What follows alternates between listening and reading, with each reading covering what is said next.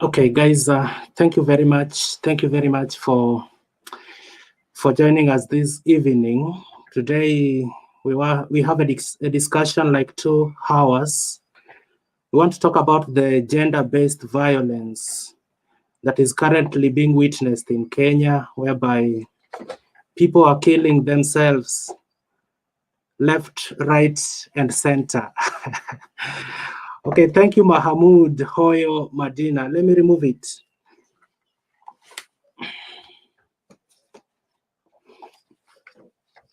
Okay, thank you. Thank you, Ma. Thank you, Love Hoyo Madina. So guys, today we want to talk about the gender-based violence that is currently being witnessed in Kenya, whereby people are killing themselves left, right, and center.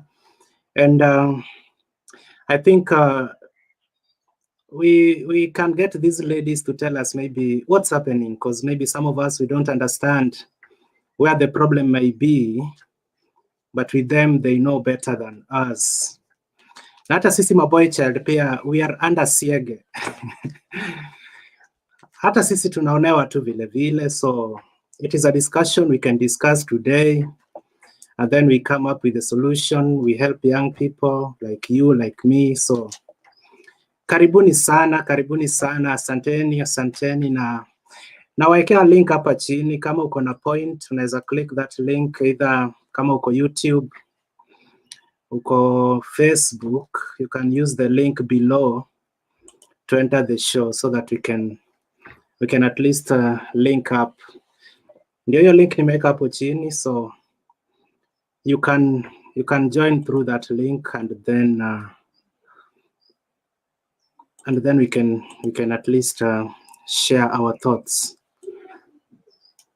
So guys, you are welcome. You are welcome. Thank you very much, Ochieng Oriri. Unasema kwamba una watch, na asante sana. So guys, welcome to the show. Link nimeweka hapo chini. Asanteni. Thank you, Austin Odiwar. Naona umefika. Charles Obukol uko ndani. Kemunto Asiago na Sasha Mpenda Amani. So karibuni sana. Said Austin, how are you? Hello. Austin, can you hear me?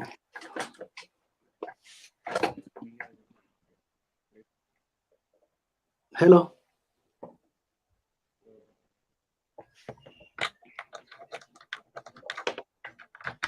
Austin, can you hear me?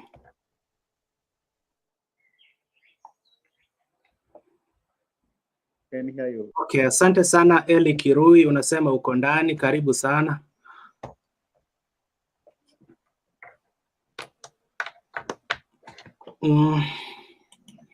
Okay, asante sana. Mika Kiplaga, tunafuatilia ukiwa Eldoret. Asante, twashukuru.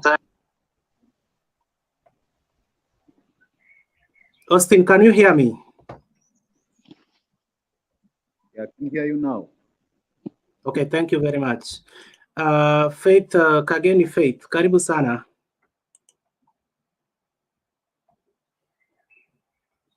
Hello Kageni.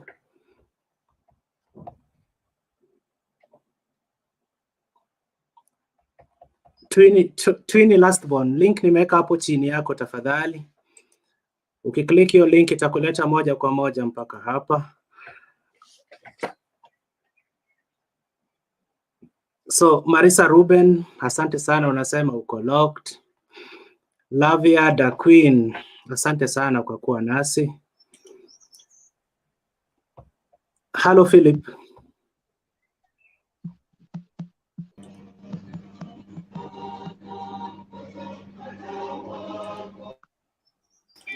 Asante sana Dun. Asante.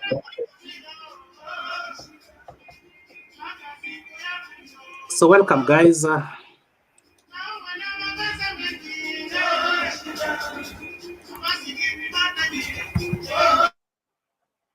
So asanteni sana guys. Austin, how are you? So welcome guys. Hello, Austin.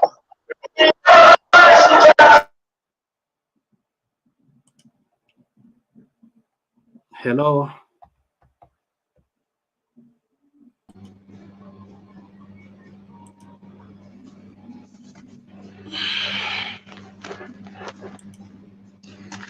Hello, Philip. Can you hear me?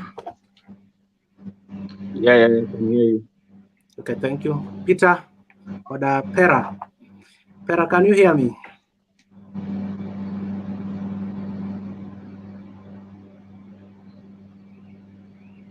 Hello, Peter. Hi, Dunby. I'm your assistant, here to help you throughout your day. Here are some things you can try saying to get started. Hello. Yes. Peter, are you with us, Peter? This network is not good. Yes. Are we with us, Peter? This network is not good.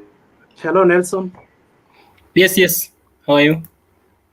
Thank you very much. Asante sana Margaret Achola, tumekuona. Karibu sana. Link ndio hiyo nimewekea hapo chini na karibuni sana kwa show.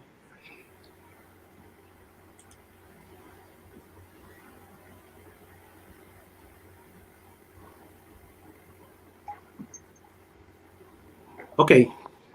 Anne, how are you?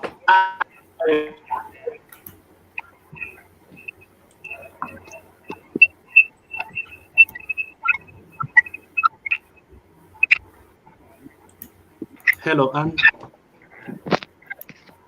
Clinton. Yes.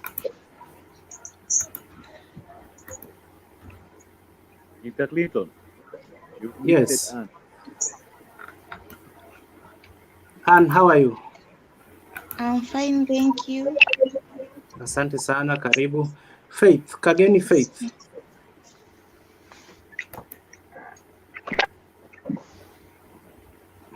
Hello, Faith.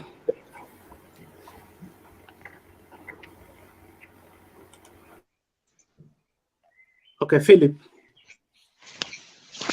Yes, sir.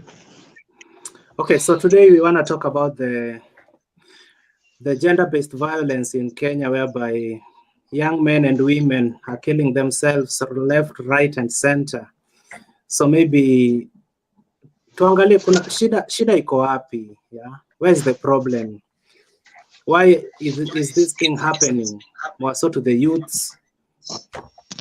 What are we missing? What are we missing? So we can discuss this for the next like 2 hours, then we call it a day. So labda nianzie hapa kwa Dun. Dun, I can see your network is okay. Una maoni yepi Dun?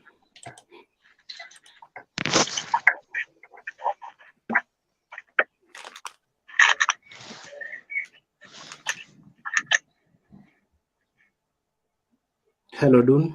Unmute your microphone, Dun. Oh, okay, yeah. You get me now? Yes. Yeah, I was saying thank you for the chance, and actually thank you for everyone who's in the platform. Yeah, and from myself, ni mambo mingi inasababisha unakuta tu mambo kama hii inaendelea, unakuta ni vitu mingi zinachangia, and more especially kitu imechangia ni ukosefu wa kazi. Kitu ya kwanza, Yeah. ukikuta mtu ana kazi, sasa nyumba ilikuwa imesimama imeanza kutingika. Unaona? Number two, trust. Sisi wanaume na wanawake wale tumeoa tuko kwa nyumba, hatuaminiani kabisa. Na siku hizi nakuta kama muaminiani, mwanamke ama mwanaume akiongea hakuna mwenye ako level ya chini, kila mtu ako level ya juu. Unakuta sasa kila mtu amekuwa na hasira, mambo imekuwa Sasa ni vita, na hii vita inakuwa unakuta imelead to the incident ya kuwa mtu. Like for example, nimeangalia kama clips kadhaa, nikisema kama 10 hivi nikiona. Yeah. Unakuta tu mwanaume recent yenye imekuwa ikizunguka sana ni ile mwanamke wako na mwanaume kwa gari wanapigania maneno, wanarushanishia maneno.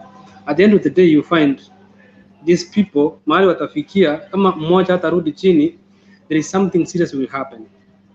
You see, understand? Number 3, can you lead this thing to happen? Unakuta mimi kama mwanaume saizi corona iko Kenya, kote corona iko. You find that kuna ile yale machukumu kama mwanaume anastahili kufanya, unakuta nimefail mahali fulani. And then you find the lady so yani ako so sijui niseme aje, ako so kind of rude. Unaona? Yeah. Unaona? Yeah, sasa ikifika hapo anaanza kuconfront mwanaume, mambo inaharibika. Kitu ya nne, the group that we work with. Yeah. Kama ile group tunatangamana nazo, aidha iwe kazi ama aidha hiyo kwa mtaa mahali tunakaa, unakuta hizo group pia zinachangia mambo mingi sana. Na especially wale watu wanatoa siri zao kwa mandugu zao ama marafiki zao. Unajua sisi watu tumesaliwa tofauti. Unaona? Kabisa. Kila mtu anakuja na maoni yake, anakuambia bwana, mwanamke hawezi kukalia. Huyu mwanaume anafika maybe salon. I'm give an example. Like maybe akikuta wanawake mahali anawaambia, unajua mwanaume wangu siku hizi anafanya hivi. Sasa unakuta ile advice anapewa na hao watu wote, akijaribu kuweka pamoja, sasa unakuta hao watu wawili ama mtu mmoja mwenye ameleta hiyo uchumbe kwa watu wao wote wamempatia, na kufikiria naona kuna kitu mahali ambacho si sawa. Sasa unakuta wameanza kuchukiana, kutusiana kwa nyumba, hata si kwa nyumba peke yake. Ndio unakuta watu wengine wanakuwa na sponsor, na hata these sponsors ama wanawake wa kando wanauana, kama mwingine anaona mwanamke wangu ama mke wangu nimekuwa naye kwa nyumba hanitunzi poa, wacha nipate huyu sponsor ama hata nipate mwanamke hapa. Nakuta sasa huyu mwanaume akienda kuangalia, naona ule mwanamke akunaye pale nje, anaona mpeleka vizuri kushinda mke wake. Unakuta ukorofi ama ugomvi inaendelea hapa ni nyingi sana. Unaona? Kwa maoni yangu naonelea these things zinaleta mambo ambayo si nzuri kwa jamii yetu. Especially mahali tunakaa Kenya yetu imekuwa mbaya zaidi. For the recent this news that huyu jamaa ameua mwanadada ambaye ni miaka 25 kwa sababu ya hivi na hivi, alikuwa anaenda kutupa mwili wake. Lakini whatever that we are doing this world, Mungu naye akuache. Unaona? Huyu jamaa angejificha. Lakini gari iende kakwama. Okay, asante Don. Tunarejea kwako kwa muda usio kwa mrefu. Ham. Yes. Ham, tell us something, Ham. Okay. Good evening, everyone. And I'm fine. I'm well. Though I'm hearing some echo from my phone, from my earphones, over background music. Yeah, I'm trying to put it. I'm trying to put it off. Okay. Now you want my contribution toward the topic? Okay. I would just want to say that, yeah, it's unfortunately we are gender, especially as our moms, our cousins, our nieces, they are being found all over in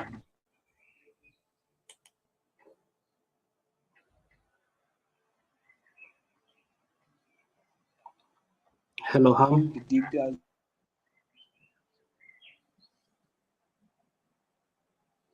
Me, Clinton. Yeah, I don't know. You have a problem with your internet connection? From my side? Yeah. Hello, can I speak? Now you want my contribution?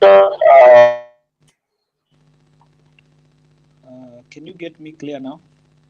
Yes. I'm clear. Okay. Now, that's why I was saying, at least nowadays we are seeing a lot of rise of certain incidents which are happening to our sisters. We are not happy about it because you never know. It might be your sister, it might be your mom, it might be your aunt, it might be your niece or your wife. So these incidents, we need first, as a male gender, we need to take control, we, the male, because it's not coming from forest. It's coming from the male gender who are doing these things. It's so sad today.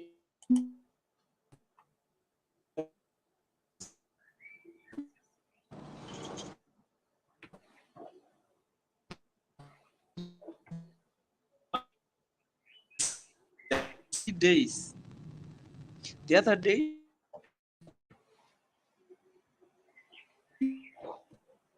Excuse me, Ham. We are getting back to you. It seems your internet has some issues. And thank you very much, Ibrahim Chausiku. Unasema kwamba as much as we live in poverty, domestic violence will not end anytime soon. Thank you. Okay, Nelson.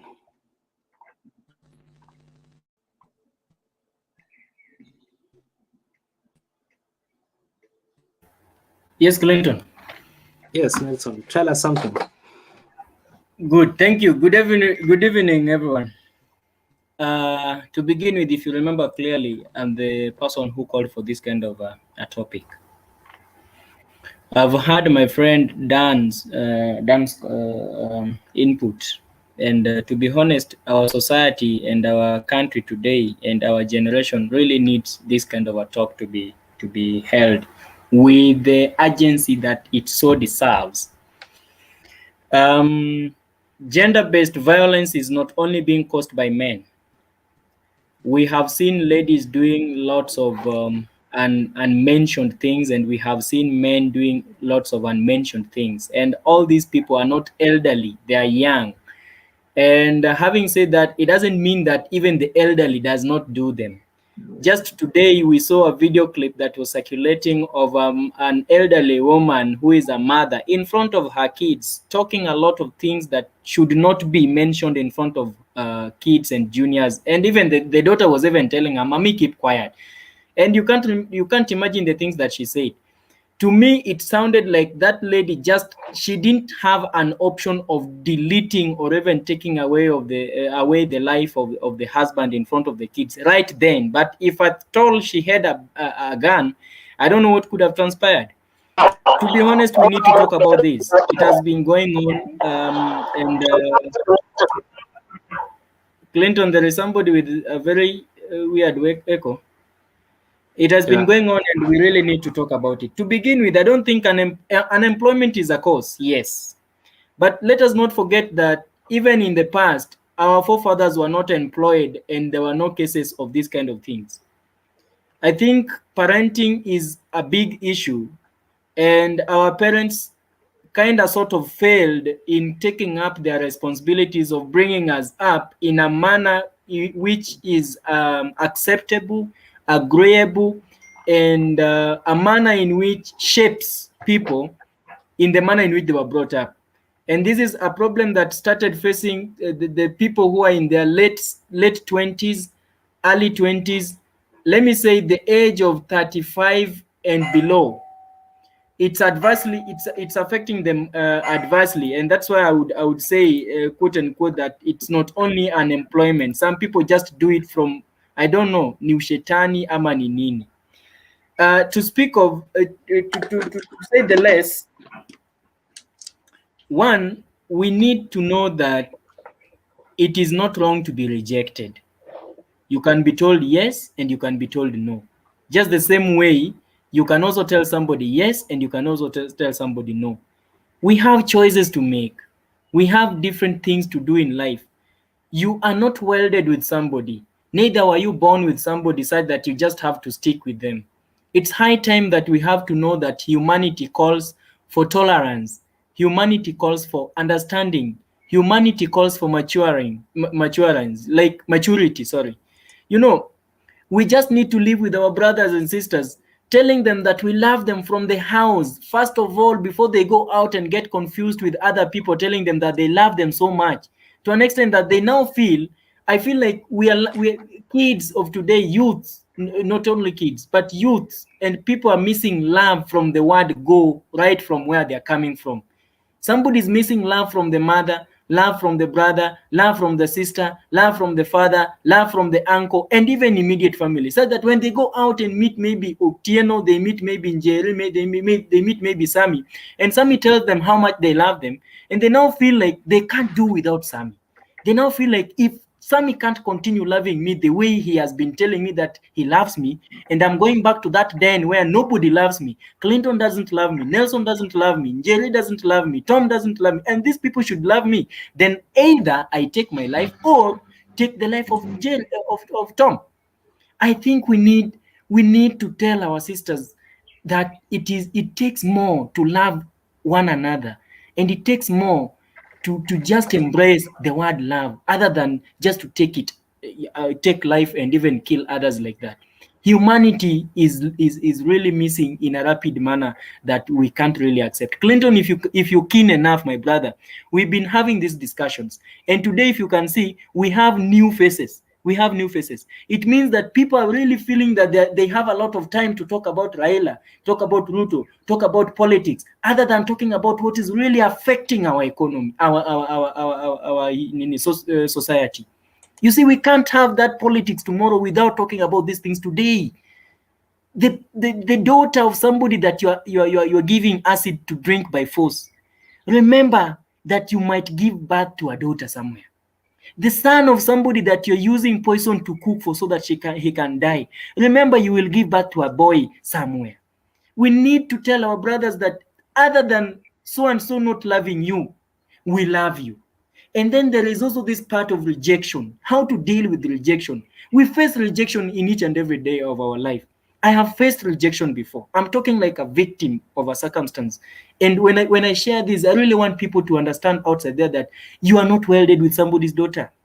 You are not welded, no matter how long, no matter what you have done to them, no matter how painful it is, you are not. In fact, life beyond that kind of a cocoon that you have put in front of you is so enjoyable and so sweet than the one that you think you will have after killing them. It's so sad for somebody to go before a court and in front of people and say, in fact, first in this case, I want to start my sentence. You did it out of knowing, like you had all the intentions. I don't know what has become of us. Look, I was in a relationship for 13 years. I participated in a school fee payment of somebody's daughter somewhere, and she opted the other way around. And to be honest, to some extent, I was tormented. I was depressed. I was stressed, and I was all that. I only talked to my close friends, and I went to church, talked to my personal pastor, the pastor on a personal note. I do not have a personal pastor, but I talked to church on a personal pastor on a personal note. I talked to my mother. It's because my mom has always embraced the fact that other than being rejected outside, she can't reject me from within. The thing that we saw today going around, other than even the killings, because those are the things that contribute to this. The things that we saw, like the words that were being, said by the mother that we really respect a lot, but then she decided to disrespect herself, simply shows that daughter of hers who was putting on shoes to go to school. If tomorrow my son will meet her daughter, and my son rejects her daughter, and then God forbid they separate with the husband, this daughter of hers will not have anybody to go share with even a thing. And now they remain like, I do not have an option. The only option is kill Clinton or kill myself. We need to embrace our daughters and our sisters. We need to tell them that it is much more important to be alive than just to take people's lives. And for God's sake, what is this that is so much important than life that you have? Anyway, let people talk first. I think I will be building more points as we go on. Okay. I don't want to monopolize this. Okay, thank you, Nelson, for your presentation. Okay. Ham, are you ready now? Can I talk? Okay, Peter, you can say something.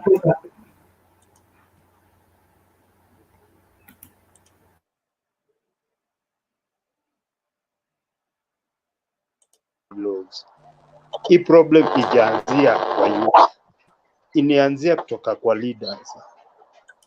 Sasa ile tunaongea hatred, there is where the problem start from our church.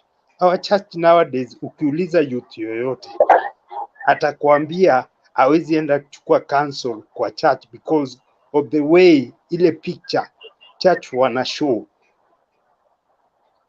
Hii problem inaanzia kwa grassroots, kwa society. Zamani mtoto akifanya makosa alikuwa anatandikwa hata na neighbor. Siku hizi hiyo kitu iwezekani. Kulikuwa na ile correction, mtu akienda kufanya kitu kulikuwa na correction. Siku hizi church youth, ukiuliza youth anakuambia A to Z ya leader or leader kwa pastor au leader ya church fulani, anajua tabia yake A to Z. So youth wali lose confidence. Hiyo ndio ile shida inaua youth. Wali lose confidence kwa wale watu wako mbele yao, because all the time wakiongea ni hatred. Ukiona hii politics ya Kenya, hata ukiangalia mzuri, huwa tu ni hatred inarushiwa mtu, alafu baadaye wanarudi wanaenda kwa meza huko wanakula, wanarudi wanakuja wanatuambia ati tunesameana. So this is hatred ine grow kutoka kwa wazazi, kutoka kwa church leaders. So sao zile jukumu wanastahili kufanya. Until the time to realize tuanzie hapo, hii problem bado itagrow because youth akona ile shida.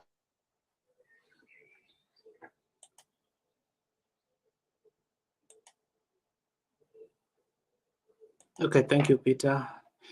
It seems you have a problem with your internet connection, and we're gonna get back to you in a short while. Sage. Anaenda kwa maybe kwa pastor, anamwambia pastor baadaye. Excuse me, Peter, you may have a problem with your internet connection, and we're gonna get back to you in a short while. So, Sage. Okay, there's a music in the back. Okay, thank you. How are you guys? I think the topic today is that good and both good and bad. But I've listened to some presentations that have been made. Some are good and we agree with them moderately. But the issue of gender-based violence started a very long time ago, and it cut across. Okay, it cut across both the female gender and the male gender are both receivers and also perpetrators on equal terms. But what is it that is really eating this thing? We can say there are many because of the digitalization or maybe increased access to advocacy and all this kind of information sharing. But the issue is really it is a history in itself. It is as old as history. But then there's a presenter who said that the root thing is about the values we hold. And ideally, if you are looking at society today, because you know there's what we call agent of socialization. One of them, the primary one, is the family. Family is the social unit. At family, the values we acquire them. Then we proceed to school.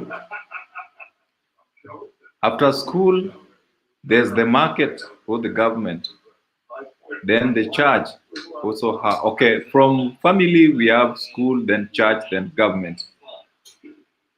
But now we have what we call the modern kind of socialization. And we appreciate them for many things. But look, if family is not firm, if church is not firm, if the market is not firm, if the government is not firm, how else do we expect to control a behavior? It is not possible. It is not really possible. As long as we can have people who can say, who do I care? It points back to what is in control. Is the family of that person in control? Because we are always aware of our situation. Behavior is context-based. Whatever you do, you have to reason. Is the pleasure of doing this thing greater than the pain of doing it? So long as that you will definitely side that there's pleasure in doing it, and you can get rid of it. But this thing has really eaten us up.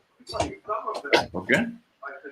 And again, there's what we call mental problem in this country. There's a high mental, actually it is a disaster. It is, right now we should be focusing on a curfew of mental health than this other one of corona. Okay?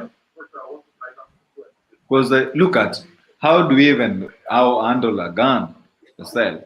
How do you even kill your father, your siblings? No. The thing is, apart from the history or maybe family, but there's what we call lack of social order. From the very, very key institutions of agents of socialization. That's the family, the school, the church. Because someone once told me, if you walk into a church and you realize that all the people there are men, will you be in that church? To be honest, will you be in that church? You will not. If you walk into any market and maybe over 90% of the people there are men, will you buy anything from that? You won't.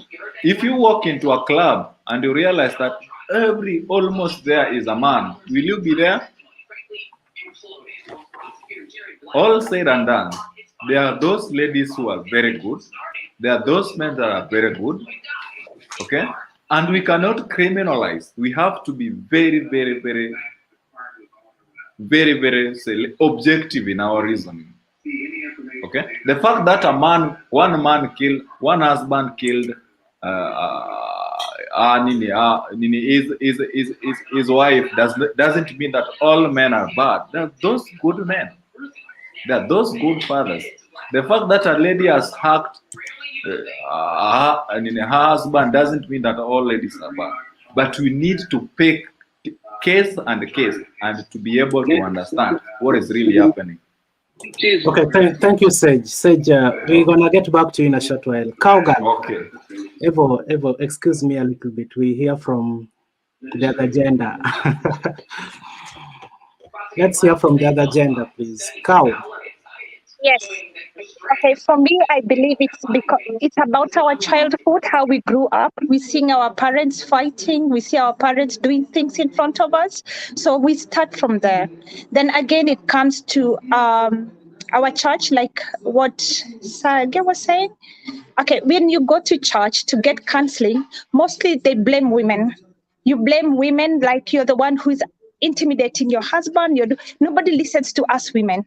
Nobody comes to us and feel the shoe that we are wearing. We get humiliated by our husbands. Women go through a lot of things with you guys, with husbands. I'm not pointing fingers at anyone, but yes, women go through a lot. Yes, we vent, we cry to each other, but unlike you men who keep to yourself.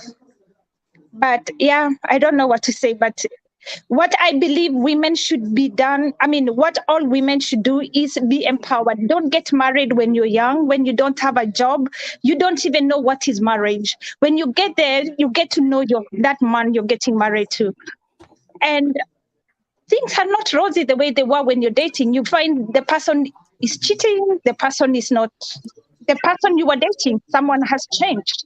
So what do you have for yourself as a girl? Can you stand on yourself and say, even if I have 2 kids for myself, I'll move aside for this guy? That is the problem with women. We stay because I don't have money to take care of the kids. I have to depend on him to give me everything. Then I end up, even if he's abusive, he's doing this, I stay until he kills me, until he does so many things, bad things to me. That's why you find women die. But I think it's poverty again. That's what I think. Okay, thank you, Cowgirl. But you are dwelling much on women, and when we go deep, we find that gender-based violence can be in the form of child marriage. Yani kumuoa mtoto. Mimi mzee hivi, nilivyo hivi mzee, nimemchukua mtoto wa under 18 nikamuoa. Hiyo pia ni gender-based violence. Kuna female genital mutilation, kuna honor killings, kuna trafficking for sex or slavery, intimate partner violence, kuna physical punishment, na kuna sexual, emotional, and psychological violence. So there are so many ways in which gender-based violence can be felt within the society, and we have to fight it from all the angles that we face. Yeah, Sage, it seems you have a burning issue. In 1 minute, please. I want to respond to our friend Gal. Yeah. Mm-hmm. Yes, this thing is not about getting employed. I've seen, in fact, in May, there's a police constable who was chopped by the husband. She was working. Okay, but So, those are very yes, she was working. She was working. But if you compare the number of women who die against the women who die, the women who get killed versus the ones, the employed ones with their STEM versus who've been whatever.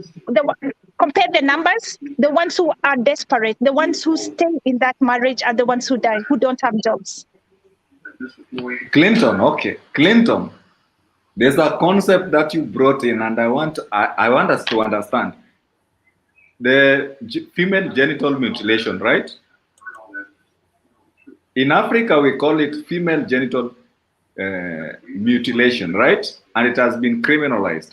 It is not illegal to have it done, right? In US, and you can go to the literature and check, it is not called genital mutilation. It is called genital rejuvenation, and it is a clinical practice that is a multi-billion project, legally allowed to operate. So sometimes I'm not supporting female genital mutilation, but is there a way it can be done to enhance health, to maybe to empower women?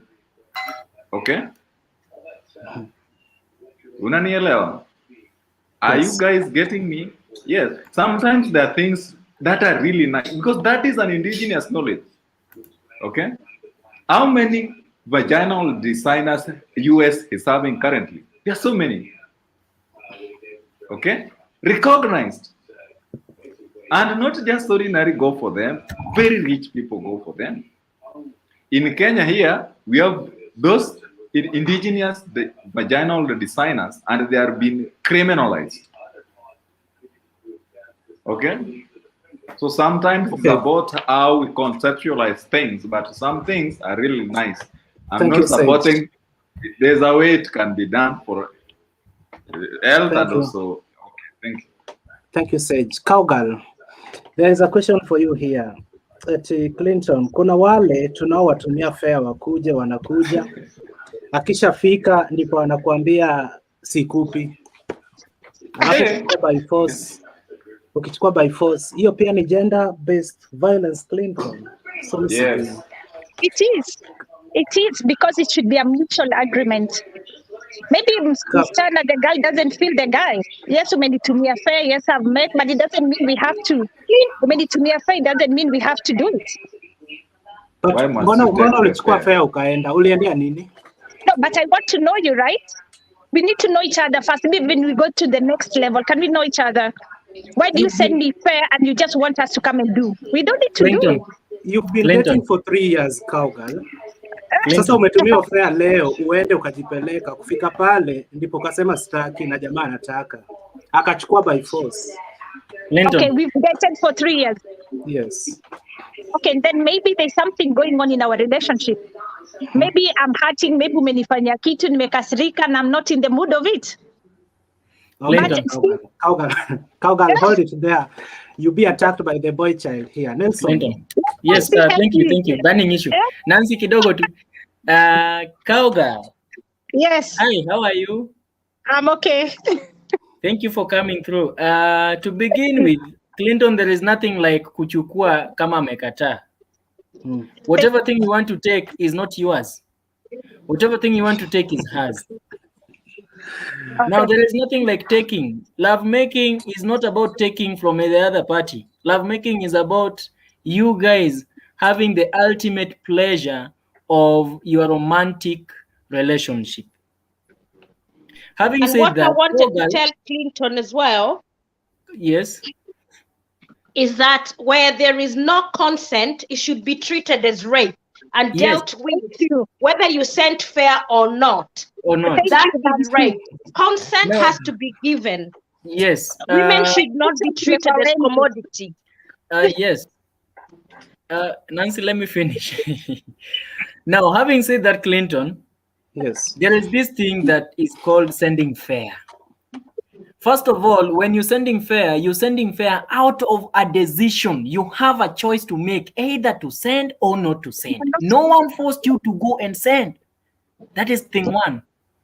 Number two, and I want to beat all sides. I'm not a feminist, I'm not a chauvinist. Before you beat Number all sides, Nelson. The other lady, when you're making your decision to leave your mother's house or your brother's house or your cousin's house and going to a man's house, you already know that you're going to a man's house who is not your brother, not your father, not your uncle, and not your friend. Unless you are friends like Samido, and sorry for calling names, unless you are friends like we've seen it in public anyway, they wanted it to be public, of like Samido and Karen Nyamu. Which they also had consent. That is number one. Number two. Number three, when you truly mean to be a gentleman and you truly meant to send fare in order to see someone's daughter in the name of a girlfriend, please be respectful, because she is of equal to your mother and your sister and even your daughter. Thank you. A lady can even let you kiss her until she is completely wet and then tells you no. Thank you. My brother, understand the word no. It is simple, N-O. Thank you. And ask, the first thing that you should be asking for is question number one, why? I have just remembered I'm not safe. Do you have a CD? Maybe you don't have that CD. You bring that CD and then she still continues and says, no. Why? I don't feel the vibe. Why can't we just do have this tomorrow? Please understand the simple word of N-O. You will not die. You'd even rather masturbate with her there than even dipping that your dick into her pussy. You're raping her. Ooh. Let us speak the truth. Nelson, hey. The background, some backgrounds have got children, my dear. Oh, sorry. Sorry about that. Oh, but the point is home. The point is home that you'd rather just stop doing any other thing stupid other than going ahead to force yourself into her. Take care of your sister, take care of your mother, take care of your daughter. She is the moment you have someone's daughter in your control in the name of having come to visit you or in the name of dating, she is entirely under your responsibility as a man. When we go back to the Bible, the man was given the lead responsibility by God. Notwithstanding, this lady thinks ahead of you or you think behind her. You have to be responsible in certain areas and in many cases. Something that Cowgirl mentioned, that Some ladies find themselves in relationships that when they have not yet been employed, now they end up being desperate and vulnerable and the rest. Let me tell you, there is no fair for walking out of a toxic relationship. There is no fair. Even if you realize that maybe if you walk out when in his knowledge they might do something, you can as well walk out out of their knowledge, like without them knowing. They simply realize you're not there. The best thing you can do is write a note. I am no longer comfortable doing this. 1, 2, 3, 4, 6, even 10 reasons, and then you just go back and reset yourself. There is no fair for walking out of a toxic relationship. If it is not working, if it is not working, don't be there for life. Thank you, Nelson. Nelson, thank you. We're gonna get back to you. But Nelson, as you are speaking, boy child ambao wako kwa show alikuwa ana react. Sijui umekosea nini? I realize. Lakini kuna mtu anasema hapa kwamba both women and men experience gender-based violence, but the majority of victims are women and girls. Gender-based violence and violence against women are terms that are often used interchangeably, as it has been widely acknowledged that most gender-based violence is inflicted on women and girls by men. Kwani sisi hawatufanyii gender-based violence, men? Clinton, Wait a moment, Gadafarian. Dan, wait a moment. Nancy. Hi, my brothers. I hope all you're well. I'll begin by... Hi, Carol. Na Cowgirl na nirudi. Good night.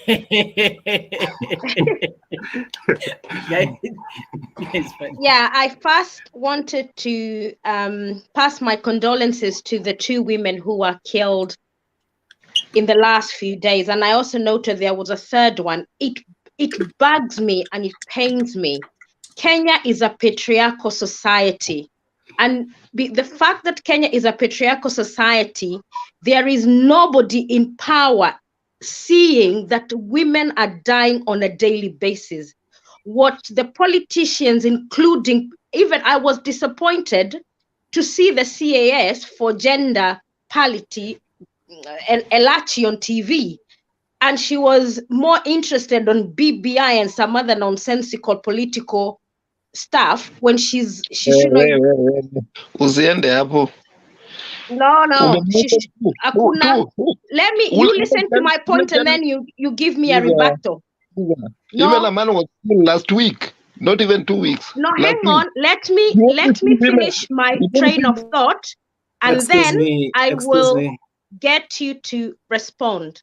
Excuse me, Gadafarian. Let's respect each and every person's points, because utakuwa na time yako na utasema yale yote ambayo ungependa kuyasema, so respect.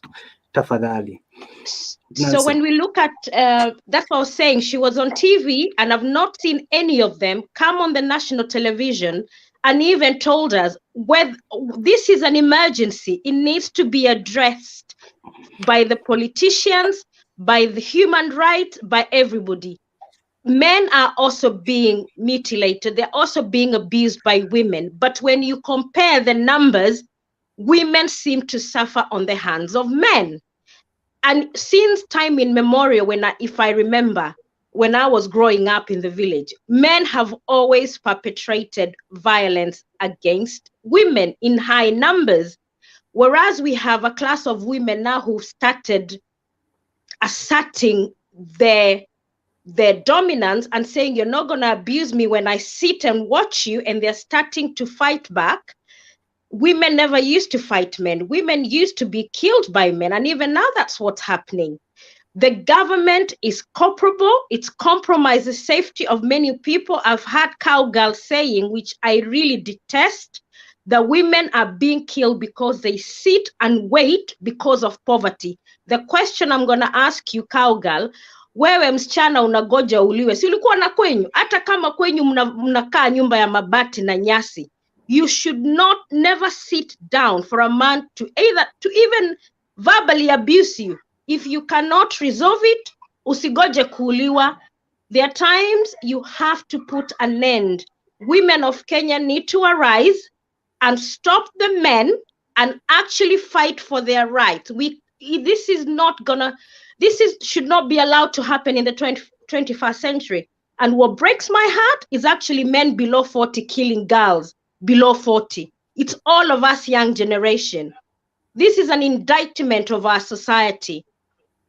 And nyinyi mnaseme tunatuma fair. Usitume fair. Kuja wewe unione mahali niko, usinitumie fair. So don't abuse women because umetuma fair. Ukidecide kutuma fair au kufotiwa. Now, if you go and do something without consent, you should go straight to jail. I will not go to jail. Okay, Nancy, fair pia tunatuma after tumeongea mkakubali mnakuja. Alafu venye cha usiku amesema, hiyo kitu inauma, nikicall ni sauti ya mwanaume nakutana nayo. Inauma kweli kweli. Naongea wacha nikujibu Clinton. Umeona comment yangu nimekujibu ile nimesema kuna MP anajaribu kupeleka bill parliament a fight na slay queen. Eti mtu akizaa na slay queen akikufa slay queen asiende kufight right za watoto wake. That priority is misplaced. It should not be even going to a parliament. It's a ridiculous idea. Anafaa kuwa akiambia wanaume ukioa Mungu ukitaka kuoa na kuwa na wanawake wengi, you can marry up to 100, but stay faithful to whoever you marry. And if you see children out there, you have to look after them and don't abuse women. And women don't abuse men and vice versa. Exactly. Having said something, Nancy. Okay, Gaddafi Iran. Okay, Gaddafi Iran. Okay, mama ameongea vizuri. I support her. But one point, the reason as to why these ladies are dying is because they want stability in a variety. They are greedy. Greediness is what kills them most. On the other hand, men suffers in silence. Kuja Mlolongo, go to everywhere kuna mapoko, utapata magari zimesimamishwa kubwa kubwa. Wanawanyima, they do all sorts of evil things to men. Imagine mtu anakuja kwa kitanda anakutaka, we unakataa. Akienda nje akirudi unamweka na kelele. Si bado atakunyonga tu. Those are the things. But pia lazima tuangalie vitu zingine. Mtoto akitoka chini kani msichana, start educate her on how to relate, how to be with other people. Si eti mtoto ana watch TV ana nini, feminist vitu zingine, wanawake wanajipodoa. Sahi hakuna msichana yoyote amefika 18 years. Mostly 80% of them, they only think of their whatever. They know that whatever they have is cash. Imagine mi hufanya kazi, mi hutembea sana. But I can tell you, saa zingine unapeana mtu lift. Ukiwa na roho safi, utaenda na huyu mtu for like a week. Mtu anaweza kukuambia kitu ingine hata we mwenyewe unashindwa kuamini. Imagine msichana anakuambia, "Si tunaweza fanya kitu kwa hii gari yako." Such like things. What do you expect? So gender-based violence sana sana kwa wanawake ni wao wenyewe wanajileta, na mtu asiseme sijui wanawake wanateswa nini, ni wao.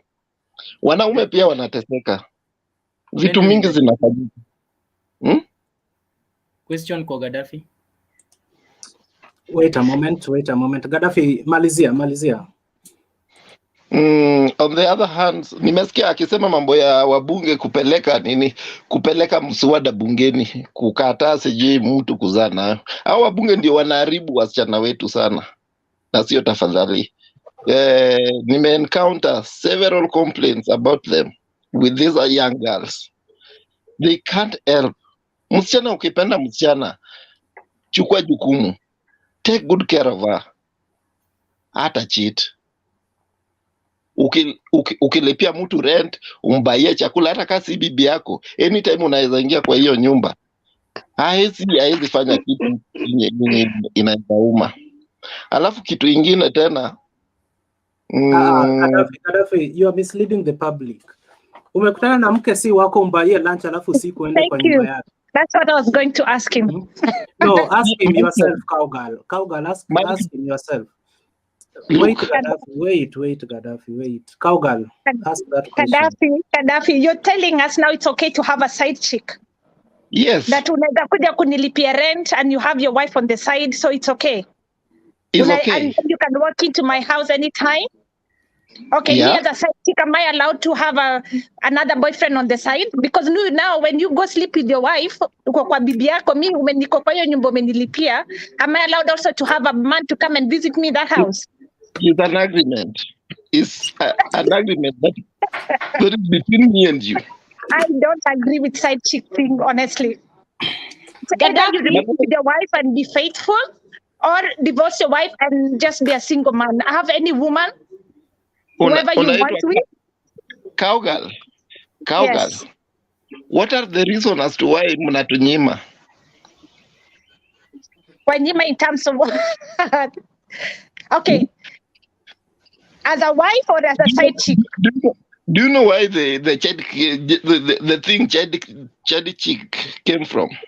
It's because unaweza toka job ukuje unaona bibi yako na kelele zake. To avoid gender based violence, lazima ukuwe na mtu mwingine. So bibi akikukorofisha kwa nyumba, unatoka tu pole pole. Excuse me. It has nothing to do with that. Let me tell you something. It's you as a man, as a behavior that you have. Some men have very beautiful and nice women in their homes, and I've seen that myself. The wives have jobs and they're very humble, but the man will still look for a chick on the side. It has nothing to do with home. The man comes and receives you come a king, but you will still. So you guys, anyway, you're never satisfied. It's a personality with men. You will never be satisfied with one. You want to have 2, 3 on the side. Thank you. Okay, sorry. Gaddafi Aran, are you married? Yes or no? I have a wife. But, you're making all these allegations. Hata kama haoni sasa hivi, si ataona kesho. Hiyo ni personal. Hata akiona. Hata akiona. Nasikia baba mwingine anasema ni personal. Okay, nimeachia hapo. So, can you allow me to ask Gaddafi something? Mimi unajua kuna matatizo katika society yetu ya nyumbani. And sometimes wacha sikudanganyi.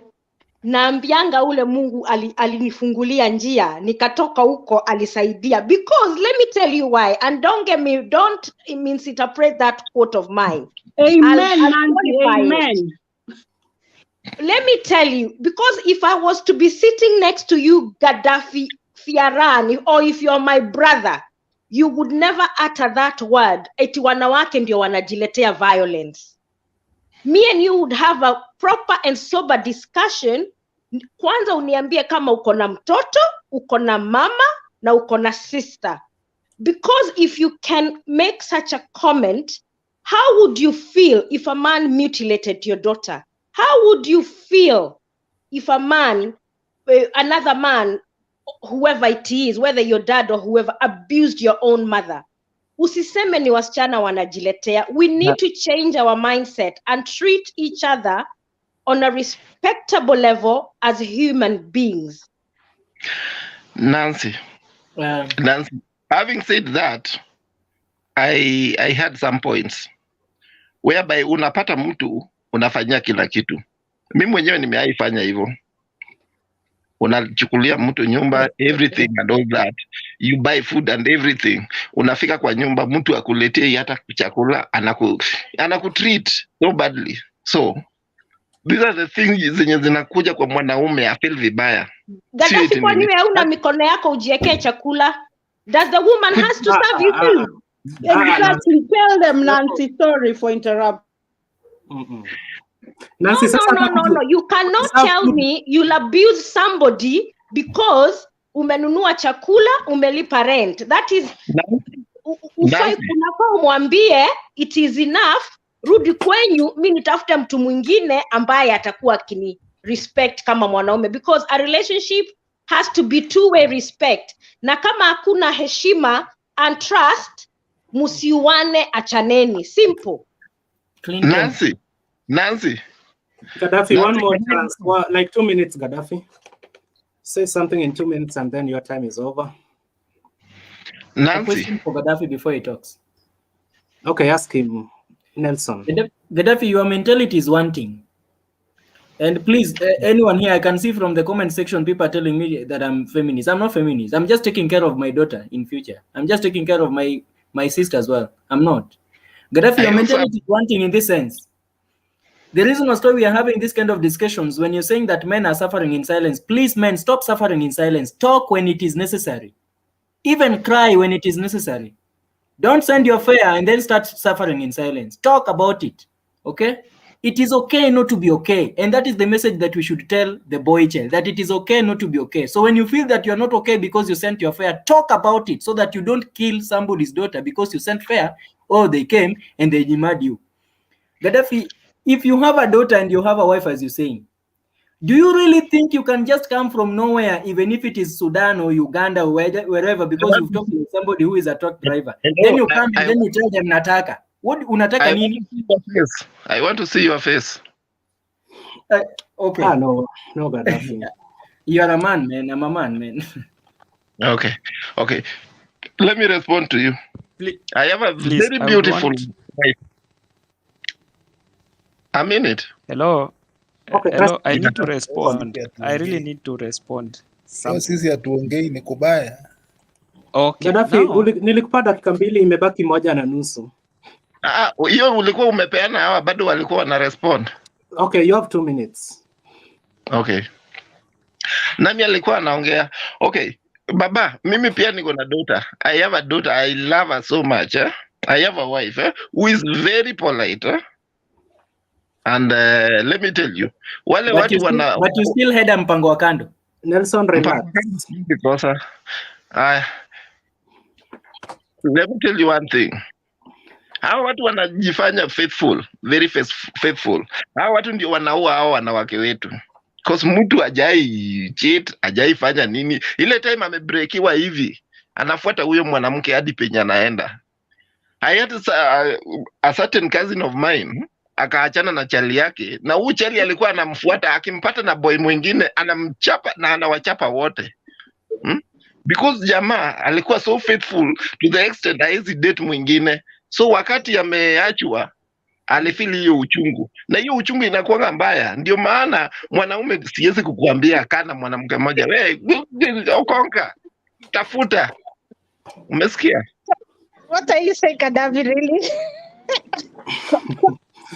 So, Clinton, I really need to respond something. Clinton, I just want to talk on Nancy.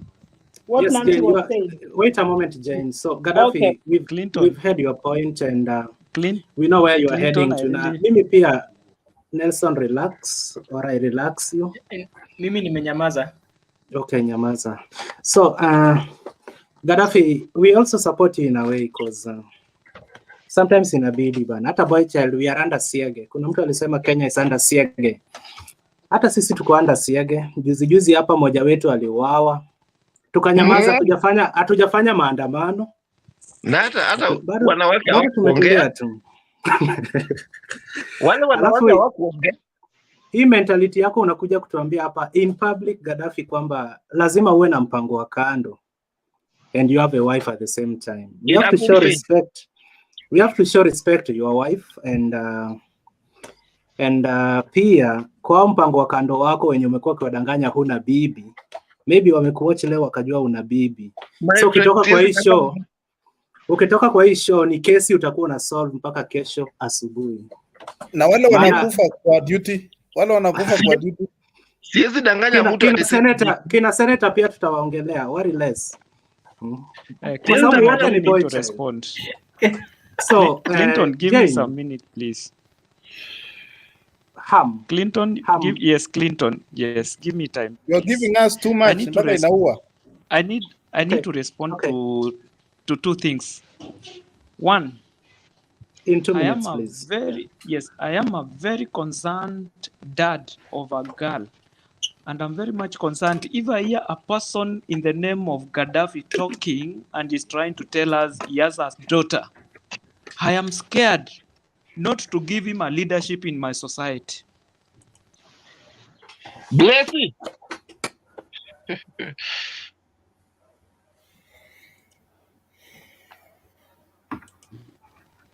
Ham is As you can muted. see, I cannot expect someone who has a wife and a daughter like Gaddafi to talk of some issues he's trying to talk in the public. We have daughters in the house who are watching this thing. We have sons who have just finished school. Gaddafi is advocating for sidekicks in the family. We will not. Secondly, Gaddafi, you need to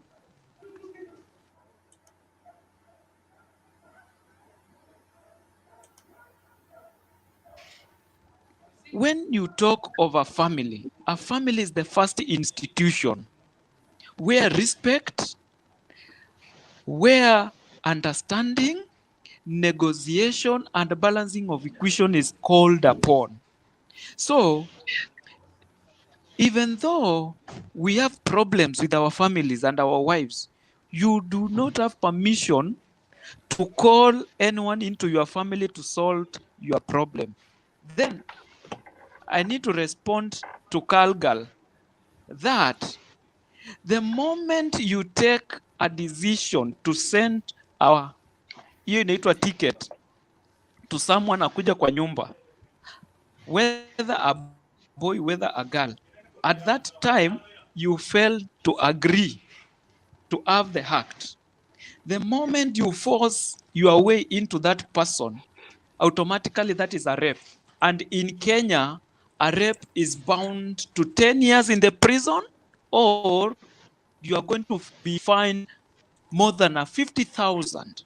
So get it note that the moment you force yourself, even to a simple kiss to anyone without his or her consent, it is automatically a crime and it's a rape. Having said How can you kiss someone without her consent? Can I ask a question?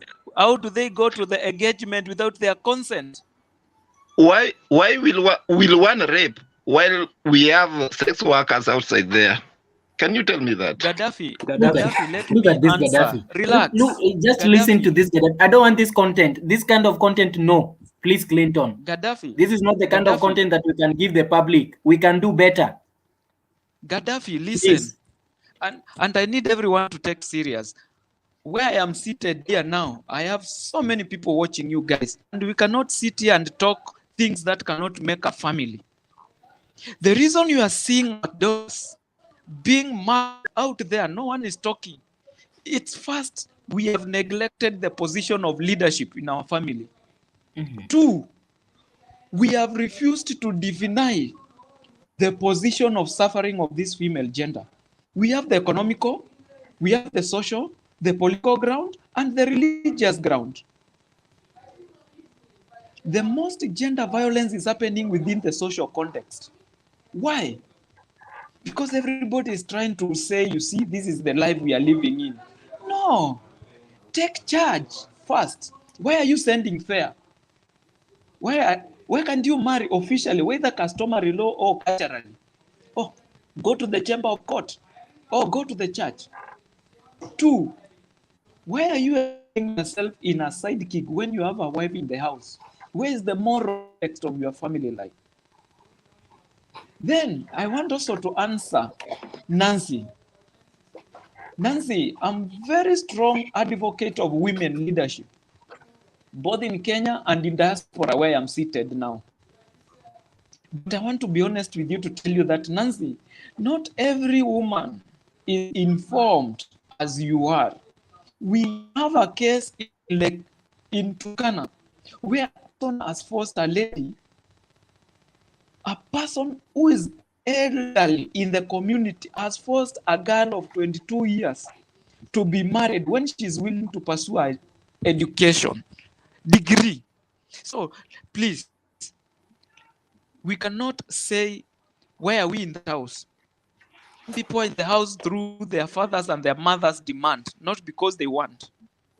So let us first upscale the standard of our discussion. People are out there listening, and they are going to get into account what we are saying.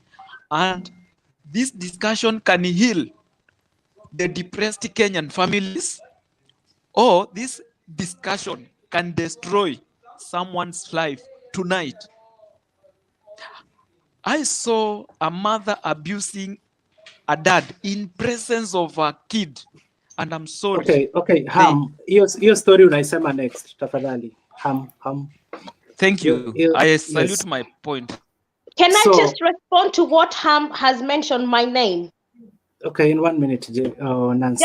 I will be below 30 seconds. Ham, for me, for me, the message I'll give to any girl, whether ako Trokana, whether ako whatever part of the country they are, if a man is abusive, my message that I was trying to pass, they might not be enlightened like me, but at least they can get the message if they're listening, that if anybody is verbally abusive or they want to hit you, do not wait, even go to a stranger. Afadhali ukalale nje hiyo usiku. Don't wait for it. That's what I wanted to mean when I said what I said. Okay, thank you, Jane. Oh, thank you, Nancy. So Jane, as you speak, niko na swali nimeulizwa hapa. Eti njaa, hunger, just as empowering women can help eliminate... Clinton, I would like to respond to Am. Wait a moment, Gaddafi. Clinton. Wait a moment, Gaddafi. So, Jane, nilikuwa nasema kwamba njaa ama hunger, just as empowering women can help eliminate hunger, food scarcity also leads to increased gender-based violence. Is it true kwamba njaa inaweza ikaletea hii shida? Alafu there is a situation in universities whereby mimi kama Clinton, I invite my girlfriend, nimwambie weekend kuja, alafu abebe mabeshte zake wawili. Lakini kwa sababu tunaishi watatu, niwaambie mimi wangu ni moja tu, lakini hao wengine wawili mnaweza mkanyakua. So they end up spending with people they don't know. They meet for the first time. And then maybe kwa bahati mbaya moja wao akashika. Akaanza kublame huyu Charlie. Is that one also gender violence? Ama hapo wali agree. Ndipo kila kitu kikafanyika. So Jane, we kama senior, ukiongea tafadhali jibu huyo msee. Jane?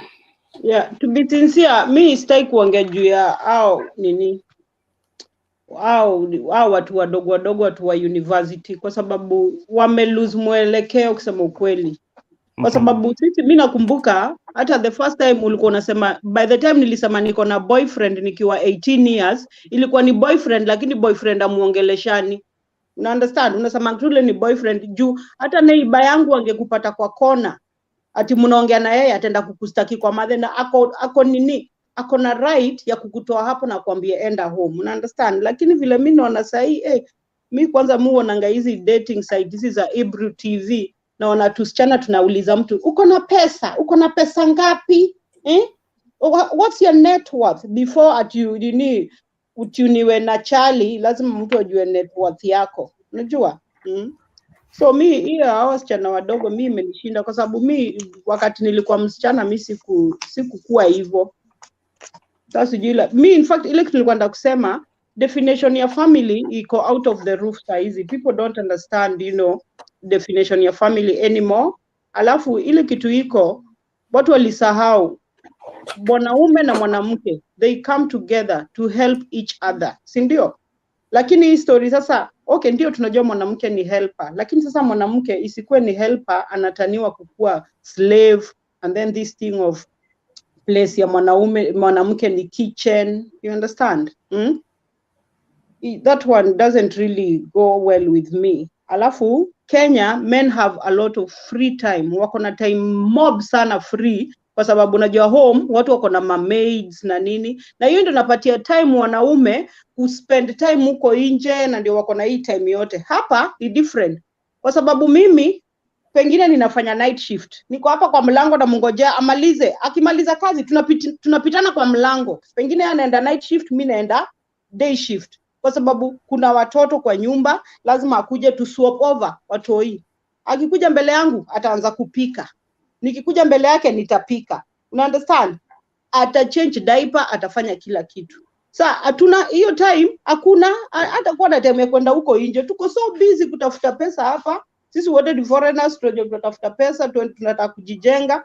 Kwa hivyo hiyo time ya kwenda sijui kutafuta mpango wa kando, sijui nini hakuna. Sasa zile tuko na time, family time tuko nayo pamoja.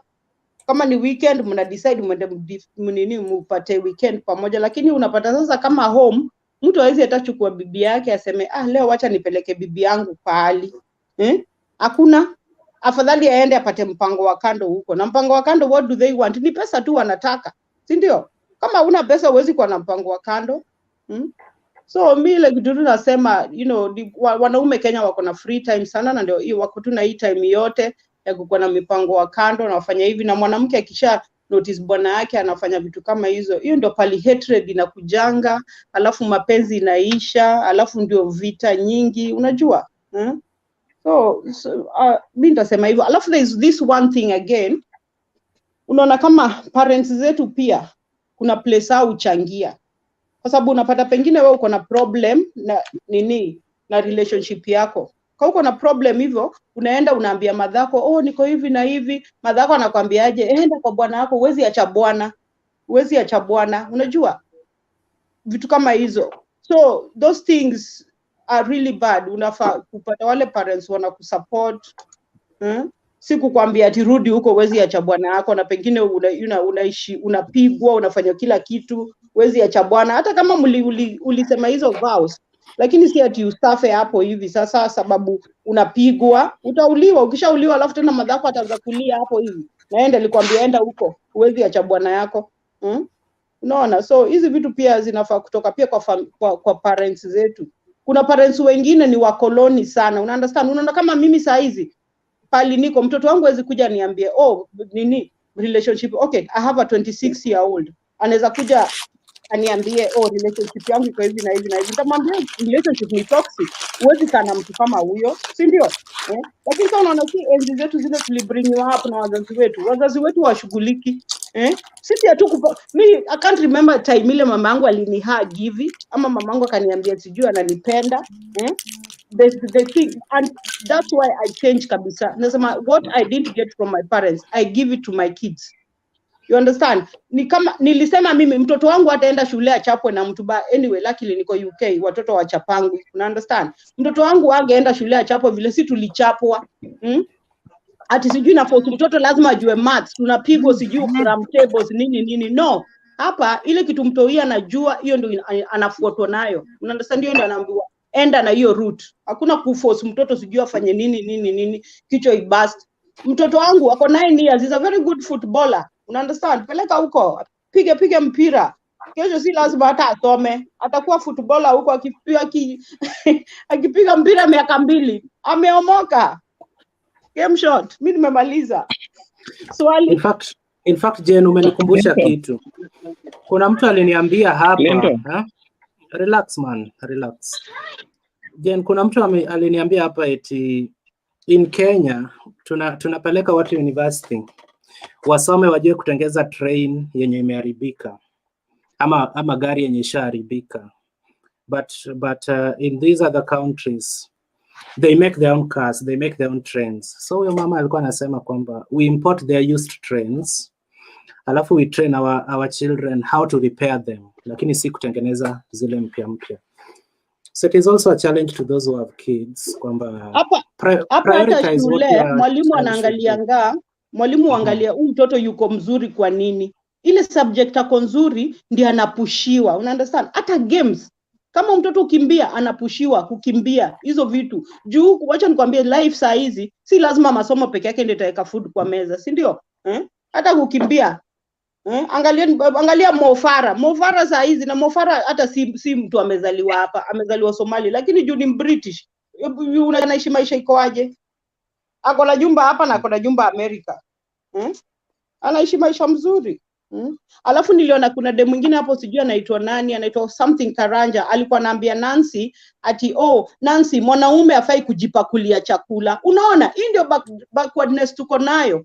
Kama sasa mimi wangu amekuja, mimi niko kazini na chakula iko, hawezi enda kwa fridge achukue chakula ajiwomie na akule, na niko job.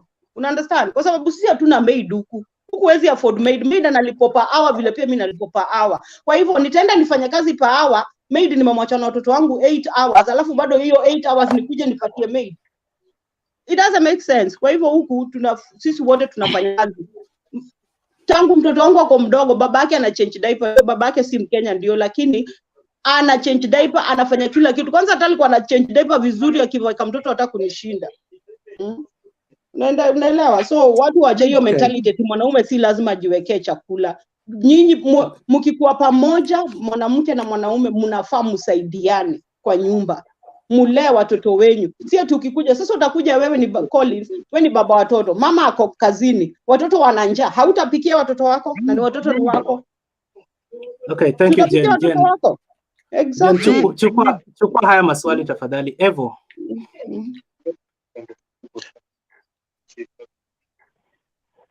Hi guys. Kwa mimi nataka kudispute story ya Jen ambayo wanasema wanaume wataikane wapakue chakula. Hiyo ni ukweli because wanaume ukishajua kona ya sufuria hauwezi kuoa. Unaona? So hiyo ni kimila ama ni kinini? Ni mila. Hiyo ni kimila because muacha hizo mila ndio zinarudisha nyuma. The thing is, wacha nikwambie kuna Wakenya huku. Pia una understand kuna Wakenya, uliza Nancy ni Mkenya kama mimi. Kuna Mkenya na Mkenya. Unaelewa? Na niko kazini. Niko kazini. Umekuja chakula iko. Utalala njaa kwa sababu niko kazini. Ati sababu huwezi pakua na chakula iko. I'm only an hour away from you. Unaona?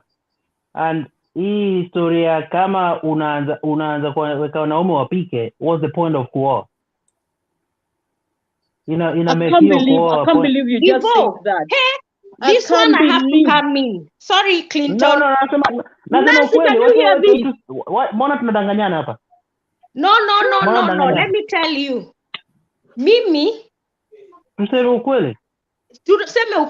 Mimi ukinioa, ujanioa nikuwe nikikupikia. Exactly. Umenioa. Hang on. Tusaidiane. Tuache niongee.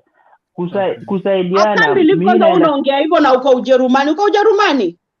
No, uko London, mimi niko an hour away from you, so si Ujerumani. Okay, hata Ujerumani ukienda na nini na plane kweli ni si ni 1 hour. Nasema nikiendesha sina plane.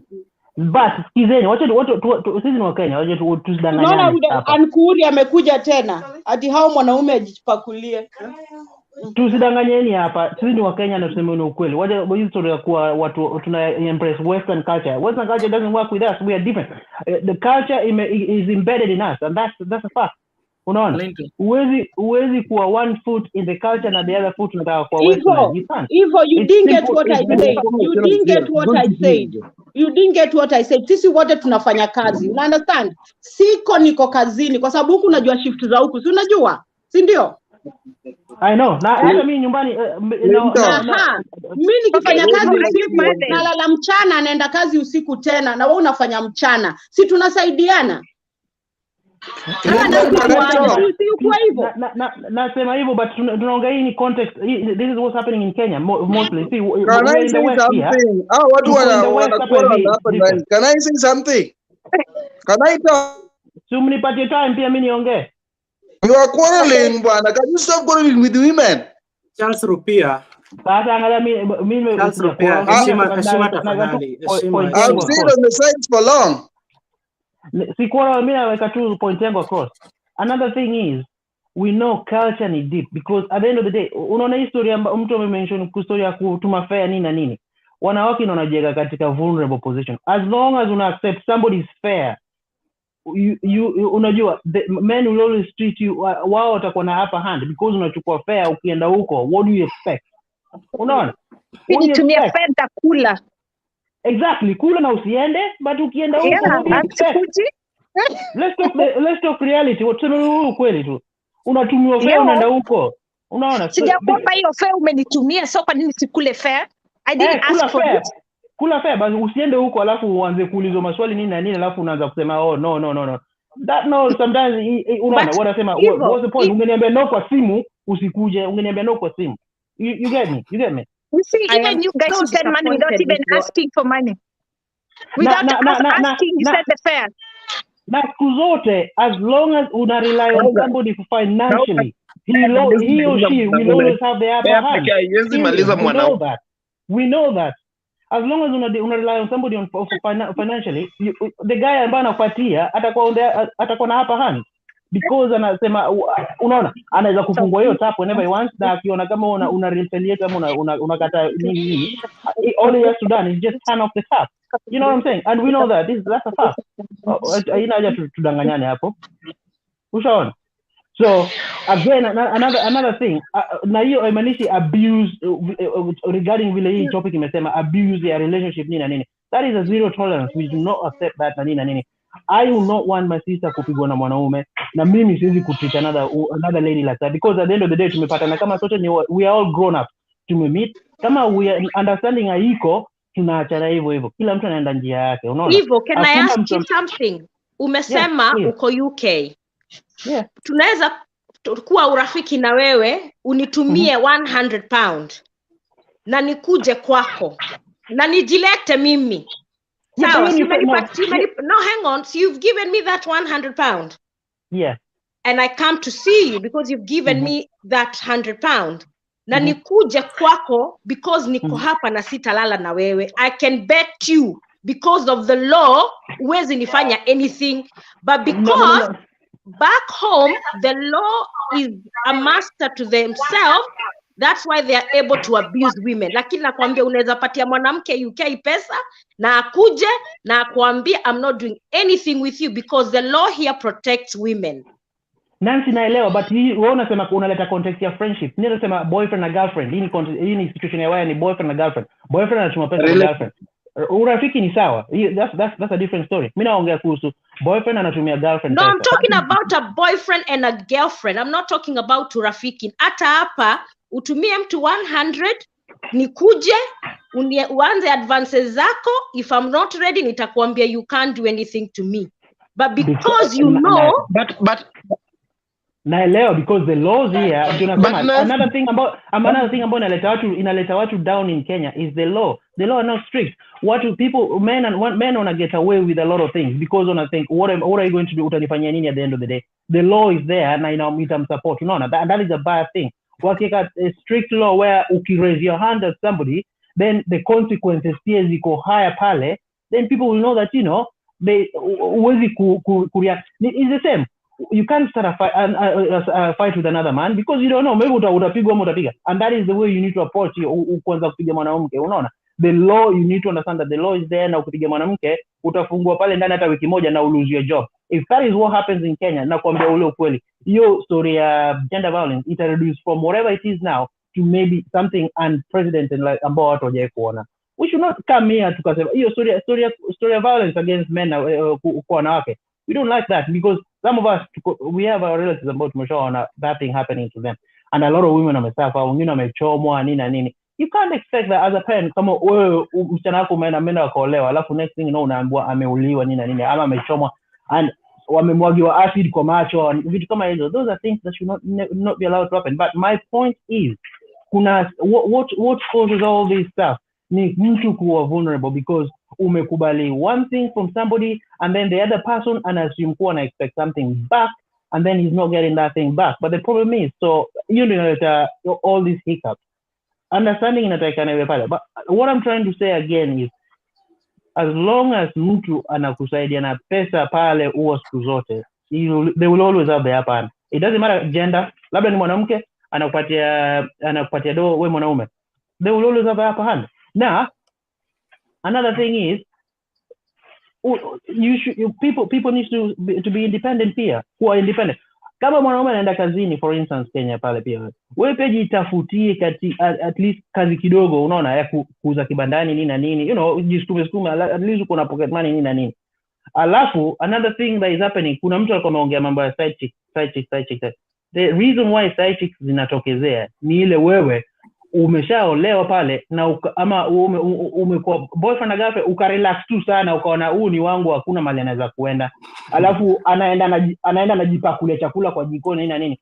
Ngoja nikwambie, huyu akipata side chick atakao akitoka kazini anamtolea socks, maji ni warm pale kwa bafu, chakula ashapewa. Anasema well there you go, unaona treatment ni nzuri hapa kushinda kule kwingine. So what happens? Ana maintain hiyo. And that is na you know kweli. Let's be realistic about these things.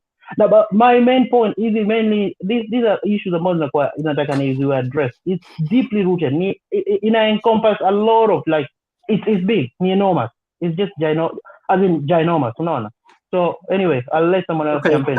Thank you, Evo. Yeah. We want to move on from that point. Maybe mwenye issue alikuwa ni Gaddafi. Gaddafi, 1 minute.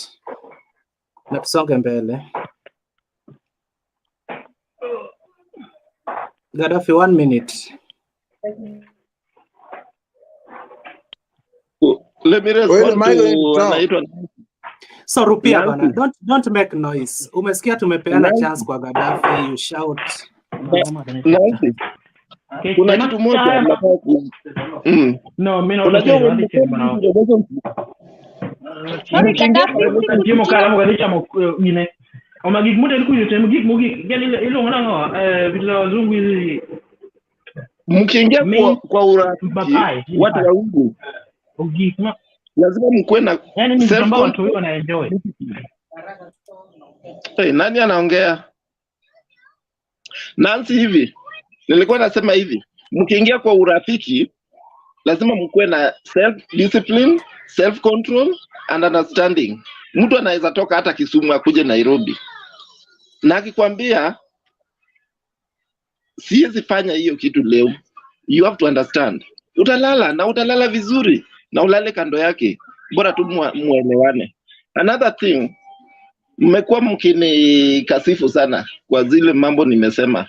One thing yenye mmesahau, internet imechangia 80% of this problem. Then lack of education from our parents.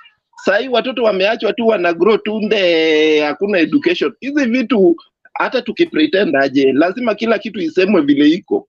Hizi vitu tukisema openly ndio watu wanakuja kulearn. Mimi mwenyewe na defend wanawake, nikikutana nao nawaambia hapa Nairobi ni hivi na hivi na hivi. Don't do this, don't do that. Because I know wengi wamekuja kwetu.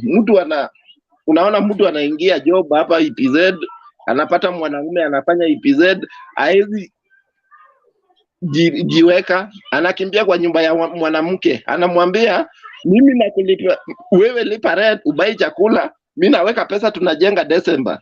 Ikifika hiyo time jamaa ameepa na pesa, mwanamke ashatumia pesa yake yote. Juu hakuna education kwa wanawake. They are just easy. Ukimwambia nakupenda, they just fall for that. Wanafaa waelimishwe na wazazi. Na kila kitu iseme nani anaitwa nani? Huyo alikuwa anaitwa Sam ama Ham. Hizi vitu ziko. The moment unajaribu kuweka chini ya carpet ndio zinatoka zaidi. Ni better tuongee in public na usikasifu mtu. Juu hizi vitu tukijaribu kuzificha, wanawake ndio wataumia zaidi. Because hawa ndio kuna hata size za corn zimewekewa wanawake. Wanajaribu, wanaangalia, wakijua ni Nancy, wanasema Nancy akona certain amount. Nancy akona certain amount kwa account. Tunaweza muendea wanaume 3 na mmoja akisucceed wana support. Akileta ujinga wanamwangamiza. Thank you Gaddafi. Asante sana. Can I answer Evo quickly? Just a quick one. Evo or Gaddafi? Evo. Okay, wait a moment. So 1 second. I'll be 30 seconds. Okay, thank you. Proceed. Evo, unajua vizuri sana hapa. Unasema sijui akienda huko atapata mtu wa kumtoa socks sijui nini. Unajua tu vizuri sana hapa. Ukianza hivyo ati sijui mpango wa kando, utapata tu vitu toko kwa paper bag hapa nje. Na utaenda kama umeenda. Si unajua? Hapa si unajua. Hapa hakuna cha mbembelezo. Na unajua huku umbwa, mwanamke kwanza, mtoto na umbwa, alafu mwanaume number 4. Si unaelewa? You know that. Naelewa Jane, but There is a hii reason. wajua ngoja nijibu hiyo swali. Hii most tuko hapa mostly kuhusu problem ambayo inaendelea Kenya. Mainly. If you know what I mean, mainly ni problem ambayo inaendelea Kenya. Hata kuna mtu ananiambia ati Jane mwacha mila ni mtumwa. Mimi sijaacha mila. I do everything in my house, don't get me wrong. Lakini nilikuwa tunataka kuambia watu we help each other here. Hapa sisi tusaidiana kwa sababu kila mtu anafanya job. Una understand? Kila mtu kufanya job. Kwa sababu ya bills, Nancy anajua. Sisi unafanya job mkiwa na watoto mna agree vile mtafanya kazi. Moderator Clinton the other day alituambiaje kwa platform, mimi niko na daughter yangu, I'm happy to be called a dad, nipatieni 5-10 minutes nipatie mtoto chakula. That's a proper man. That's a dad. Change diaper ana change kila kitu. Friend yangu alikuwa ametoka Kenya akakuja hapa kunitembelea. Alishangaa kuona mzee wangu akichange mtoto. Na hata sijamwambia ameshika mtoto, kuna mtoto anafaa kuchangiwa. Ameenda amechukua diaper akampanguza. She was shocked. She was really shocked, but that's what we do here. Kwa sababu sisi wote tunafanya kila kitu the same. Akitaka kufry chicken yake style yake atafry. Hakuna shida. We work together and we agree. Na atukosanangi kwa sababu tunajua sisi wote vile tunaongea kama watu wazima. Lakini nyinyi mko na freedom nyingi sana, mko na house girl, mnafanyiwa kila kitu. That's why. Sisi huku huwezi afford house girl. It's so expensive. Hiyo pesa ni ya house girl, ni change nikuje ni buy land Kenya. Okay, thank you. Thank you, Jane. Rupia. Thank you very much, Clinton. There is some noise on the background. Can you please mute your microphone? Thank you, Gadaferian.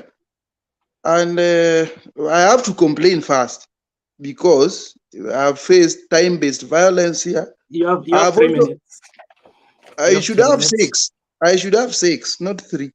I've also faced. You have 6 minutes. What is called system-based violence. Hiyo pia nimekaa sana. Unajua unaona penye Jeni yuko.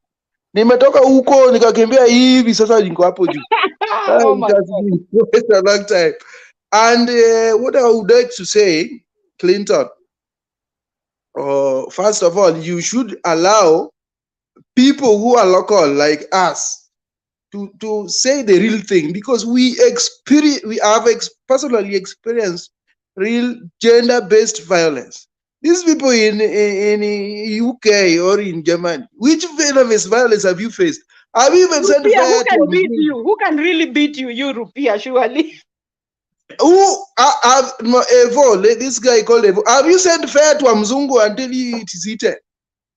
We have faced this real thing, so you should let us talk and you hear, then you react, not just heckling here every time.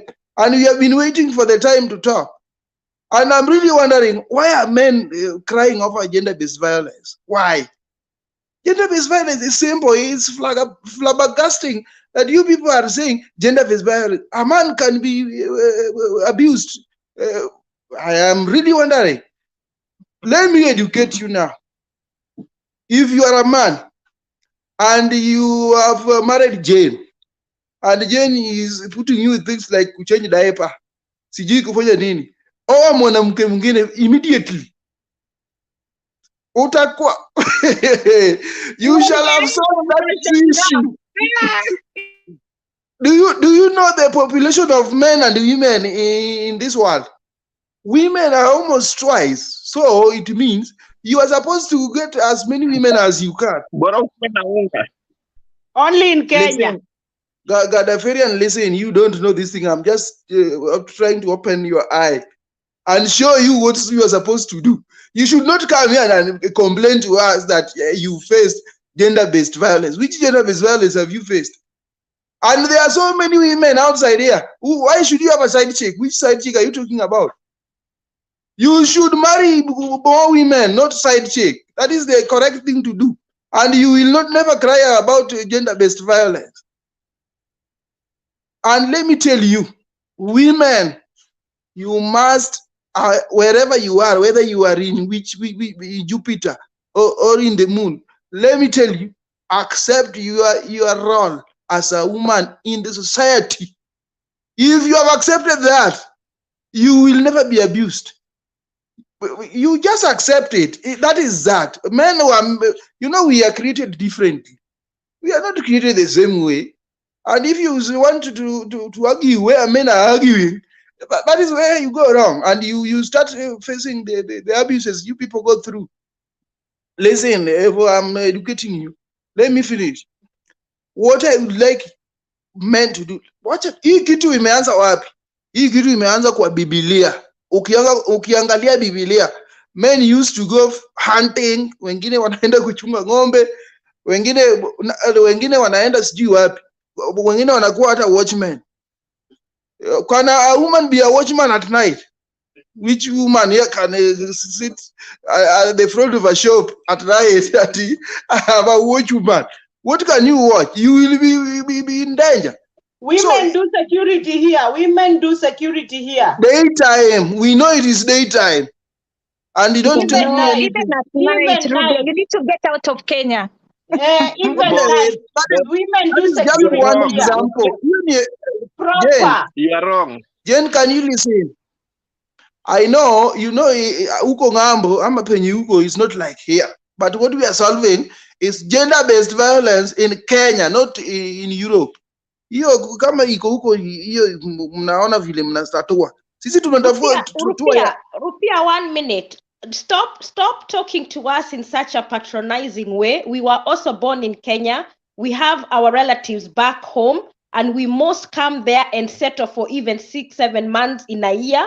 So don't talk to us in such a patronizing way. Tuheshimiane. Exactly. Thank you.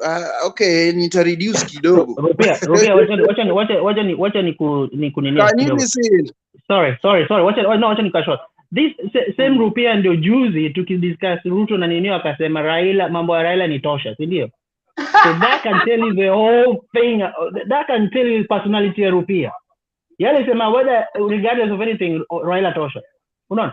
So is what ako one sided. Na Rupia, which part of my context ukubali nayo? Whatever I said, ambao ukubali nayo. What is it? No, I've not differed with you. I've differed with Jane, who is saying somebody should change diaper. That is the work of a woman in our society here. That is left for women and nothing else. We cannot discuss that here.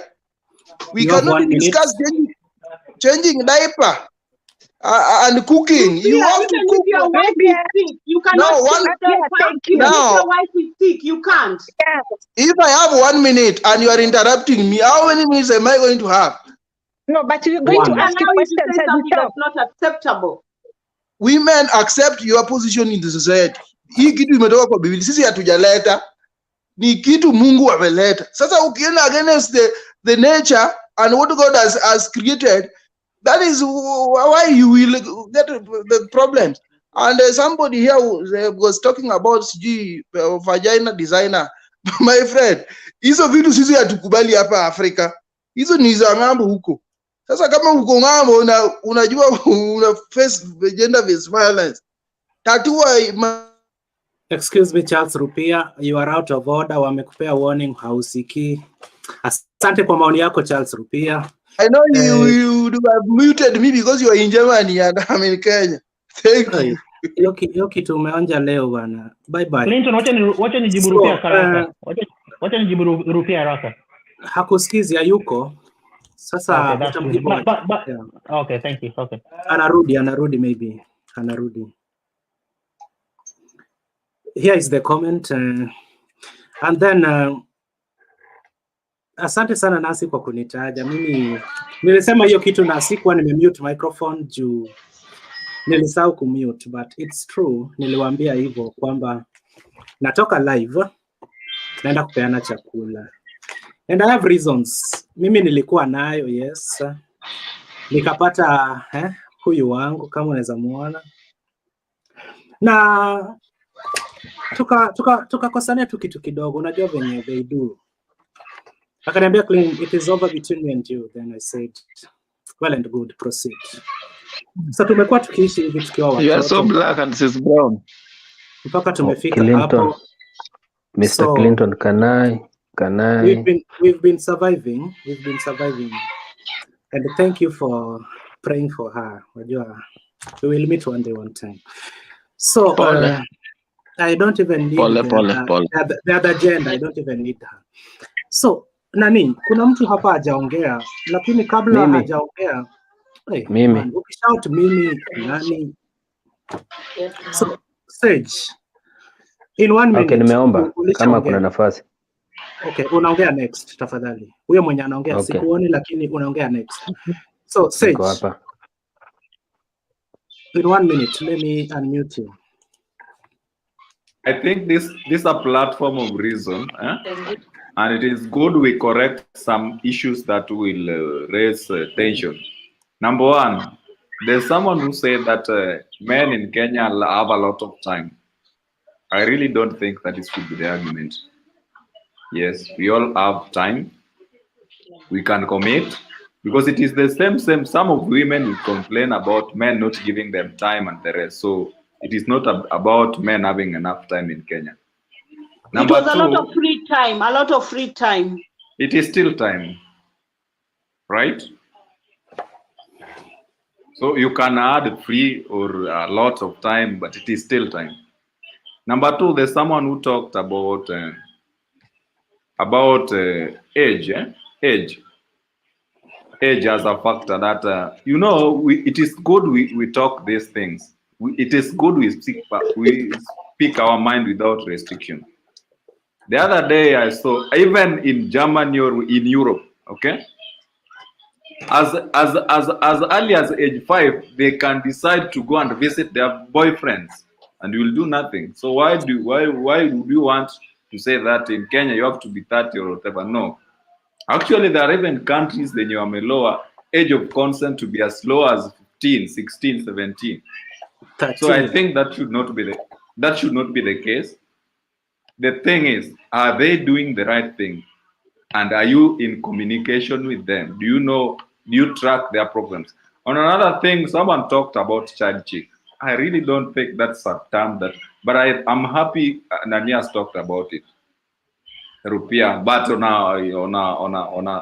on a capital level, it was, Gaddafian. It is not that way. Side chick, no. Then someone talked about Rupiah talked about men are not, even as late as today. Okay, there's someone who was trying to cut his throat with in an inversion. Okay, that is not gender-based violence. The other day, there's a KDF man who was murdered by the wife. That is not gender-based violence. I really don't think Rupiah is in Kenya. I really don't think. Okay. Excuse me, Sage. Yes. Put across your point without seeing who is in Kenya, who is not in Kenya. No. I'm just saying that. Okay, Clinton. This is the point. Rupiah said he's in Kenya and so I'm really saying that if he's indeed in Kenya, he should be aware of this thing. I'm not criminalizing the location of the participant, but I'm trying to say, really stressing that if indeed is in Kenya, that he should be aware of this issue. Okay, that is my point. I respect the region because kila mtu anajua kwa nini ako mali yako. Okay, then there's Nelson. Okay, Nelson was talking about you don't need fare to walk out. No, if you're walking out, you should sit down, because if you don't settle the current relation, I tell you for sure, researchers have said it, that you will have a problem. One breakup leads to another. So you need to set out, give us the reason, because if you don't solve it clearly, it will haunt you to the rest of your life. So you really need to look a makeable way of walking out, if that is the only case. That is my point. Okay. Thank you. So Patrick, you wanted to talk, but before you, ulikuja ukapata Sam. Say something in 3 minutes, Sam.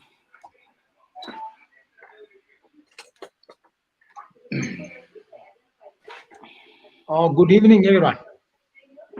Hello, can you hear me? Yes. Oh, yes. Oh, thank you very much. First of all, there's something I want to address. There's something that was talked about by Nancy, and she was talking about the Honorable Karuma's bill that is talking about slave queens invading burial ceremonies to demand child care, upkeep and maintenance, and inheritance of the dead. Let me tell you something. I don't believe at this age, at this era and time, that a woman who has gone to school, has gone to university, has graduated, understands her body very well, biologically and otherwise, that she can become pregnant by mistake. It is just a way of trapping men and ensnaring them. Today, I don't expect a woman, an educated woman, a modern day woman, who is not that traditional, naive woman, to come and tell me I am pregnant, and she sounds surprised that she's pregnant. Don't you understand? Excuse me, Sam. Contraception should be two-way traffic, not just the woman. Even you, a man, if you don't want to impregnate a woman, you know what you can do. Do men get pregnant? Perhaps we should have, before you shot your arrows, perhaps we should have waited for me to finish and then you respond. Yes, well, I get you about the contraception and the like. If you know you are ripe for pregnancy, don't agree to anything. Then come and tell us, I refuse and he raped me. But you don't come here to me and behave surprised that you are pregnant. Are you an animal? I mean, don't you understand your body? Are you an illiterate from the village who has not even gone to school and understands when she is ripe and when she is not? You went to school to change your life. If your schooling cannot monitor and take care and protect your body, such that you are surprised to become pregnant, then there's a problem. There's a problem.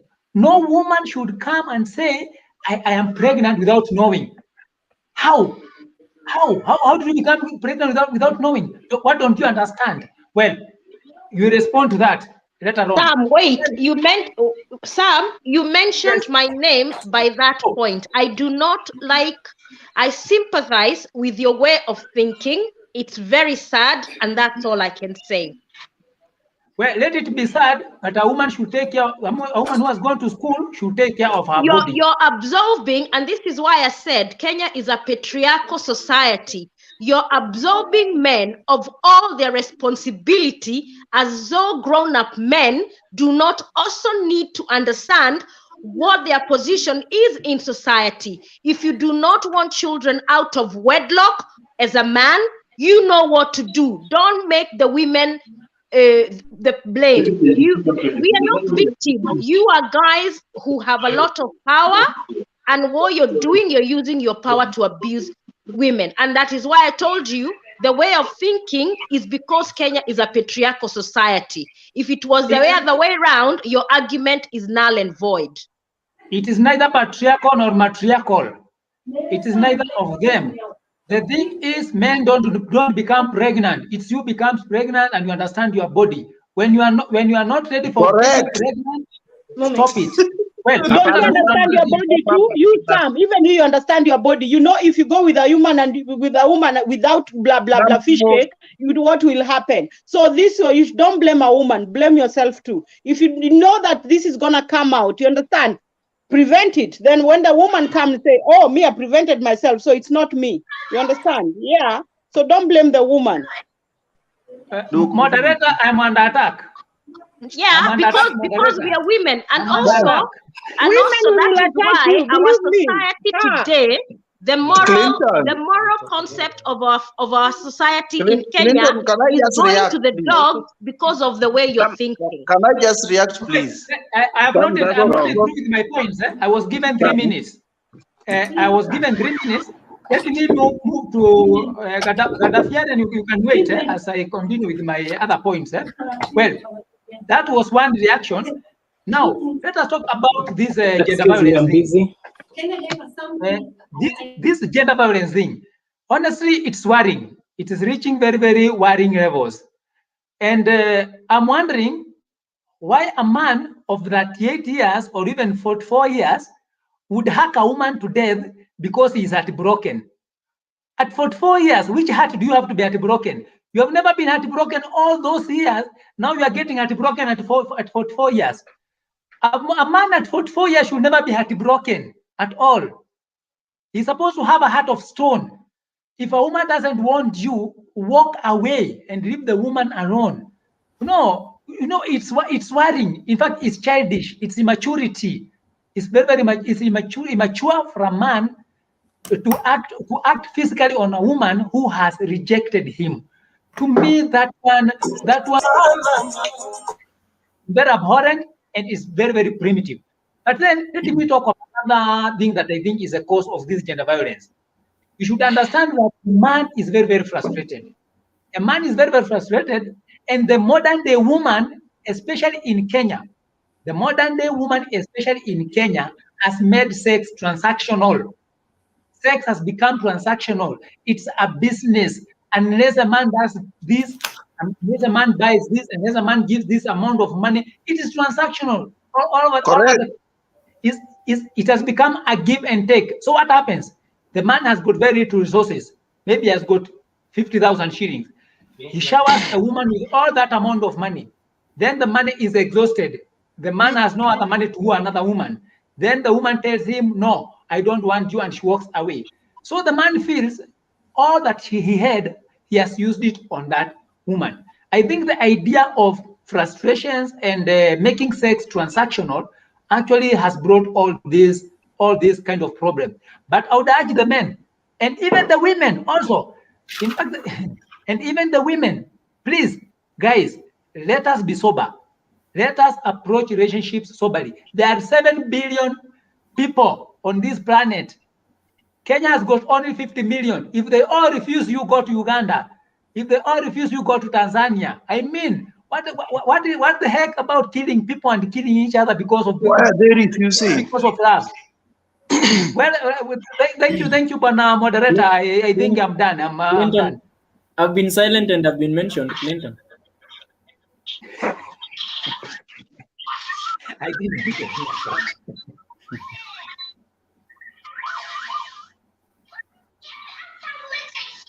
Clinton's mic seems to be You're muted. Clinton, you're muted. Clinton's mic seems to be Okay, muted. nilikuwa nasema hivi. Thank you for reminding me. Kama mtu anasema point tuache amalize, ukitajwa utarespond baadaye. Yes. So kabla hamja respond kwa Sam, si kila mtu ameongea isipokuwa Patrick. Aseme na yake, maybe yake pia mko na response, alafu akisha sema sasa tutarespond kwa kila mtu at once. Patrick, 3 minutes. Okay, asante. Clinton. According to me, niko na point moja ni make 1 minute. Patrick, proceed. Patrick, proceed. Okay, thank you. I think, according to me, I'll just say the way I have seen things happen when I was still young, up to the time I have grown. Gender-based violence, it is caused by, that's maybe gender stereotyping when you are young. Who is masculinities and feminist, who is a man, who is a woman. And also the roles we were assigned to when we are young in traditional practices. Because when you are still young, nobody told you that you have to put on a skirt, you are a woman. You didn't just decide yourself. You were told by maybe your parents. And you are a man, you have to put on a trouser. Those are maybe the roles you were assigned to when you are young, which makes a man to believe that his desires are supposed to be met. And a woman is supposed to serve and obey. So according to me now, gender-based violence is not caused by alcohol, a bad woman, or disobedient. It is caused by a man is believed to have their desires met, and a woman is to obey and serve. I have a question to the women in this platform. Is abortion gender-based violence? And I have a question to everybody. Why is it that gender-based violence against women features at large than violence by women against children? Sorry, Patrick, what is your question again? I have two questions. Is abortion gender-based violence? If yes, it is under which category? Another question is that why is it that violence by men against women features at large than violence by women against men and children? Can I respond to you? Yes, go ahead.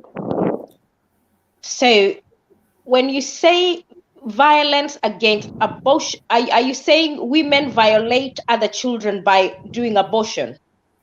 No, the way I understand the gender-based is violence against any human being, all human being. But you see, That's the GBV. But you see again, a woman has a right about his body, about her body.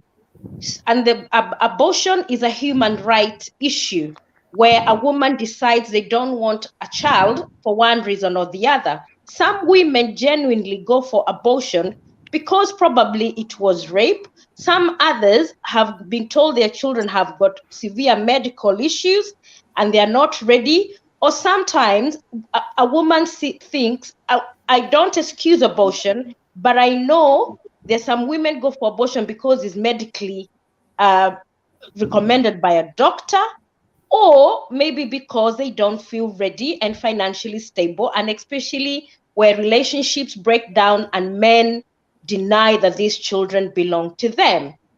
The reason why I believe gender against women, it is because if you look at what is gender-based violence, the description of it by the United Nations, its root cause is inequality, abuse of power, and harmful norms. If you look at the society that we are in mostly women have no incomes. If you look at most women in our society, they don't work. So they are vulnerable from the point of being economically at a disadvantage compared to a boy child. In regards to abnormal norms, you've had somebody here saying that it is all right for women to give men food, to do this, to do these. Some of these norms are harmful because every family is different. Every setup is different. There is a family where a man doesn't mind helping the wife. There are other families where a man is the head of the family and he cannot cook, he cannot do anything. That's how that family is set up. When it comes to power, men have more power in regards to their body build. So if me and you start fighting, Patrick, you'll beat me 10-0. So this is why you find there is violence perpetrated by women against men. But if you look at the proportion, the men perpetrating violence because of those three things I've explained to you is higher than the other way around. Excuse me, Patrick. Acha kupumua Yes. kwa mic tafadhali. Tafadhali. Yeah. Okay. Thank you. I'll come back to you, Madam Nancy. We have seen scenarios where women are harassing boys at their place of work because the sexual harass boys at their place of work. If that boy will not comply to his advances, then this boy will be maybe fired from that job. Is that not violence against men?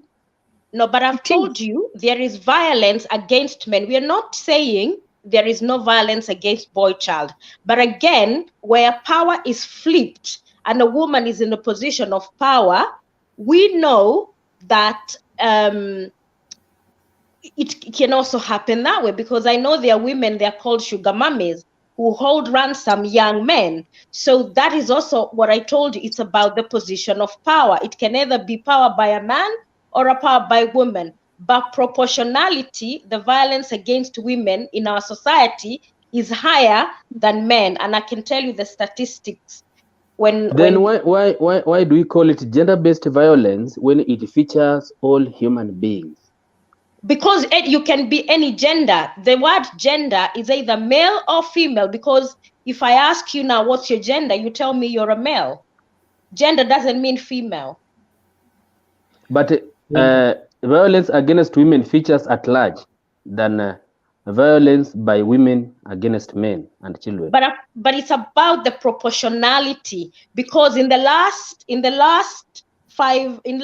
3 months, you know the number of women who've been killed, but we haven't had a man who've been killed. So it will feature more because these incidents affect more women than men.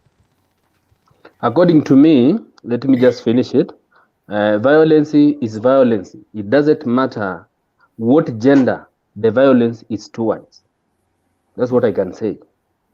Clinton, let me advise women a little bit, because you know the number of women outnumbers. Let me finish. You advise them when given time. You advise them when given time. Cowgirl, say something to Patrick. Okay, what I would say more about men, they don't. It's you men, you go through a lot of things, but you don't speak. As women, when we go through things, we cry, we scream, we talk about it. Okay, then stop there. Just stop there first. Excuse me, Patrick. Men, we go a lot of things. No, Cowgirl, proceed. Okay, so I was saying, is asking why there are more women. The cry for women is more. It's because we cry out. Yes, we know men get violated. Men go through a lot also in marriage. I know that, and we all know that. But the reason is, what I would say is men need to speak up. Men go through depression. Men go through a lot. They need to speak up, and that is why women, we go shit. I call my sister, I call my whoever I call to console me. But men, you keep it to yourself. That is the reason. Thank you, Cowgirl. Patrick? He's still muted. Patrick, unmute your microphone. Cowgirl. Yes. You said men, they don't speak. You don't. When they don't speak or they don't share it out. It is Correct. because they feel losing their job. If maybe he's threatened, he gets threatened to lose the job, or also he maybe also feel to avoid being embarrassed by his fellow colleague or the other woman laughing him around that you are a man or crying like a kid. You see, and also from our childhood, we are also told that men are supposed to not to cry in whichever circumstances. And that is why we need to stop that. It's okay for a man to cry. It's okay for a woman to cry. That is why you come with the society, and this is what we need to change. That's why we are saying we're looking for solutions. These are the solutions we need to look into right now. We need to tell men it's okay to cry. It's okay for you to speak up. That, I think, is part of the solution of what you're discussing. And now it will be not easy because at the grassroots level, we are brought up told that you are a man. You are supposed to be obeyed in the house. You are supposed to be the head of the house. You are supposed not to cry. You are supposed not to play the other games. Yes.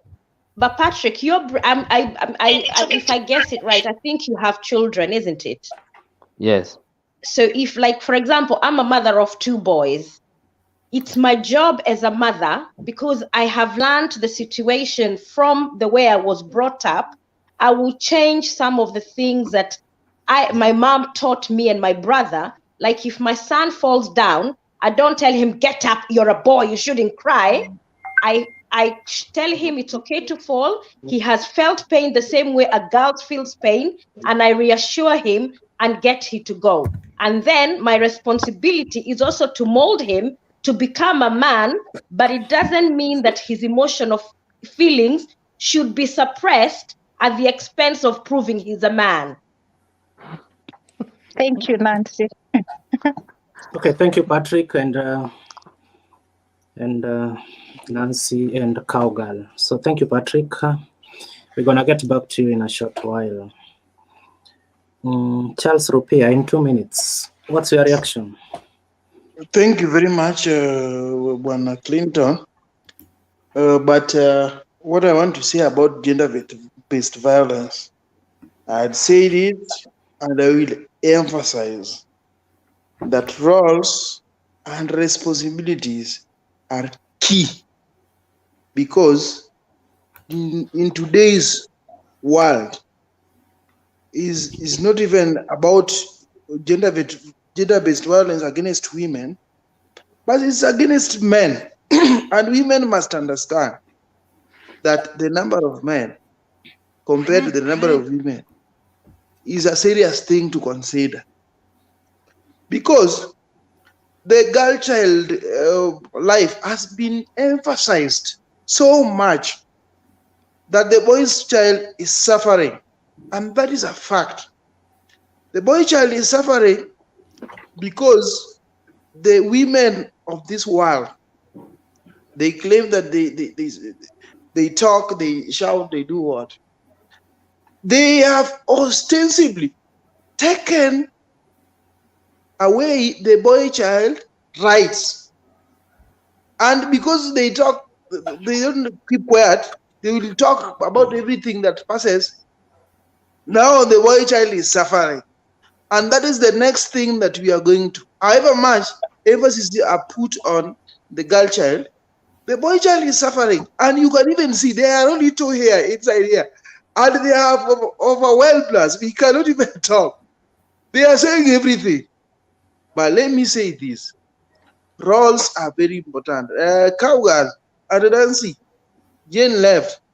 Charles Rupia, Charles, that's a very dangerous statement that they are saying everything. We can't even talk. What are you doing but now? Even Are you in my talking? house, they say everything. I don't talk. What about your house? I don't know. But I'm talking from experience. I'm not just talking. So hapo kwako umekaliwa, huwezi ukaongea. Kama ni hivyo umemaanisha ni sawa. It's okay, my friend Clinton.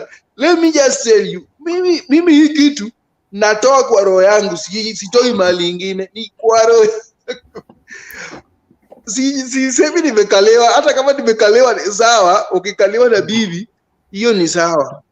Mimi siwezi kalia bibi, yeye ananikalea. But the boy child is suffering. Tumeona cases mingi hapa Kenya. Mtu alikuwa anasema ati how many girl child they have suffered or have died.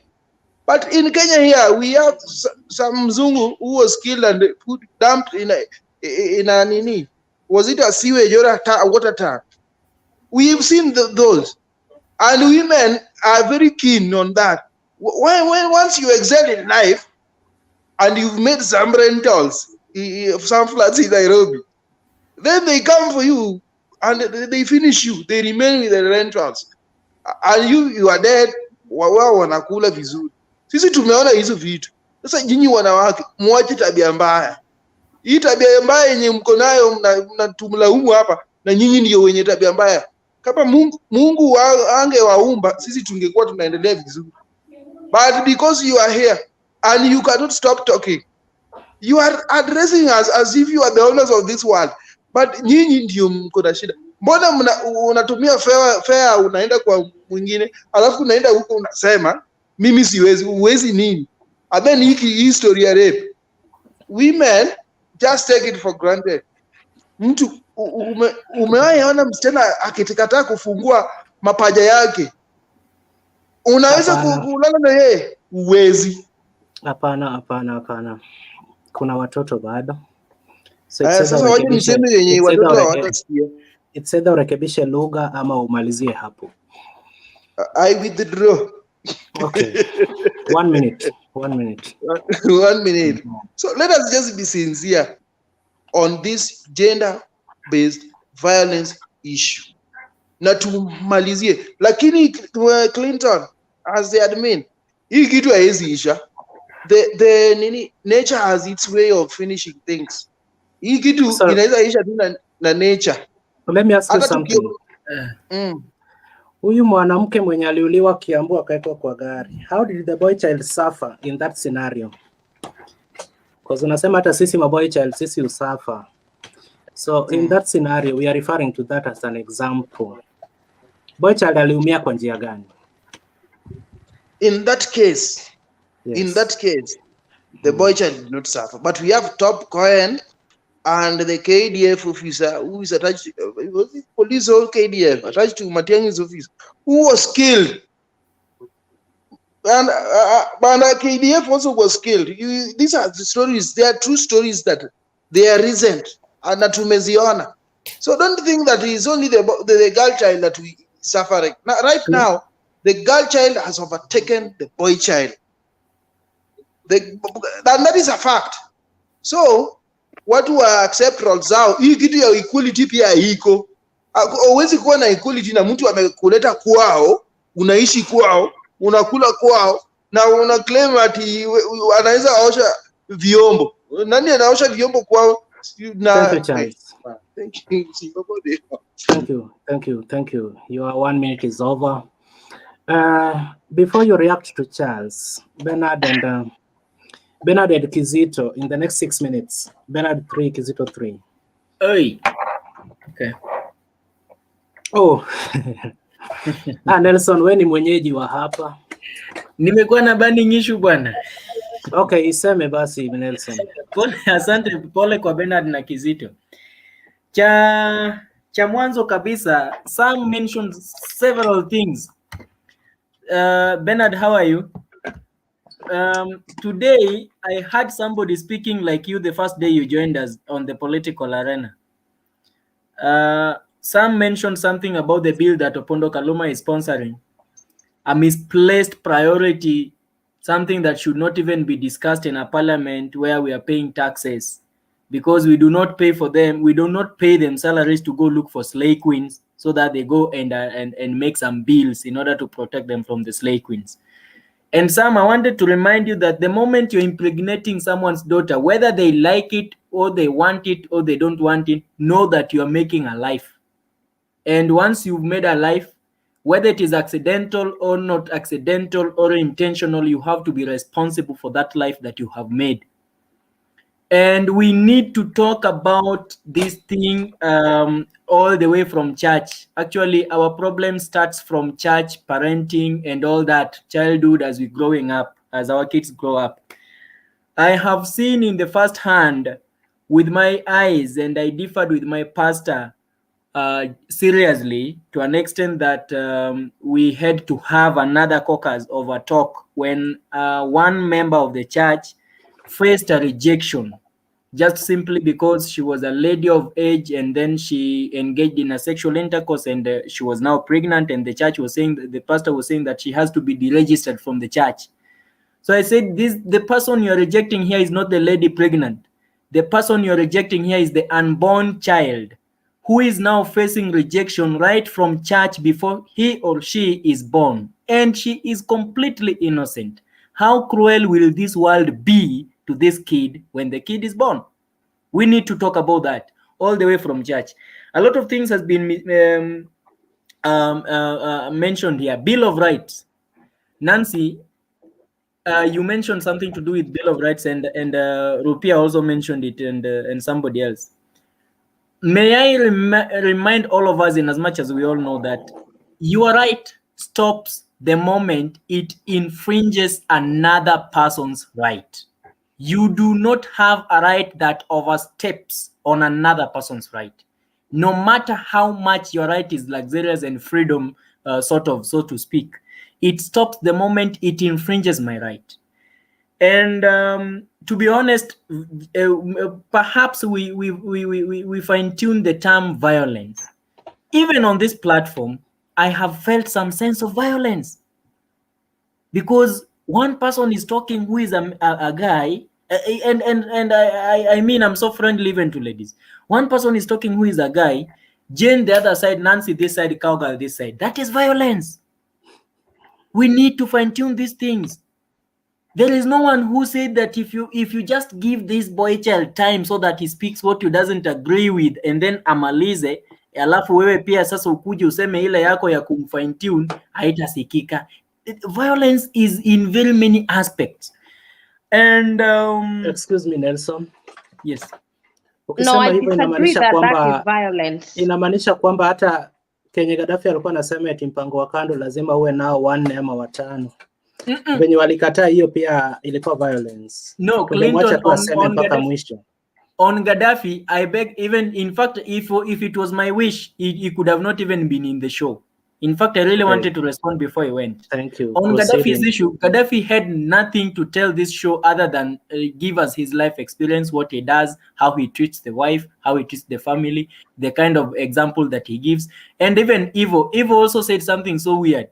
Kikimila ufai kupika na kupakuliwa food na kupakua food peke yako. And you are the person who is angry. If I thank God I'm a father to somebody and I'm a man. If I was your husband, your wife, I mean, you are the one who is angry. You are the one who is angry. I would not be giving you food any day. I would not be giving you that whatever thing that you want.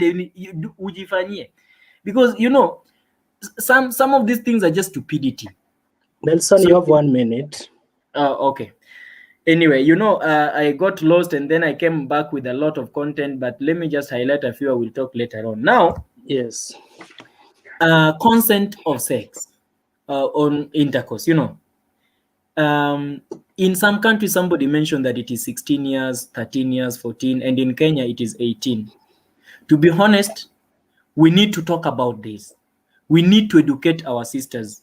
We need to educate our brothers. Consent towards this, there's some other kids watching. Consent towards sexual intercourse needs to be discussed in a very broad daylight, just like this one that we're talking about, in a platform just like this, in other platforms, in churches, in schools, and the rest. Because hormones in our brothers and sisters reacts differently with the age that is put as consent to them. And it is high time we just start highlighting and even educating them that once you have started reacting with your body, it is because you are growing and it is not for fun. When you see yourself attending some period, it means you are becoming lethal. When you see yourself, you're becoming, agitated towards ladies, it's because you're becoming lethal. If you just go without knowing what you're going to do, you're going to impregnate somebody's daughter, or you're going to get impregnated by somebody's son. We need to talk about this. Thank you. Bernard. Clinton, naweza kujibu Nelson? Utamjibu after Kizito ameongea. Bernard. Okay. Good evening, everyone. Thank you so much. Hi, Bernard. Good hello, VP. Well, I'm happy to see all of you. Long time, Nancy.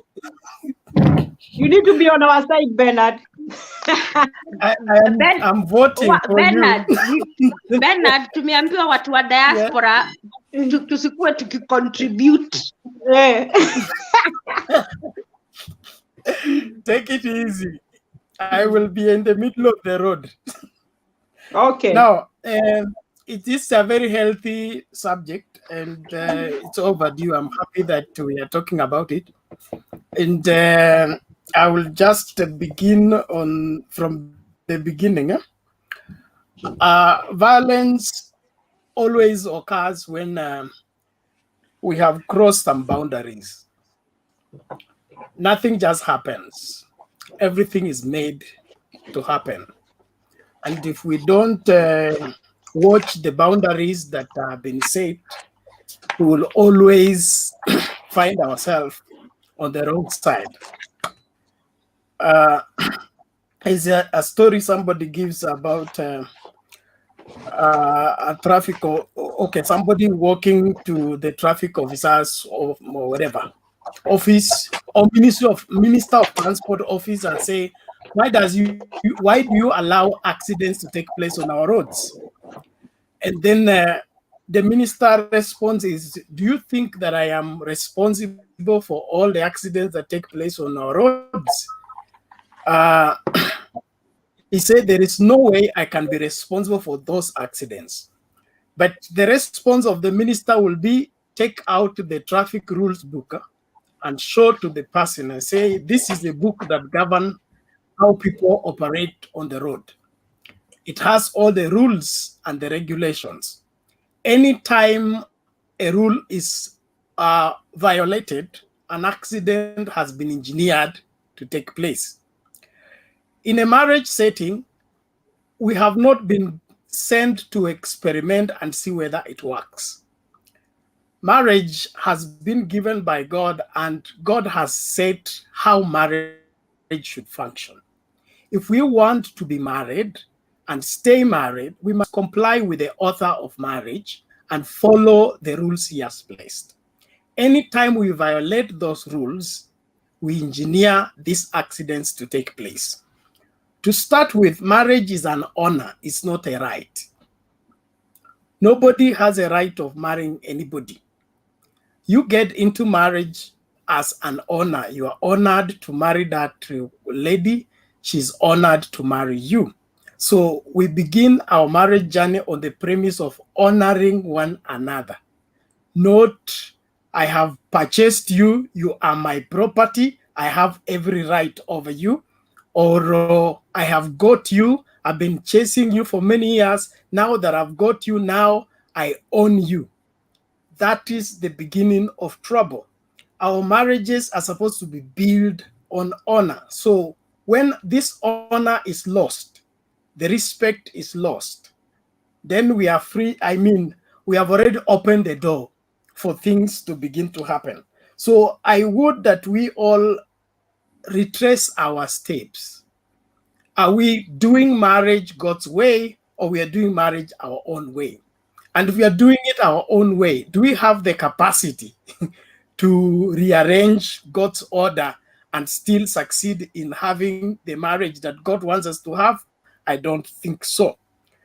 Also, marriage is by consent. It's not by force. That means if you consented to marry the person and now you want to change your consent, let it be spoken. Let it be made clear. Let it not be that I am enduring to be in this, I'm enduring to be in this, I'm just putting up with you, I'm counting days for you. When the days are over, you're going to begin to react differently, and that can result into violence. Husband and wives are not man and woman. Now, this is what I mean. It is possible for you to be a man and not be a husband, because the Bible talks about a husband and a wife. That means to be a husband is a particular way of being as a person, and to be a wife is a way of being as a person.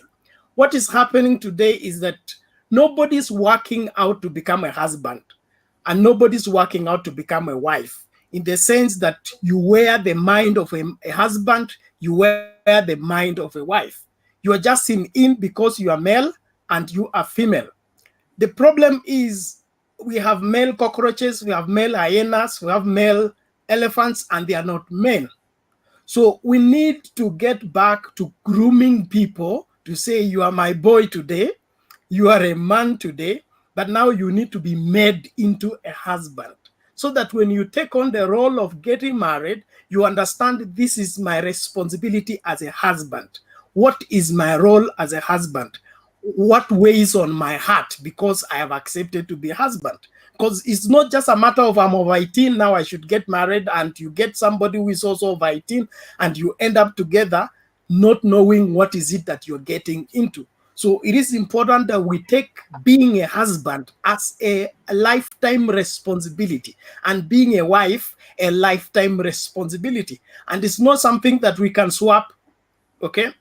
A husband has his role, a wife has his role, and it is not in the duties or the chores we do in the house. There is how you treat your husband, and how you treat your wife. And to get the husband treatment from your husband, and there is how you treat your wife to get the wife treatment from your wife. All these things must be made clear, and as we groom and disciple our young people, we need to bring them into this light. I'm a church person, and I would confess here that the church is doing very poorly when it comes to preparing people for marriage. We take the 3 weeks to the wedding. It's when we now sit people down and say, you are now going to be this is what will be your duty, and all that. When we've been having all these young people from Sunday school to teenage school and all that, we would have taught them and groomed them right, they would go and play their role right. So let's take this responsibility as a serious responsibility. One thing that our .com men needs to appreciate is that it is honorable to walk away when you can't get what you went to look for. 1 minute. If they don't want you, don't force yourself on anybody. It is better to live alone than to be in a prison you call relationship, where you are paying every day to stay. You pay every day to stay. You say, today I won't allow you to touch me because you did not buy me this and this and this. Now that imprisonment, and then I will go to Nancy. Nancy talked about the boy child and how to make sure that your boy knows that crying is okay. Crying is okay, yes, but there is a limit to how much a man can cry, and to whom does a man cry to. It's not that we don't cry, but we choose who to cry to. For once, if I'm shouldering my family and we are in a crisis that is looming, my number one responsibility is to protect my family from that crisis. And if I have not figured out the way out, I cannot come and say, my wife wake up, my children wake up, I don't know what to do, we are finished. I will go and cry elsewhere, but I'll cry to God, maybe cry to my friends. But when I come home, I must be brave to continue giving leadership. That's what men do. So we cannot turn our men into women and our women into men. These people have been created by God differently, and they handle issues differently. Many wives are becoming agitated in their marriages because they want their men to behave like women. When there is a crisis, they want the man to tell the whole story. Men speak in headlines. How was today? Fine. How was work? It was good. And that is all. But when you ask her, how was your day? She say, in the morning, so-and-so came here. He brought me this. And also I saw this person. I saw this one. So women have a way of explaining everything in details. Men don't. And we should understand that. About the aspect of who should cook and who should not cook, I don't think we should make that general rule. Sorry? Excuse me, Ben. Yes. You can explain it in 1 minute, or you wait, you'll be given another time. So make a decision. I will use the 1 minute and leave out whatever I cannot handle in 1 minute. Okay, marriage.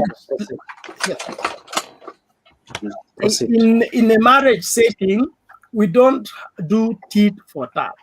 Okay, when there is tit for tat, I call that the lowest level of righteousness. Jesus said, except your righteousness exceed that one of the Sadducees and the Pharisees, you can no way enter the kingdom of God. And what was the righteousness of the Sadducees and the scribes? Eye for eye, tooth for tooth. When a marriage degenerates to a place of I do you do me, I push you, you push me, I touch you, you touch me, it is already on the rock. Things are no longer there. Marriage must be built on unconditional love. You don't respect this man because he came with bread.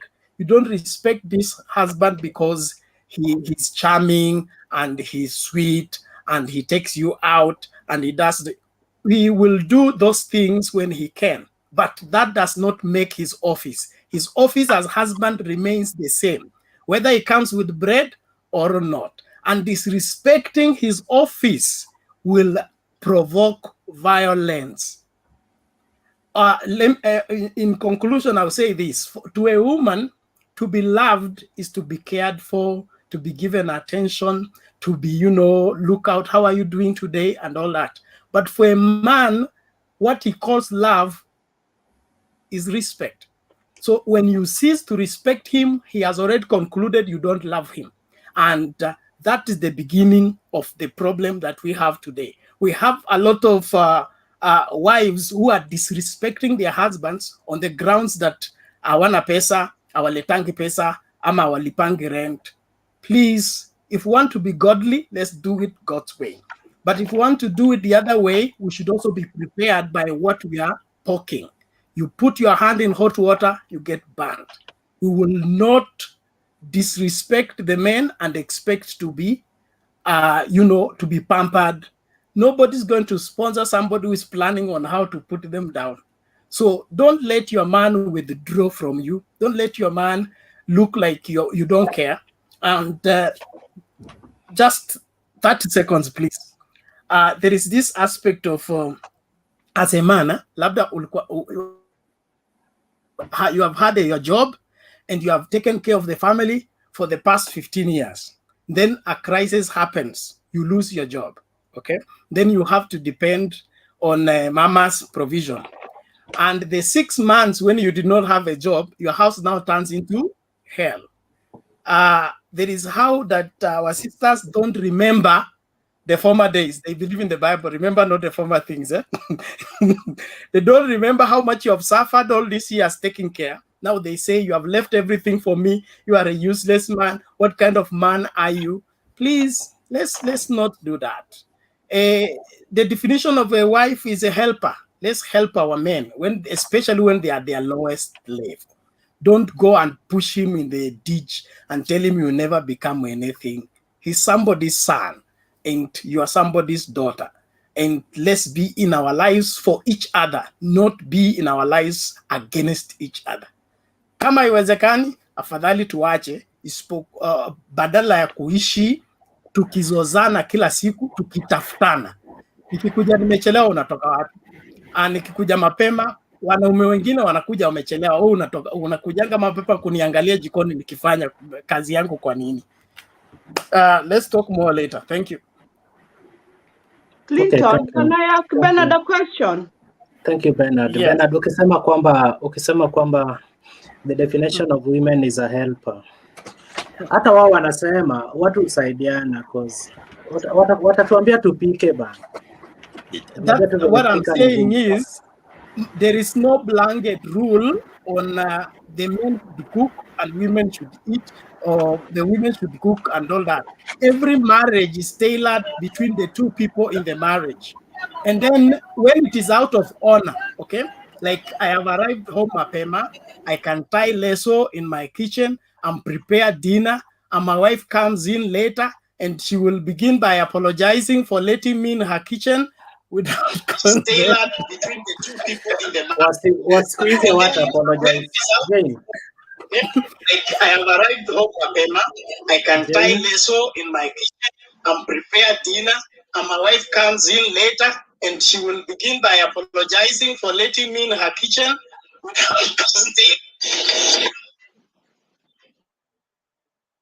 Jane. Yeah. Okay. Ask then Nyaboro should speak. Ama Kizito. So Bernard, so is it okay for a man to help in cooking?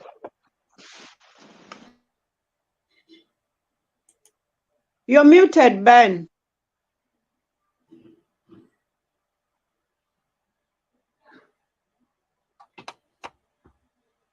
Can you guys hear me? Yes, I can hear you. Yeah, so is it okay for a man to help in the house cooking and house chores? Yes, it is okay as a mutual agreement between the two of you. It is not a worldwide universal law. Okay, that's okay. And then Yes, listen, the two you of know you what? People are vile different. mnapendana, how you express love to each other. You can bring the food on the table, like my wife can serve food from the kitchen, put on the table, but now I'm the one dishing it to everybody. Ben, It's don't just mislead between us. the Kenyans. Kama ni agreement bana, si tu agree tu mtu apike kila siku alafu. Okay, Jen, proceed Okay, with your question. the thing is, unajua nini Collins, watu wana to take, you know, out of context. When we say that ni cook, anasaidia kucook, it's not like he cooks all the time. As I said, mtu kama Evo, pia unajua, schedules za hapa za job vile zinakuanga, si ndio? We work long hours, you understand? So here we help each other. And the men we have here, they don't have a problem with that. You understand? Na mnapata everything iko hao iko sawa. Unaelewa? That doesn't mean ati sasa simrespect and there is no way ndakuwa kwa nyumba alafu wapiki. This utatupata. Okay, my partner is from Jamaica. You understand? Sa zile utapata ana kuku, ana clean, kama ni fish, ana descale, anafanya kila kitu, na mimi niko hii side nina fry the fish. You understand? So if it's cooking, we cook pamoja. Okay, kuna food ya wa Jamaica, rice and peas, anataka kupika, anajua kuipika vizuri kunishinda. Una understand? He will cook it. Chapati mimi nitapika. Una understand? Akitaka chakula zao kupika kalalu, hizo vitu, he knows how to cook them. Saltfish, he knows how to cook them better. So why not? Una understand? Food zetu mimi napika, zake yeye anapika. Una understand? Kwa sababu hatuwezi kula one food. So utatupata tuko kwa kitchen, sote tunasaidiana on a Saturday. Saa zile sisi hatuko job, kwa sababu job zetu tukifanya Monday to Friday, you understand? So at home we cook on Saturday food enough for the whole week, kwa sababu ukikuja jioni sijui watoto homework nini, it's quite a lot. So we do help each other and we agree. Now it's not at something atonati ako belittle that oh sa mimi sikuwa amewekea mtoi food, mtoi akulange kwa sababu mimi niko job. Unaelewa? Hata ona ni mtoi wake. By the end of the day, you should be very proud kufeed mtoto wako. Si ati mtu anasema hey, ni change mtoto diaper. Mtoto huyo mtoto ni wako. Unaona uchungu aje kuchange mtoto wako diaper wewe mwenyewe. Be proud as a parent. Una understand? Oh, hata mimi nilipikia watoto wangu wakakula. We are all parents. There is nothing wrong with that.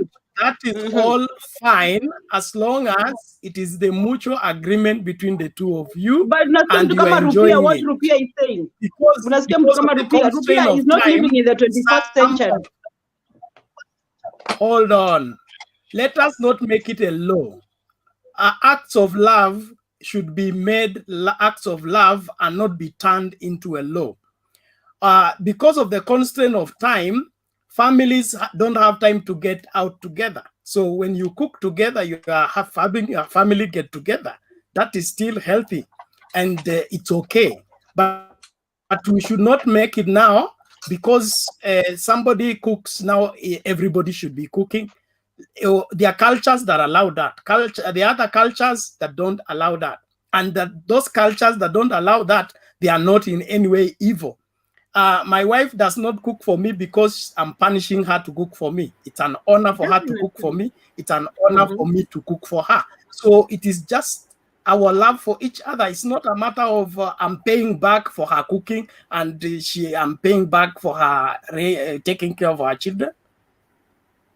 Thank you, Ben. Thank you, Ben. Kizito, 5 minutes. Thank you for being patient, man. Oh. Thank you. Okay, thank you very much, my brothers and sisters. First, I would like to be very fast and brief. Yeah, I would like to be very fast and brief. First, I would start with this issue of cooking that is disturbing people. No problem. This issue of cooking, as Bernard said it, and again, the way you said it, all is okay. But a matter of dividing chores, home chores in their house, it depends on love, because even if you don't love me, I don't love you. Even if I go and cook for you, you won't enjoy it. Secondly, when I'm going to cook, it is lovely. It is a kind of showing love. You can cook to your woman. You can the woman can cook. It's just a matter of love, but it cannot be a law. Even here where we are saying you can go with your woman in the restaurant, the woman can pay her food, you pay your food. That one is normal. And that one happens only in these first world countries. In Kenya, if you call a woman, you are taking a woman to a restaurant, even if it's a woman, even if it's the president, you have money more than you, she would like you to pay.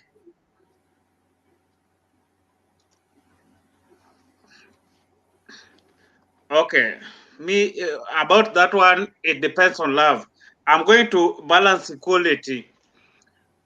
Nancy, you talked something very good, that in life, you as a woman, me as a man, anything you are doing, I'm capable of doing. Anything I'm doing, you are capable of doing. But you know, this issue of gender-based violence, it depends on long time. Now we are in 21st century. Before, you find like a place where I've come from, when you cook to a woman or you do things, that alone, a woman can go to her parents and say, this my man is fighting with me in the kitchen. And it's a law. That one is something you can't deny. That's why I was saying Ropia is still thinking about old things. Nowadays, people have come to realize that where a woman, what a woman can do, a man can do. When we were growing up, about getting pregnant, when we were growing up, these young people who have grown up now, I was in a university in Nairobi. By that time, we were having our rooms. We were even afraid of women. But nowadays, a woman who is a student in a university coming back to you, maybe it's your child, it's your sister, it's your brother, is coming with a car, is coming with the shopping about 50,000 shillings. Is coming with a car, she has bought a car and she's still in university. You as a mother, can you ask your daughter, what is the kind of work you are doing? Because if you come back, me, I'm paying, you are taking loan in a university to study, and you brought me this shopping. Where have you got this money? That's why gender violence has increased, because this woman, she's going to look for money, is getting money to pay her school fee, and is looking for money to dress like Lupita Nyong'o. She want to dress like she want to attend Flavor, Diamond. You as a simple man who is just staying there is putting you there in a standstill, telling you that, oh, wait, we'll get married. We'll get married.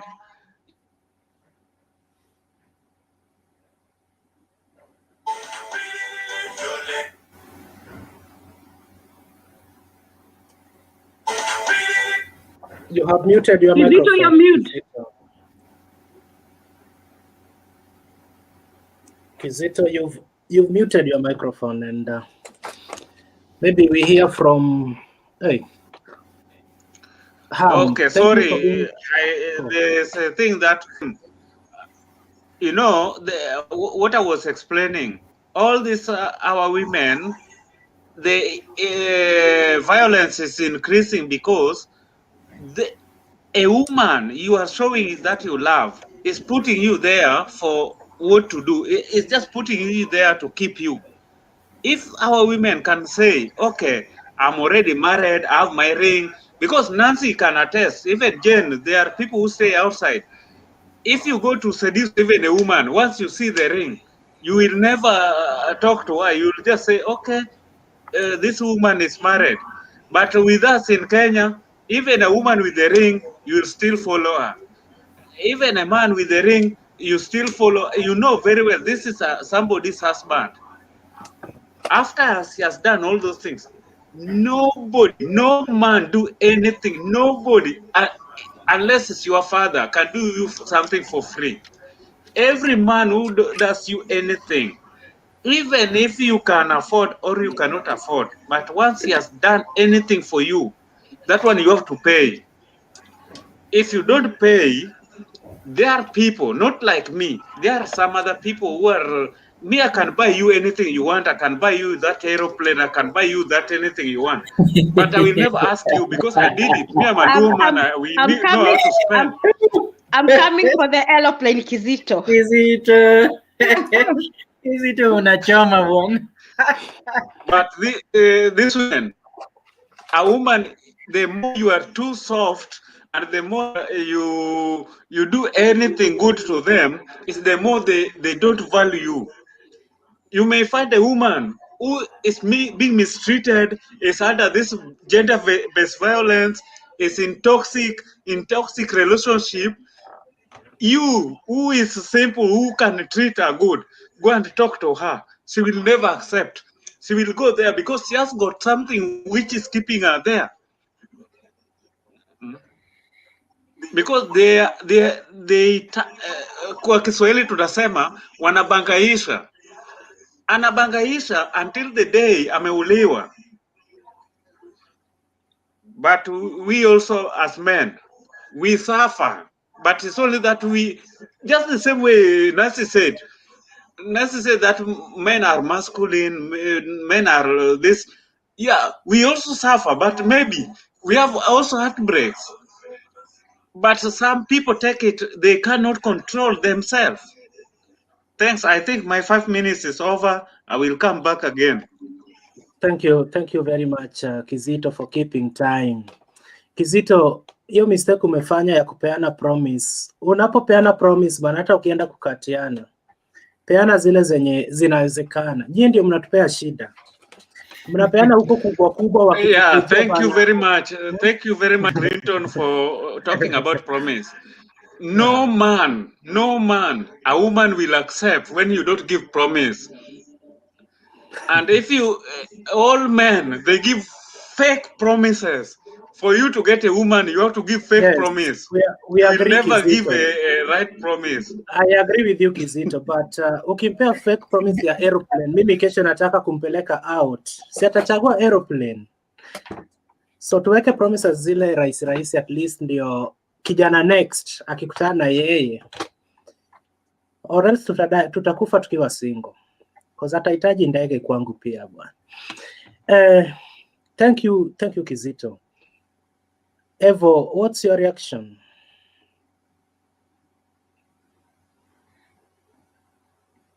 Unmute.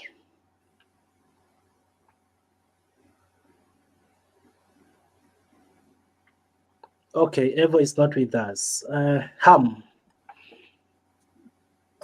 Okay, I see Evo is online.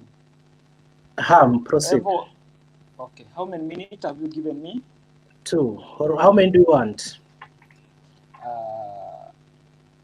Just give me like 4 to 5. I just respond. Okay, 5 is okay. 5 is okay. Thank you. I'm very time-keeping, time-conscious. One, I just want first to recommend and do some additive to the past spoken word by my colleagues. I would want to contribute something toward Jen, Nancy, Evo, and anyone who is just outside here in diaspora. From the legal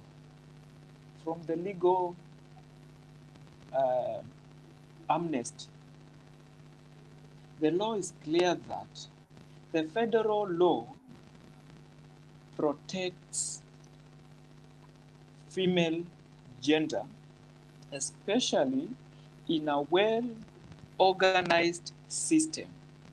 The female gender and the family matters, it's well protected. Let me get where Nancy, Jane, and Hevo, and we, some of us, we are.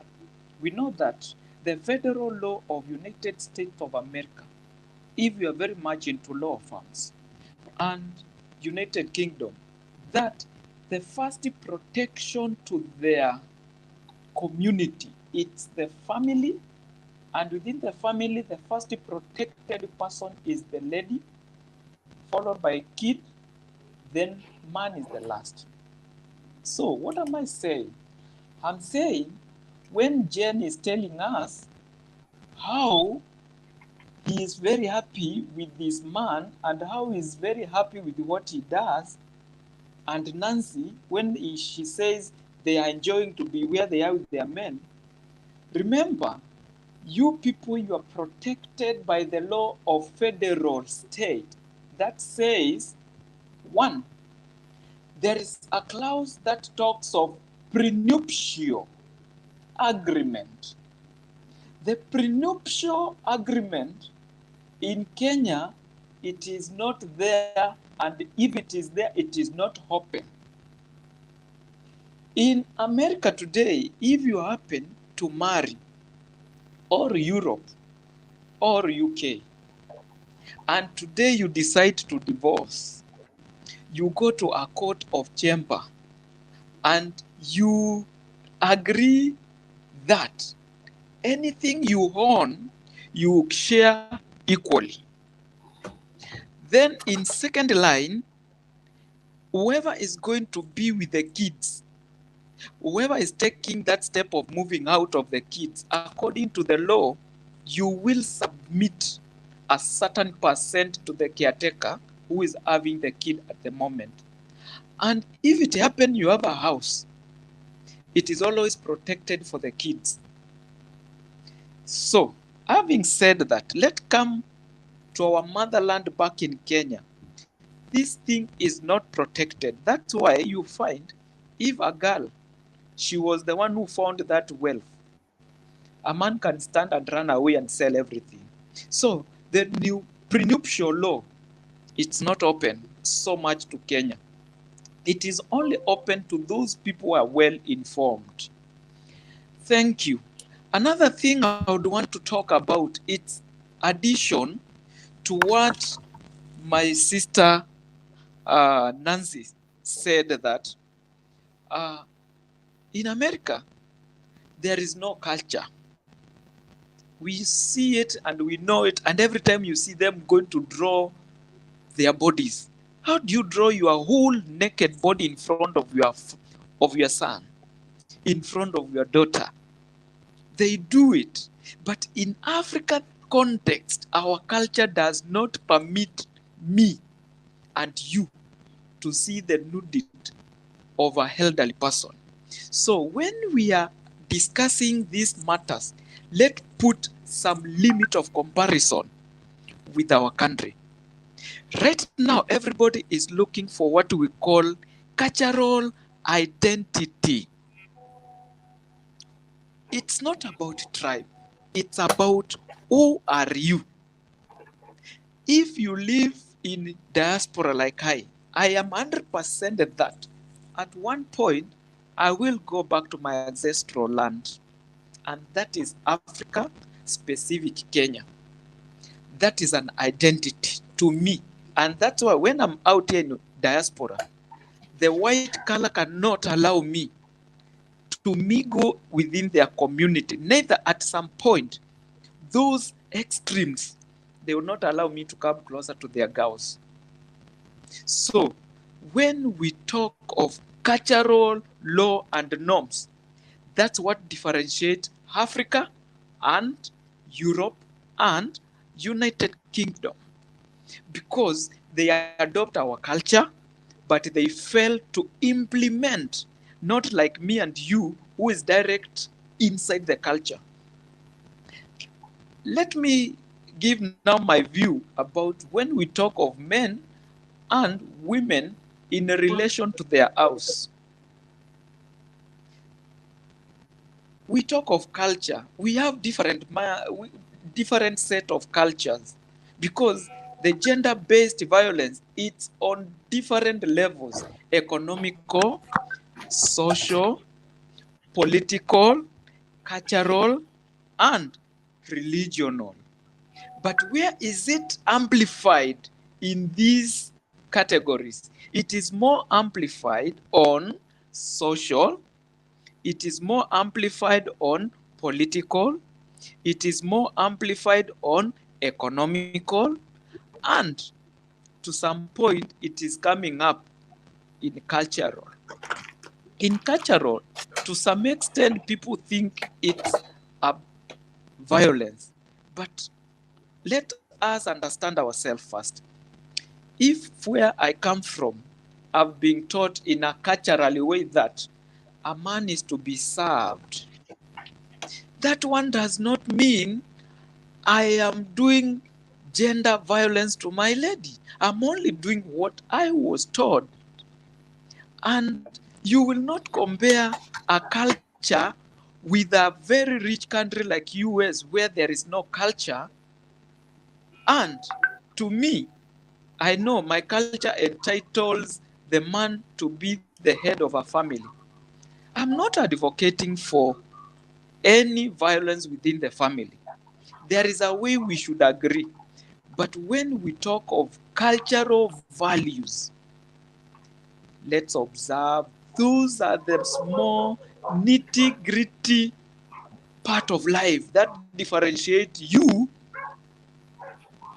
and the Europe and the United Kingdom people. That's why we are having systemic racism inside the governments.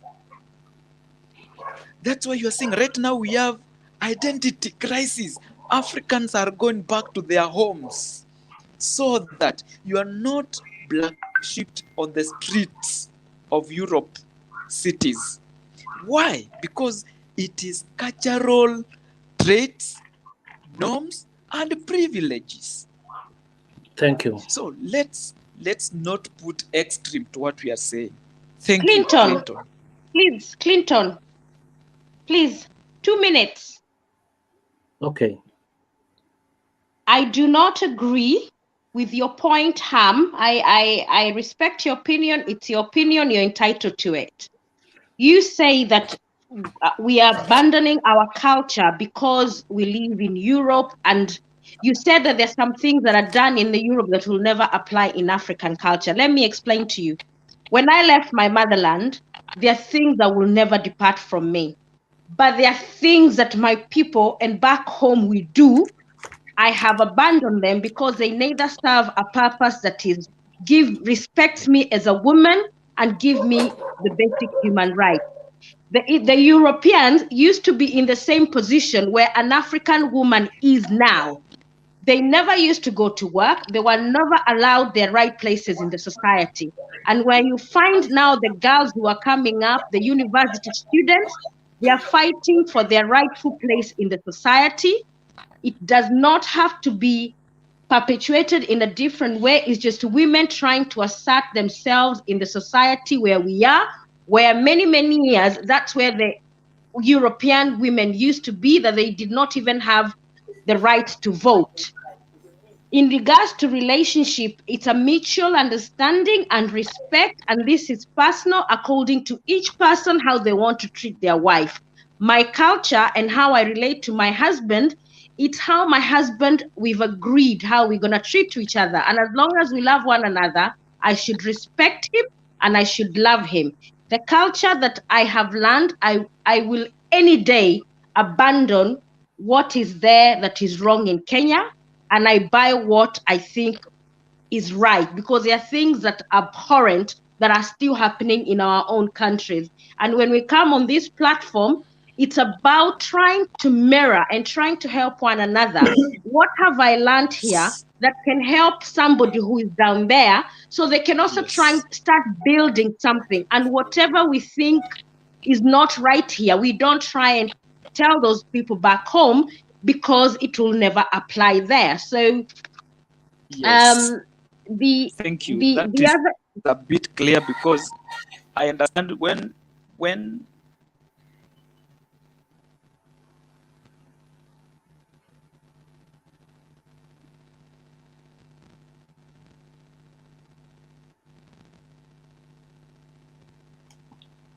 You are responding.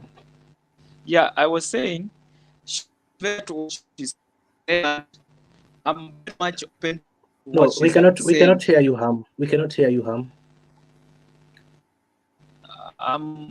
My mic is unmuted, so I don't know, somewhere within your line.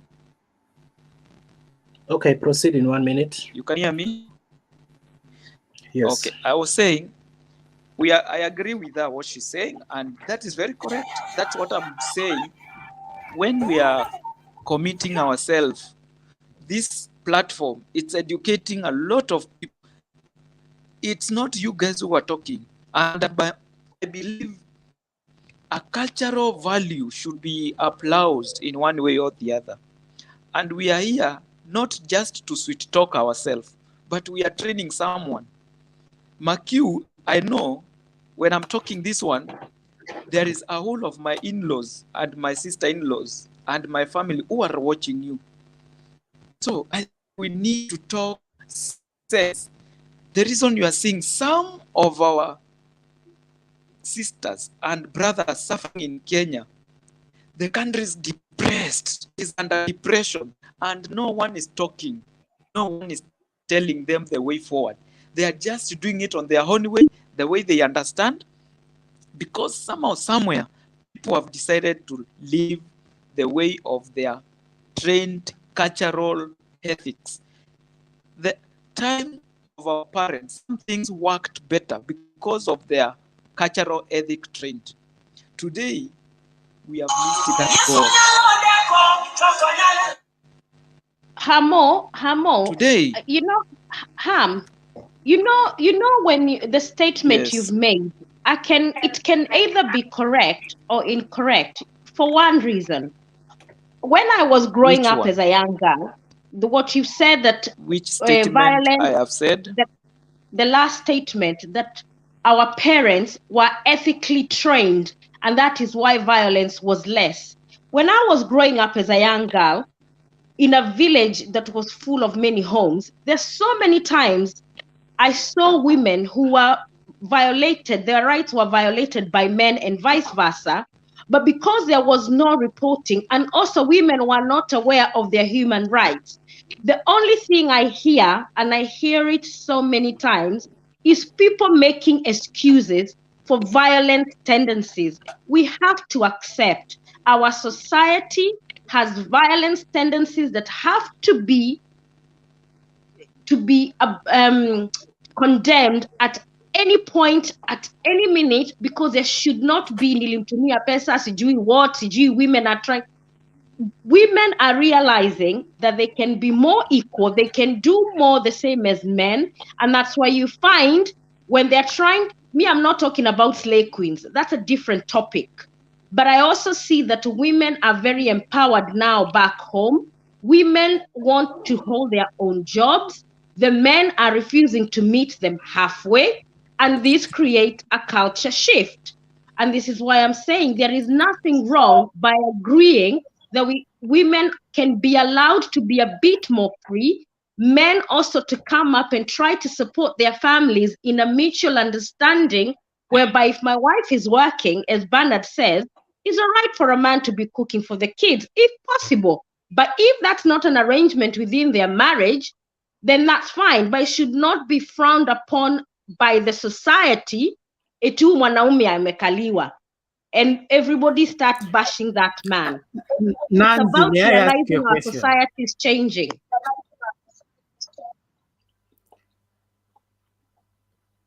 Does cooking demean a woman? No, we are giving cooking as an example. That is, if you are playing your role as a wife, taking care of the children, you are the homemaker, in your home, isn't that an honorable responsibility? And we are not running away from that responsibility. What I'm saying is, in the current setup, like for example, I've got my cousins who are young.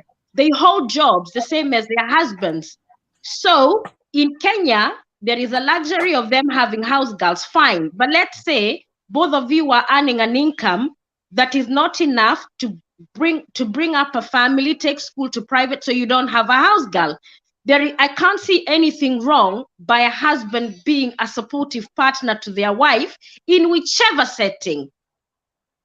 And the fact that Nancy, in I Kenya, have no problem with that. I understand you very well. My question is, when you are doing your homemaking responsibilities, okay, there is no sense of pride in you raising your children, keeping your home clean, taking care of the family, until you have gone to the office, you have been made the CEO of the company.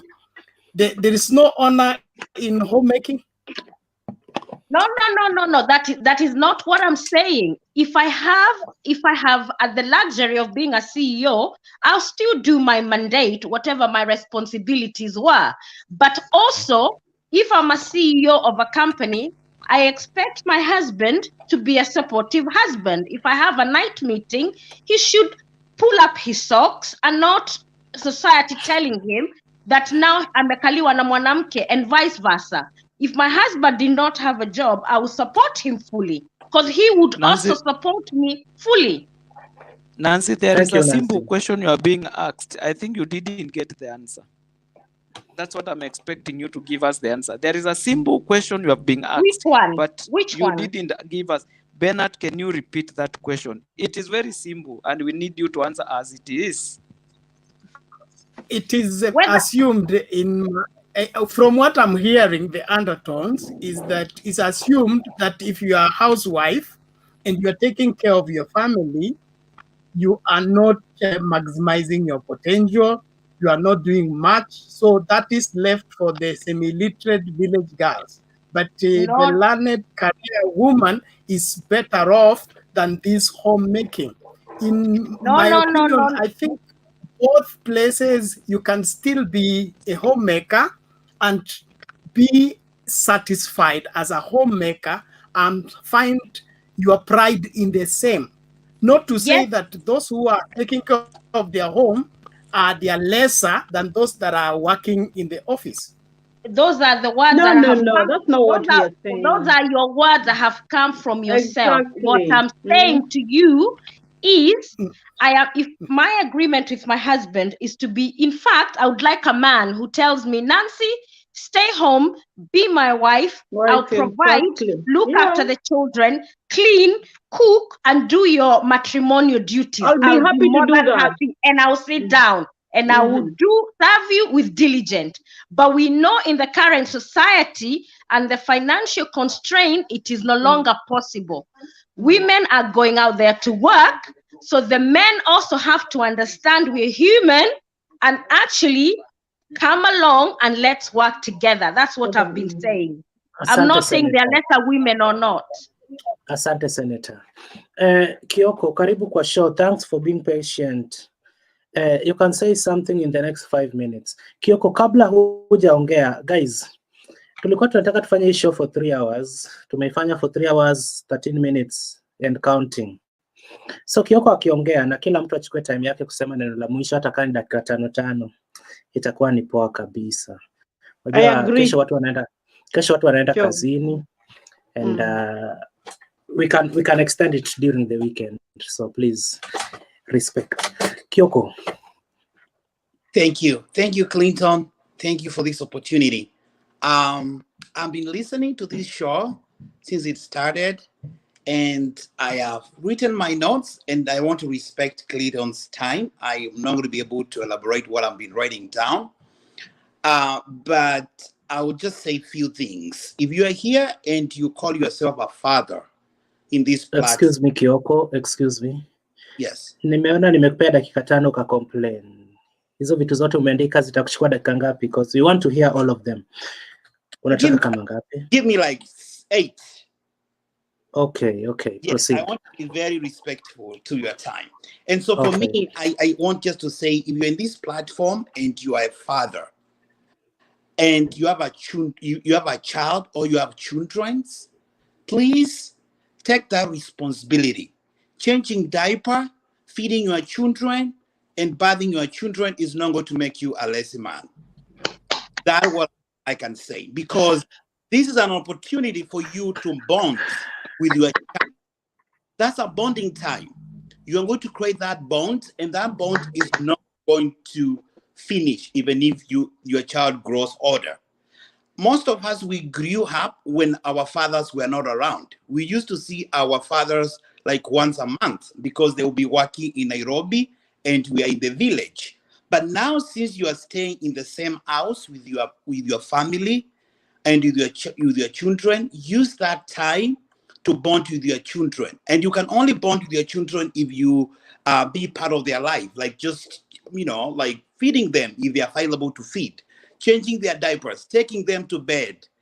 That is a golden opportunity for you as a man. And that is not going to make you a lazy man. In fact, it's going to create a strong relationship and bonding with your children. So I've listened to Nancy and Ham, and they have talked about social barriers, political barriers, and economic barriers, which have really contributed to gender-based violence. And I'm looking at economic barriers where, child girl is just, people women struggles to even, get into the workforce. Before they get to the workforce, they have to part with something that may be, you know what I mean. I was listening to, a young girl in Kenya, and she has been finding an internship, and she cannot find that internship unless she exchanges that with her body. And so, those are some of the barriers which now leads to, girls becoming, they have to depend on men. And so if we can have equal economic opportunities for both a boy child and a girl child, you'll find that girls are becoming more empowered and they will have voices, And so one thing I also want to address, and I know men will attack me on this, is about cultural belief, cultural barriers and some of the norms. So such norms like dowry payment, a dowry payment, I did a research on this. When men gives dowry payment, that's like a cultural norm. So their wives becomes property instead of partners. And so once you pay that dowry and you are given 5 cars, and I've had my own brother saying, oh, siwezi nikalipia ile mali nilipeleka kwenyu, nilipeleka sijui ng'ombe ngapi, siwezi nikapika. That is a sense which comes to the mind because men think like they have already given something to their to their wife's side because they have given money, they have given, I don't know, the dowry payment. And so when they come home, that's why you find them coming back from work. And instead of trying to find what are we going to have for supper, are the children, are my children safe? Are they, are they bathed? They just sit and they get a remote and they wait the wife to come back all the way from Nyayo Stadium, stuck on the traffic, to come and start cooking. So by the time you are eating like past 10, 11. By the time the children are going to bed, they are going like past 10:30. And so what happens in the morning when you are preparing them to go to school, they will not be able to get up and go to school, when they are fresh, when they are like very well rested. But when you're a man, you come home and you take in charge and you just you pick that slack. I think that will be a very successful kind of a partnership. And so as I conclude, I feel we have really talked well, but also I think we should also come with a solutions of even like tomorrow. Like what are some of the things we need to do? Can we create an action plan and talk and elaborate on how we are going to address this issue? Because I felt today we were diving in and just discussing all what we are facing. But I feel if we can come with our solutions and say, well, let us agree on these solutions as we move forward. And so I'm so grateful to have been this platform. And I think my 8 minutes are finished. And Clinton, thank you so much. Oh, thank you, Mr. Kioko. And this is your first time here. Always feel welcomed. We always have these shows on Friday, Saturday, and Sunday. And maybe when there are some burning issues during the week, we can have it maybe 1 or 2 times. Kewel, ulikuwa ukatoroka, but kuna venye maybe umetajwa ukaona ukuje. Wacha Tell us hivyo something. asonge. Hivyo first. Thanks, Kia. I respect you. By the way, hi, Kioko, dakika 8 uliitisha, lakini hata kumaliza dakika 8 umaliza dakika 4 ama 5, by the way. So, anyway. Wacha nataka kurudi nijibu, I think, what is Sam ametoroka. Nilikuwa nakwambia Sam kuhusu bila, obviously ni a while ago, since he last spoke, alikuwa ameongea kuhusu women wanataka take responsibility kuhusu kupata mimba nini na nini vitu kama hizo.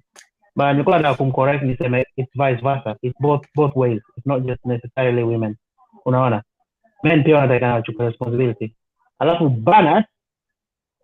Bana pia na point zake ziko sawa, but anakuja cross more mainly as married. Let's put this topic as because it's a relationship between a man and two loving couples. It does not have to be necessarily in a marriage, because kuna watu wanaweza kuwa naishi pamoja na hawajaoana, but principles not apply the same. So it shouldn't be all about marriage. For now, hiyo ndo niko nayo, by the way. Sorry. Okay, thank you. Kewel. Yeah. Thank you so much. 72 hours. Huh? Let me say something. Then No, I'm Bernard, just for no, lecturer. Evo. No, Bernard. Evo No. said No, Bernard. the old constitution said 72 hours Bernard. under your roof equals No, marriage. Bernard, you are out of order. You are out of order, Bernard. You are out of order. Thank you so much, Clinton. Mimi nimefurahia the topic. Nimekuwa na follow from Facebook. Najua leo sisi watu wa siasa tumekaa bench. We are listening.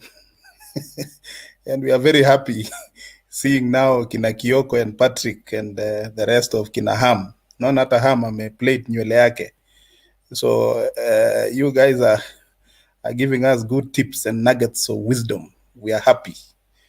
I subscribe to the Bible myself. The Bible says, and you women, submit to your husbands, and you husbands, love your wives. When you just base everything on that, hakuna kitu ngumu.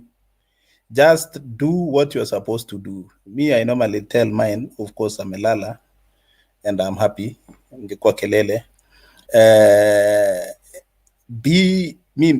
Do what you're expected to do. And let me also do what I'm expected to do. Nikifika nyumbani and kids are supposed to be fed, I do the job. When I come home and I see some things needs to be done, I do it. When she comes first, she does it. But then maneno ya kuleta job nyumbani sasa, whereby you are the CEO in your place of work, you want to come home and become the CEO, now you want to be directing things to be done. It is unacceptable. You need to come here at home. First of all, you have to know that you are a woman, you are a wife, and you are a mother. So when you're outside there, motherly responsibilities haiko. Pale ofisini mali unaserve watu chai, you're not a mother to them. You are there as a worker. When you come to my home, you are a mother and you are a wife. So you need to do what you're expected to do. When I'm also outside there, I need to be doing what I'm expected to do as a man. And the first priority comes in, as a man, you become a husband at home, you become a father at home. But when you're outside there, you're a man and you need to be responsible in whatever you're doing. So if we subscribe to what we are supposed to do as men and as women, I don't think there's anywhere where we're gonna clash. The problem comes in whereby, you know, I mean, we saw our fathers, they used to be working outside and they come home in the evening. Me, myself, I thank God because I never saw my parents fight in front of me.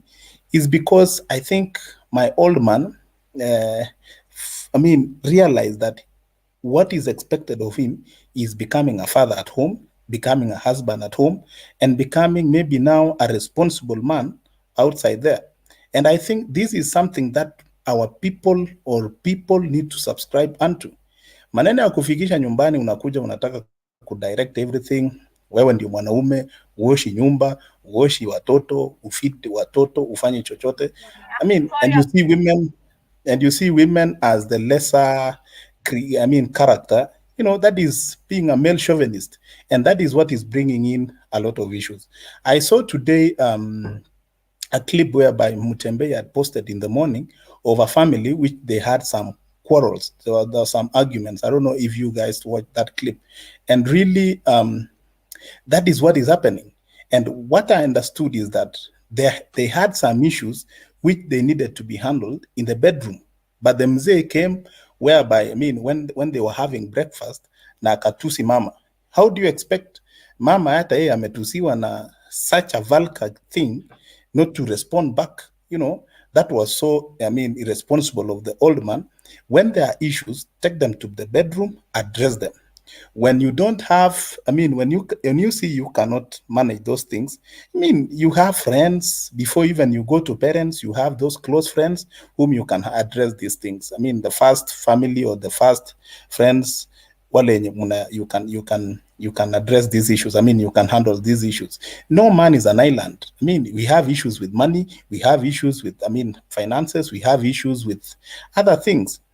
Maneno ya another thing which is bringing in a lot of quarrels lately ni hizi maneno ya simu. You know, you find mzee simu yake aliweka password na akaweka hapo kando. You know, he doesn't want, ukiweka hizo vitu, what does it mean? There's something you're hiding. Sometimes you go outside, you pick some phone calls, you come in. You know, those suspicions are the ones which are bringing all these quarrels and fight every other time. Sometimes kuna SMS zenye zinaingia, you know, ama unapata simu jamaa ameweka inaitwa airport ama ni airplane mode. All those things. These are soft issues that are bringing in a lot of frictions in the family. And if they are not addressed so well, even the nation itself won't go anywhere, because, you know, a nation begins from the family. So if we see such of a thing that happened today in the morning from that video, that mzee, will he work wherever he'll be working during the day? That mama, will she be concentrating on taking care of the family at the end of the day? Excuse me, Karen. Sorry. Mutembe has just updated that the man died. The man is even dead. 2 weeks ago. So 2 weeks ago he died. It is not a surprise. He died of depression or something, you know, or stress or something else related to, peace of mind, which he didn't have in his house. So, people need to understand where they're coming from. As a man, play your role as a man. As a woman, play as a role as a woman. And as Nancy said, that now we are having professional people whereby we have CEO directors, ladies who are CEOs, directors, and what have you. But then when you go home, become a mother, become a wife, become a woman, and, you know, fall into your position as that person. But then these things of kukuja nyumbani and then you earn more than the man, wewe ndio sasa unasema mbona hujalisha watoto, mbona hujafanya nini? Those are the things which bring now, you know, those things. Na wanaume si ati vita inaanza siku hiyo. It boils on with time, pole pole. At the end of the day, kesho mtu unapata he's doing it out of himself, he doesn't even know what he's done. Kama ni kugonga mtu, unagonga mara moja, you hack, hata ujui imefanyika nini. It boils. Si kama wanawake whereby, you know, you can speak yourself, utaongea, you release ama ulie na iishe saa hiyo. But with men, it boils with days, with months, alafu. So, what we are trying to say is that you women, play your position, fall into your position, and understand the family as an institution. The way you are running that company is not the way you are running your family. mtu anataka kukuja hapa na JD, job description. Mtu anataka kukuja hapa na kitu inaitwa KYS, those things inaitwa goals. Those days when we used to work in professional, we were told kuna key indicators yenye inaonesha you need to be performing, those things you are bringing to the family. My friend, this is a different setup completely. Come home, let us share what you want me to know. Tell me what you want to be done, and I will do it religiously. But then the issues of bringing CEO and director to home, that one should not happen. This is a wide topic, Clinton. You need to bring it maybe tomorrow or a day after, so that we delve. But you love politics, you won't come. Hatuwezi maliza. Mi nikianza sahi leo hata nimejirestrain sana. Kwanza hiyo barua ya Jubilee imeniuma sana, lakini hiyo si ya leo, tutasema hiyo kesho ingine ikifika. Otherwise, I wish you all the best. Thank you guys. Follow up these things, and there are hard issues that we need to discuss, and people thank you. Comments, and it's really tough. Guys, good news. I'm kind of celebrating, and I want you guys to celebrate with me. Derek Chauvin is guilty of murdering George Floyd. Yep. Wow. Very good. That's a good thing. What's a Is plus? it in the news? We've just read the verdict now. That's good. So he's Linda, going to jail. can I say something and go? I want to leave. Okay, so guys, we're gonna speak in the next 30 minutes, all of us. And maybe Nelson, you want to leave. 30 minutes divided by 11 people. 1, 2, 3, 4, 5, 6, 7, 8, 9. Wale mathematicians, bana. Okay, Nelson, in 3 minutes. Make it 33, yes. Now, thanks. As I'm leaving, the reason as to why I requested for this topic of discussion is because I deeply understand the reason and even the weight that it comes with when we talk about respect to women.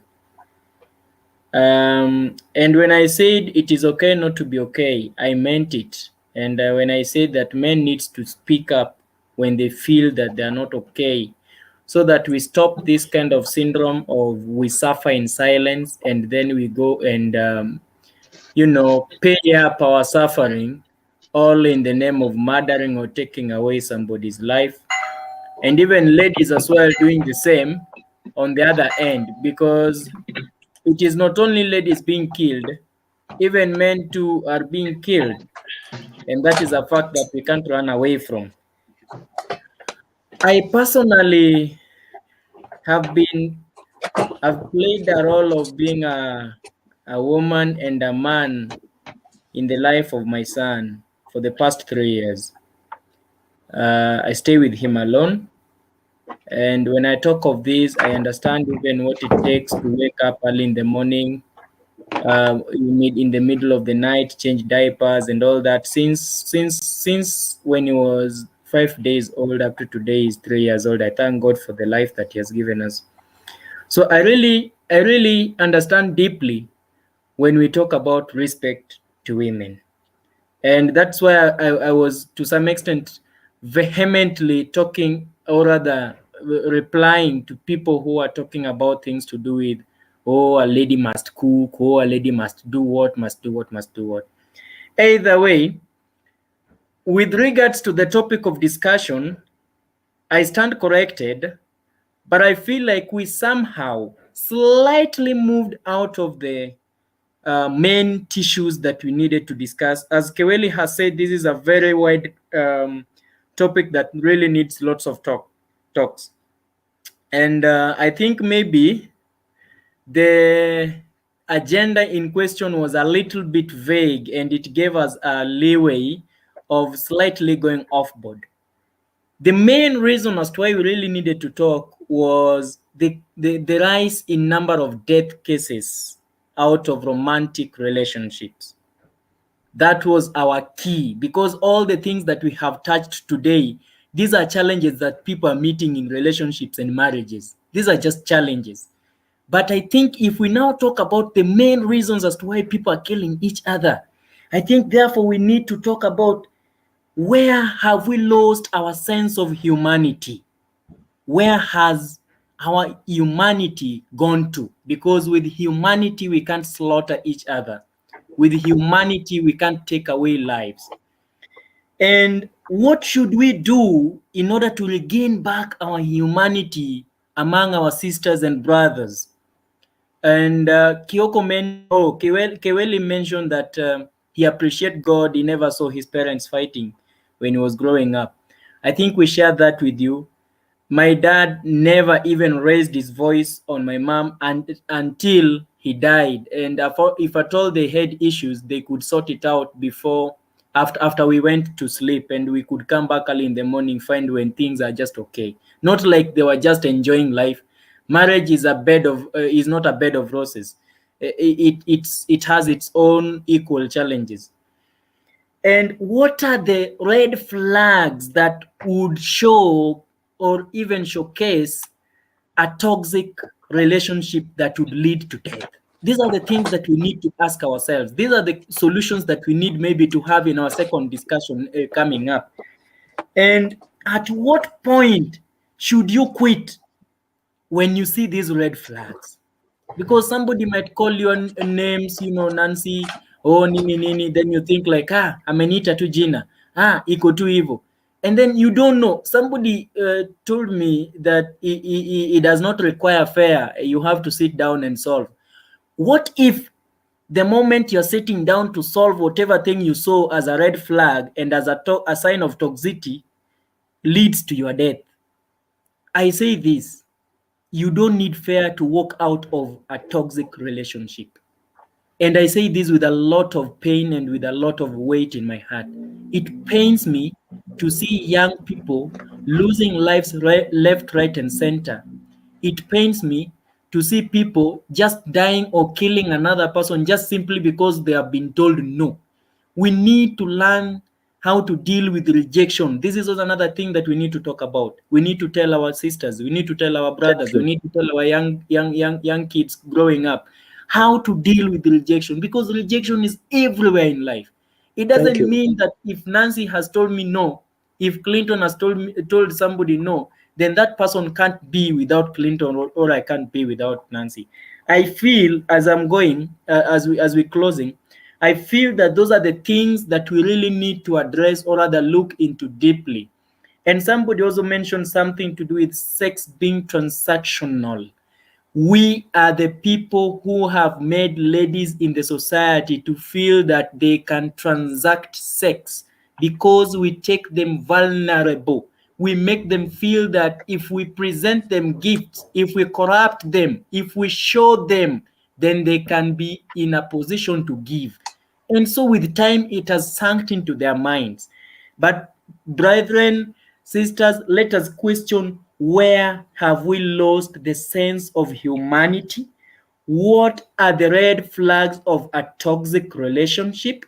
At what point of time should you walk without even looking back, like the wife of Lot when they were told to leave the city of Babylon?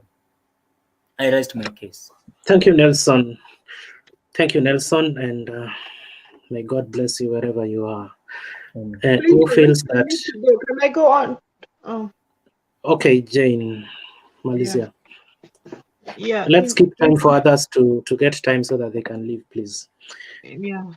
What I want to talk about is about, we need to think about depression and mental health. It's a lot. And this is what is causing maybe these killings. And I don't know about counseling in Kenya, but I think people need to be coming out more. And then we need a lot of counseling, So because I think most of this is just mental health. It's too much, because here people get a lot of support with mental health and depression. So that might be the cause of all these things anyway. And I just want to thank you people for a nice debate. And I hope I'll see you soon. When are we on again? On Friday? Anyway, we'll see you in the Yeah, we're text. So gonna you do it guys, on Friday again. yeah, nice debate. Have a good Thank night. you. Have a good day. Thank you, And Jane. God bless you. And I'll see you soon. Thank you, Need to go Jane. to bed. Tomorrow is work. Iko chai, ngojeni kwanza, iko chai. Iko chai? Nani anapeana chai? Huyo anaongea from Kericho Tea. Oh. Why are you tempting us? Ham in 3 minutes or 2 minutes. Yes. Let me just take the shortest possible because people want to sleep. One, I'll say the topic was quite good, and I expected some categories, how to handle it in categories. It is wide, but next time let us check in categories so that we don't just jump here, there, because many people talked of socio-economic gender violence, but there are things which we are tagging themselves to finance matter, others are jumping into political matter, others are jumping into cultural matter. So let's group them. It will help us understand this person is talking from which platform or which stand. Secondly, I want to say, despite God has blessed us with work, we need also to work with these young people. I don't know how many in this platform now you are mentoring someone behind you. I am who I am because somebody has been mentoring me since I was in school, since I've gone through my high school, since I've gone through my university level, and even to my career level. Someone is still working with me. So that one alone, it has helped me to be who I am and to see the sanity in family and to see the sanity in any female gender, whether from my daughter all the way to my grandmother. So, having said that, these young people and most people currently, they do not have mentors. So can we be an influencer to mentor many people so that we can balance the equation? Then final one, currently we have a depressed country. Let me first stand from my country, Kenya. Kenya is depressed. It is depressed all the way from the top leadership management to the family level. That if you make an argument with someone, it can break to a disaster. So right now, what I'm trying to encourage people, when you give a piece of talk to somebody and you realize is diverting from the position of soberness, try to pull out a bit. And this alone, it will help to quench the disaster which we are seeing on the street and in the families. The topic is very wide. Actually, I think we have not even done anything in as much as we have discussed. But also, let's have some solution inside. And more so, those people who can afford to have people who can give counseling positions. Let us welcome people on the board whereby, aside what we talk, someone can seek for solution. There are people who are watching, and mark you, someone is asking, can these people talk to us? Where can we seek for some solution? So that one I'll leave to the management of platform. It is not necessary you tell us, but you can just point out, you say, and when we are talking, we have so and so, like Ben is from a spiritual world.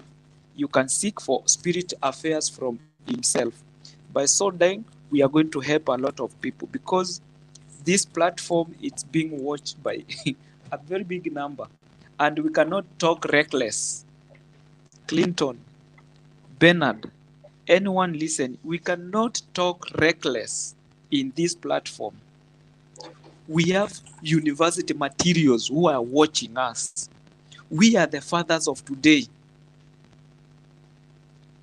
The other time I said our system of government is where it is now because of our parents. what they did past. So our generation of parenthood, it's where it is now because of what was done yesterday. Thank you and have a lovely night, everyone. Bye. Thank you, Ham. Patrick?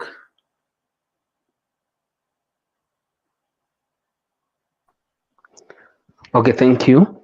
Okay, before you proceed, Patrick, for those who want, who may want to be added to this channel's WhatsApp group, you can comment your number at the private section, then we're gonna add you into our WhatsApp group so that before we come here, we always have some discussions behind the curtain.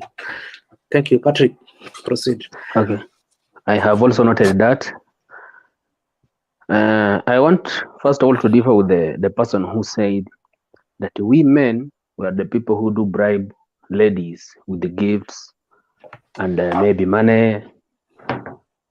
I differ with him because that one depends with the person's background and the circle of socialization, how this person was brought up, whom were they close to her. That's why I differ. And the other thing also come back to Nancy. Nancy is too deflective when he's answering the questions. He's trying to maybe to sideline.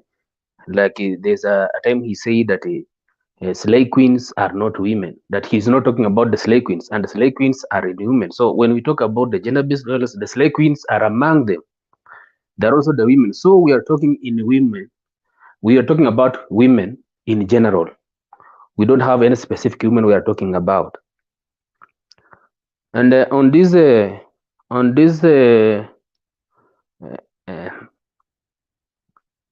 today's lesson, let me can say it that like that. It was good, and this is a very common problem here in Kenya, gender-based violence.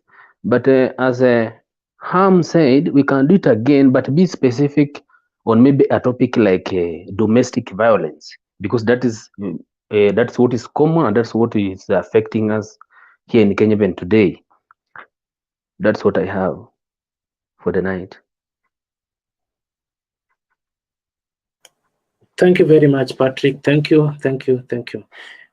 Madam Nancy, you have to summarize for us, but just wait for Bernard and Evo, then you close this thing. So Evo. I don't want to close, I want to go. Okay, Nancy, you're going to speak after Evo. So Evo is gone. Ben, Nancy. Right. Patrick, I think you misunderstood my point on Slay Queen. That was when they ask for fair. And I said, that's a different point where you're talking about a long-term relationship and the difference between a woman that you love in your life and these people who are saying they have side chicks. I can't comment on side chicks because I don't believe about a married man having a side chick. And although I don't condone violence against them either, they're human beings and they should not be abused by anybody. People should let them be. For me, our society, firstly, is being failed by our leadership. Our country lacks the proper leadership from the top to the bottom. There is a crisis at the moment in our country, and every leader has been silent about it. I was hoping that I would see more, especially in the last 4 days where we've had a lot of women gone. I would see women leadership come out. None of them have talked, but when they're talking about positions, they're very loud. So I think it's priority misplaced once again by our leaders, and we are who we are because of the leaders we elect, and I hope that we will do better next time. Tonight, I've had a lot of blaming of women. Let's call violence for what it is. Either it's against a man, a woman, a boy child, a girl child, it is still violence. We should not condone it and give all sorts of excuses. I think our country needs to go back to God. We are a country that is 70% Christian, and I think the moral compass of our nation is falling apart. But this can be attributed, as I said, for failure of leadership, both from our government institutions and churches. I watched a program on Citizen yesterday whereby they were doing a program about makasisi wanarepu watoto wadogo, wanawaambia wakaimbe kanisani, then they sleep with them, and then the mothers go to find help from a certain organization. This organization tells them, you cannot get any justice. Itabidi you take that child back to be raped so that you can bring that child for us to do forensic investigation. It broke my heart. And I hear what Hamo says, and Patrick, perhaps we can break it down a bit because this topic is very wide, and possibly we could come up with more solutions than we've discussed the problem more than the solutions. So yeah, and thank you for the platform, Clinton and Mutembe. You're doing a good job, and I'm happy to be part of this crew, as always.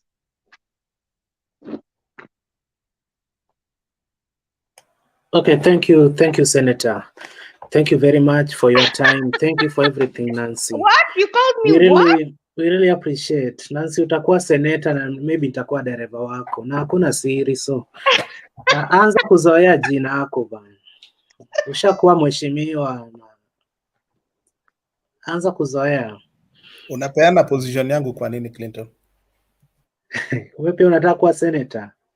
Ama She's a senator for the diaspora county. But mi nimesema mi nataka kuwa driver wa senator. Kuisha wewe, Nancy. Kuisha wewe. So, having said that, Evo, you are saying something, but your network brought you some problems, maybe in 3 minutes. Thank you again, guys. First of all, nashukuru sana. The topic about mleta leo is very important. Na panel as a across the board, kila mtu amechangia, na everybody really came up with good points. I'm not going to mention names, but obviously there's a few people, but obviously when we have a forum like this is a public thing. Kuna watu nastahili kutaja jina wamekuja hapo hivyo wakapeana point. I mean, I know everybody has a freedom of speech, anaweza kuongea chochote ambacho anaongea, but kuna watu walikuwa wanakuja hapo hivyo wakaongea things which, I mean, really you should not be discussing in the public, because it did not make any sense. Now, I'm just being honest. I mean, we're all grown ups.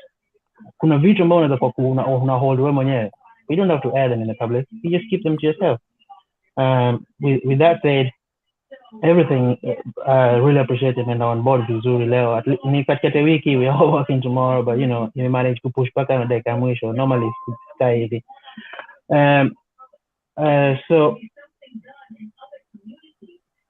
what I want to finish is what we've just touched, just the tip of the iceberg. This topic is very important because of what's happening in Kenya and across the world. But mainly, since we come out of Kenya, this forum to focus because of what's happening back home in Kenya.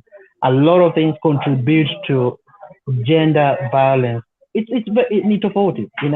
One family can be because of issue of pesa, another family issue of jealousy. It's all differs. But at the end of the day, kama tunaweza kuongea in general, to pinpoint easy matters vile tumesema, at least inaweza kuwa somebody or a family somewhere else. And that is the most important thing. And that's why we've got this platform. So with that said, I just wish everybody best of luck, and hopefully to look forward to the next meeting on Monday, Friday. Thank you, Evo. Nishakuweka kwa WhatsApp group. Patrick imekataa. Nimekutumia link. Alafu kuna jamaa kwa comments. Hiyo nicho nani? Ibrahim cha usiku, pole bana. You can inbox me again, I see your number nikuweke in the next 2 minutes. Sisi nilikuwa nimekataa. Pole, samahani sana. Who has not talked? Pastor. Ama kewe luko na issue? Kevin is seriously sleeping. Yes, yes, yes, yes. Maybe useme alafu pastor amalizie. Unajua Bernard ni professor. Atasema mingi, so he will summarize later. The forum has been wonderful. Today I CRTC Core forum, I was following it up on the other next door that is on Facebook. And it's been really interesting. And what Ivo has said is that kuna watu who just come in and, it's a forum, but then they just air what they want to air, but then we need to filter. But it's been a wonderful evening. I feel like we need to be doing this thing more often. Maybe on Tuesdays like today, we can be doing such topics, the social issues in terms of family, and the rest of the things. It will really ease a lot of things in families. Some people will learn from others, experiences will be shared. And in one way or another, we are making this nation, we are shaping the nation. And when I learn what Patrick has gone through, what Ham has gone through, Ivo and the rest of the people, when I hear Nancy speak, I see a strong voice from the other gender. You will understand them. So it's been a wonderful eye-opener session. So I look forward to seeing another one. And for real, boy child is needs to be well taken care of. Otherwise, the way things are going now, itakuwa ngumu kidogo hapo mbeleni. And wacha tuombe tena hii boy child. Otherwise, itafika wakati hata Biblia inasema siku za mwisho, wisdom, people watakuwa na busara mingi. So we never know. These are challenges which are coming with the last days. But then, let's focus. Otherwise, thank you so much, Clinton and Mutembe. You are doing a wonderful job. See you on, is it on Friday? Yeah, I said this week itakuwa na mambo mingi. And you've seen how things are going. By Friday, itakuwa drama kuliko kila kitu. Thank you so much, people. God bless you. Bye-bye. Okay, Pastor. Thank you so much. Today it's been very enriching and very enlightening. We should keep it up in that dimension.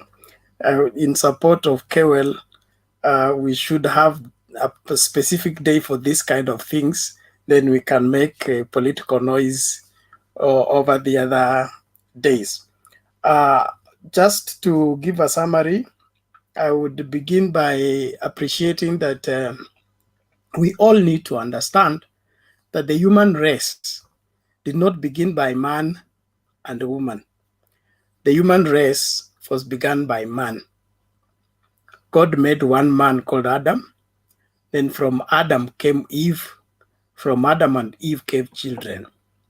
So if we're going to fix our societal problem, we need to attend on the kind of men we are raising.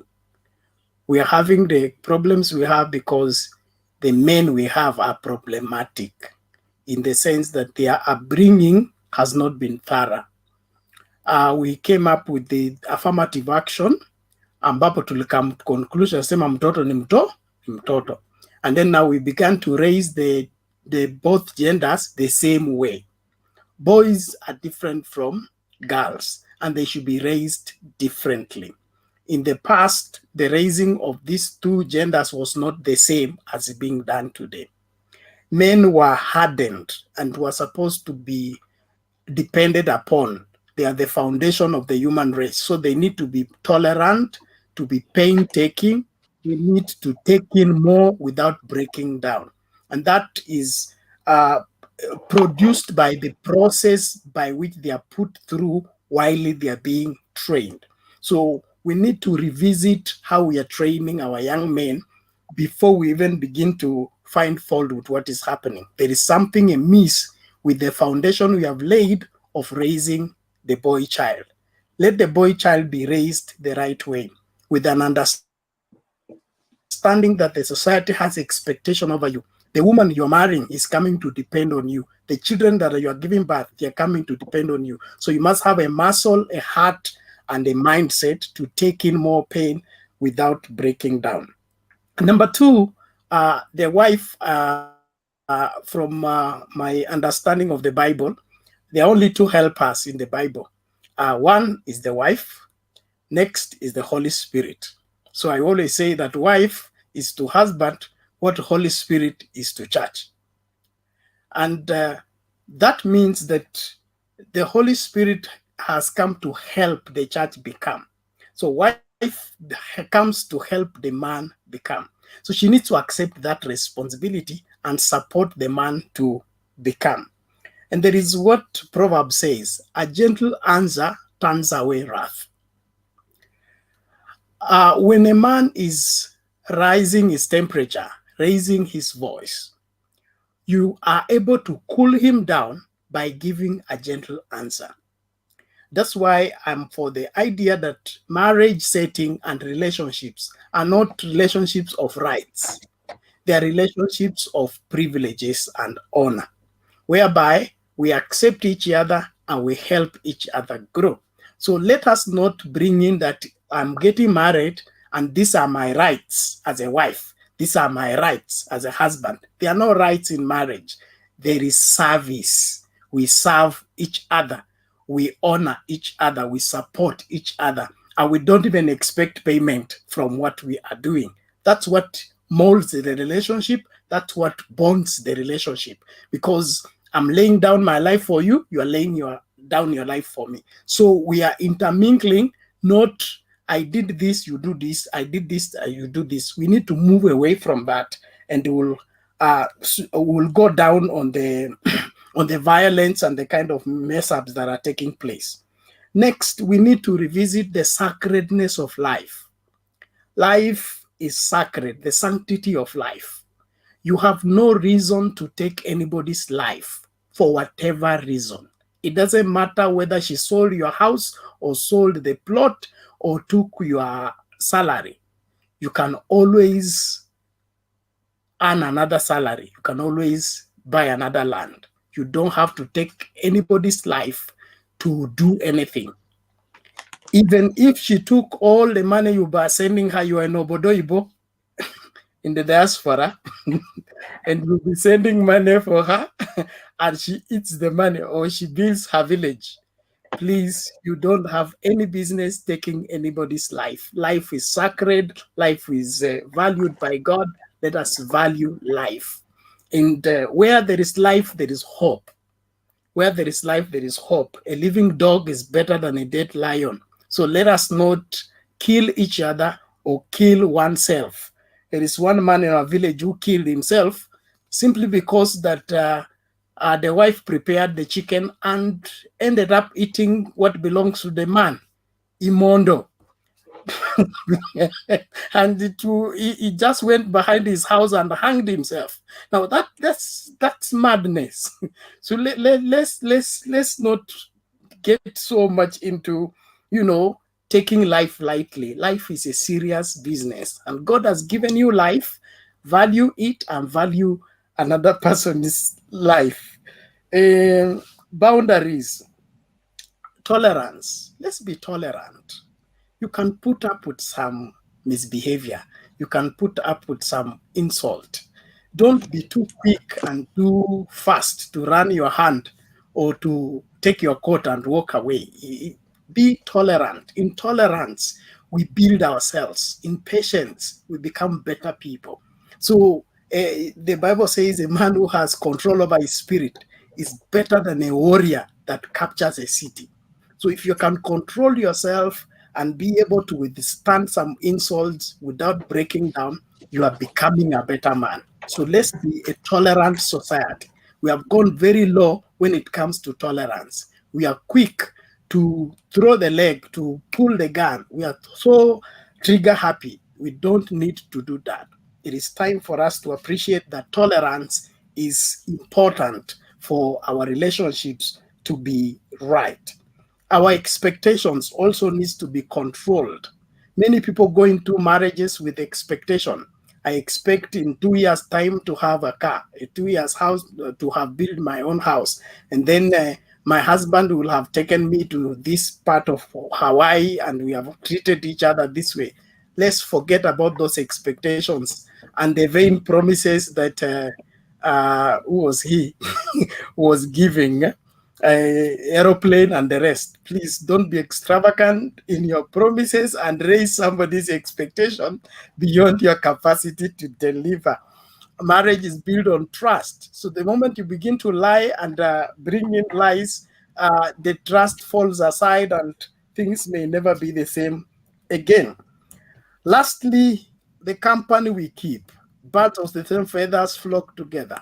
You cannot hang around with violent people and not end up being violent. Bible says bad company corrupts good manners. Please, let's watch our company. Not everybody is worth your time. Not everybody is worth your attention. Not every advice is applicable to you. There are people who think that because they roar in their house and everything, cockroaches and rats run in their corner, they also want to turn you into a roaring man, to turn yourself into a terrorist instead of being a father and a husband to your family. So it is important that you watch the company you keep. Don't hang around with people who have lost hope in life and all they want is to destroy their own lives. Don't be recruited in their company because it will end up destroying you. Back to the Bible. The companion of fools. He that walks with a wise man shall be wise, but a companion of fools shall be destroyed. So don't keep company with fools who wants to incite you against your wife, incite you against your children, incite you against your parents. Keep off wrong company, and we will have successful relationships that will enhance a breeding ground for raising greater generations from our hands. God bless you. Thank you so much. I appreciate Clinton, Tembei, and the rest of the crew for the great work that you are doing. See you in the next show. Mutembei.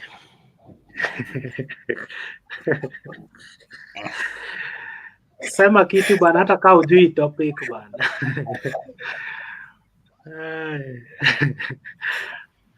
Say something on this topic, Mutembei.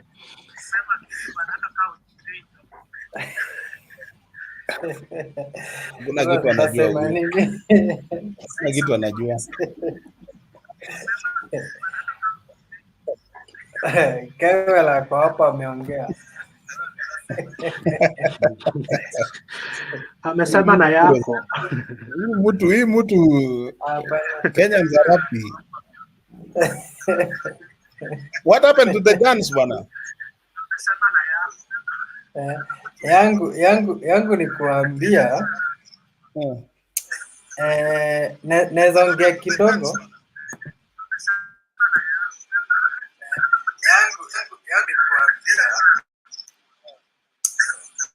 Watu wapendane.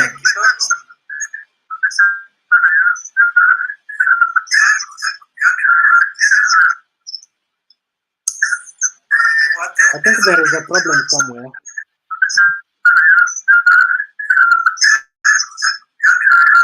Watu kuna hiyo kelele.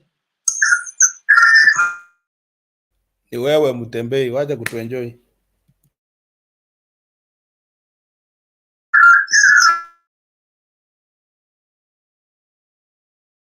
Ni mic yako Mutembei.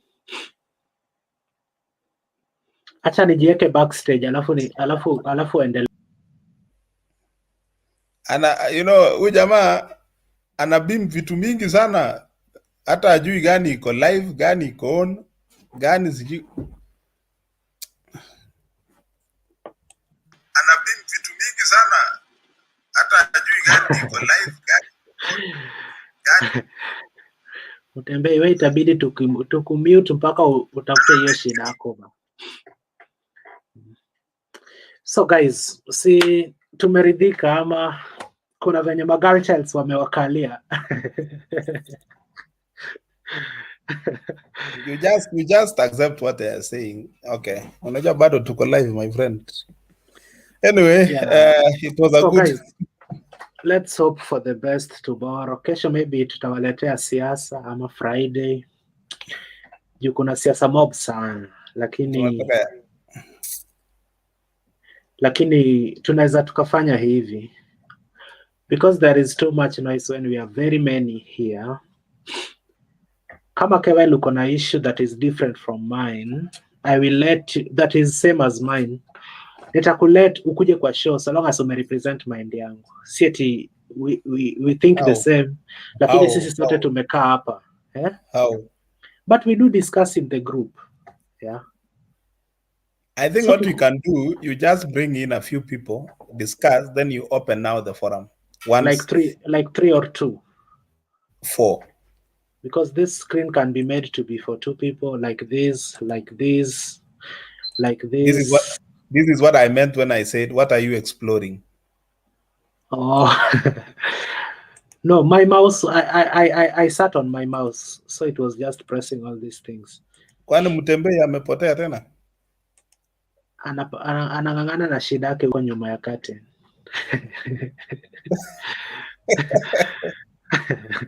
So, you can bring on board 4 people, then we discuss issues, and then we get the perspective, the direction. People now would come and join in, and by that time they'll have aligned now to what is happening. But then tukifungua tu forum, kila mtu anakuja na akili yake. Rupia atakuja na mwana siku hizi ako na taa yenye inakimbia hivi kama ile ya polisi akikamata kitu. So asinisikia atanigonga kesho. Anyway, so bring 4 guys, discuss issues, weka into perspective, open forum now. Then tutakuwa tunaenda in tandem with the topic of the day. Ashley Mason, hebu jilete hapa. Sio ni yule Ashley wetu moja tu. Who is Mason? Ashley Mason ndio hiyo link. Huwezi jificha tena US leo. Na tuko na topic inawataja. So, guys, Bernard, we really thank you for your encouraging words. Tulikupea hiyo chance juu wewe pia ni pastor kivyako. So unasema ya dunia na unatuprovia huko kwa Biblia pia. We always appreciate your time, man. Ni venye tu hakuna kitu tunaweza tukafanya. Naweza tu nikakwambia kesho tembea uende hapo kwa Kewel kunywe breakfast. So thank you very much. So Nancy is back, and kama umemtaja, he's back. She's back, not he. She's back. So nashuku Kewel ndiye alitaja Nancy. Ako wapi Kimoni?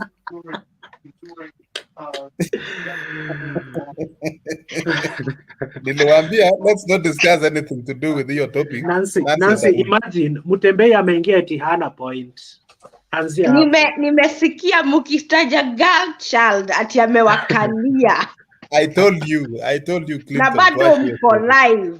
Sasa hiyo discussion yote tulikuwa nayo ilikuwa ya nini? Kama hiyo ni assumption. Tuone ni wakina nani wamewin. Simle walemea hapa na mlikuwa watatu. Lakini sisi siku zote tunakuanga let's represent, akunanga gender balance, wanaume ni wengi.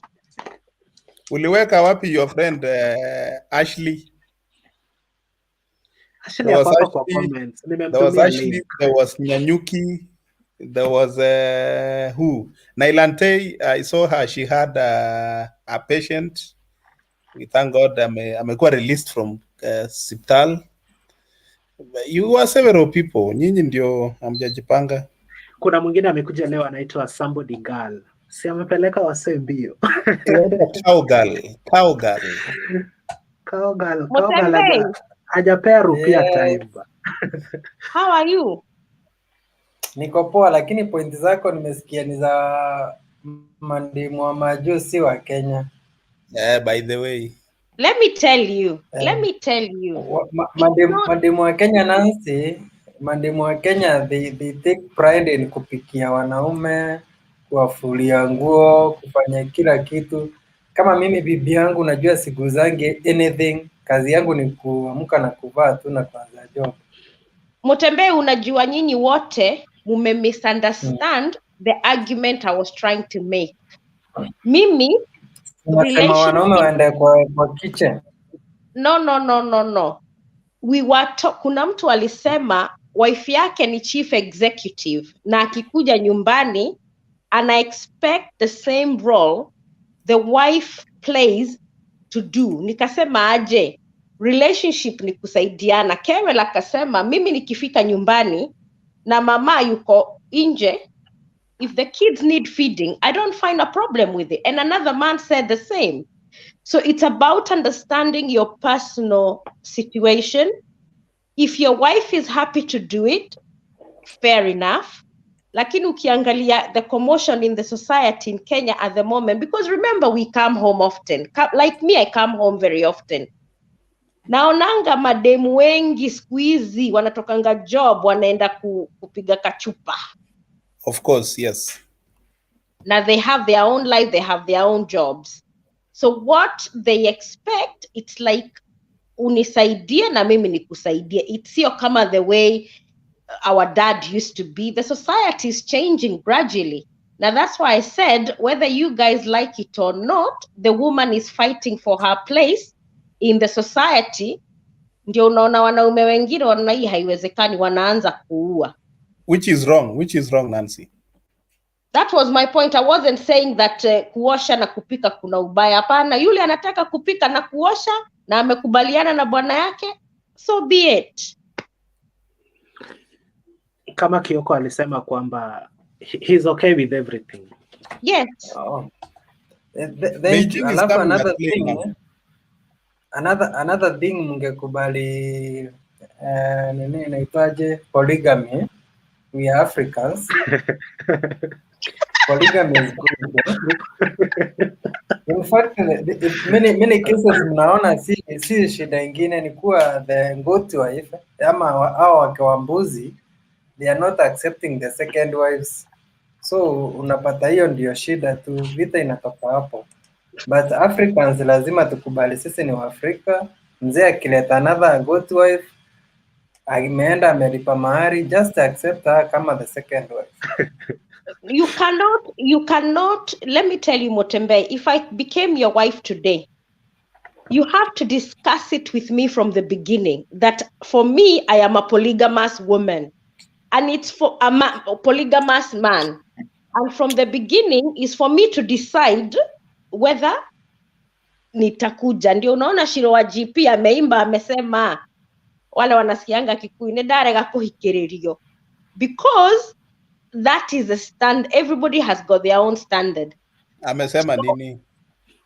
Shiro wa GP ameimba wimbo anasema yeye mwenyewe amekataa mtu aoe mwanamke mwingine. Hiyo sio maombi yake kwa Mungu. Na hiyo sio maombi yangu pia. Kwa hivyo ukinioa tukikutana niambie, Nancy, from the beginning, me I come from a polygamous family. My wish is to have 2-3 wives.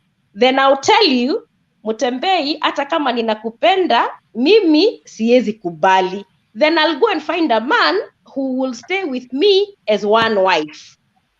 So you're giving the woman a choice as much as you want your choice to be respected. But Nancy kukwambia hivyo, then I will be going against the traditions, because traditionally we never used to tell wife kama tukimuoa tutaoa mwingine.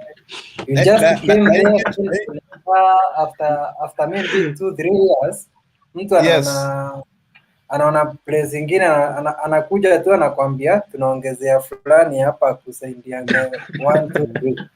Then ukikaa 3 years zingine unamwambia acha tuongezee mwingine pia akuje hapa awajoin.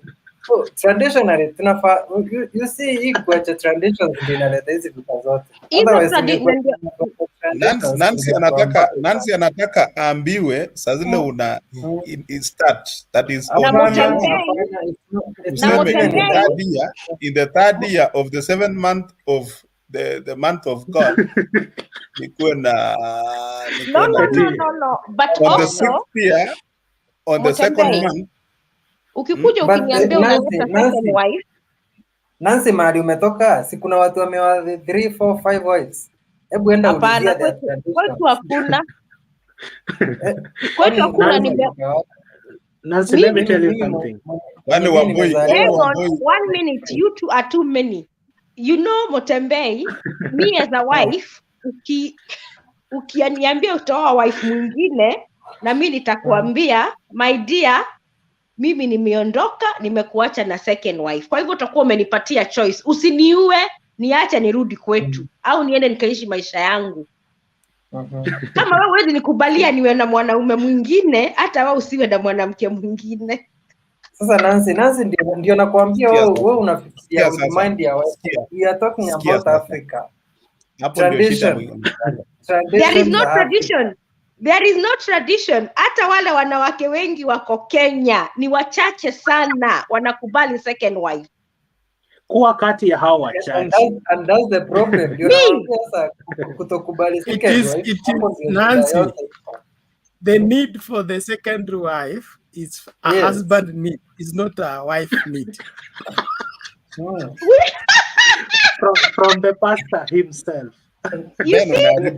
Lakini let me tell you. Wewe Nancy nataka kuuliza kitu kimoja.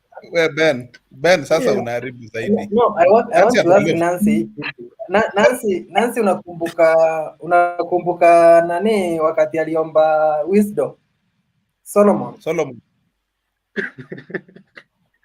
Aliomba wisdom kwa Mungu, si ndio? Na Mungu akampea wisdom yake. Yaani ile wisdom Mungu ako nayo kwa kichwa akapea Solomon. With that wisdom, Solomon alioa ngapi? Na alikuwa na that was not part of the wisdom. That was not part of the wisdom that he saw. That's wisdom. The Bible haijasema wisdom ya. Bible haijasema aliomba wisdom ya wanawake. No, akiomba hizo vitu hapo hata mimi nimekataa Mtembei.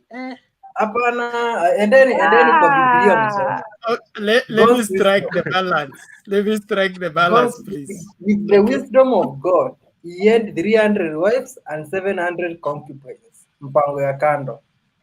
Not as a display of wisdom, but as a life experience. But this is a guy who huyu ni aliomba Mungu tu wisdom. Hakuomba Mungu kitu kingine. Hakuomba Mungu many wives, hakuomba Mungu hizi zinaitwaje sijui pesa ama nini. But he used the Bible says, after God giving Solomon wisdom, he loved the Lord God with all his heart, with all his soul, and did what was right as his father David. Then it reached a place and said, Solomon loved strange women, and they turned him away from God. So they turned him away from God. That is what produced the book of Ecclesiastes. But Pastor, Ecclesiastes is the end of Solomon. And what does he say? Everything is vanity. All is vanity. I have been everywhere. I've tested everything. And this is the conclusion of the matter. Test everything. But no, Bernard, when you see everything is vanity, hata kukuwa na wife moja ni vanity, na kukuwa na wife wawili watatu ni vanity. True, and he is telling you out of experience so that you be advised that if you follow in my footsteps, you're going to end up where I've ended.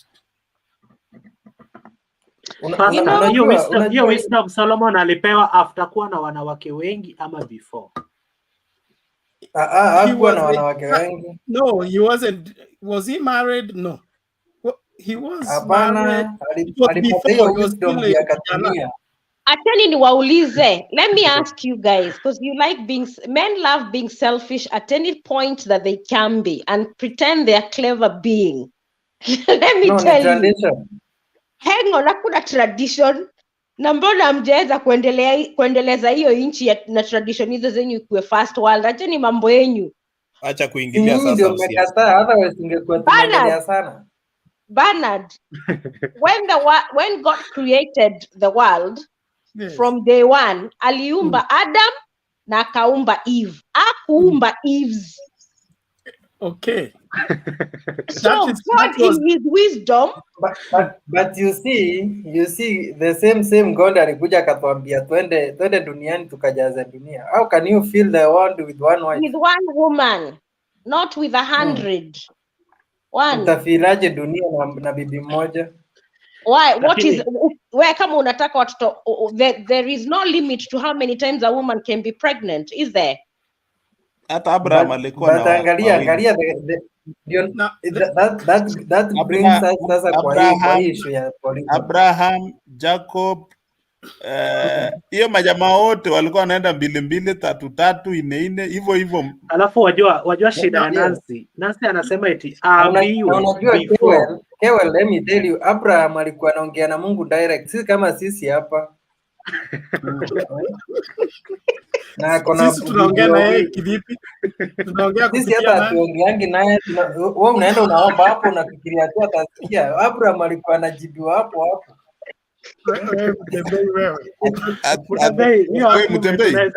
Unaweza ingiza msichana wa mtu box in 2 minutes.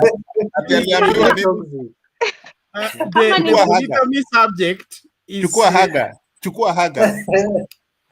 Let me tell you guys, the polygamy aspect of life is in the Bible, okay?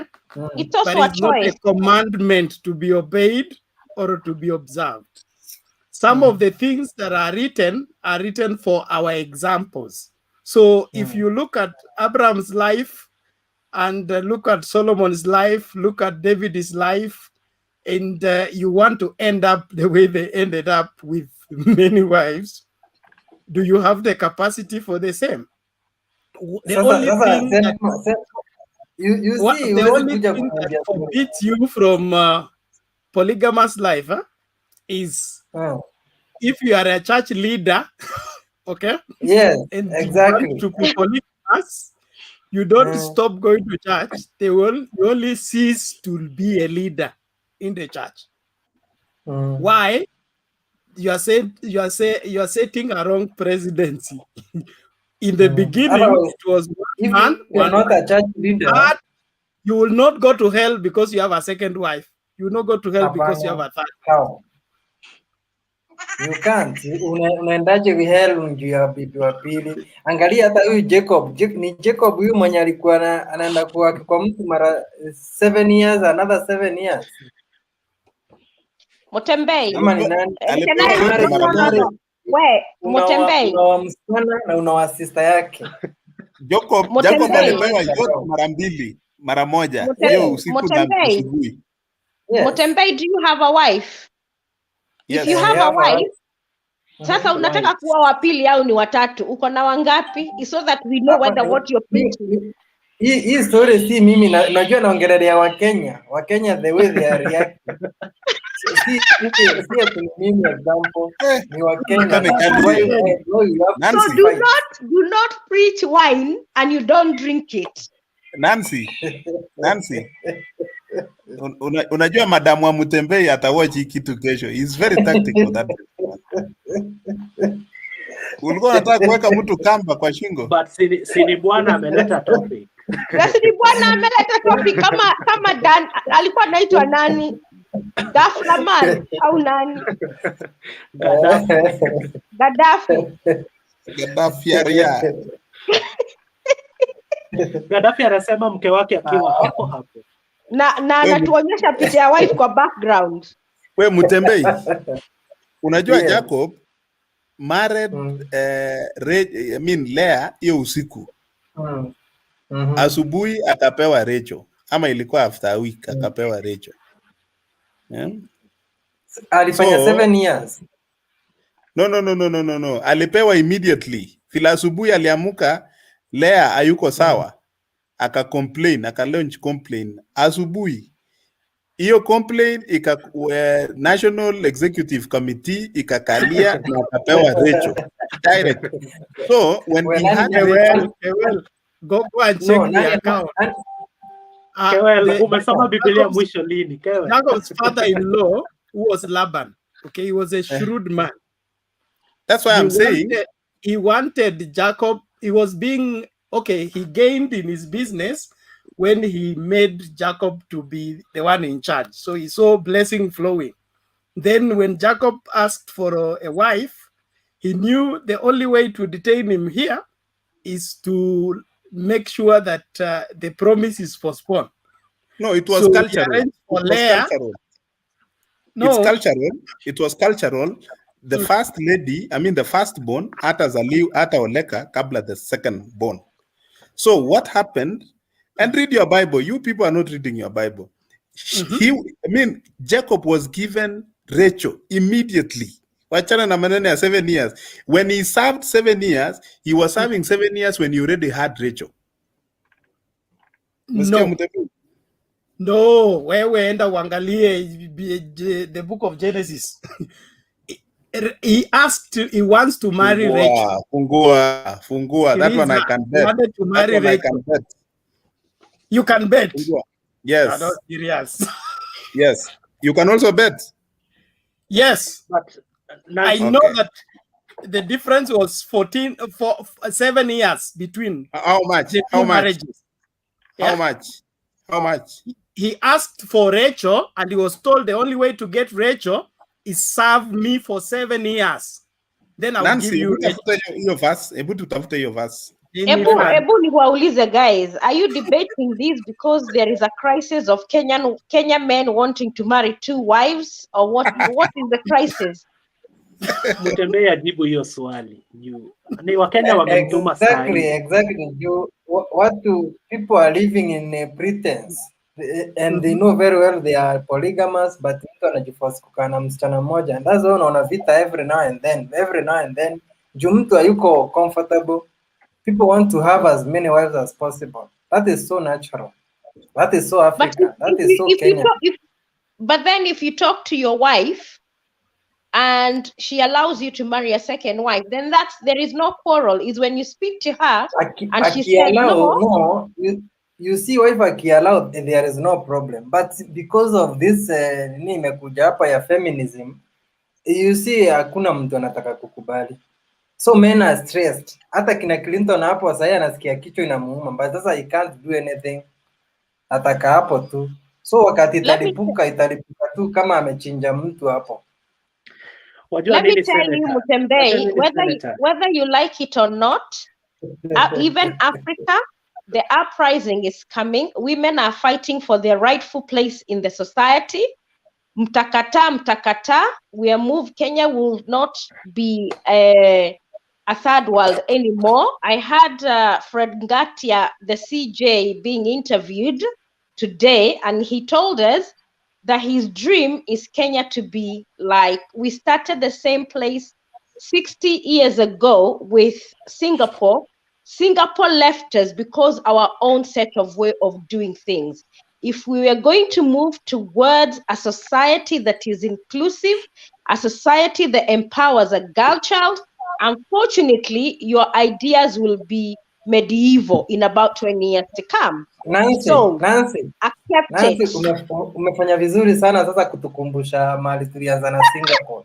Do I tell you that during that time when tulikuwa na Singapore, polygamy was the in thing everywhere. All of a sudden, let's change. Wakaenda kwa polygamous. Hapo ndio tulilose ground kabisa. Yes. Mutembei. Let me read something to our friend that is in Genesis chapter 29. In answer from 21, okay? Mr. Pastor. Yes. Unanisikia? Read from verse 18. From verse 18. Watch your 21. Okay, from verse 18.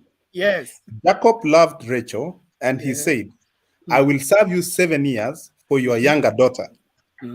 Laban said, it is better that I give her to you than that I should give her to any other man. Stay with me. So Jacob served 7 years for Rachel, and they seemed to him but a few days because of the love he had for her. 21.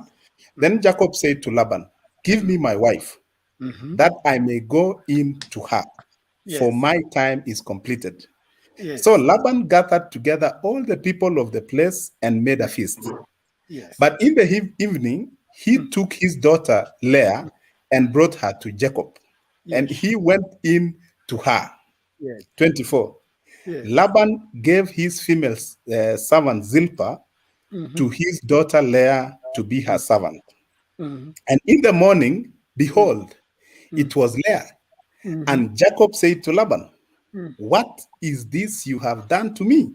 Yes. Did I not serve with you for Rachel? Why then have you deceived me? Laban said, it is not so done in our country to give the younger before the firstborn. Complete the week of this one, Yes. and we will give you the other also in return for serving me another 7 years.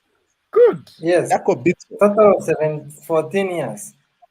Yes. So Rachel was given out after a week for now this guy to serve another 7 years.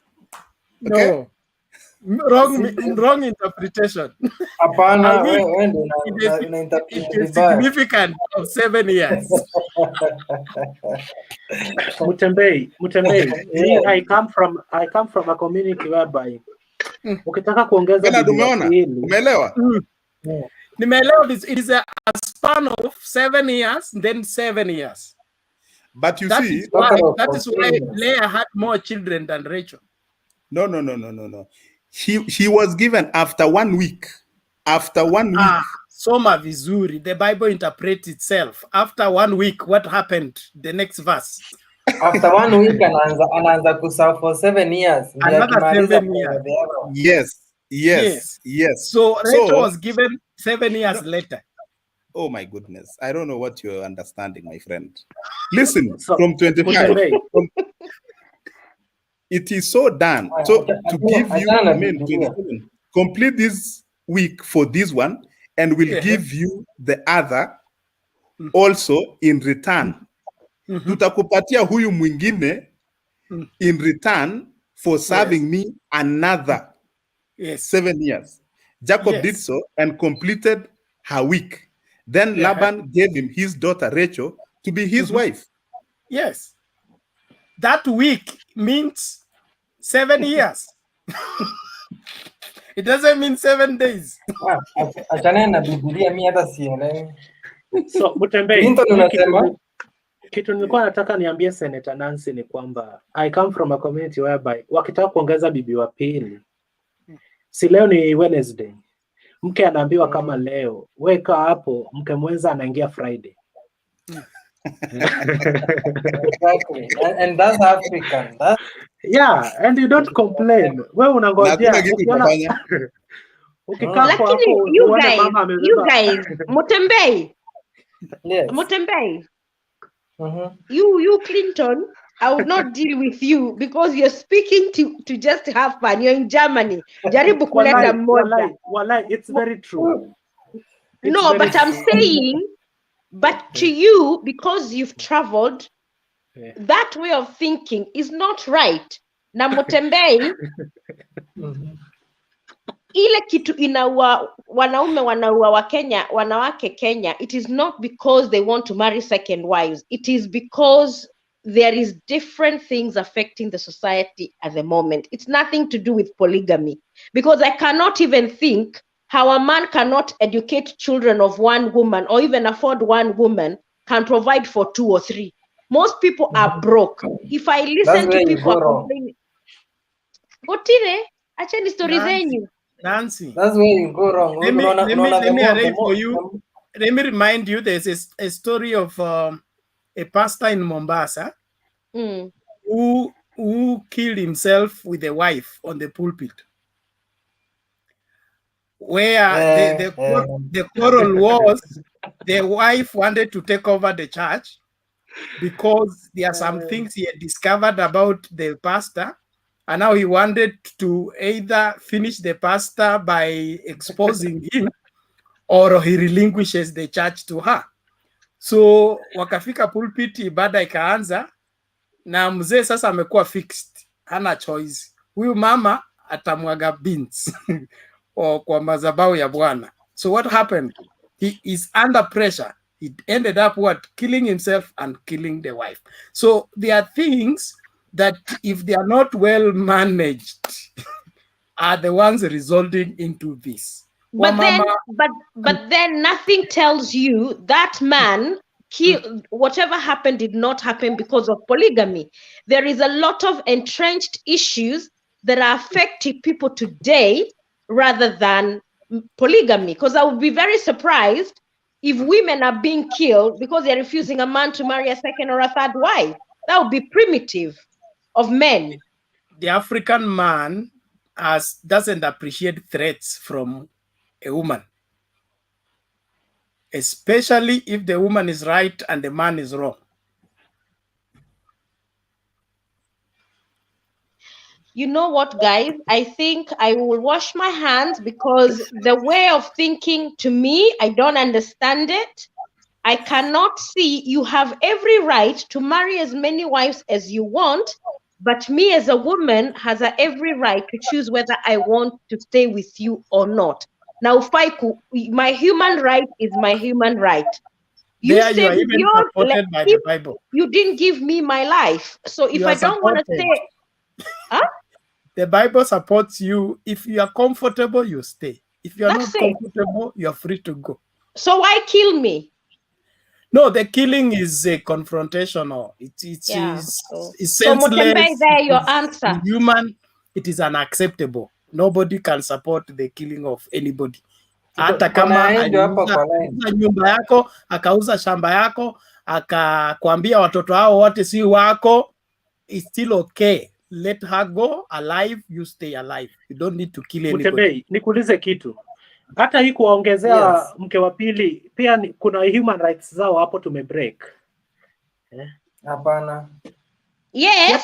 Hapo kuna human rights. Oh my God. Human rights. Nasi hapo kuna rights. Hapo sasa ni kinyumbani. But guys, can you say something, please? Mbona ningojea njonge?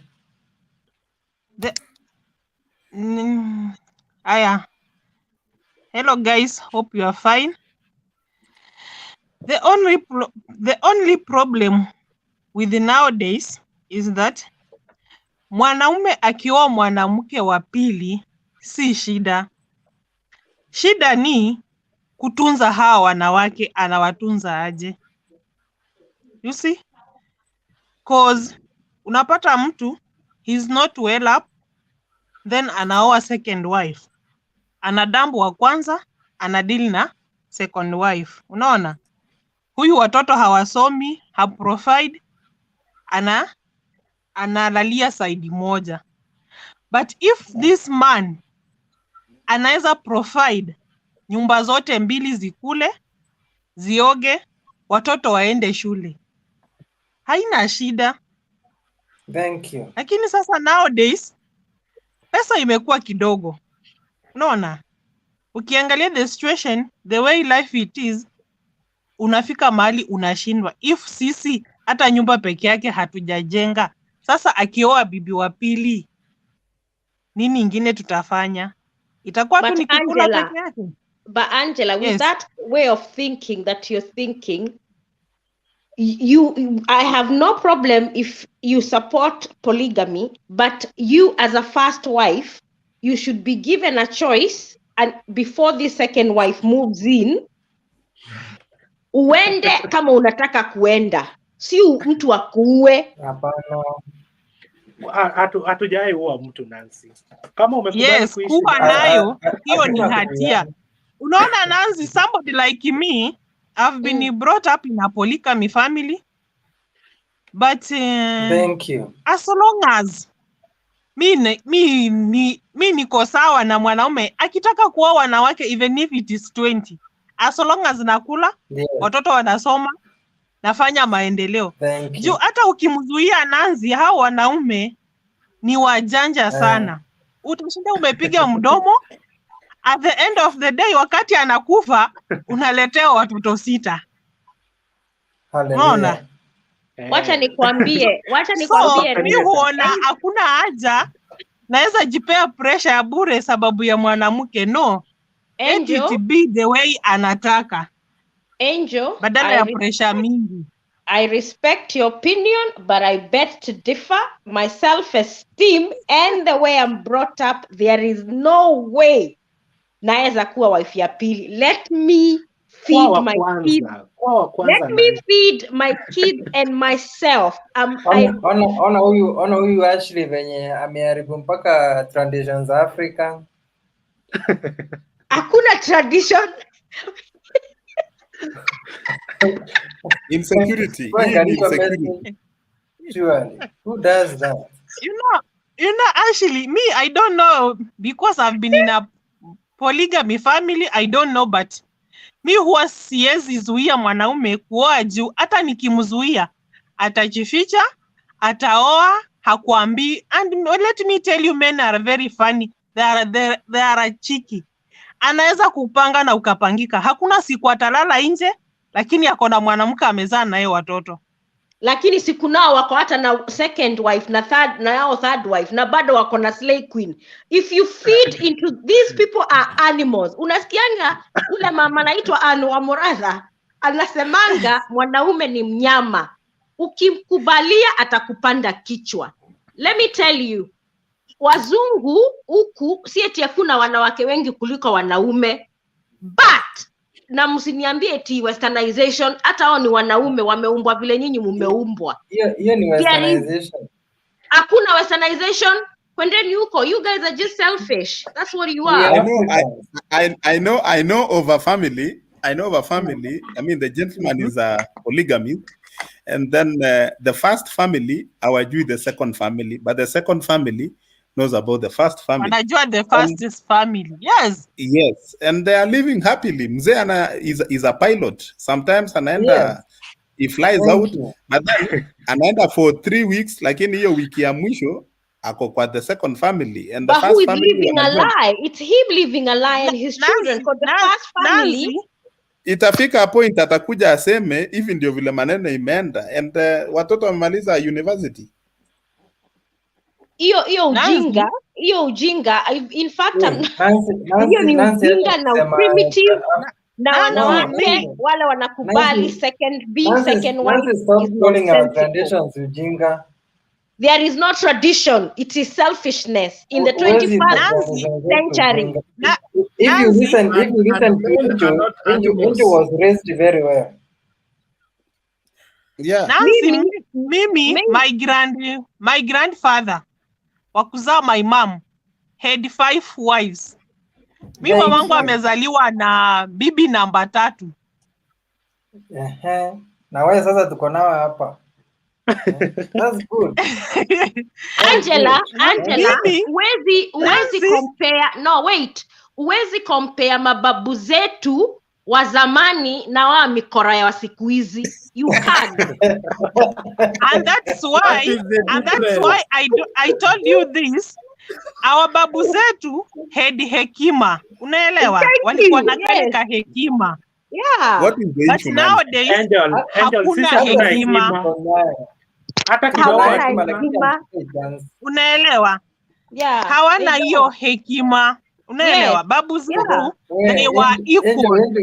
Alikuwa anajua akijenga huku rumu 2, huku atajenga rumu 2 na atakuwa wazi. Na walikuwa wakali, haungeongea. You could not argue that hautaki mwanamke mwingine.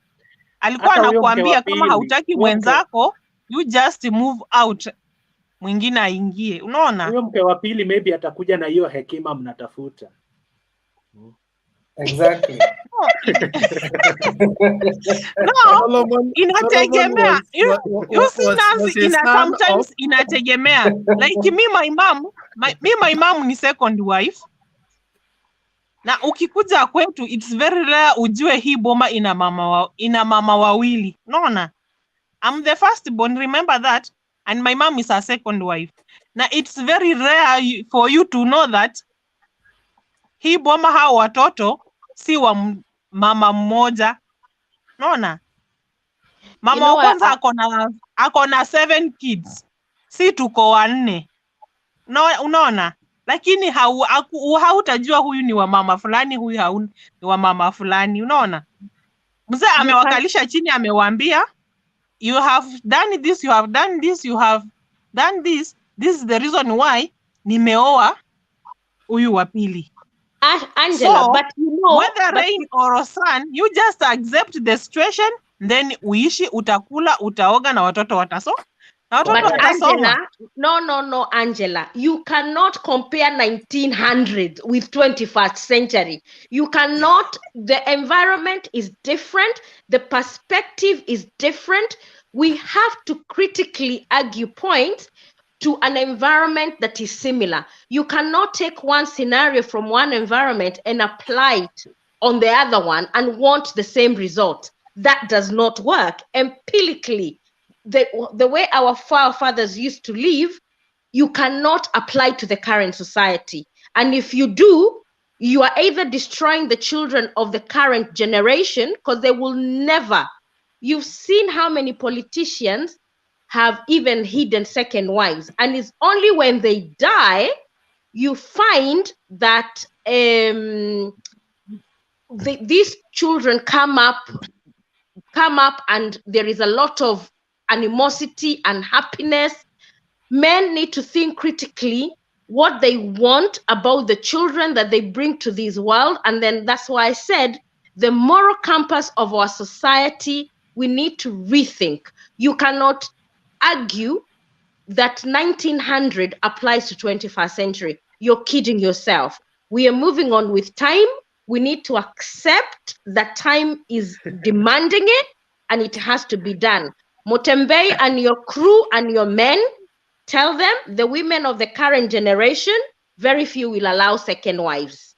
I can tell you that for a fact. And that's why I told you that you will not accept the second wife, but at the end of the day, like me Amaluya, ameletwa, amekuja na watoto. Watakwambia, my friend, whether you like it or not, ulijua ama haukujua, watoto ndo hao wamefanya nini?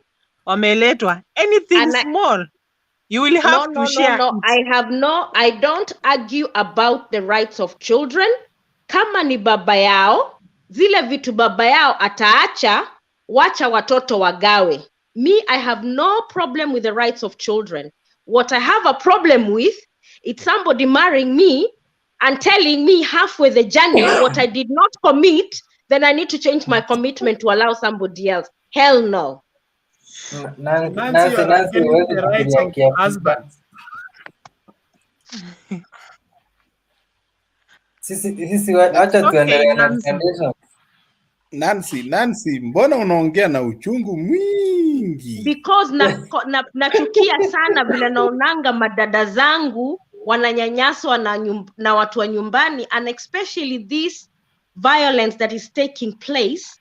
We need to take it seriously, and we should not trivialize it. Na mkiniita hii discussion ya wanawake kuuliwa na kupigwa alafu mseme ni polygamy, I will not participate. That's a different thing altogether. When you see those things about mothers and stuff like that, these are people who are in their mid 40s, I mean their late 30s and in their early 40s.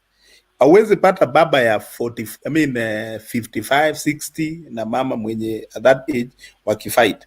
See, I mean, the statistics of hizi yenye tumeona for the last almost 3 months. These are people in their middle age. Tukiona ule mwenye msichana aliuliwa juzi, you'll understand that the gentleman na msichana, they had some other extramarital issues. I mean relationships zao, it had issues. When you check on ule polisi aliua bibi yake, they also had issues with unfaithfulness. I mean, all these things boils down to infidelity within the relationship. But then, history na polygamy is a total and a different thing altogether, which I think come up later in life. And when you see, inakujanga kama hata watoto wamekuwa wakubwa, they are school going kids. I mean, inapatanga huko mbele. But then this is a mauaji hapa is a whole different thing to do with infidelity within the family setup. You know, lakini hata nikibeba motirima mimi sitakubali second wife. Hata nikiwa mzee na I cannot even give you your conjugal rights, sitakukubalia umlete hapo. Enda huko ukamkute na huko mbali. Na sina kwanga hivyo, wanakutanaga huko mbali. You know, Nancy, something funny is that nowadays watu wamerudi kuwa wanyama. Unaelewa? Mimi I personally, mi siwezi kukuua ati juu nimekuona na mwanamke mwingine. If nikiona the situation does not allow me, I just move away. Nikuachie nafasi. Unaelewa? But nowadays watu wanafikiria tofauti, wanadhani akikuua anafaidika. Nothing. You are gaining from that. Unaona? Na hata ukiua still bado hauna maisha. Unaona? Lakini so hakuna haja. Wacha nikwambie hata kwa nini watu wanaua. Unajua hizi story za politicians kuua wanakuwa charged na murder, na these celebrity guys they are charged with murder, alafu tunawaona kwenye mitandao, their life still goes on, they are still governors. It's encouraging the young people to think even me, nothing will happen to me. Murder should be treated with the seriousness it deserves. Kama ni governor, kama ni mtu layman, kama ni whoever, need to go to jail and be locked and keys thrown away. But unajua sheria inasema mtu anajitetea, so si mtu anajitetea and then anarudi anakuwa anaishi. Lakini wacha nikwambie, as long as umeua mtu, you will never have peace in your life. Hata kama you are a governor, you are a president, you earn billions of money, hautawahi kuwa na amani ndani mwako. There is something. Nikuulize. Yes. Hiyo nini? What can you say about hii mauaji tulikuwa tunazungumzia kabla huko umeingia kwa show? What happened? Maybe is it this week or last week? Alafu Mutembei pia umeupdate yule msee uliposta asubuhi, kumbe alikufa 2 weeks ago ama 1 week ago. Kitu kaa hicho. 2 weeks. So what might be the problem, Angel? What's the problem? Mbona watu hawaelewani? As in you call your girlfriend kuja tuende out, kumbe uko na njaro yako. Yeah. And that's why nakwambia hii ni yani I don't know how I can put it like, but hii ni roza yani mtu anaona akikuua now amefanya the final decision, amekuweza, ambapo hizo ni evil minds. Unaona, hata ukiniua Clinton hakuna kitu unafaidika. Unaona, hakuna. Instead unaona huyo jamaa aliua huyo dem, akaenda kumudamp na gari yake ikagwamba kwa matope. Nini ilimpeleka kwa matope? He was panicking. He was panicking after amefanya, na akaona kumbe kuna kitu nimefanya. And you can find that kuna watu wanatumia some drugs. Naelewa? Na hata ujue mtu ni mnyama. Hata ujue mtu ni mnyama, alipelekwa kotini with all the audacity, anaambia judge, give me my sentence quickly, I start serving. It's like what he did has no... Alafu hadi anaambia judge, even me I'm ready to die to go and rest with Catherine. Naelewa? Crazy. Kumaanisha huyu jamaa kuna kitu anatumia, there is something driving him. Lakini Angel, as we blame jamaa, Yes. Huyu ni mtu walikuwa wana date, wanapendana. Jamaa alimpenda kabisa. Alafu in fact walikuwa wameelewana wataoana. Alafu all of a sudden dem anakugeuka at the last minute eti mimi sasa sikupendi, juu niko na familia, sioni tukioana. Sio pia ni heartbreak, No, it's a heartbreak. Clinton, haimaanishi hautapata mwingine. Utabreak, then you will get somebody. Maybe that was not your rip. And nikifata hii story, nimeona huyu jamaa alikuwa na bibi. Unaelewa? Na alikuwa jambio demu kweli. Na hakuwa ameambia the girl at Udema niko na alikuwa wife. kila kitu na alikuwa mpaka ameenda akatoa mahari kwa kina huyo demu mwingine. Oh. No, but the dad of the girl. Hapana, the story goes that venye baba alijua ya kwamba huyu jamaa ako na mwanamke mwingine, hapo ndo ilileta issues. Baba akawa anaambia huyu msichana, how will you be getting to be a second wife? So ilibidi aruke jamaa dakika ya mwisho, alafu jamaa pia anasikia within that short period of time asha replacewa, kuna replacement ana exist mahali. Lazima angekasirika bana. So hata nyinyi mtufanye ile at least jameni. Yenye hata tukiwapeleka out tunaweza waongelesha bila kuwafanyia vibaya.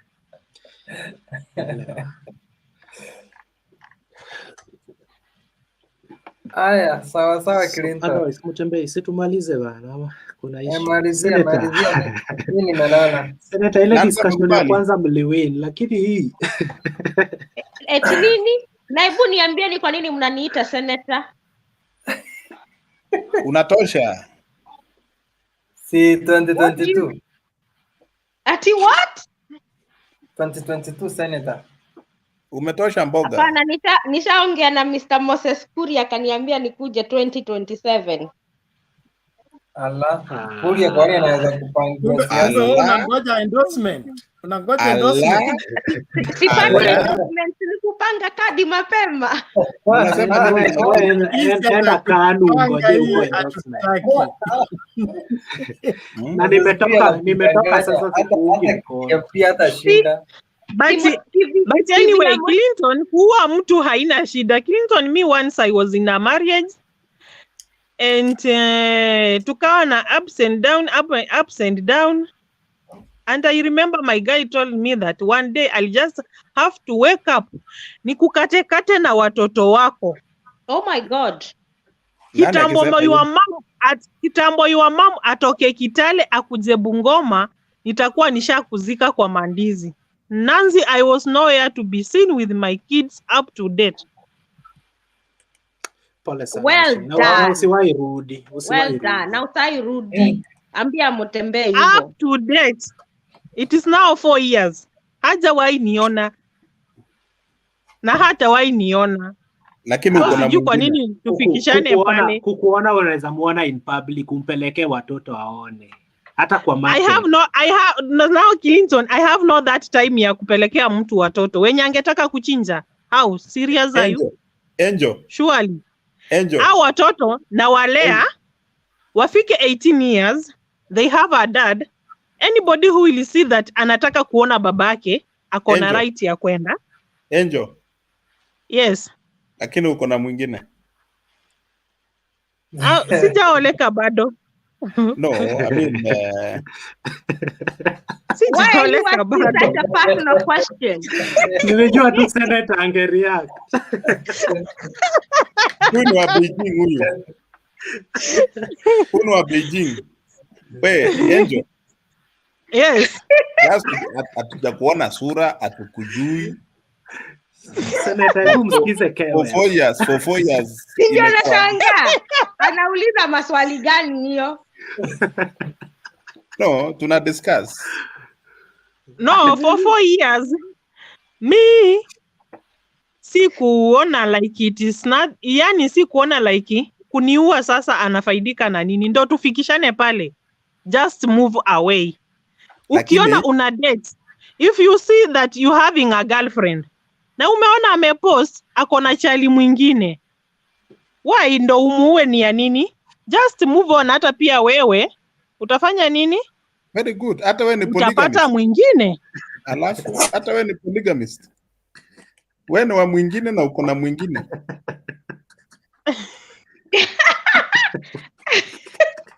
Kewel, unatafuta bibi ya kuongeza ama ndio umeulizwa? Si mimi. No. Sasa nikwambie Kewel, and wakati nilitoka kwa huyu mwanaume, my minds with the marriage zilienda two parallel lines. Sijawahi Lakini fikiria baadaye kuweka ikabadilika tena. kidogo. Baadaye Sasa ikabadilika kidogo. nyinyi ndio mna advisingi madems zetu eti usijaribu marriage. Yeah, you can stay alone. You No, can stay alone. I don't advise somebody asijaribu marriage. Unaelewa? Mtu akipata mtu mwenye wanaweza kaa waelewane, wacha wakae. Naelewa? Mi siwezi fanya nini? Siwezi advise mtu usioleke. No. Siwezi. Ile roho yenye ilikuwa na ule wangu sio roho yenye iko na wewe Clinton. Unaelewa? Nimekuuliza a fundamental question.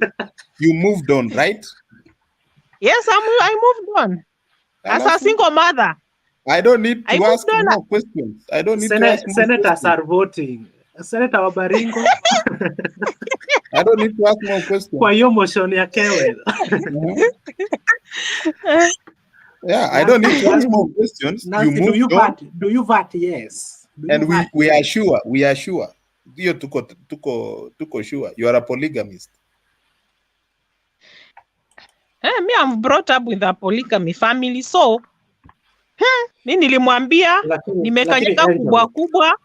You can have you have a space, unaweza tafuta ule mzuri mwenye wezi chinja. Ukafanya nini? Ashley, can you come on board? Ashley Mason, hebu come. Angel, tuambiane ukweli. Hata venye ulitoroka huyu jamaa, niko sure bado una misingi. Lakini kwa vile alikutishia maisha. Wacha nikwambie Clinton, wacha nikwambie I don't even a single day. Ati mimi na miss my baby dad. Hakuna walai. Siku moja umpige umuulize kwa hata umekula nini, mnaendelea. I don't have even the number. Omba jirani. Munasameana. Nilimusamehe. That's why nilimwambia mimi niliondoka tafuta mwingine. Unaona? Mimi nilimsamehe na nikamwacha. Kwa nini nishindilie kumbeba? Ati akioa, ati mimi ndio huyo naonekana. Unajua huyu ni bwanangu, hiyo sina Clinton. If I mean moving away. Usikae single milele. Ukishapona, unarudi. Haina issue. Wacha nikuulize. Angela, mwanaume mwenye atanioa tu na hao watoto atatoka wapi? Hakuna. Why should I put myself in? No. Utaoleka bibi wa pili Angela, usiseme hivyo. All you need is to believe in yourself, be confident. Somebody good will come along. Usiseme eti mtu wa kutoka. Kwani hao wanaume hawana watoto wao? Wengine wako hata na wengi. Huyu ali move on. She's a Kenyan. Huyu ali move on zamani sana. Mgani? She's a Kenyan and Kenyans are happy. She's a Kenyan. Lakini Kewel, wacha nikwambie. You know I'm a single mother. Wewe enda patanisho. Alafu this guy wa patanisho anaitwa nani? Gidi. Nani? Gidi. Kesho tuwasikize patanisho. Hakuna. Nakupenda kama maharagwe. At least mwende hiyo patanisho. Hizo miwa hata akinipeleka patanisho naweza funga simu. Nikiona tu si radio jambo inanipigia simu, I just close my phone. Guys, Ben anaomba kuondoka. Ben, say something as you go, man.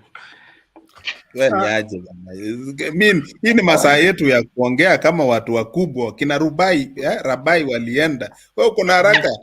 Ben, kesho kuna file kwa embassy. Studio. I have a funeral to attend early in the morning. I need to be sober. Unafinya live studio. Nafinya nini? Live studio. Akiwa amechoka anafanya live studio. Alafu mbona sasa na Angel ako hapa, Nancy ako hapa, Mutembee ako fresh. Nini? Angel ana comment tuko chini. Kewel, acha aseme aondoke tafadhali. Nani? Bernard. Angel hajazoea kutokulala kama sisi. Nani? Bernard anataka kulala. Unaona mimi kama mimi naamka like naamka 5 na bado sijalala. Huu ni pastor, ataenda kusomewa kwa kitanda. Pastor, what happened? Mlikuwa kesha nini? Kewel, I will lay hands on you without prayer. Sisi wengine hata 5 tutaambiwa ulikuwa. So Ben, Finya leave studio. Account where you have been. With whom, why?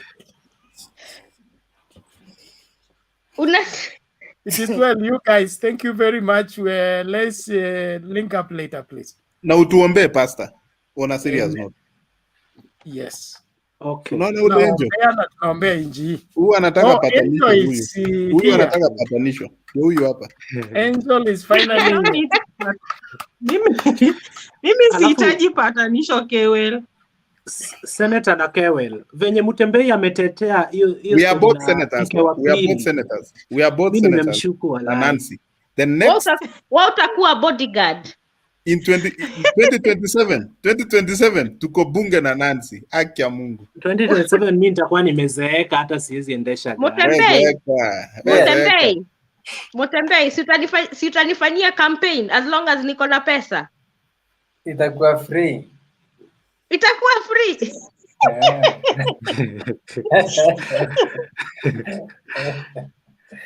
Sasa unaona hawa wako on saizi. So Ashley, kwa sababu umeleta sura, mimi naweza nikakwambia you are still young to move on, even to stay alone. Majambazi wakikuvamia kwa nyumba hawajasikia sauti ya mwanaume, unajua wanaweza fanya nini? Si watakuibia tu. Kwa na mwanaume mwenye akisema I just pray Mungu anani protect. Hao majambazi hata hawezi nikaribia. I wish you knew naenda soko 5. Saa zingine hata natoka kwa hao 4. Hustler.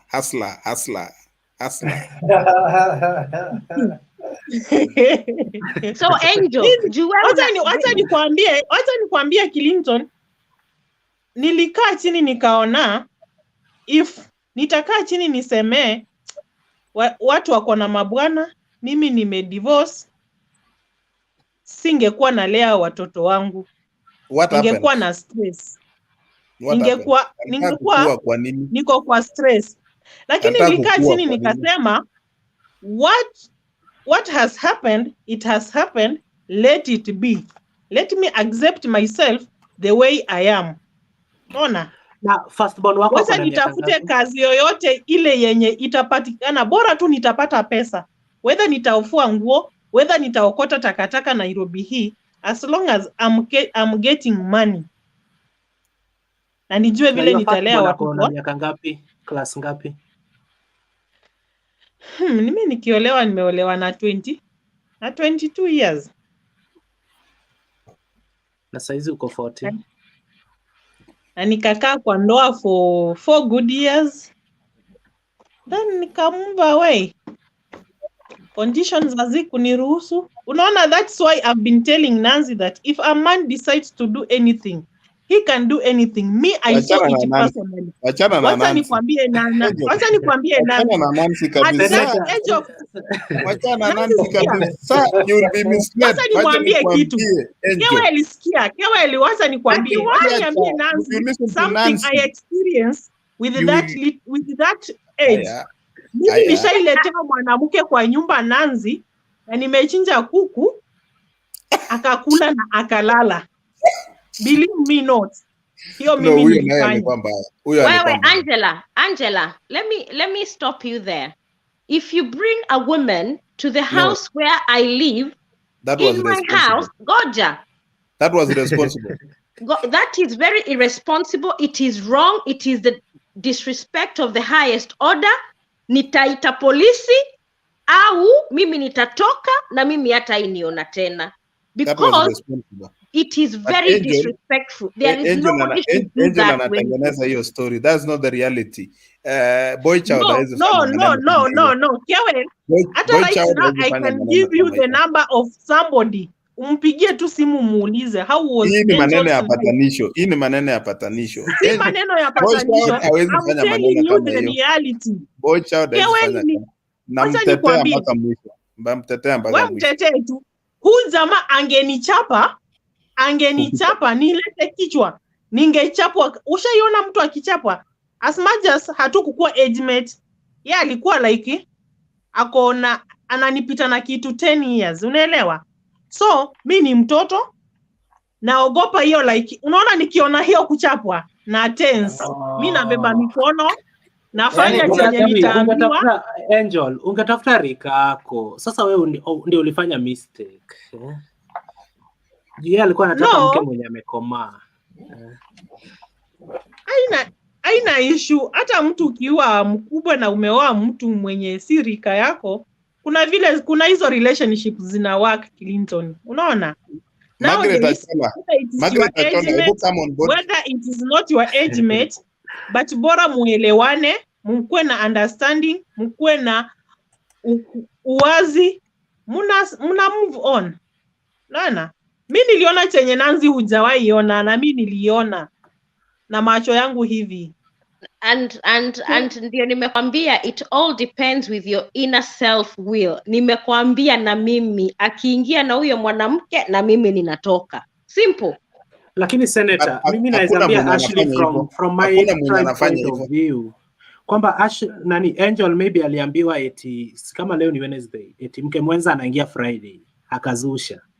Sasa ilibidi mke mwenza aletwe. Wacha nikwambie Clinton, nilikuwa napigiwa simu like ako Jopa, anakuambia nakuja na mgeni, I have a cousin of mine, nakuja na mgeni, so tayarisha sapa. Mostly it was on Fridays.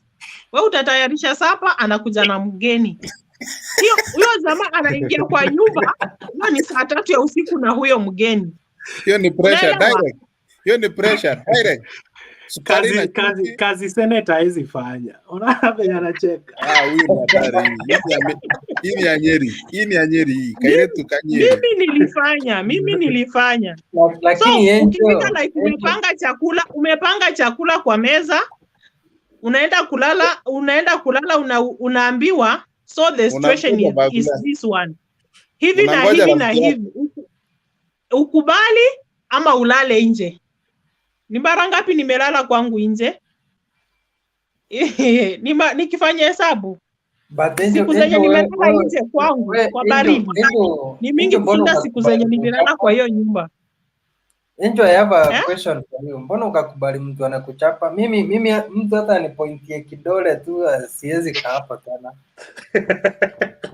Na mwanaume anasema hivyo. Hiyo ni chocha. Acha nikwambie Mtembei. Mimi nimelelewa na shosho yangu. Na shosho yangu angeniambia ya kwamba ukiwa kwa mwanaume ni kichwa, wewe ni shingo. Anything yenye anaweza sema, we unakuwa chini yake. That is true, Wycliffe. That is true, Wycliffe. Wycliffe, that is true. Angel, let me ask you. So, Angel, wait. You know, you said something. You know, maybe another lady, a young girl who is in your position now will be listening to what you're saying. Okay? Yes. I'm asking you this at a point of not knowing, because I was not in your shoes.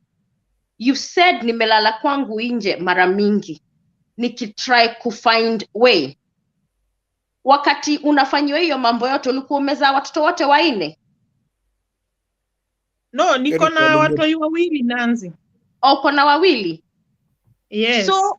So you don't have like relatives kama aunties, uncles, ungeona I'll go and try and speak to them and seek help.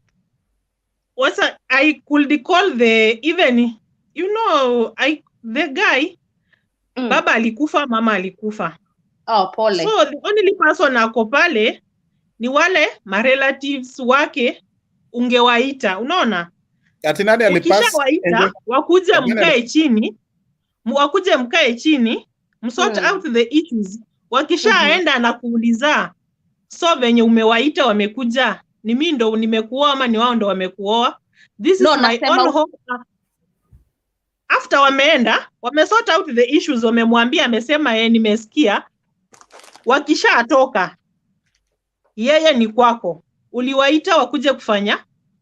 Wakishaniambia hivyo watanibadilisha. No, mimi No, from he the could side tell of me your that, family. yes, angeniambia ya kwamba mimi nilizaliwa nikiwa peke yangu kijana kwetu, nililelewa na shosho yangu na akanitemea mate ya kwamba hakuna mwanamke ataiongea juu yangu na lazima wanawake wanipende, nitatongoza wanawake mpaka hadi kifo, na the only person can change my life is my dad and my mom, na walikufa. So that's why nilikuambia, niliendelea kukaa wakiniambia vumilia tu, atafika mahali atabadilika, but nikaona kuvumilia, akaniambia ya kwamba wewe unanikatishia starehe, nikitaka wanawake huyo unabeba kichwa kwa hii boma, next time ni kukuchinja. And that's why I moved away, nikaona hakuna haja. Angel, wacha nikukate. Huyo he had a problem. That one had a problem. From your statement, that one had a problem completely. From these other. Huyo alikuwa mtu mbaya sana. In fact, Nancy, you have a very big story. Ningetaka hiyo story useme vizuri kwa kamera. That one is a special case. That's very sad, by the way. That is very sad. You, in fact, somebody to treat you like that, you're the mother of his children, it's unacceptable. And I said, we listen to you because there could be another girl somewhere going through what you're going through. And maybe through talking here and sharing your experience and us helping, commenting and providing solution might take somebody else out of captivity. Now, one thing you said, you don't have a mother, you don't have a dad, so you did not feel enabled to go, because I believe mama ya mtu ndiye ana understand na hawezi kutana away. I know other family members can turn you away. So now I totally understand your predicament. So now that you've explained, totally understand. Now, and this guy Nancy, remember that alikuwa na 2 sisters. Moja, as we are talking now, right now, he's a deputy principal somewhere. Unaelewa? She could just tell me that, ati shemeji, wewe vumilia tu, atafika mahali atabadilika. That's the only thing they could just tell me. Wewe vumilia tu, usijali. Hiyo ni maisha. Wewe vumilia tu. Time yote ulikuwa unafanya biashara gani? Hiyo yako ya kwenda sokoni tu ama? No, wacha nikwambie, now I was in a prison. Hata mboga peke yake singeuza Clinton. Wacha nikwambie. Hata ndizi peke yake kukata kwa shamba, lazima anipe permission, aniambie leo kata ndizi or ikatiwe mtu ukiona. Nikihesabu kuku nimeshika kwangu nikipea wanawake wakienda kukula Clinton. Wacha nikae. Mutembei. I was once in a prison, Nancy, let me tell you. Haungeenda church, lazima umuitishe permission, akubali, asipokubali huwezi enda church. Na it's a Sunday. Huwezi enda mazishi. I could just go. Ebu pause kiasi, Angel. So Mutembei, mimi from my own perspective, nilikuwa na suggest hivi. Kitu umesema venye hiyo story ya Sis ni serious. Hii ilikuwa platform ingine. Anaweza sema in another platform. Kwa kamera. Unaweza organize kwa hii nini yako, kae hapo, kae hii side yako, then akueleze hii shida. Wakenya are very happy. So Angela, was it an arranged marriage? For private chat. Yeah, you see now, that one is a special one. You know, as we were talking of those things in Mutu tu and set up another family huko kando, but not that kind of Mutu analeta Mutu kwa nyumba, anakuthreaten, you seek, advice, from the extended family. After the family goes, he turns back to you, anakuangele. That one now is a special case. Angel, andika namba yako kwa private chat. So now what we were discussing before, and that is why we were joking about it, ni ile watu wana set up family on the other side, alafu we hata we ujui, but ya Angel imekuwa, kumbe tulikuwa tunaongelea hizo issues, kumbe pale kwa comments ni kama anatajwa tu directly, but sisi wengine tulikuwa tunaongea tu tukijoke bana. So I'm very sorry, Angel. Write your number hapo kwa private chats. No, Angel ako strong. 4 years. By the way, I just give myself courage na nikaona wacha nivumilie. Hivi itaendelea hivi, nita have to move away. Na if ata change, then nitakaa nilee watoto wangu. But hakuwahi badilika. I remember the guy hata wakati mwingine akagonjeka. Ushai kuwa na mtu amegonjeka, ameruka kichwa, anatembea uzi. Umengangana. This guy amerudi normal. Hadi kazi sasa ameachishwa kazi. Umengangana, akarudi normal, akatibiwa, ako sawa. Umejaza barua za kazi, kumaanisha alikuwa kwa medication for some time. Amerudishwa kazi. Alafu somebody tells you that, you know, now tumeuza shamba, tumehama. Wameanza kusema relative wameanza kusema, sister akasema hapa mahali ni kama kuna uchawi, so we have to move away. Wacha nikwambia Clinton, ameuza shamba na anakuambia ya kwamba nimeuza shamba, hapa nilikuwa nakuchapa, unaenda kwa fulani, unafungiwa kwa nyumba, unalala huko. Kwenye tunaenda hakuna mtu anakujua huko. Huko ndo nitakuchapa properly. Huko ndo ndakufanyia vituko venye ninafaa kukufanyia vituko. Surely, wacha nikwambie hiyo shamba ilinunuliwa. Nikienda kuiona, and I'm very sorry to say this, nilienda kuiona the time my second born alikuwa amekufa. That is when nimekuja Nairobi, nimefanya kazi ya nyumba for 1 month. After nikilipwa, siku yenye nililipwa, hiyo siku nikapigiwa simu, mtoi wangu amekufa. Nikahave kwenda mazishi. Na vile nilienda mazishi, ndo nilienda nikaona hiyo shamba, si kwenda kuiona. Naona juu niliona, why should I force myself in such a type of a life? Kwa nini? Nikiisonga siwezi move on. Unaona? Ndio nikaona shamba penye ilinunuliwa. Nikazika mtoto na nikapanda gari nikarudi Nairobi. Nikamwambia, I just told the guy that kama utakuja kubadilika, Angela, nitarudi. Na kama hautawahi badilika, mimi hautawahi niona nikirudi hapa kwako. That was on 2017. Angela, excuse me. 2017 akarudishwa kazi. Excuse me, Angela. Kuniambia, yes. Waona hii time uko Nairobi, eh? Yes. Kama ulitoka kwako, huja destroy maisha yako. You understand what I mean by destroy maisha yako? You still have all your life, yeah? Yes, yes. You can make huja ipoteza hiyo maisha yako. Do what is necessary because you never know the life of tomorrow. Sio ni ukweli. So wewe angalia maisha yako kwanza. Make sure health yako iko intact. Because hapo kwa soko unakutana na wamama. I'm sure umepewa advice ya kutosha na wamama wengi hapo kwa soko. So just maintain your life. You may go back to this guy after a change. But when you go back ushapoteza life, you'll be fighting 2 battles to keep that marriage isiharibike tena. Maisha yako pia yenye uliharibu pia ni hivyo. And you still have to cater for your kids. So life ndio muhimu. Juu hiyo time ulikuwa umeketi tu, but Mungu alikulinda. Saa hizi you can go to the market and make sure that your 2 kids get something to eat. Simply because bado uko na life. But ukidestroy tu hivi, utaketi ungangane na maisha, watoto pia wameketi kando yako. So it won't be possible to survive. Angela, where are you in Nairobi? I'm in Kariobangi. And you said you work in a market. Where is the market? Mimi huamka tu asubuhi naenda kununua mihogo, nduma, sokoni, Mudhurwa. Then nakuja nazo nafanya hawking. So around Kariobangi? Yes, I just walk around the Kariobangi light industry.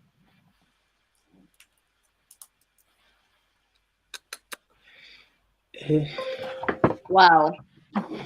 Angela, tumekuambia eka namba yako kwa private chat. Put your number hapa kwa private chat. Private chat. Usiweke kwa comments, kuna weekly hawajalala. Wiki, I'm sorry. Hata nikiweka kwa comments sasa nikwambie Clinton, hata niweza. Nikimuuliza maswali mawili ataona tu ameachana na namba yangu amedelete. Wiki, I'm sorry. Nimetumia kama example. In fact nakupenda sana Wiki. So I really sympathize with your story, and I will pray that everything turns out and we can stand in the gap. Wewe Kewel. Yes, Mutembei ndio hiyo namba. Nimeweka my number kwa private chat. Haujaandika hiyo namba ina exist. Hata mimi nashindwanga kutuma pesa kwa namba kama hii. Leo nimejaribu mara 3 nikashindwa. 0111. Iko. Lakini ni Safaricom number. Ukiandika 254 unatoa 0, si ndio? Ukiandika 254 unatoa 0. Niko na namba 2, let me acha niweke ingine. Inang'ang'ana naweka 254701 haiendi bana. Nilijaribu data. Angela, watu wako wako how old? My first born ako na 8 years. Ni wa 2012. Na huyo mwingine? Huyu mwingine ni wa 2015. Okay. Wow. Na pale katikati kuna mwenye aliaga. So, pole. Mimi nilishukuru tu kwa maisha yenye Mungu aliona niishi. Angela, kuna kitu huja tuambia. Umesema mtoto wako aliaga mtoto wa pili. Alafu alikuwa nyumbani ama aliaga huko Nairobi ukampeleka nyumbani? This kid, huyu jamaa alikuwa akiwa shule alipea demu mimba na kaa amezaa mtoto msichana.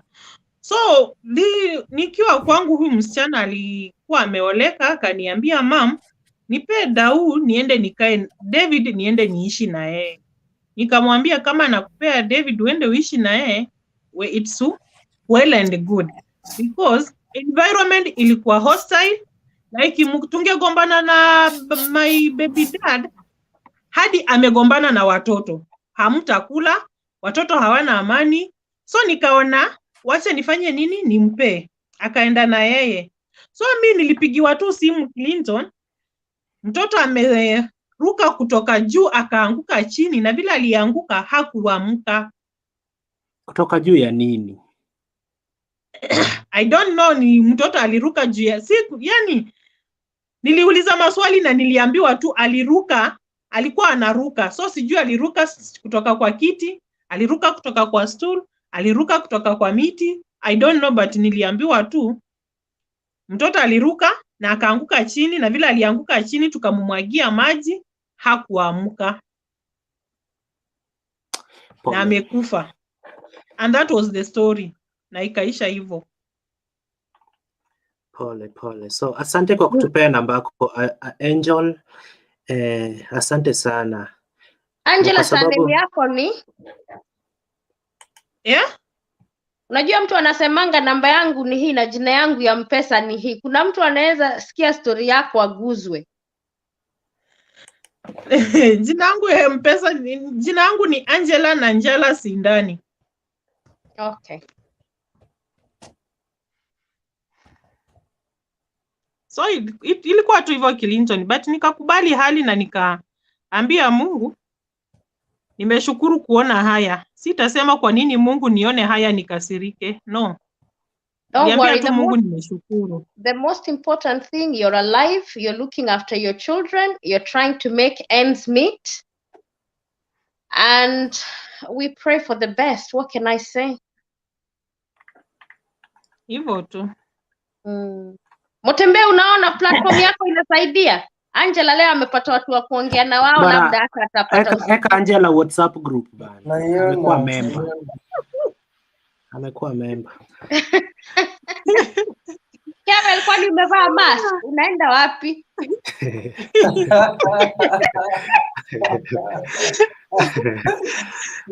Labda naona anaweza kutana na Mutahi Kagwe na hana mask. Kwani uko job? But Angela usawa, continue providing for your children. Ati? Wape mask na sanitizer na kila kitu.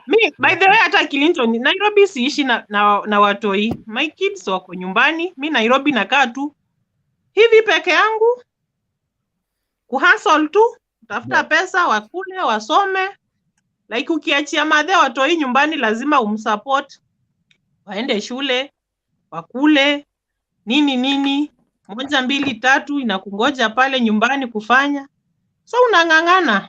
Ile siku but mimi naweza corona imeharibu business, imerudi chini, but mi hushukuru whether nimepata whether nimekosa, huambia Mungu asante. Juu akininyima leo hata ninyima kesho nitapata at least something. Hata kama sitapata mingi but ile kidogo napata. Yes.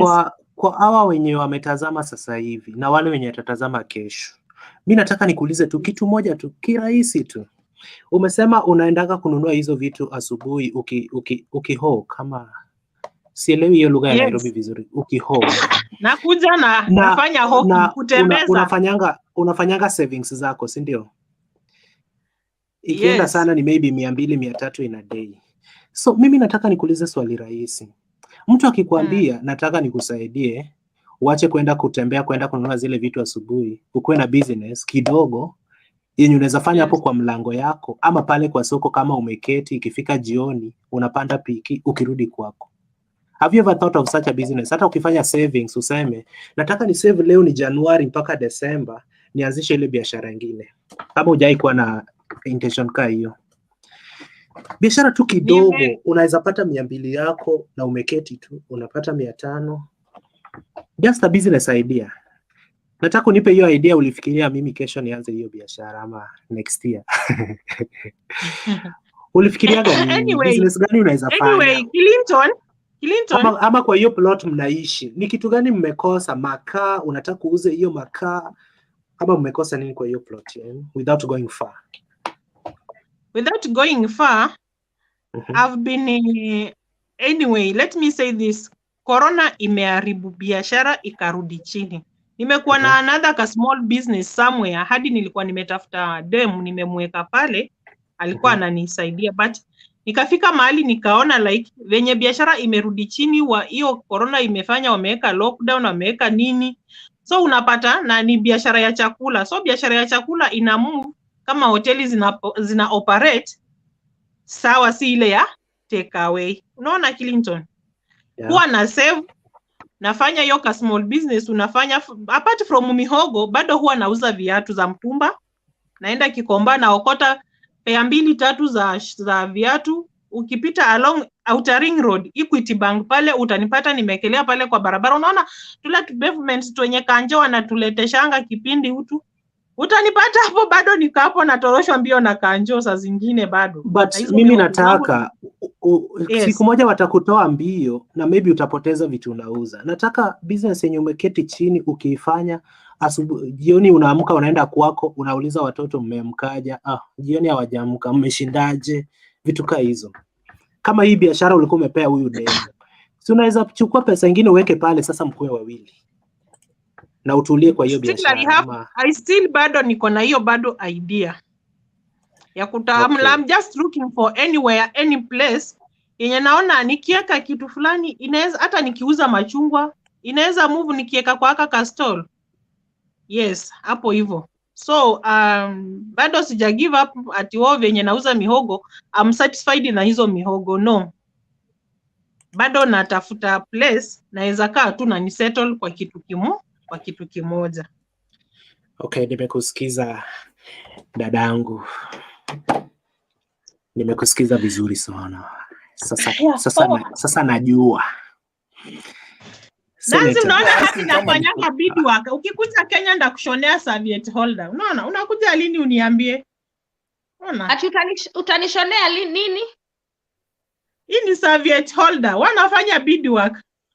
Oh, you are so resourceful. Unajua saa hii Kenya imeban watu wa UK wasikuje huko kwenyu. Wamesema tuko na corona kuwashinda. Lakini na hiyo kitu unashona ni ya senator peke yake kwa hii forum. Senator atakupromote. Hapana. Hata wewe ukitaka Clinton, acha hizo. Unaona niko na mingi. Hebu hata nikuonyeshe ingine uone. Unaona kama hii ni fruit tray. Angel, wewe ni hustler. Kewel alisha kuweka kwa group yako. Wewe ni hustler original. Wewe ni hustler. Hii namba naongeza kwa group ingine. Alafu sasa Kenyans will be happy. Alafu umesema unauza mihogo, kesho nakujia mihogo. Umesema ni nini unauza? Mihogo na nduma. Bas, uniwekee kesho safi sana nakuja chukua. Ukifika tu Equity Bank ukiuliza mama wa mihogo, mi umenipata. Equity gani? Outering. Kuna Donholm, kuna gani? Outer Ring Road. Imagine hizo vitu mnasemanga sijui Thika Road, Outer Ring. Sijui bana, sijaifika Nairobi wallahi. Wewe ni Hitler. We Angel, umesema wapi exactly? Outer Ring ile ya huko Raunda. Ni ile Raunda? Ya Raunda ya Kariobangi.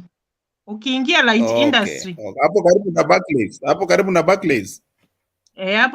Barclays. Si nimesikia na mtu amesema ati uko Kericho ti wewe. Kewel. Unataka majani chai? Ideni iko wapi? I can supply you 1 year. I can supply you 1 year with majani chai. Senator anataka majani. Hiyo atapata kwa urahisi. Usijali Angel, sasa nimeandika namba yako kwa simu yangu. Yes. Huwa nina promote mama kama wewe, so we shall see. Asante. I'm glad that you came and closed our debate. Umekuwa member wetu. Si eti unaongea sana kwa comments na huko hapa ndani. Next week Saturday uko ndani. Sometimes wanajaribu kuingia napata studio iko full. Sasa unajaribu tena na tena. Ambia Clinton na Motembei wanasambaza pesa ya bundle. Alafu tena unajua bundle pia bado ni issues. Bundle ya Kenya ni pesa rahisi. 100 bob sijui 500 MBs. Ai. Alafu unajua Safaricom nao pia wao wanakula. Hizo unaona ndio hiyo nimenunua na bado nimeletewa message zimeisha. Hiyo ni kazi ya Mtembei. Airtel. Baba ya 100 Mtembei anaweza afford ba. Baba Mtembei. Network yangu ya simu ilikataa Airtel. Nikitumia high load anything. Sijui ni network ya Airtel. Unaona hii platform ni ya Mtembei. Bamba zote zinatumika hapa hadi kwako. Inatoka kwake.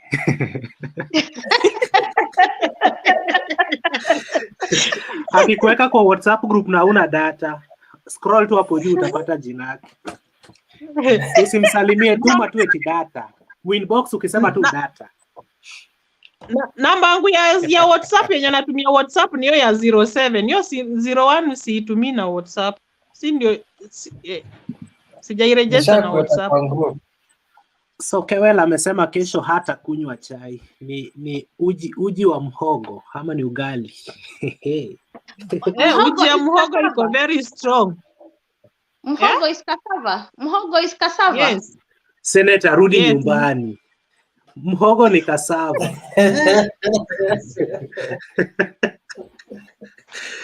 Senator ambia Clinton asijali. Mimi nataka tu kwenda Kenya niende nikakunywe chai na Motembei nione kama nitakuwa celebrity kama yeye. Motembei ataandika tu siku moja eti Kenyans were happy. Na ishie tu hivyo. Mimi ni celebrity.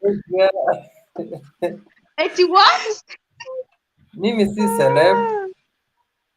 Aya, nikikuja kukunywa chai nawe sitapigwa na paparazi kamera niambiwe this is the incoming senator of Kiambu. Hata hakuna mtu anajua Motembei. Lakini I heard you were working for Citizen TV. Yes, but nilikuwa behind the scenes. By the way, I watched the story today about Kenoti. Nikasema akitetea mapolisi society, akitetea polisi ujinga.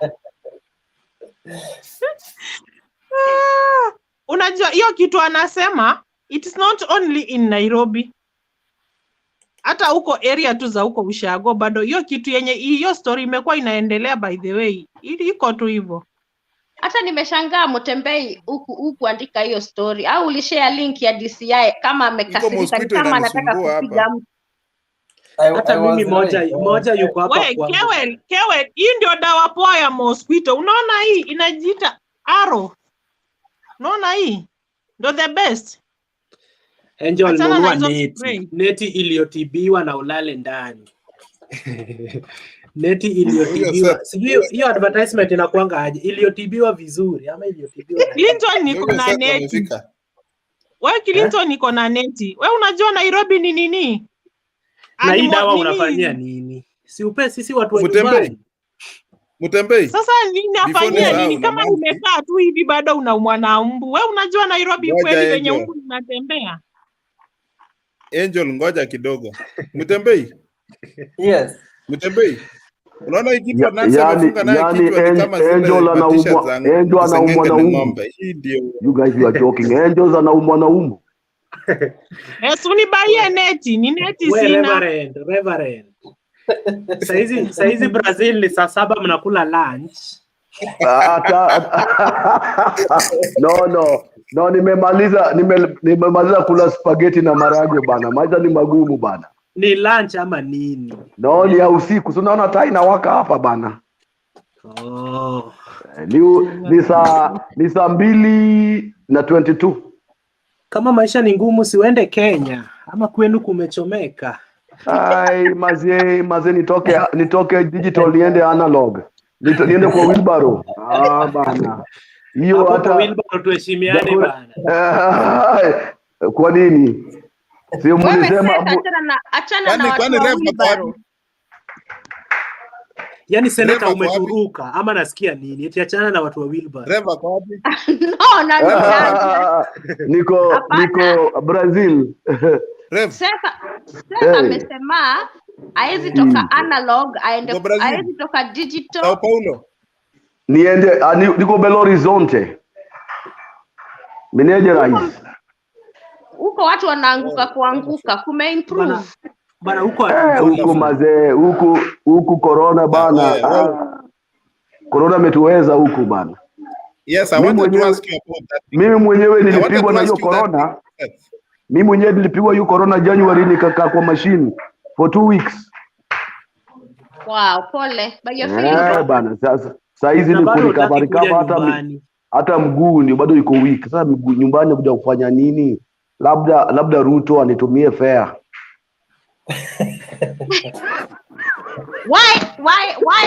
Why Ruto? Fikiria tu Ruto peke yake. Ufikirie Uhuru Ruto tano tena. Uhuru Ruto tano tena.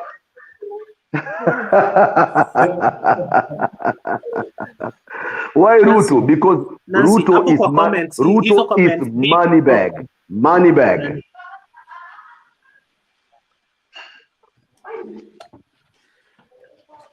Nancy, Ruto is money bag. Hiyo platform kweli gani? Hii yenye wiki anasema hapa inaweza saidia ama atulie tu venye yako Angeli. Except your network is not good. You know for Seth. me. Oh, it's all good, eh? You can't hear me? Your network connection, please. Okay. You're breaking. You can disconnect and connect again. Okay. You know, Clinton, I can't comment because I'm not in the jurisdiction of Kenya. Yeah. So, but I don't think Angel want to pursue. From what I heard, she doesn't want to do anything with that man. So I don't know whether what Wycliffe has suggested is a solution. But si unaona atalemewa watoto venye wana grow. Mmoja afike class 8 mwingine form 3, atalemewa, hata survive. Na jamaa aliachiwa ardhi, kazi ni kuuza tu. So maybe auziwe moja, huyo dema pewe pesa aende anunue ardhi place anapenda, akwe na nyumba. Maybe she can ahasolie nyumba yake. But hiyo pia ni process. Lakini si hata hii platform yenyu tulisema tunaweza kuwa hata tukisaidiana hivyo polepole kila kimosmos. at a fundraising, because we can be our brother's keeper. Like if we are 500 or in Motembei's group na kuna mtu akona shida, tunasema kila mtu atoe 300-400 or 500, tunaekea mama kama huyo business, au kijana mmoja anasafa. Let's be a group that can also be economically uplifting one another, because why get together just talking?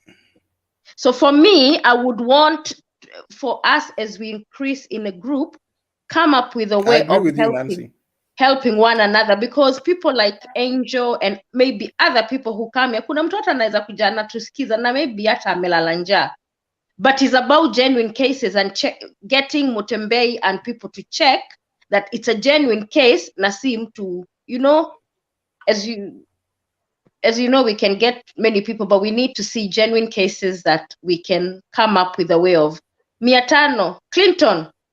Yes. Na euro 10 zimetosha. Brazil euro 5.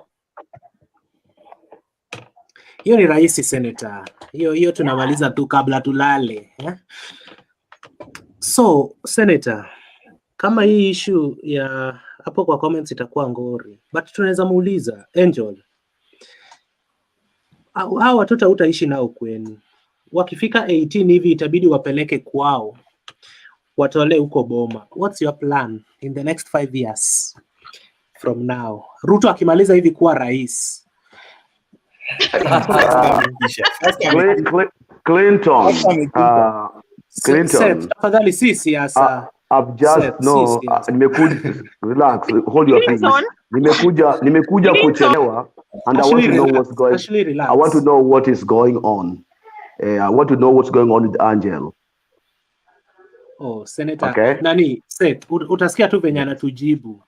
Kwa akianza upya itakuwa ngori kidogo. Okay. Yeah. Clinton. Yes. Mawazo yangu ni I'll have to take kids kwao, lakini pia mimi lazima nikae chini nitafute miguu miwili ya somewhere, hata kama nikaploti ka miguu miwili. Unaona? Hata kama ni kujenga ka nyumba ka 10 iron sheets niweke pale. Hiyo ndo mawazo yangu. Okay, so that's a very good idea, but I can help you think about it. Fanya hivi.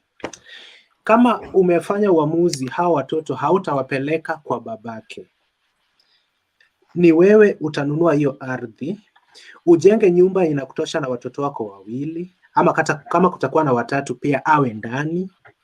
Alafu kwa hiyo boma yako ndipo watoto wako watajenga hiyo, sijui hiyo nyumba wanaume ujenga inaitwa, sisi tunaita simba ama lion. Hapo ndio watatoka waoe mabibi zao walete pale. So you have to plan with them as they grow. So kitu tutakusaidia Ashley, nani Angel. Sorry Ashley kama bado uko kwa comments, nimekutaja sana. So Angel, sisi kitu tunaweza tukakusaidia, hatuwezi saidia mtu mwenye hana plan. Utatuambia group, mimi niko na hii plan, then we help you execute that plan. Like kununua land, it's very expensive actually, 1700 huko Western. But kutuambia eti nataka nijenge nyumba, niko na miti, nataka kuni. Miti ndio kuni, nataka mabati. Sasa mabati kama 26 hiyo, tunaweza tukakuchangia mpaka ujenge nyumba, uweke pale, so that we don't depend on men. Because kuna siku utakuwa unahitaji nyumba, ukutana na mwanaume mjanja Nairobi streets, badala ya kununua vitu zako atakuwa anakuambia nakupeleka nyumbani, niko na nyumba. Kumbe unapelekwa kwa nyumba ya mama mwenye pia umemwacha Nairobi akifanya hoki. Akirudi hivi unaambiwa nilikuanga na bibi, tafadhali tuheshimiane. So Ashley, kuwa na plan. Angel, kuwa na plan wherever you are. Hata kama unauza, uuze ukiwa na plan yako. You understand? But have your own home. Watoto wako saizi hawajui juu bado ni watoto tu. Lakini huyo firstborn wa 8 years maybe ashaanza kujua lakini hataki kuulizia. Unaelewa? So compete with that time. Hata kwenu niko sure mko na mashamba. Ugawiwe tu please kidogo. Usikuwe hata na playing ground. But make sure umeweka pale structure, ukienda ingia kwa hiyo nyumba. lala na watoto wako, holiday ikiisha, go back to Nairobi. Understand? But usikue planless wherever you are. Ulikuanga planless nyumbani, unategea jamaa kwa mafuta ya kujipikia, mafuta ya kupaka, nail cutter, kila kitu. That's why ulidharauliwa mpaka ukakanyagwa hivyo. But kama ungekuanga unaweza afford ugali, alete mboga, hangekudharau. So make sure you change from wherever that let you down the other time. Sasa as in, imekufungua macho.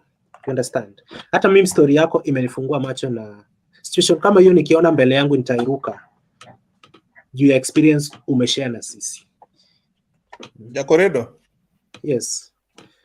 I think we need to approach this thing with a lot of wisdom and a lot of sobriety, because it's a sensitive matter which cuts across. I think we are good friends the way we are talking now, that we can form a welfare group, and then we slowly begin it progressively, so that we cannot, and then we bring on board more friends and more, so that now we start with one, start with another two, another three, tukienda hivyo pole pole.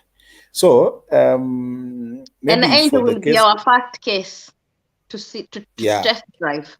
No, Nancy, before Angel, kuna another case tuliassume. Huyu ndugu yetu anaitwa Yego. Yego amepoteza real brother. Sijui kidney ilifail. Akasema hiyo kitu kwa group, nikaona tu mapole. Si tumwekee kwa hata 100 jameni. But he never mentioned, I saw it also, but he never mentioned but he never said, he said he's lost somebody, but he never said whether it's his brother or whoever, the relation to him. Okay. He said a brother, but then he never stated that he need that kind of help. Unajua lazima ufungue roho, you know. Tumtafutie 100 ya fare ya kumtoa Nairobi kwenda kwa hiyo. Ndio at least next ukifanyia mtu mwingine asione eti alirukwa. Unaelewa? So Mtembei, wewe ukisema hiyo kitu na sauti kubwa pale kwa group, kina Seth watawajibika. Seth Oriri. Yes. Yeah. So how we got into this issue now we are discussing today. In the morning, Mtembei,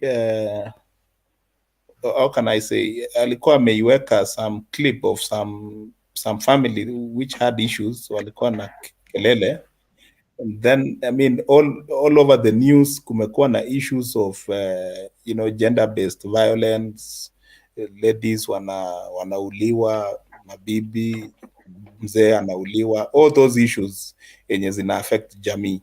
So today in the evening, we had a discussion about the gender-based violence, how it occurs, what causes them, and it was a wide thing of a discussion. So later on, I mean, tukielekea mwisho, when everybody now was exiting, another thing came up about the polygamy, I mean, kind of a family, what makes some men walete the second bibi, the third bibi, and stuff like that. Whereas there are some people who are saying, mimi ikifika that point, I won't accept the next, I mean, bibi mwingine aletwe. So it came about that Angel also, she's a victim of, you see, these responsible kind of men whom, wanadharau wanawake wao, they just bring in a woman, alafu wanaanza kuonesha mwenye alikuwa hapo awali, madharau kama hizo. So Angel has been a victim of circumstance, and she's narrated to us how she's encountered that kind of abuse, and that's how we are now. That's why you're asking what is happening. So she's narrated her story, and everybody has really felt about it. Initially, tulikuwa tunacheka about polygamy and stuff like that, but when she went deeper and further on what she's encountered, is when now we are thinking along that direction you're hearing guys are talking about. I think I'm clear up to that point, Reverend. Oh, Angel, pole. Mimi nishapoa. Pole. I think what Clinton said concerning support is necessary. I concur with the group. Whatever the group will decide, there I am. Well done, Mr. Seth. Well done. Mr. But you must have a plan for yourself, as Jacoredo have said. You must have a plan for yourself. Because this support will be one-time thing. What next if you don't have a proper plan for your life? No, she will have to tell Mutembei before we provide support. We want to know what's the plan. What does somebody want to do? Because we don't want to give just help. We want to change somebody's life. That even when we can even make a success story, Mutembei can feature it to the group members to say, we met Angela as a group. This is what we did. Angela was at point A. Now she's at point D. So to us, we want to support people who have planned, who we can actually testify what this group has done has actually helped transform their lives. That's okay. Naona mtu amenipigia pole sana kwa comment hapo. Ambiwe mimi sina shida. Ulisema ulikuwa na corona. Ulisema ulikuwa na corona. Okay. Imekuja late when we are sharing when we are talking about the issue of Big Isle, so I didn't remember. So actually, Nani, Angel, what can you say?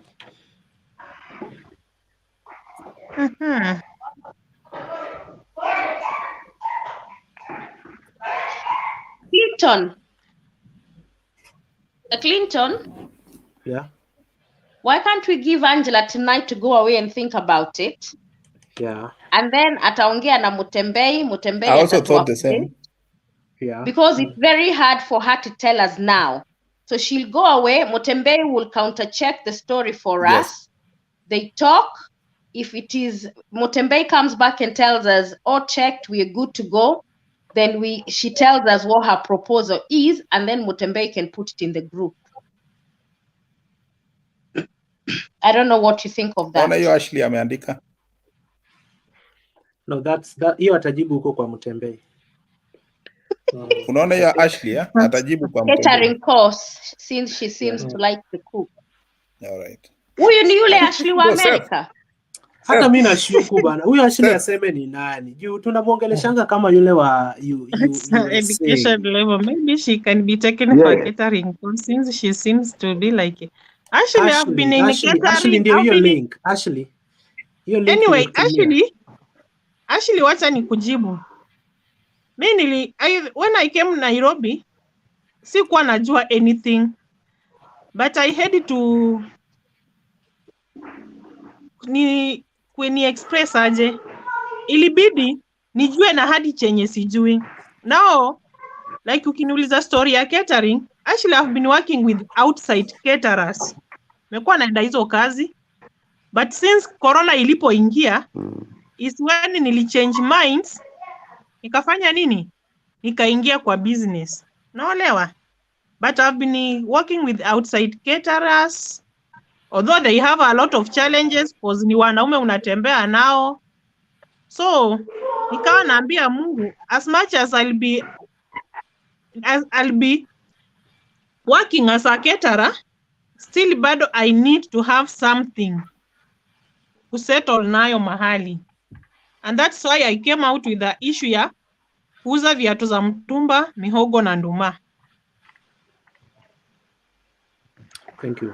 She has made a choice. She has made a choice. Yes, sir. I'm saying already she has made a choice. She want to sell viatu na mihogo. No, that's the decision she's gonna make later. Maybe, and as I think for the rest of this week. She said now. She said now. I've had her saying, ameamua hiyo. Amesema alikuwa anauza hiyo. No, nimejibu Ashley, kama umesoma comment yake, nimemjibu hiyo kazi ya catering nimekuwa naifanya kupika. I've been doing it. Juni nimekuwa ninafanya kazi za hoteli. So when corona came up, hizo kazi zikaisha juu ilikuwa ni ile outside catering. Utaenda kupika kwa harusi, kwa matanga, mtu ana wageni hivyo. So si corona ili stop hizo gatherings, hizo weddings haziko. So then that is why I moved to the next step, jinsi kutaka kukani ni mahali pamoja, na at the end of the day nafaa hiyo next step ndio umesema unafikiria mitumba na kuuza miogo. No, next step corona ilianza last year, Reverend. So next step ni when I moved to kuuza mihogo. Next step sasa ndo nikaingia kwa after wame put off gatherings, mazishi, hizo kazi zikaisha, ndo sasa nikaingia kuuza mihogo na nduma na viatu za mtumba, unaona? Also already you are a small business. Okay? Naona. Okay. Yeah, already I'm in a small business yenye inani sustain.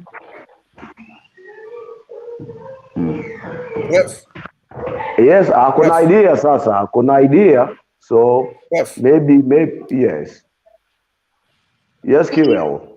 So if that's the idea that you want, we just need to go on Motembe to counter check for us, and then Motembe we can progress it to the next level. You can send a message and then Actually, Kewel atakuwa hapo kesho. Ni kesho ama leo? Si Kewel unaenda huko? Atafanya nini? Si unaenda kwake leo? Yeah, I will talk to her on her phone. Then we see. Nitanunua hiyo nduma kesho. Enda ukituangalilia then karibu. I wanted to say, Rev. Yes. Getting you. Kiwel. Kewel wewe ndio usikiki. Wewe ndio unapotea. So my network, eh? Ni Kewel. Hey, Kewel. Anaandika namba. Kelvin, connect your earphone. Hatuwezi tukakuad kwa show na device is not connected. So chukua earphone weke kwa simu. Halafu ita connect. Where are you in Brazil? I am in Belo Horizonte. So is that That's a capital city of Minas Gerais. Oh, Minas Gerais, okay. Yeah, or we call it Minas State, yes. So Belo Horizonte is the capital. I want to come to Brazil to have a cosmetic surgery. Oh, you want okay. Okay, we can pray for you before you do that. Nimeona missed call yako. I was in Sao Paulo. When, Kiwel? Kiwel ni kama 2011, 2013. Put earphone. Anasema Nancy, my city is 7 hours drive by bus to São Paulo. 7 hours.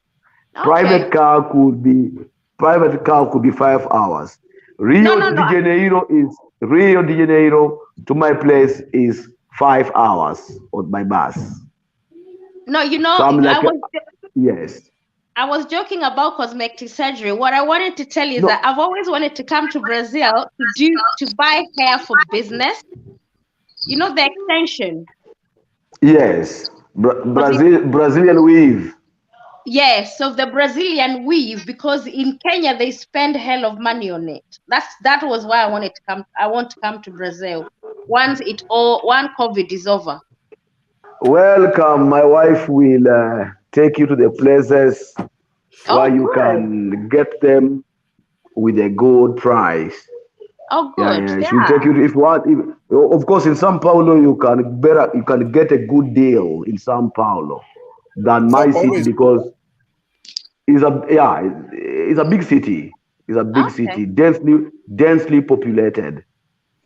Yeah. In fact, kwa ukubwa nafikiri namba 3 ulimwenguni kwa ukubwa. In a great population. You shall see me there once COVID is over. So tell us about the COVID-19. COVID, we are managing it, though bado kuna cases ya vifo, but the situation is being managed. Yes, like today, death statistic, tumekuwa na 2,000 all of Brazil death today within 24 hours, which is imepungua. 2,000 but yes, before it was 4 within 24 hours. There is, yes, just today. São Paulo has been leading. I know. But before it was a state called Amazonas or Manaus. We had massive death. Yes, massive death, mass graves because of death. In fact, kuna wakati morgues zilijaa that ikabidi the governor of the state anunue containers. So watu wanakufa wanatupwa kwa containers because there was no space anymore in the morgues and also in the hospital. People are getting treated in their cars and in the ambulances. But things are getting better. We had a lockdown, but today our governor unlocked the city for only 7 days, so people can do their business. After 7 days, it's going to be locked again. Ibrahim. Hello.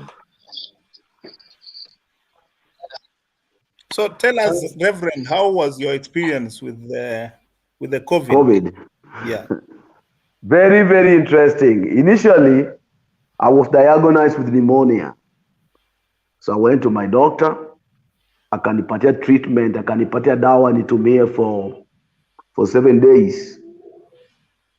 Nikatumia, nikapata nafuu. Sasa nikaenda kwa shughuli zangu in another state because I do leadership program with churches. So I had a meeting with the pastors in another state. So I went to that meeting. Though my family waliniambia, hey, usitoke. My brother, I have a brother in Cleveland who told me that, my brother, if you have pneumonia, that's a sign that you have COVID. So I ignored him because I had some financial pressure because I have to pay for my bill. So I went there. You know what happened? When I was ministering, I fell on the altar. I couldn't breathe. And people came in the meeting, they wanted prayer. So now the guest, huyu ameanguka. The following morning, nikajikuta hospitalini. I didn't know I was going to the hospital because I couldn't breathe anymore. Nikajikuta in the hospital, then nikaambiwa, hey, apart from pneumonia, you have COVID. Tumepata pia uko na pressure and you are and also diabetic. You have diabetic. So nimekaa uko kwa machine. Na ajabu ni kwamba I saw people coming.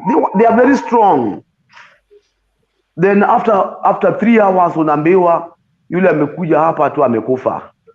I have a friend of mine who is a gospel artist, very famous guy here. Alikuwa natibiwa, he was being treated na anaimba with nurses because he's very famous. So wale manasi wanamshughulikia, mmoja akaanza wimbo. This guy akaanza kuimba now, jovial. Alivyomaliza tu kuimba, the guy was no more. People died mysteriously here.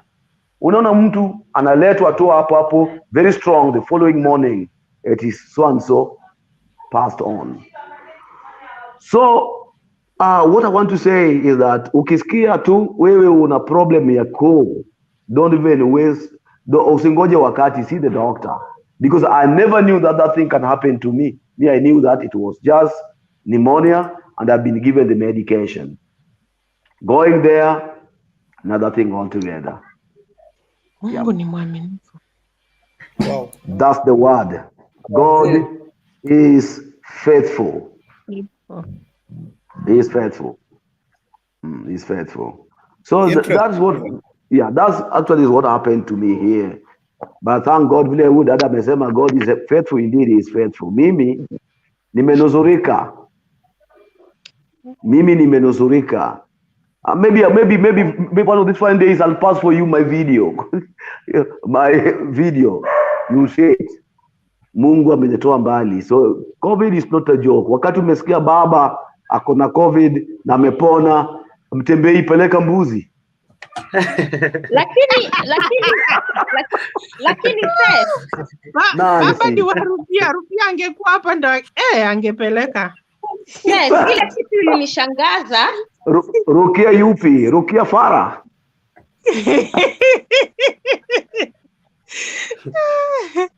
Okay, yes. You know what surprised me about Baba's COVID? Ni ile time walisema ati ameenda hospitali, ametoka alafu akapigwa picha akifanya exercise. Mimi nilipata COVID. Let me tell you. Mguu ikawika kabisa. For a whole 3 weeks nilikuwa nasikia kama my end has come. Watoto wangu walikuwa wanakaa hapa wanalia, wananiangalia wanasema mommy is going. Kwanza miguu inakuwa weak. Unakuwa weak, huwezi tembea, huwezi breathe. I said 7 days nishatoka hospitali on my bed. I couldn't walk. Ndio nilisema hiyo ya baba ilikuwa COVID different because after how long yeye anafanya exercise, me for a whole 2 good weeks. Nancy, ilikuwa COVID. No, it was COVID. It was COVID because alianza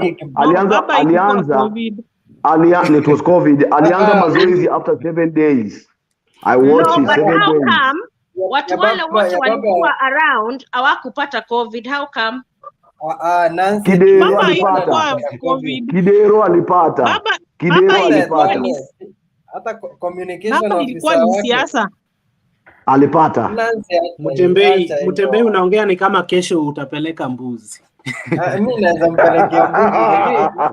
Nataka just kuelezea. Huyu anapeleka nguruwe. Huyu ndo nguruwe. COVID ilikuwa imefanya mistake ikaenda kwa baba. Kumbe ikakuja ikapata this guy is feared by everybody.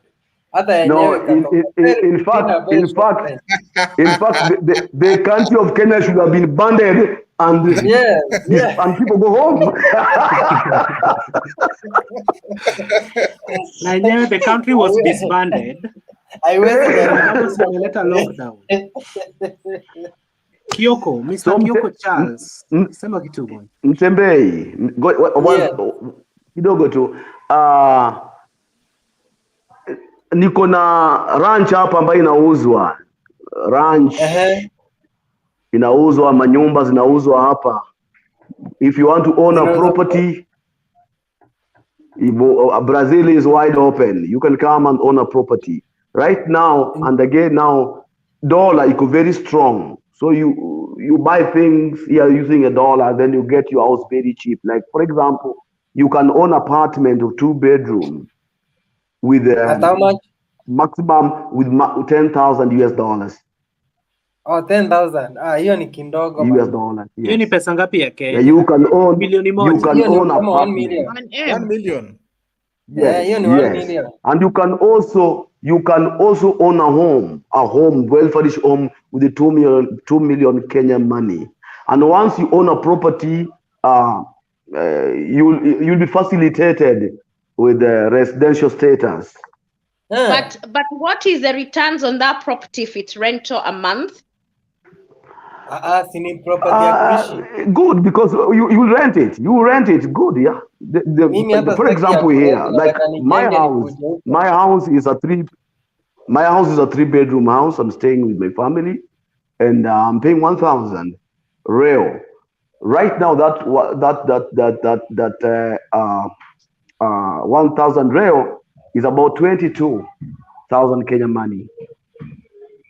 You see, but now it depends.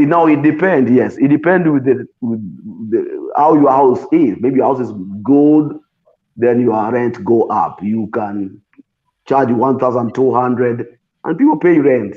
You can have a return. So if you use your 10,000 US dollars, you can recover it very fast. What kind of job You do can you also guys own do a there? myself. I'm a No, no. clergy. I'm a pastor here. Yeah. Oh, are you? So the word Yes. reverend is proper. Ujui, yani Nancy akiacha kufanya hivyo.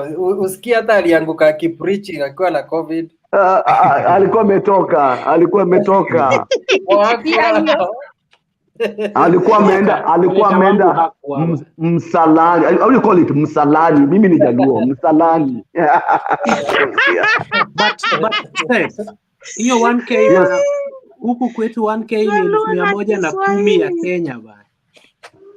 No, but you can get somebody who can own it. Those governors wameiba sana. They can invest here. They can buy a property. Reverend nikiwa na hiyo nini. Kwanza you can tell Ruto that, yeah. Hey, don't break my man down. No. Achane na Ruto. Okay, nimekubali. Nimewithdraw. You guys, hebu ngojeni kwanza. Reverend nauliza nikiwa na $10,000. What is the procedure to buy the property? No, what you do, we just invite you come over because I want you to do something clear. You just come over, then I take you to the owner of the property. You get your document, you buy it, they facilitate you all the document necessary, and then after that, then you begin a process of having your residential status. Okay. So I'll get back to you within a year. Mutembei, within a year ndio umepata milioni moja. You can. Why not? Kiwel, talk to me. Kwenda kama naenda Merundi. Yes, Kiwel. Yes. Naenda ukiketi huko. Naenda ubebe mabibi na sawa. Yes. Another thing, Kiwel, is a football academy. Right now, I'm having a boy in my house from Mombasa. He's 17 years. He's in football academy here. He's doing well very soon. Yeah. He's one of the best. He's in a football academy. Right, but right now they have closed academy. Is in my house right now. So if you want me to bring him, John Magero. John. Some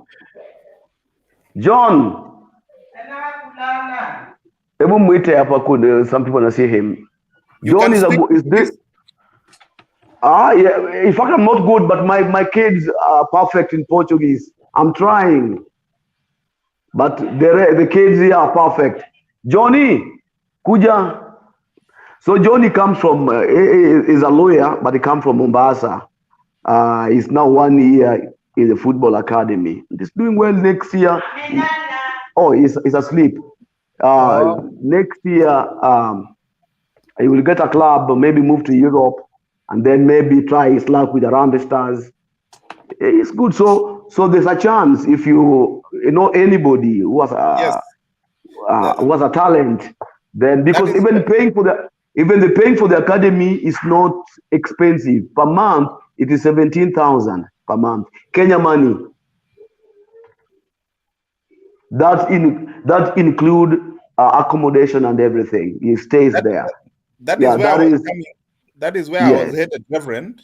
That the football academies, in terms of growing our football in Kenya.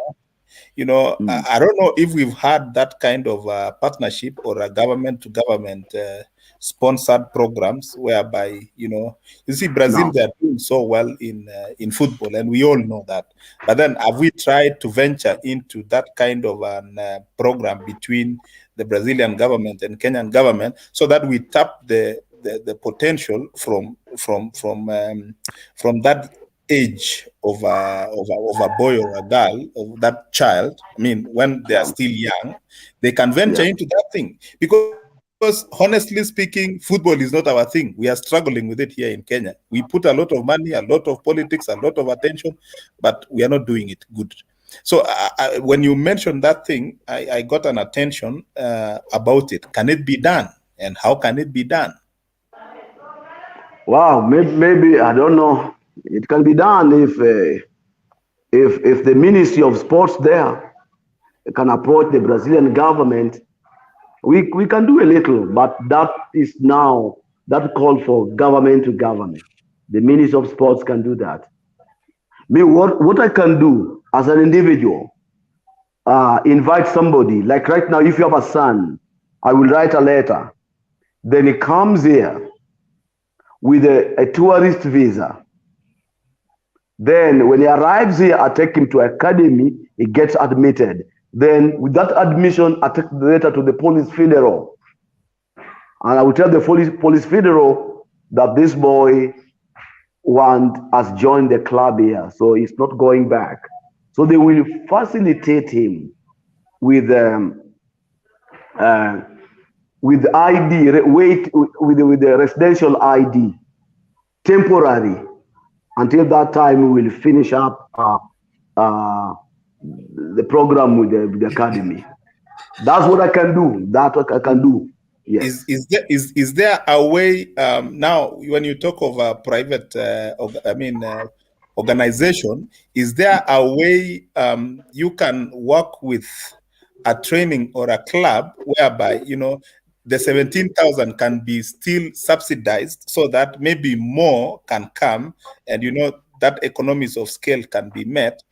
I mean, at the end of the day, we would be taking more boys on a subsidized package, and then it's of our advantage and benefit. Is it possible? In fact, that 17 ni kidogo sana. Why? Because that includes accommodation and food. That will be sending every month. He's staying there, playing football, and then it's upon the academy also to find for this young man a club. So I don't think they will reduce it, but I will try. If we can have many people coming, I will try. Yeah, because the owner of the academy is a pastor, by the way, of football. He was a footballer, international. He's a pastor now with the Baptist together with me. I will share with him that idea if they can reduce the cost. But now, if you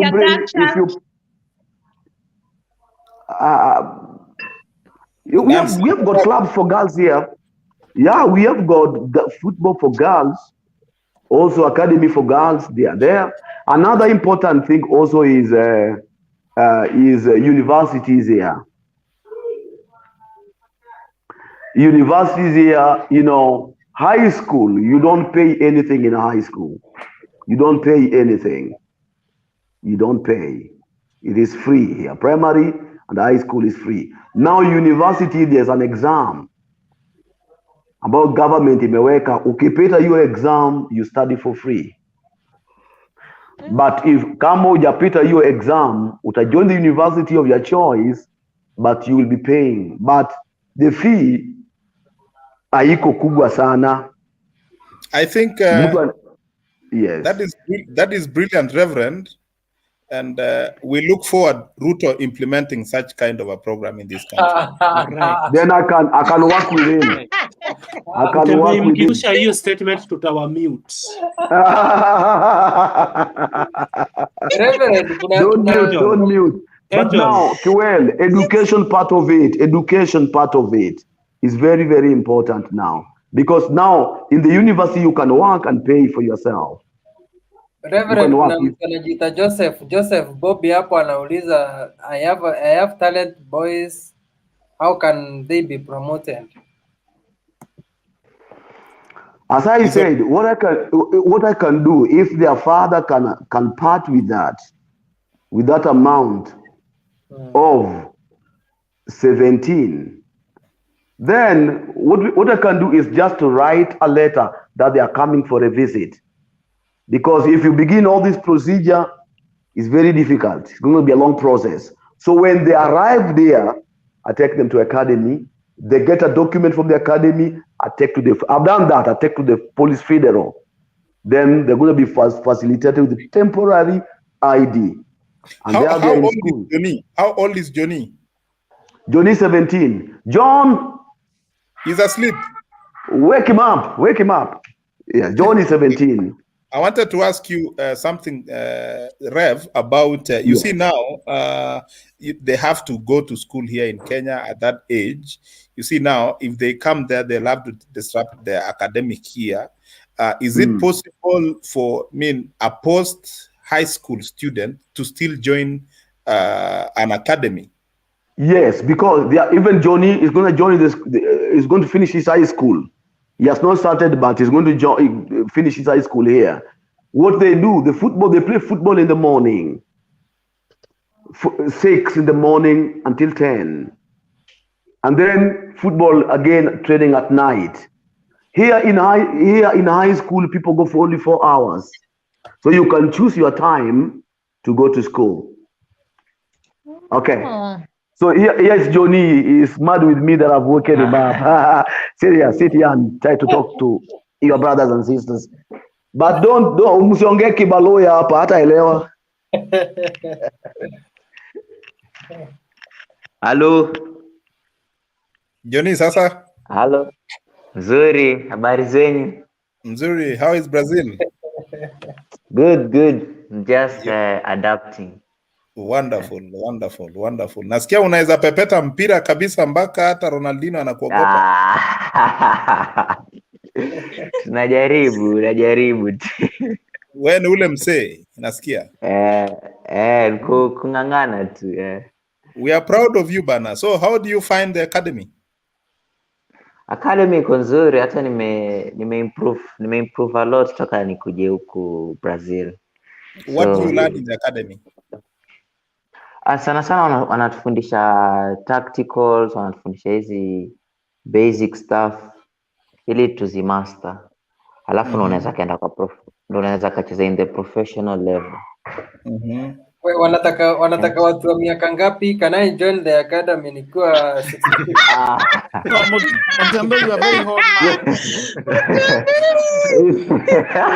Wewe baki Kenya, advocate for 2 women. Nataka kujoin. Hizi club kubwa zikikuja zinataka watoto wadogo kama sisi. Miaka ngapi? 15, 14. Sana teenagers hapo. So so Johnny, when you went there, you ulikuwa unacheza hapa Kenya, right? Do you find yourself improved? Ume grow, I mean. Sana. Football ya Kenya na hapa iko tofauti. Hata kuna vitu ulikuwa sijui kuhusu football. Alafu ukikuja huko unapata watu wako more experience. Sasa hata kama ulikuwa wewe ni star Kenya, huko wewe bado Wanakuchukuaje? Wanaona na potential, alafu mimi uzuri wangu analana haraka. Sasa hata nilikuja nikakaa na club inaitwa Paisanduni ya 3rd division huku. Nimekaa nao 1 year. Nilikuja trials nikapass. Na walikuwa wanataka only 9 people. Kulikuwa na only 9 vacancies, alafu kulikuwa na 50. Kila mtu alikuwa anataka hiyo spot. Sasa waliona niko na potential na nimeimprove sana toka nikuje. Wonderful. A club for you, Johnny. We expect a lot from you, brother. Do you think of coming back to play for Kenyan national team at some point? Mama aliniambia alipeleka jina langu kwa Kenya Football Federation, wakaisubmit kwa headquarters Nairobi. So akasema they will be following me up. Alafu ukikuwa na any tournament ya youth Kenya wataniita. Watanisimamia kila kitu. Johnny, mimi pia niko na swali. Johnny, waona maybe ukifikisha 20 years maybe Brazil pia watasema wewe ni wao. Mimi niko na ombi moja. Mimi niko hapa Europe, naweza ongea kama hizi lugha zote na bado una agent sasa bwana, ukitaka kuja Bayan Niambie tu ni nominate tu kama agent. Hautanilipa pesa mingi. 1,300 ya Kenya peke yake nitaridhika. So please, nimeapply hiyo ya kuwa agent. Reverend hatapata time ya kukusimamia. Reverend agent. Reverend hawezi pata time. Agent yuko, agent mwenye club. Agent tayari tuko nayo. You're still young. Nimeoshwa. You're still young, Johnny. Mutembei, release nani alale bana. Angel, wewe kesho uko job. Angel. Angel. Yes. Unaweza lala, tutaongea kesho. So Johnny. Johnny, so what do you tell Kenyan government? What do you tell people who are watching you? I mean, parents are here, wenye wako na watoto yao, wenye wanapenda football. What can you tell them with the experience that you have so far? Mimi naweza kaambia sahi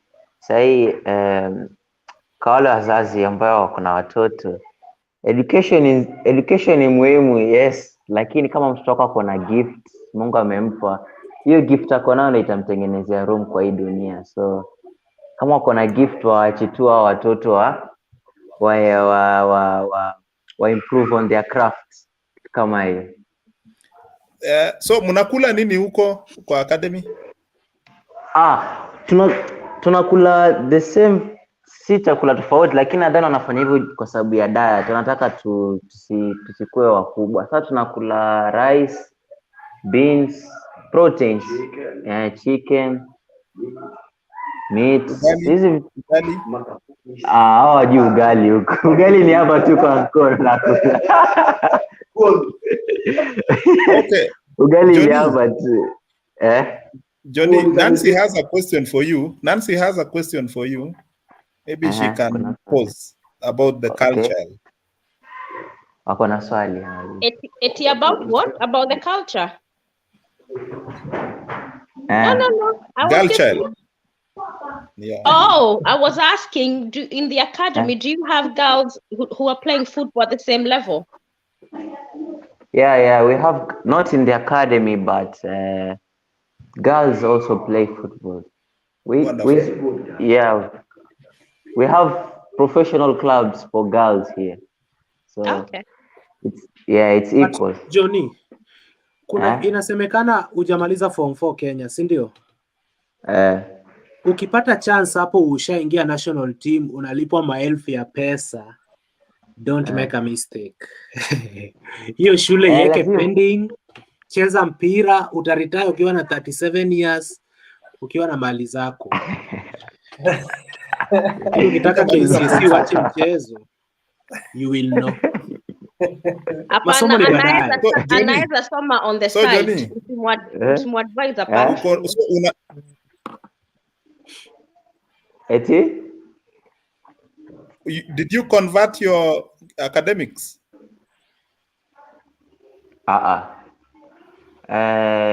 Bado ilikuwa tunatafuta process ya kutafuta school, lakini lockdown imeslow vitu. Alafu Brazil sasa ndo nadhani itakuwa the last country ku recover, so imeslow hii mambo na kujoin school huku.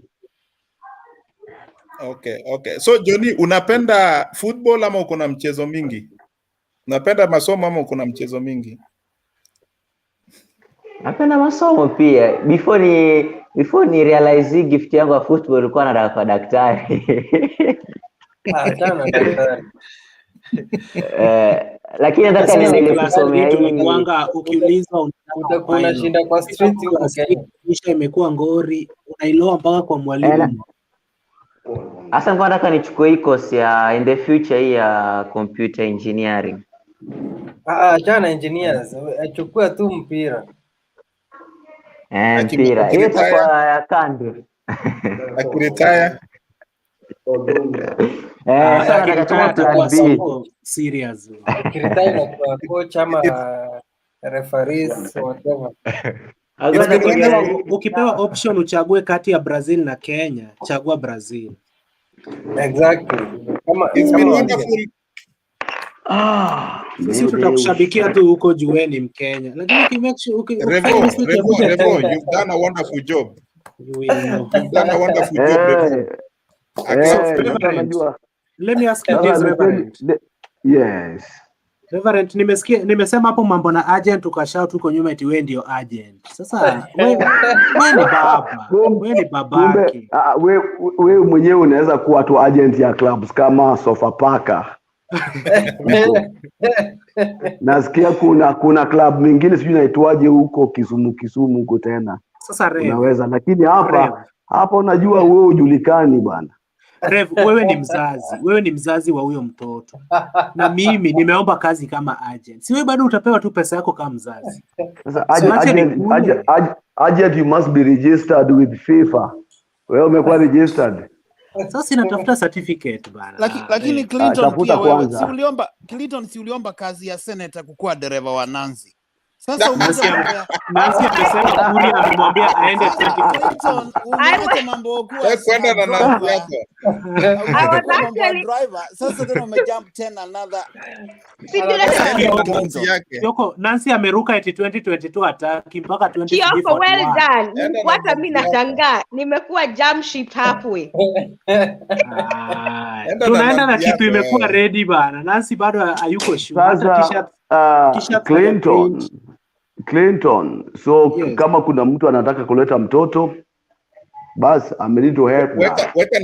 Weka namba yako on that private chat. But mimi Rev, yes, nitaweka. Yes. Mimi nataka nilete kijana wangu but nataka akuje jamani juu bado ako na 1 year na some months, Nataka kuja zoe hii system. Juu nimeng'ang'ana kusoma language hata wezana akifika 4 years ama 10. Nataka tu akuja ang'ang'anie na hao watoto wakiwa wadogo hivi. Ajue hii language. But South American football is a good football, my friend.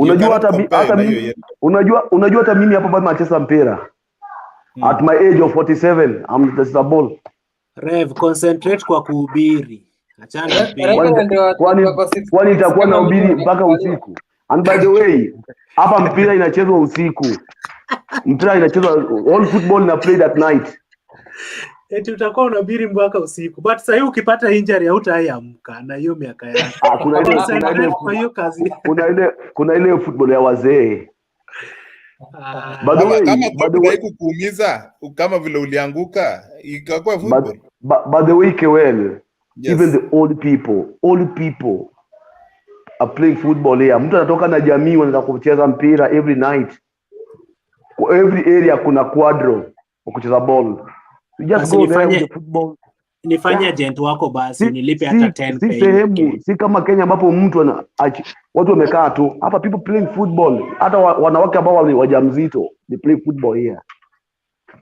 Ni vizuri. Yeah. But South American football is a good football. Because there's a good foundation. Like now niko na my son iko 9, yeye yuko academy pia. Nancy anakuongelesha. Yeye anataka yeye mwenyewe atakuja mwenyewe. Tayari kuna appointment na yeye atakuja, mambo ya wivu. Tutazungumza akiingia hapa, kuna shida.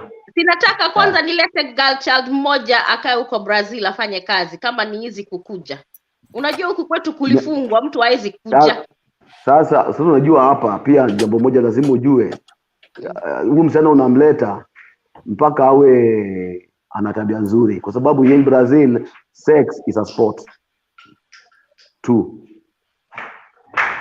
Sex is a sport. Kwani kuna watu wataki sex watu wanaza sex wakiwa wadogo sana. I'm telling you Kenyan, very true. Wakiwa wadogo. Kuli imagine hapa mtu 10 years ameolewa. Somebody is going to high school, anatoka kwake nyumbani akona bwana. Si unitumie fair Rev. My daughter alikuja hapa for the first time. So my daughter yuko schoolini. Alikuwa tu kama study 8 hivi. Ngoja duke study 8 hivi. My daughter was study 8 akaingia hapo. We call it 9. So wakati mwalimu amemaliza kufundisha, bado mwalimu yuko, student wanakisiana hapo na hapo. My daughter Si ametoka kule Homa Bay, hajaiona hayo mambo. Kwani ni Nimekuja Sondo? na amelelewa na nyanyangu ambayo mama kanisa wa PAG. Ana mtoto alishangaa. Na akiangalia mavazi, tumbo iko wazi na amewekwa kipuli. Ai, huko ni kwa shetani. Mnakuanga na wasichana warembo. Siku moja unikumbuke na Vea. Reverend, hawa watu wako hapa kina Mutembei wanafaa wakuje huko because wanasema wanataka kuoa wanawake 10. Mtembei akikuja mpaka akuje na mkewe, kwa sababu hapa hata kama umeoa, unaona umeoa, hawataki kujua.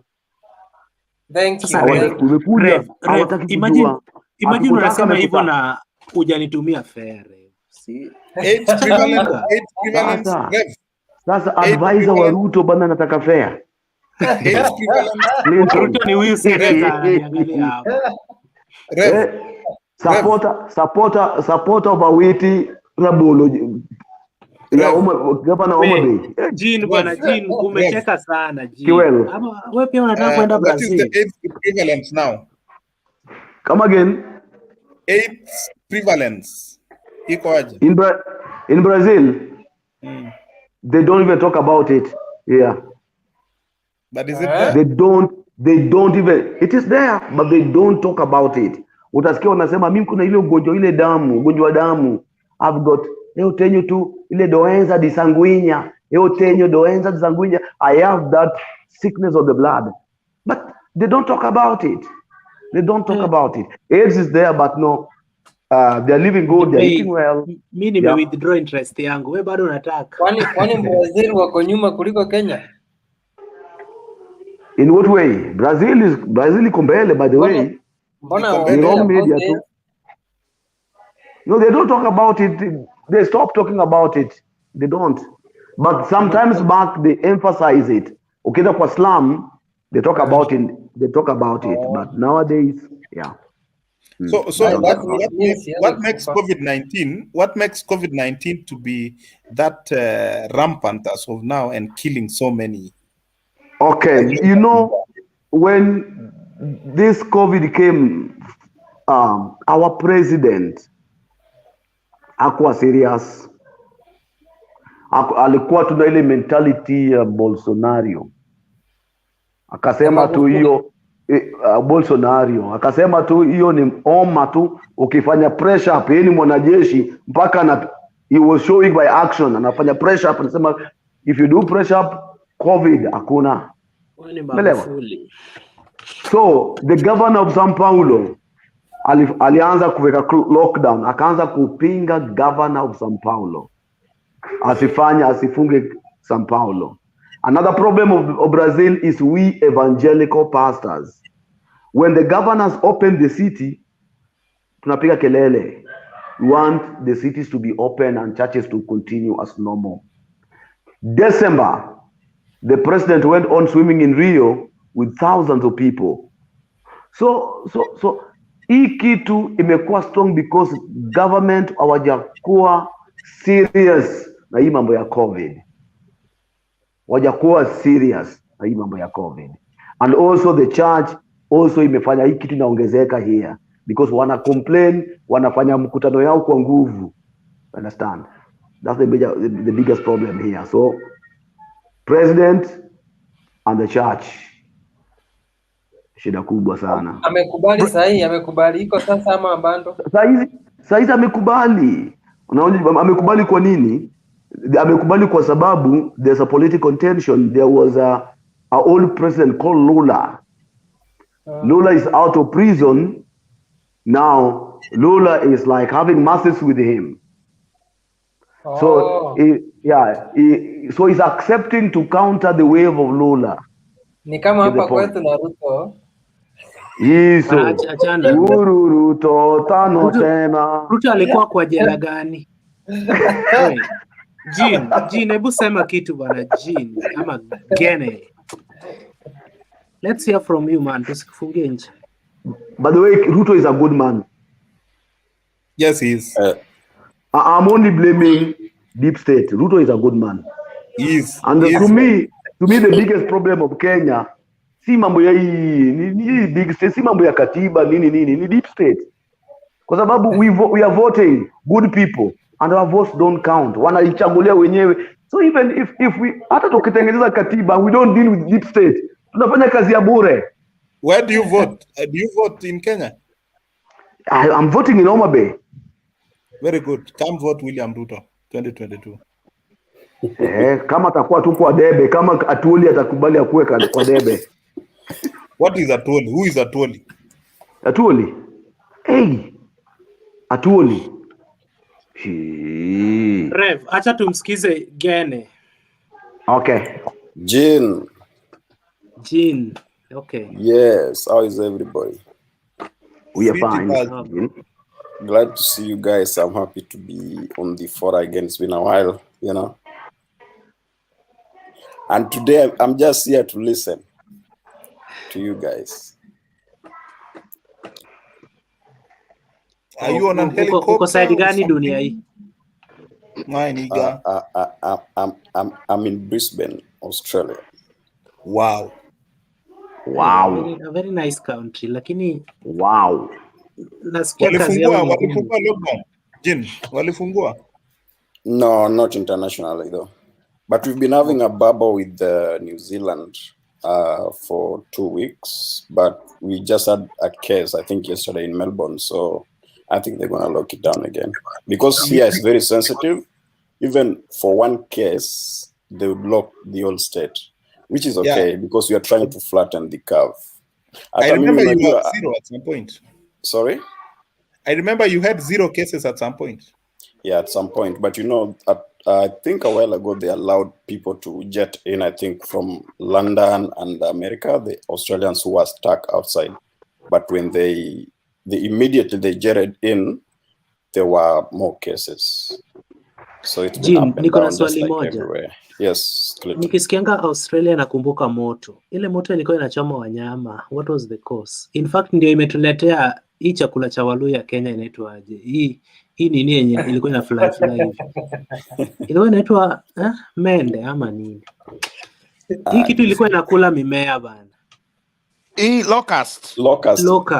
Sasa hiyo moto ilitokana na nini bana? Ni mtu alichoma forest yote ama ni punishment tu mlikuwa mnapewa? There's been a gray area in the information, but they were saying that someone may have started it. But Australia is always like that. Like every year, it's something that occurs naturally. But that one was worse because they said they have never recorded such stuff for a decade, A decade ni kidogo sana, Jin. Yeah, I know, but it depends on how you look at it. That's 10 years. Motembe. Interesting. Yes. Interesting. How about New Zealand? You said you have a bubble with New Zealand. What's it? No, that's a bubble of COVID traveling to see what happens if they're going to have more cases, because every country now is struggling to bring back the economy. So unless there are tourists traveling out and also allowing other countries to visit Australia, just to promote the tourism, that's the thing. So it was done for a fortnight period, but then we had a bit of cases, as I said. So it's at halt again. Wow. Vaccination? Yeah, we rolled out vaccination, but of course it's voluntary. No one is being forced to, go for vaccine. But also we've experienced some death due to blood clot from AstraZeneca, I think. So yeah, we're just having challenges just like any other country.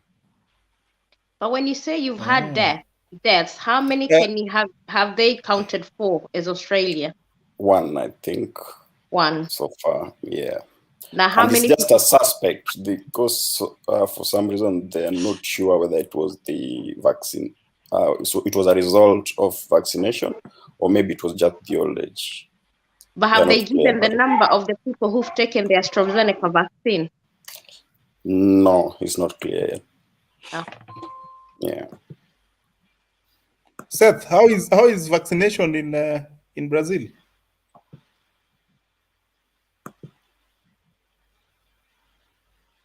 Rev, praise the Lord.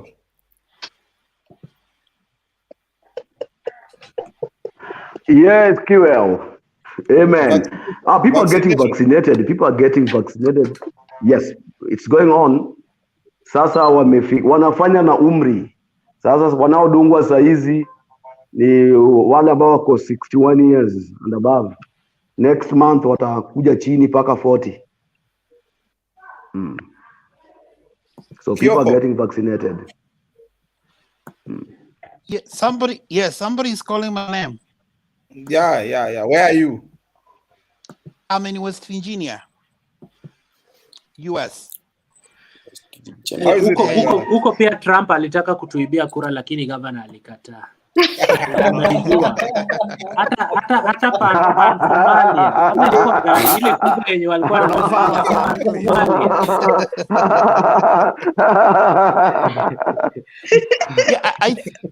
Clinton, wewe uko na siasa wewe. Sasa si ukweli. Na huyo Clinton yuko wapi? Mbona yeye yuko kwa giza? Ashaingia kwa kitanda ana nguo. Clinton ana nguo. Tumemwona mchana. Acha nikwambie ukweli. Kuna state inaitwa Pennsylvania. Hapo ndio alikuwa anataka kutuibia ya mwisho. Pennsylvania. Philadelphia. Which state is that? Hiyo sasa. Alafu hiyo pia West Philadelphia. Hiyo West Philadelphia pia alitaka. Lakini angetoboa deep state. Watu wa Mabibi. Deep state was not on his side. And I think for me it was a surprise because venye tu jamaa yani tu alienda tu kando hivi, it's hard for a sitting president just to leave that. And for me I was like, man, if we can go to that level, especially in African content where a president can just be like the deep state will not be on the side of outgoing president, I think we can have a mileage, because hapa saa hii Trump hakuwa na power. He did not have any power to do anything. And despite ile demonstration alileta hapa Washington DC. By the way, I'm very close to Washington DC. I drive like 1 hour and like 20 minutes. If 1 I use hour, train, yeah. it will be less than that. And so I think what I will say is vaccination huku imeroll so fast. And I think Biden was like in the first 100 days, he will ensure like everyone has really been vaccinated. Like for me, I am not even 40 and I'm already gotten my 2 doses. Wow. And every state, they're just rolling out, man. Every state has its own way of doing their own things. And so for me, I got my 2 shots like a month ago. Na bado sijagonga hata 37, hata sijagonga 36. Sasa Seth sijui yeye amepata. Sijui Seth kama amepata vaccine yake. Mimi iko 47 bado. Naogopa kwanza. Jim, have you? Yes. No, not yet. You got your 2 jabs? No, not yet. Okay. So yeah, I'm probably not going to take any vaccine anytime soon. Why? Until I know how safe it is. So you will not travel from. So you're not planning to travel anywhere, because if you don't get the vaccine, I don't think you'll be getting on any plane anytime soon. Not anytime soon. Unajua nyinyi mlivaccinatiwa, tunangojea tuone venye na react na nyinyi. Mimi sijakufa na sasa nimemaliza 1 month. Na niko hapa na I'm doing my things, okay? And so for me, when I went to vaccination, I went to the same place where white people were being vaccinated. So nilikuwa nasema what are you trying to imply? What are you trying to imply? You want to tell me there's an area for white people and for black people? No, I was just because people had that narrative of hii kitu inaweza kuwa imekuja kuua black African American. Unajua there was a history behind a vaccine which was tested, and it was tested on black African Americans. And so there was this narrative which was going around that, you have to be, this thing, unless white people takes it first, should. And I know a lot of my co-workers who are African Americans have not really taken the vaccine, and they have Kioko, been, you know. Kioko, you are right. Unaona hiyo kitu unasema. Hata kuna jamaa mwingine anatoka kwa kina Nancy. BBI yenye alipeana kwa Senate ni different na yenye alipeana kwa National Assembly. Na ni different na yenye alipeana kwa County Assembly. Tuko sawa. Niko sure BBI yenye ameficha sasa yenye itapitishwa ni ile imetoa nini? Hiyo nini ya rais. Atakuwa na hudumu milele. Acha nikwambie Clinton. Hiyo story ya kupatiana Biblia ya uongo na ya ukweli ni Mungu anakuja kustop reggae. Ruto aliwaambia we shall stop reggae and we shall change the conversation. That is what that is happening. No, reggae can't stop. Reggae can't stop. If reggae stop, Kenya should be disbanded and let every people go home. Sasa Reverend, haita stop na hizi Biblia 4 mko nazo. Hata baba sijui akona ya 5. Baba peke yake ajui Biblia ni gani. By the way, Clinton, mimi Kioko pia ameagree na mimi. My greatest concern is the deep state. Hii mambo ya katiba nini. If Kenyans can find a way on how they can deal with this problem of the deep state, Kenya will be okay. No, you know. Kioko, ulidungwa which vaccine? Johnson and Johnson? No. Which one? Kuna hii inaitwa it starts with letter M. Let me just see. Yeah, Moderna. Montana. Yes, Montana. Yep, Montana. Madonna. You know why the vaccine? Is it Moderna or Moderna? Moderna. It's come on. You can't defy these British women. Come on, thank you. Moderna. Kesho ukienda hapo vaccination center sema tu Moderna. Moderna, yes. And Siko experience, I don't know, maybe because of my my resilient coming from Kenya. Me sikuwa na side effect yoyote. I got it on my left hand and I went for work full time. I was working the whole day. Other people? Other people on my household. My wife was okay. And so I have not seen anyone who have really experienced any side effect. Nancy ni density ama dynasty. And so yes, as I was saying, Mutembei na Kewell nataka mnisaidie kwa sababu Mutembei, there's this a video which you shared in the morning, and I also got on my WhatsApp clip for this this family which was having a very very awful conversation. You muted, Kyoko. Say again, Kyoko, you went mute. Yes, so I'm saying, Kewell, nataka pia ni unisaidie na Mutembei kwa sababu I know there is this video, Mutembei, I think you shared it for like this family which was having a fight and they were preparing their children to go to school. And so I just looked at it throughout and finished it, and I realized, in fact, they were like people from my own tribe, because at the end of the video they spoke Kikamba, and I could understand, and I could understand what they were saying. But so I know Kewell's and Nat said earlier that this guy is already dead. And so I was wondering, when was this video recorded, and when did he die? And then Kewell, I was on Twitter today, but I was also busy with work, and I saw this letter from Jubilee, which was being shared. And so I don't know, did they partner with UDF or something or what? So those are things which I want just to be clear before I go to bed. Let me tell you about the shenanigan with Tuju.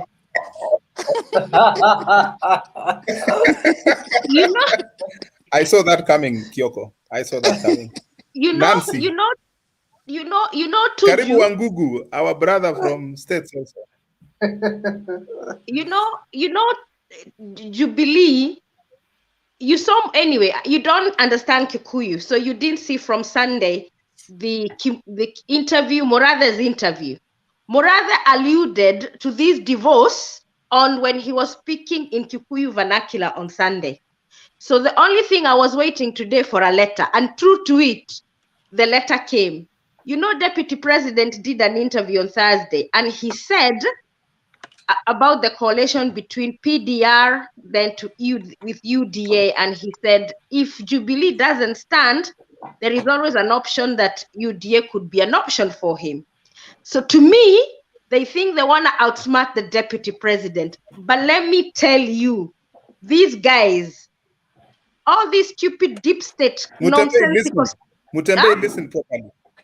I'm listening. All these nonsensical, this deep Continue, state Nancy. shenanigan that is taking place now, it's a shambles, it's unfair, it should not be happening. They should wait for Jubilee to go its course, people to divorce at the end. But what they're trying to do is to push the deputy president to a point that he resign. But I think he already answered them and told them, I am staying put, I'm not going anywhere until it's my time.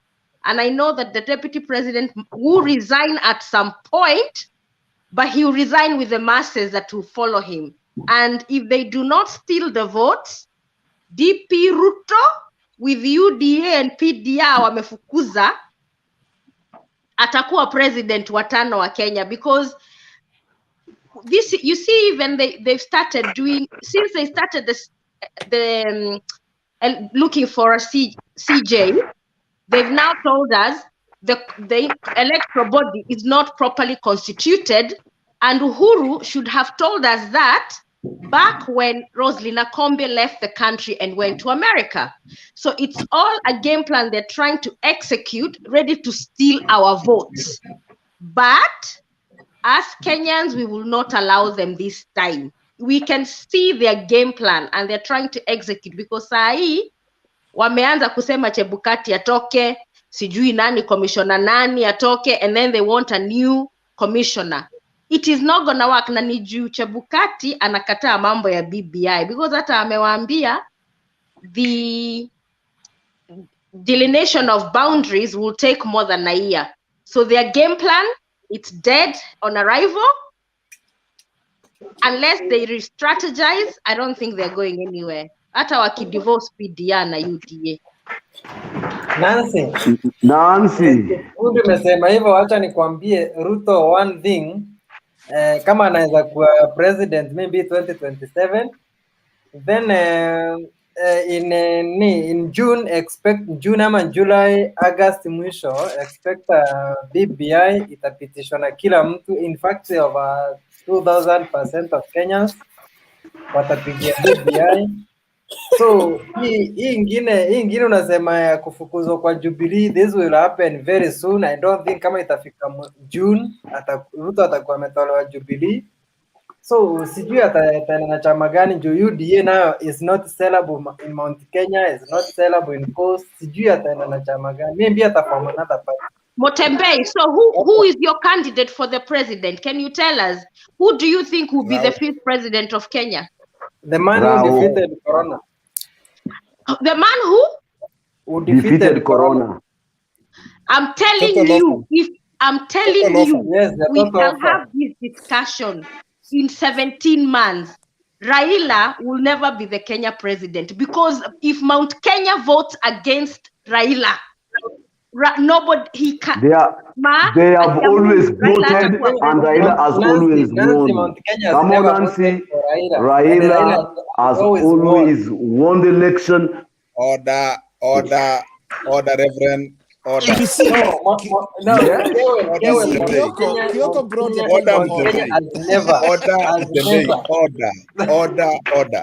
Order, Mtembei. Order. Kyoko. Yes, well. Are you satisfied? I am satisfied. I am satisfied. But I will not. I will be coming 2022 to cast my vote, because I'm always traveling. I'm always traveling. Give Baba. Baba is the man. Listen. Hey, Nancy. Reverend, you're out Hello, of order. Nancy. You're out of order. Ruto can be a president. Ruto can be a president. Order, Reverend. Okay, Kiwen. Okay. Order, Reverend. Okay, Mr. Kaparo. Mutembei, Nyamaza. Kyoko. Yes, sir. Nyamaza. So you said what Nancy said made sense to you, right? Yes, because I was going through my Twitter and I saw these 2 letters, which, I did not have time to go through them and see what they were really saying. So I wanted to know what was the source of these letters and what that meant to William Ruto. But there was sentiment, which I also read in Twitter, that Mount Kenya MPs are kind of giving Ruto some conditions on what he has to fulfill before they really back him up. And so I was kind of trying to follow up, on my Twitter, but I was not really handing things up. Oh, okay, so what's your faction of preference, Bwana Kioko? You see, to be honest with you, I have participated in my constitutional right for the last time I've been in diaspora. I always come home for fort. I fought in Machakos. But unfortunately, this time round, I feel at this point, I've not yet decided who will get my vote because, I voted Raila several times because of bringing Kalonzo on the board, but at this point, I see Kalonzo Musyoka with now Kenya Alliance, with people like Gideon Moi, bringing people like Mudavadi, and so at this point, I have not yet decided is with the Cerelac team. Leave alone that bandit. Kioko, I will lobby you. I shall be lobbying you soon. Nancy, please. Kioko, finish. And so at this point, I've not yet decided who my presidential vote will go for, because none of these presidential candidates who have really spoken out, they have not really convinced me with their ideologicals, because I just feel, they're just bringing a narrative which we have been hearing for the last 20 years.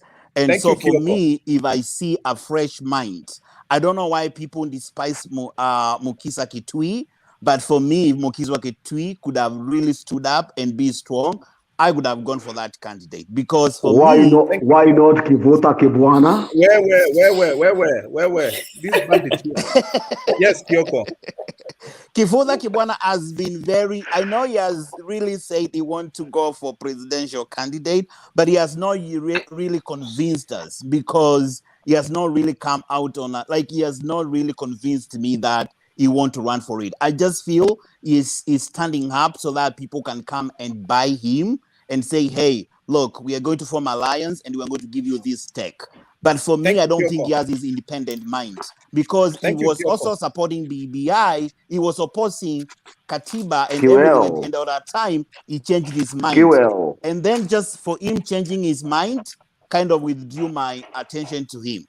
The other man I saw who has a potential is the current Machakos governor, Mutua. If he really stands up again and, stand up, I think I can still do something on him, because I feel he's a young governor who can still lead well. Thank you, Kioko. What's your position quickly about BBI? What do you think about BBI away from the 2022? I think at this point, BBI is not a priority, and it's not something which is supposed to be discussed, because I think what I need, Cowell, is, and I think the deep state has been really ruining our democracy, because it means like if you are the side of deep state, the deep state will help you to get to the presidential seat. So it doesn't matter whether we have a constitution, it doesn't matter whether this BBI goes through, whoever is going to be with the side of deep state will end up going for that top seat. Okay, thank you, Kioko. If we go to the popular vote, that is the referendum, would you buy a ticket to come and vote? No. Thank you. Thank you, Kioko. Fine. Reverend, you'll be the last one, for us to listen to your opinion. Now, umekuwa kelele mingi. Jean. Yes. What's your take on the 2022? Okay, well, na mimi siulizwi. No, go away. Jean, yes. What's your take? What's your opinion on 2022 formations? Baba, One Kenya Alliance, WSR? Well, that's a $1 million question, and depending on how you look at it. But I think the alliance that has just been formed the other day between Kalonzo Musyoka and the team is dead on arrival. It's going nowhere, by the way. So I think 2022 we are going to have, it's going to be a 2-horse race. Yes. And I can say that with confidence. And that's Raila Odinga or William Ruto. But that also it's going to depend on who the government or the so-called deep state is going to support. So it's a wait and see. I think for now it should be too early in the day to bring in a lot of speculation. Have you voted before, and would you tell us whom you voted? And then in 2022, are you going to cast your vote in Kenya? What's your I did vote before, and I vote for Baba. You know, Kenya, we cannot pretend. We've always voted in tribal lines, and that's the reality. So we cannot sit here and start pretending that we don't do this. I've always voted for Baba, and we know that he has always won these elections.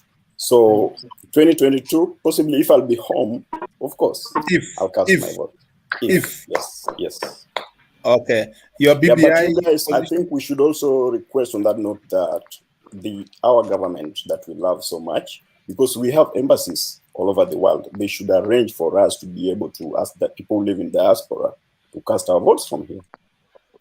What do you think about BBI? What do you think about BBI? What's your position? What's your take? I like BBI for one thing. That is something that, if that is the case, that is going to bring the peace that we've really struggled with for all this time, then BBI is something that we really need. So nobody should come in the public and start saying that we don't need BBI.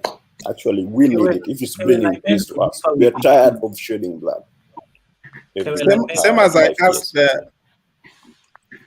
as I asked, who wants to leave, Kyoko? Okay, well, I beg to differ with Jim. Wait. These are people we've not had their opinion. I'll give you some chance to ask them some questions you have for them. So, Jean, given that we are going for a referendum, now that for the general election you said if you'll have some opportunity, you'll come and vote. What about the referendum? Would you come and vote? That also depends on what's going on in the world now, you know, with this restriction.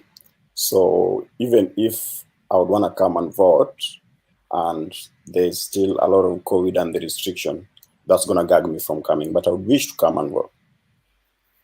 Okay, thank you so much, Wana GK, Jean. Where is Revo? He left. He's not serious. Amenionyesha kisu na akapotea. So, Jacoredo, you wanted to ask something, our friend Jean or somebody, or Kyoko? Clinton. Hello, can you hear me? Yes, we can hear you.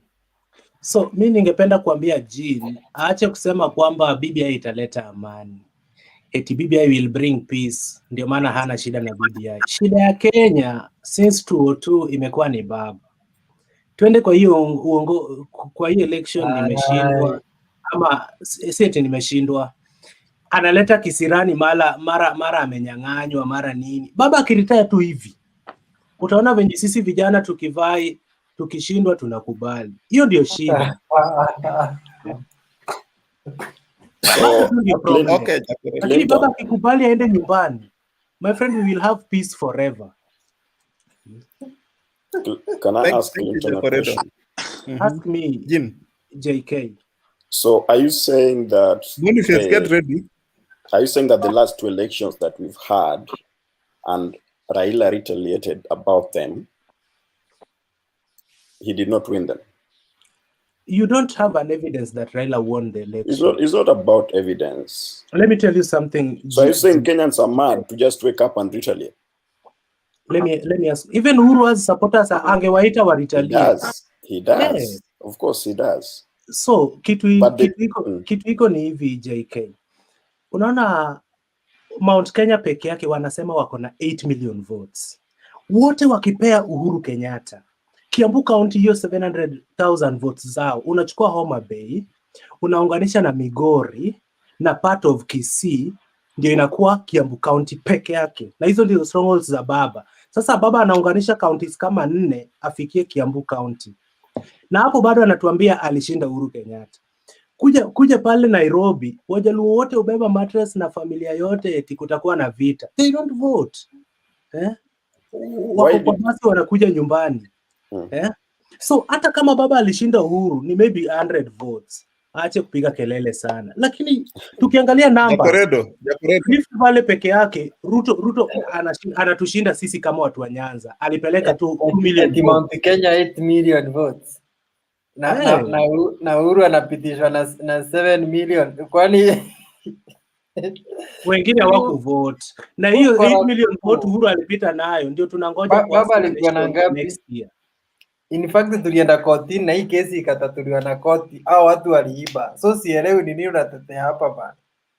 Mbona mkurudi election? Mbona mkurudi? Mbona hawakurudia na the same guys wenye waliibia? Jacoredo. Kioko sava utafungua saa ngapi? Na lawyer senior counsel Murkomen alituambia sava ilikuwa Italy na Italy hiyo time ilikuwa ni usiku.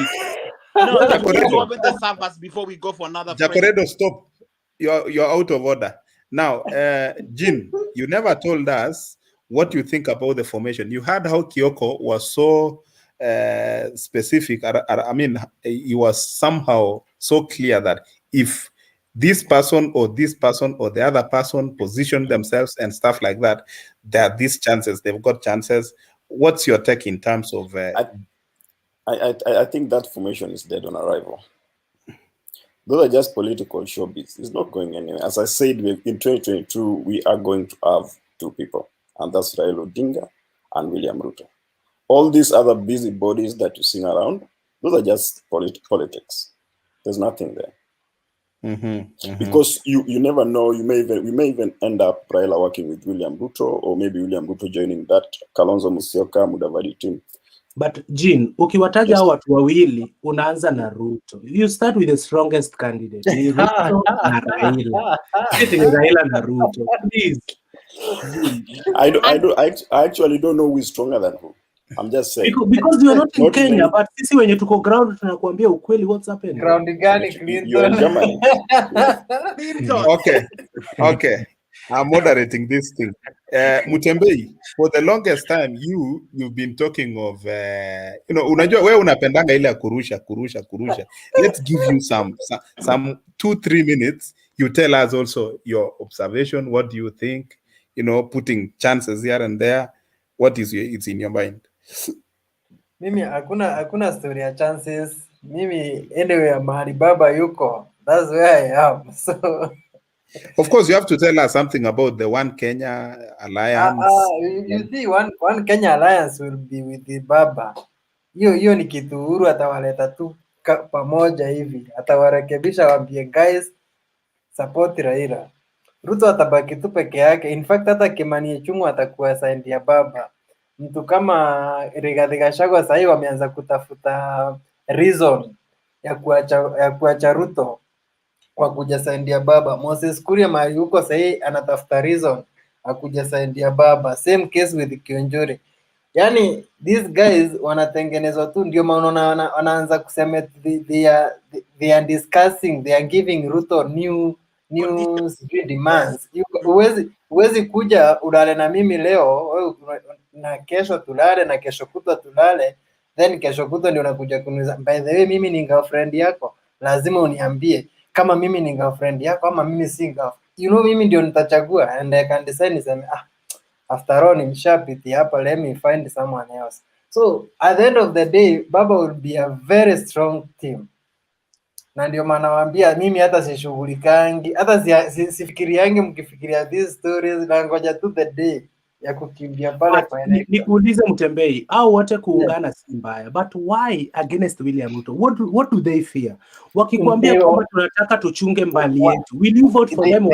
They want hao watu wote wanajua William Ruto na Uhuru ndio watu wamepeleka Kenya kwa shimo ya madeni wakitundanganya, sijui tumejenga barabara, tumejenga sijui reli. We Clinton unatumia reli wapi? Mi mwenyewe natumia hiyo reli wapi? Una pesa zote za Kenya sahi, we are at 9 trillion, nothing to show for. Then mnasema so someone mwenye atasaidia Kenya aitoe kwa hiyo shimo is just baba, nobody else. Naona Nairobi mnafunguliwa matatu. Jacoredo. Asante sana Mutembei. Thank you Mutembei. You have a nice blazer, by the way. You have a nice blazer. Yeah, and let me say this, Mutembei.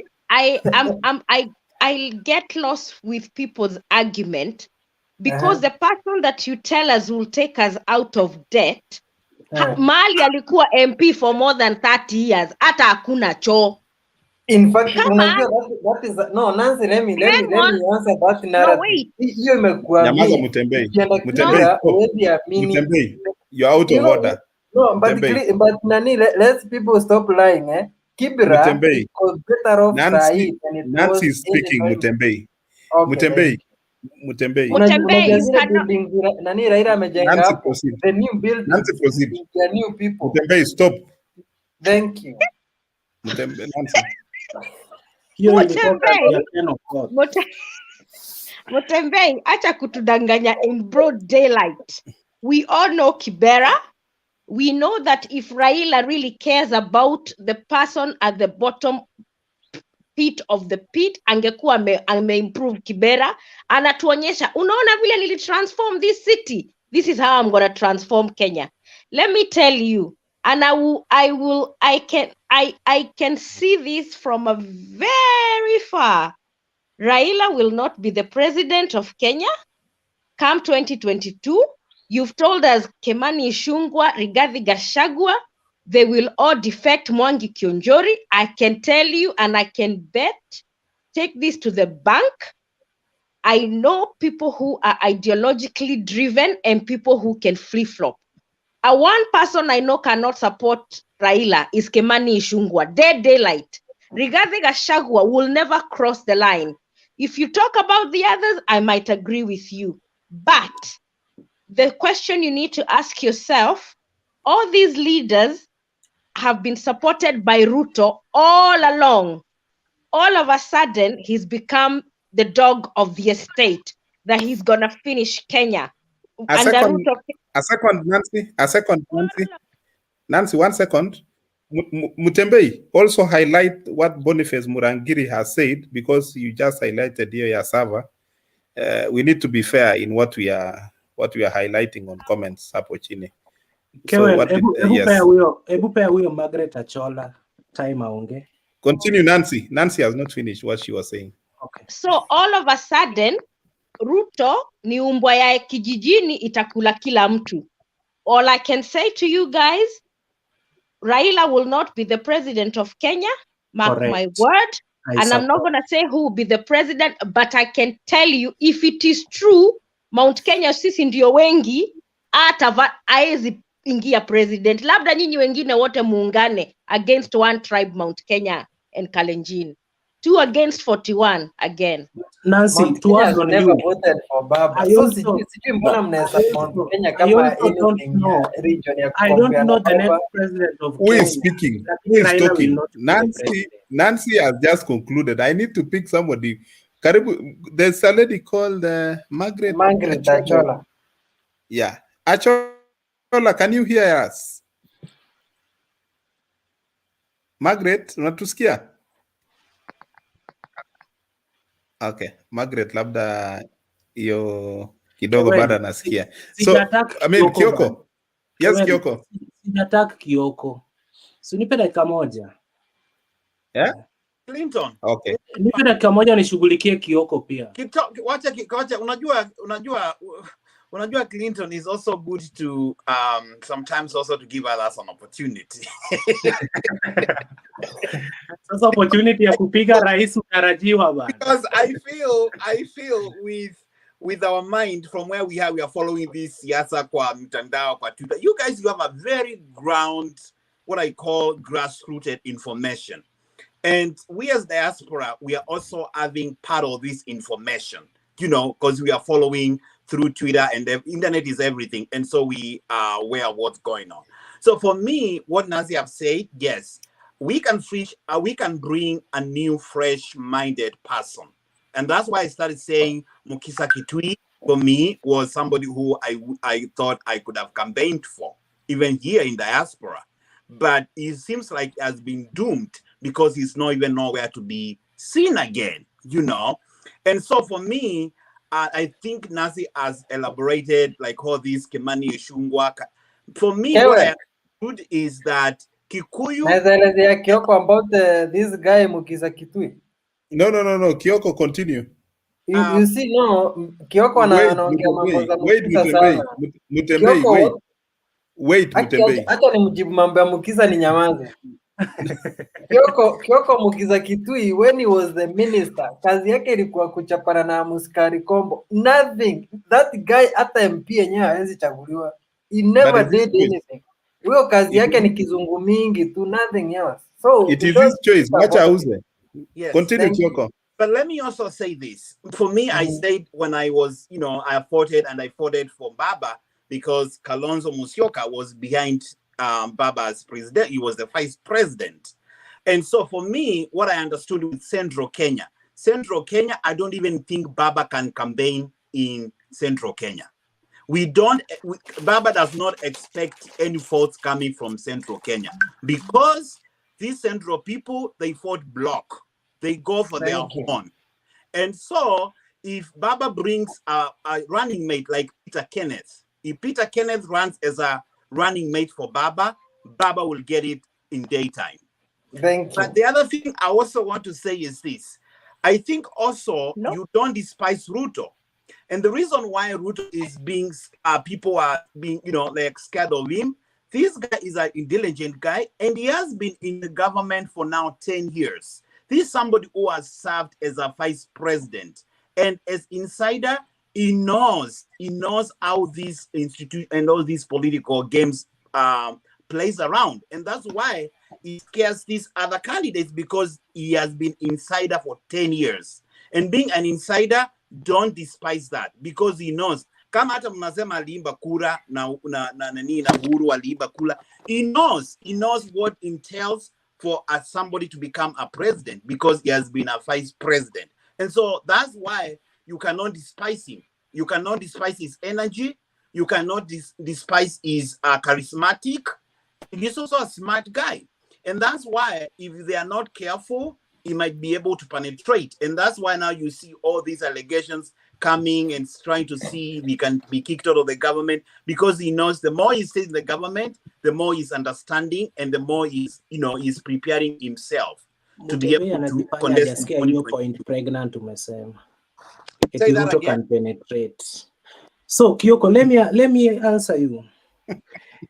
Sasa Kioko, ulisema ulivotia Kalonzo, ukavotia nani tena, ukatuambia Kivuta Kibwana ako sawa, Alfred pia ako sawa. Si kusema Kibudha nilikataa kwa sababu Kibudha alishake hii mambo ya katiba, alikuja tena akapinduka akasupport BBI. So nikaona hata sasa amekataa. Hata sasa amesema BBI is a waste of time. Na sisi kama Hasla tunafurahi sana. Na ni ukweli BBI is a waste of time. Hata Ngilu by next week atasema BBI is a waste of time. So Kioko, mimi nataka nikuambie kitu. Mwai Kibaki made the best president of the Republic of Kenya. Na hakuwa anatoka kwa hizi familia. Kioko, let's try. President anaweza kuwa impeached hata 1 month after amekuwa elected. Let's try William Ruto, even for 3 months. That's 100 days in office. Yeah? Kama ata misbehave, wabunge wetu wamtoe. Lakini tukitaka Kenya isonge mbele. Let's try William Ruto. Kioko, I'm pleading with you. Panda ndege. Nenda pale Eastern Province. Nasikia mko na kura 1,000,000 lakini Kalonzo anarandaranda na hiyo 1,000,000 utafikiria ni amount Kenya. So vote for Ruto, please. Let's try this man. For the first 100 days in office, tutaona maendeleo. Maji, mama mboga, miradi mbalimbali za stima. Zile ngine ni gani? Tumewa connect stima. But Clinton, Ruto has not really convinced me. He has not convinced me. And I know there has been this debate of like Ruto has been centerlined. I mean, I'm seeing Ruto has only been centerlined for the last 4-5 years. But the first time they were in the... Can I convince you on behalf of Ruto? Can I try? Let me finish and then you convince me. Ruto has not really convinced me because as a vice president for 8 years or 10 years, I know now you say because they have divorced with Uhuru, that's why it's not working. Job zake zimepatiwa. I was listening even last weekend. Job zake zimepatiwa watu kama Matiangi, afanyi kazi. But I also feel when they came to the power, we trusted both of them.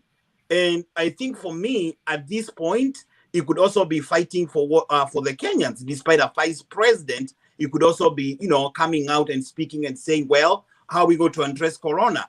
I know I also watched the Citizen TV interview. He was being interviewed, and he seemed to be just dormant, not be able to pick up. And so for me, if Ruto really wanted to shine at this point, if he could have come out and helped the hustlers who have lost their jobs at this point by just implementing like a government program to get some stimulus, I think he could have won my heart. But at this point, I don't feel like Kioko, William will convince you within 100 days of his presidency. Vote him and wait for the results. The first Kioko, the first lockdown ile last year between March until sometime in July, you remember from his own initiative, alianza kupeana, that is now the birth of wheelbarrow. Alianza kupeana wheelbarrows, car washes, sewing machines, and kinyozi and the rest of the things. And that was on his personal initiation. Don't you think by that time alisaidia watu, and watu wengi walikuwa wametoka kazini, wamefutwa kazi, they had nothing.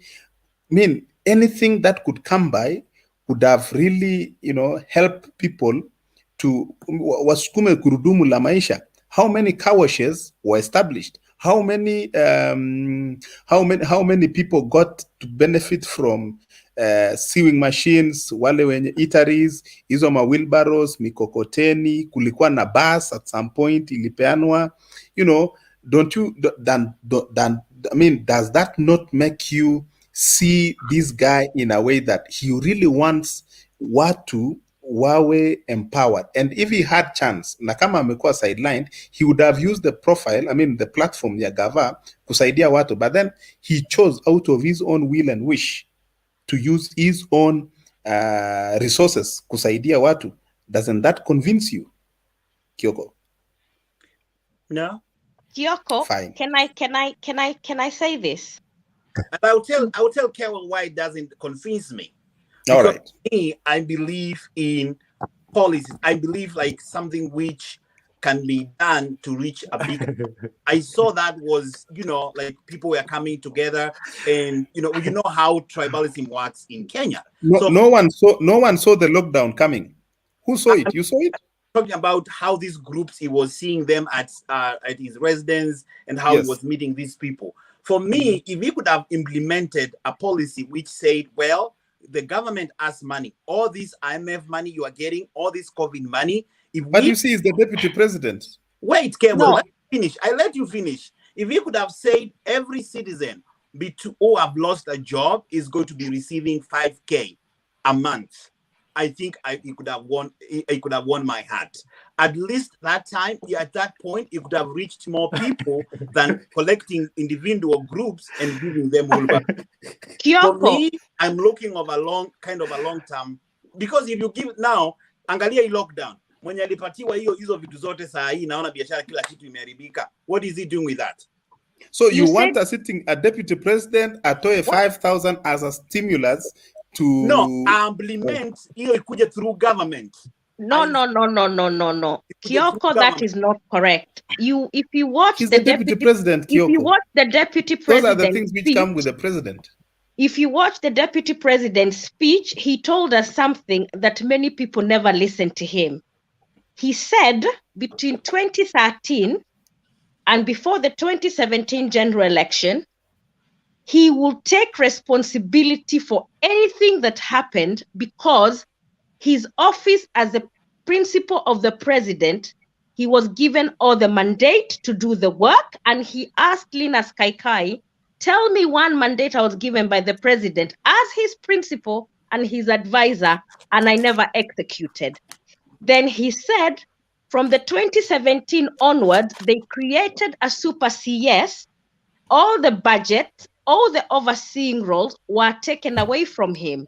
So he was left in the background, and because he could not sit back and do nothing, he decided to use his own resources to do what he was doing. If that is not a gracious man, I don't know what that is. And we keep saying that we elected the deputy president and president as one as presidency. Agreed. But let me ask you, somebody who is in America. The vice president of America today, no, the vice president who left, what was his name? Mike Pence, right? Mm-hmm. In all the reviews of the failure of the Trump government, you do not hear Mike Pence's name anywhere. You do not even hear anybody saying, tell us the policies Mike Pence implemented, even when Trump was failing the country and he was being bigoted and racist. Nobody questioned what Mike Pence was doing because he does not have the instruments of power, which Uhuru has and Ruto doesn't. Let's not blame Ruto because he's never held the instruments of power. When he holds the instruments of power, then we will question him. Uhuru refused to respect the office of a deputy president because regardless who is sitting on that seat, I expect him to respect the mandate and constitution duties given to the deputy president of Kenya. But what he's been petty, selfish, and played self-interest politics. So we have to be fair to the deputy president. Senator, you deserve a seat in 2022, not 2027 ile ulikuwa unasema. Huyu Kioko umemmaliza, unamwona? Alafu Kioko bana, nimeshangaa Kewela amekuelezea kila kitu vizuri, nikinod tu hivi eti hii kitu imekuingia. Kumbe usha make decision kama Mutembei. Anakuuliza eti, have you heard me? No. Mutembei is bad news. Clinton watu wa baba huwa wa change. We are just there. We are waiting for the day.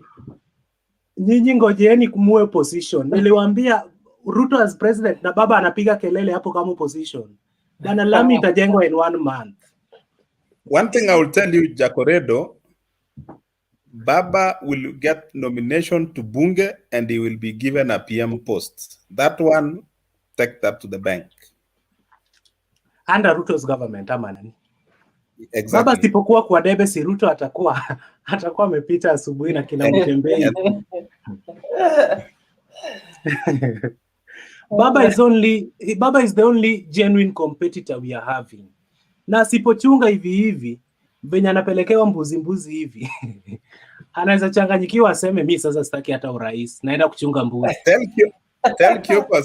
Tell Kioko asichome fair akuja ampigie kura Mutua. Mimi nakuja. I've always come, and let me tell you something. Siasa za Kenya bila Raila kwa ballot box sio sahihi siasa. Kama hivi Kioko, if you know you are going to come vote for Mutua, that 180,000 please niwekee tu kwa Western Union nifanye nayo campaign mali. Kioko usiwe na haraka. Raila, Ruto, Musalia, Peter Kenneth, Kabogo, all those guys watakuwasaidia baba wote. So usiwe na wasiwasi hata kidogo. Wanafomu hiyo. Mbona huyu baba bado mnamcheza kwa BBI? Mara BBI yenye mlimpea kumbe ilikuwa ya 4. Yenye mlipeleka Senate ni ingine. Yenye mlipeleka Baringo tunarekebisha. Hiyo ilikuwa tu kama mistake hapa. Mbona mko na copies mingi za BBI Mutembei? Tutarekebisha. Wewe kama blogger wa Deep State. Mbona mko na copies? Unajua kuchange constitution si kitu rahisi. So hiyo tunatumia MPs warekebishe. So ndio maana mko na copies mob za BBI.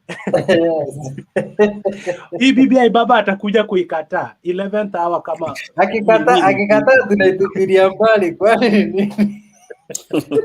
Acha nilale wana wa wazee. Juu tukienda referendum, Raila ta realize ile inaenda kupigiwa kura si yenye amebeba kwa mkono. Alafu aseme nimekataa. Bibi yetu kwa hapo juu ya baba. Otherwise akisema no, it's no. Thank you Angie. Angie anasema she will be my agent. Thank you Angie.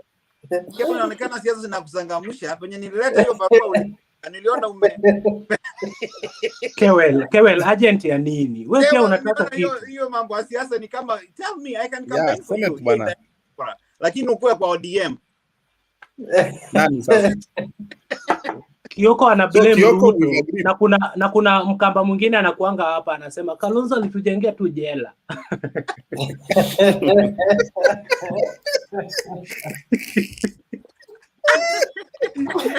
Kioko ni ukweli, mimi sijai confirm. Mlijengewa jela.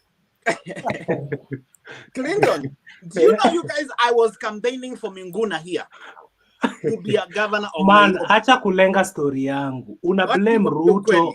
Na nyie pia mmekuwa na vice president. What I know is at this 2022, please guys, let's at least bring change in our government by just bringing new fresh-minded people. Kwani Ruto amekuwa kwa serikali? Si Ruto ni vice president. Ruto kwa serikali bana. President. New face hapo ni kutoa hii sura ingine kuweka sura ya Ruto. Hata ikiwa ni huyu baba na Ruto wasionekane kwa ballot. Wewe unataka Kalonzo akuwe muongezewe jela ingine. But I'll be watching you. I want to invite more diasporan people here. Nijue pia wao wanafikiria aje. Watumiange link. Watumiange link wote wanakuja. Eti Ruto kwa serikali hajafanya hii. Na wewe Kalonzo amekuwa kwa serikali ya Moi. Akawajengea jela ya bodi. Tupatie namba yako hapo kwa private chat. Aya. Tukishikwa Kisumu tunaletwa kwa jela yenye Kalonzo aliwajengea. Sawa, nikiingia kwa hiyo jela Ruto atakuwa akiozea kamiti. Ruto sisi wafuasi wake ndio insurance wake, hawezi shikwa juu ya sisi. Sisi ndio insurance. Aya. So what is happening tomorrow guys? Are we having some conversation? Na Mutembei hujaniambia bwana hiyo story ya ule mama Mkamba. Oh, hiyo ilikuwa 2 weeks ago lakini jamaa alishakufa. Alikuwa commit suicide ama? Wanasema ni COVID. Okay. Awa. Na wamama wa Kamba wanakazia mabwana aje. Amnanga rules. Wanasema ni COVID lakini watu wanashuku wanasema mimi mbia amerogwa.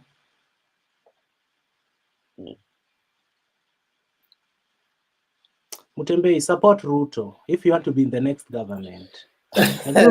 Ukitaka kubaki kwa cold, sasa na maisha yako. William anaenda kuunda serikali bana. We'll see what happens na huyo Ruto. Ruto mimi siwezi bana. Uwezi, but nakuambia support the guy for you to have. Ukitaka kuwa kwa serikali, wajua saa hizi uko opposition unateseka. Kuja kwa government. Pole nilitoka bila kuambia kwa hiyo nimetuma hiyo namba usijui kama umeiona. Nimeiona. Haya. Sasa Clinton, wewe sema wewe Ruto, lakini wacha nikwambie ndugu yangu, hapa vita zitakuwa rahisi hivi wenye unafikiria. Watu wanaangalia vizuri na let me tell you.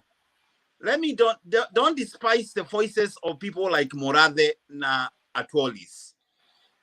Don't despise those voices. What is the voices zitadu? See, their main intention is to fight William, and they are fighting him. Yeah, but Ruto is not going to be the president 2022. That one will not happen. Ungesema hivyo Kewel angekuwa hapa. Amerudi tena Kewel. Rudia hiyo. Rudia hiyo. Eti sasa anajiita senator. Kiongozi. Congrats. Sema Jean. Kewel, Jean anatuambia hapa eti Ruto will not be president. Anaongea kama Murathe. All I'm saying is this. Even if Ruto is going to win 2022 presidential election, the person who is going to be sworn in will be determined by the deep state. That is the Kenyan trend. But Raila has always won all these elections, but he's not the president now. The same case is going to happen to William Ruto, and he knows.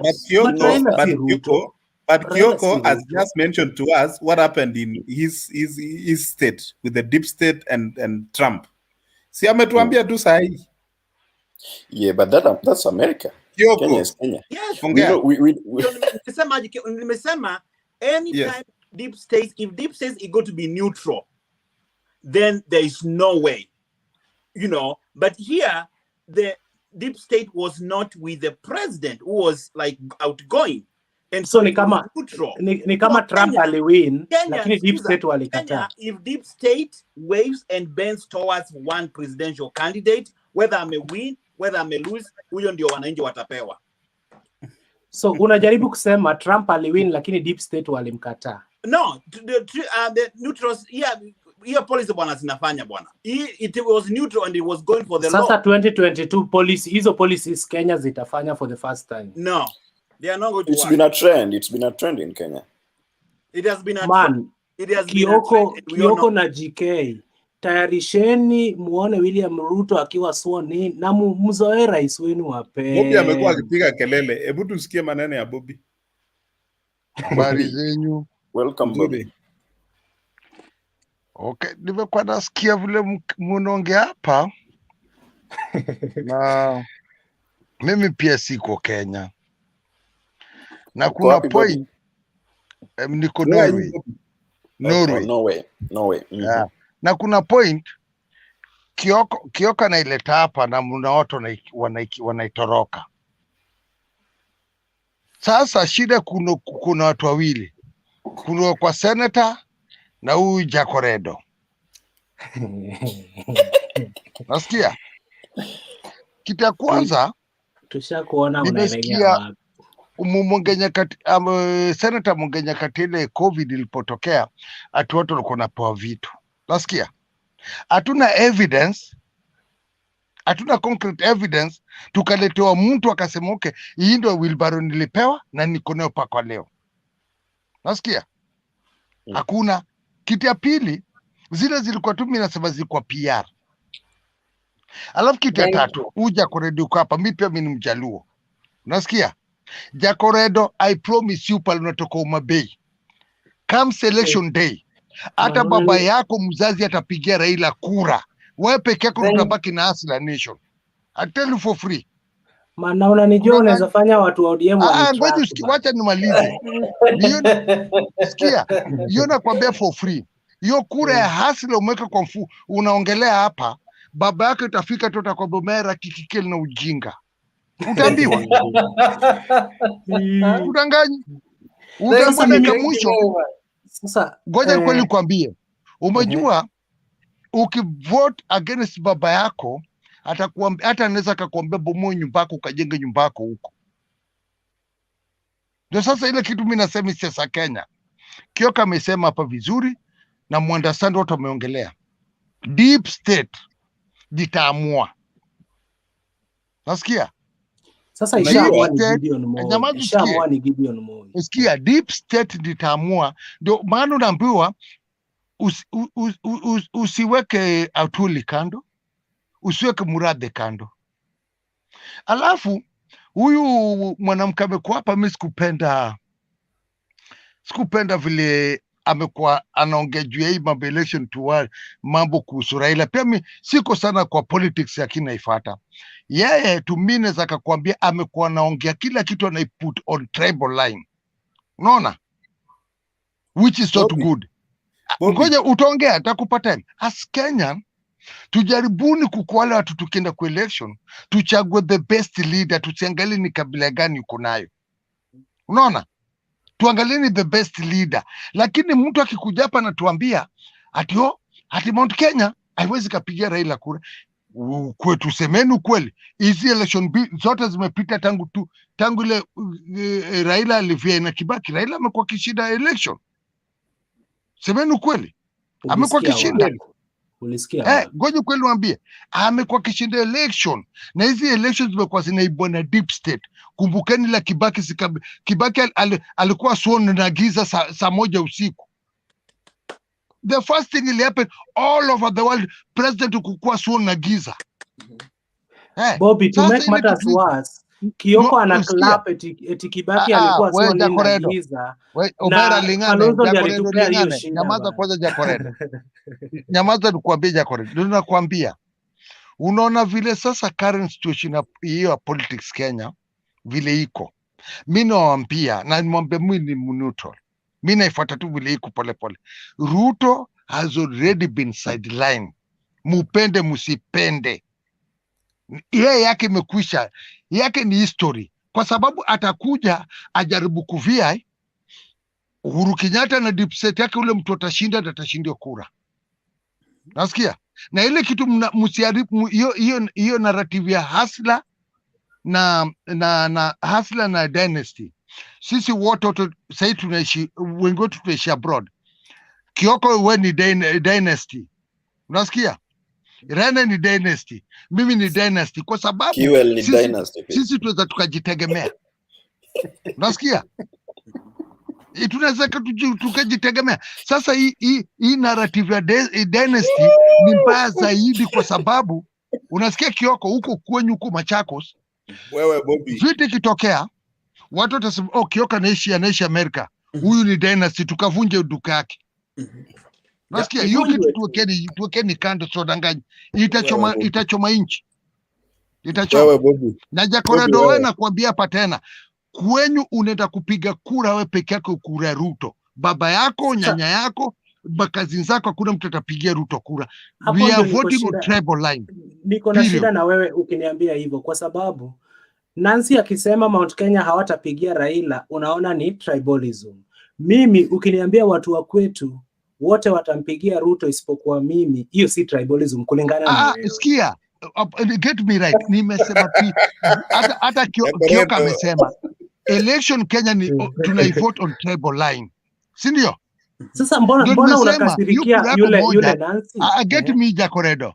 Sikia, hiyo kura yako moja utapigia Ruto, but because Raila atakuwa on ballot, watu wenyu clan yake itampigia kura.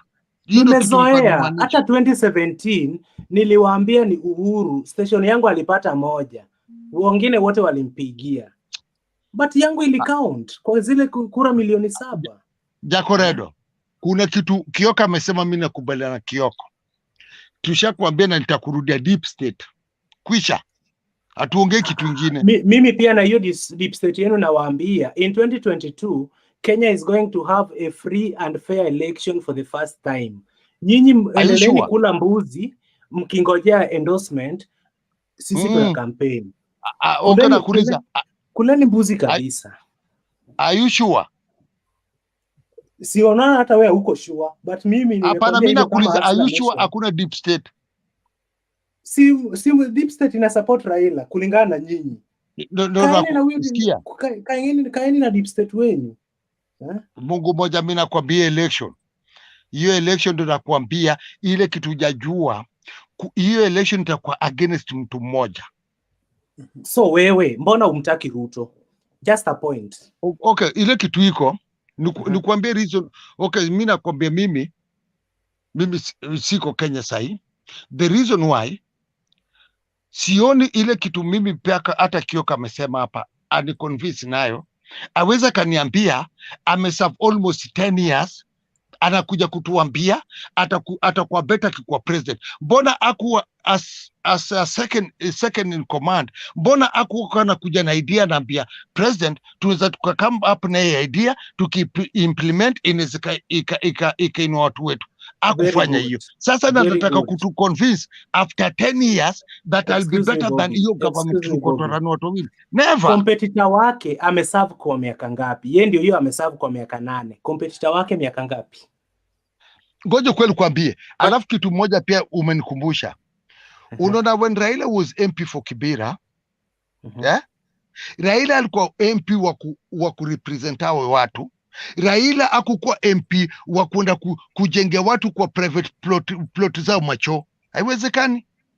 Ni mimi kama landlord ndo nitajengea tenant wangu choo. Sio MP. Juu plot ni yangu. Sasa Kwani hiyo plot kazi ya MP ni mnasema kujenga Raila choo. kujenga choo. Ende ulipo rent. Kazi ya MP ni kujenga choo. Si kuna kazi Kazi zingine ya MP angefanya. ni sana Mbona anaangalia ile kitu hakujenga main mashule? kabisa. Nyamaza. MP anajua lazima constituency lazima kuwe na maji, constituency lazima kuwe na barabara mzuri, constituency lazima kuwe na shule. Lakini sasa hizi private choo, hiyo sio kazi ya MP. Na Wewe pale unatoka huko Kibera kulikuwa na maji na shule. Kulikuwa na maji na ya shule. corridor. Pale unatoka Omabei. Huko Omabei kwenyu. Area MP wenyu ndio aliwajengea choo kwa boma. Sasa choo sinajijengea. Ngoja tu, hapana, nakuuliza tu swali. Area MP ndio aliwajengea choo kwa boma. Choo hata asipojenga kwa boma, atajenga kwa lakini mbona mnasema ati Raila? Ngoja sikia, mbona mnasema Raila kujenga choo Kibera? Angejenga choo kwa hakuna public kitu kama hiyo. Aweke maji kwa public school, community watumie.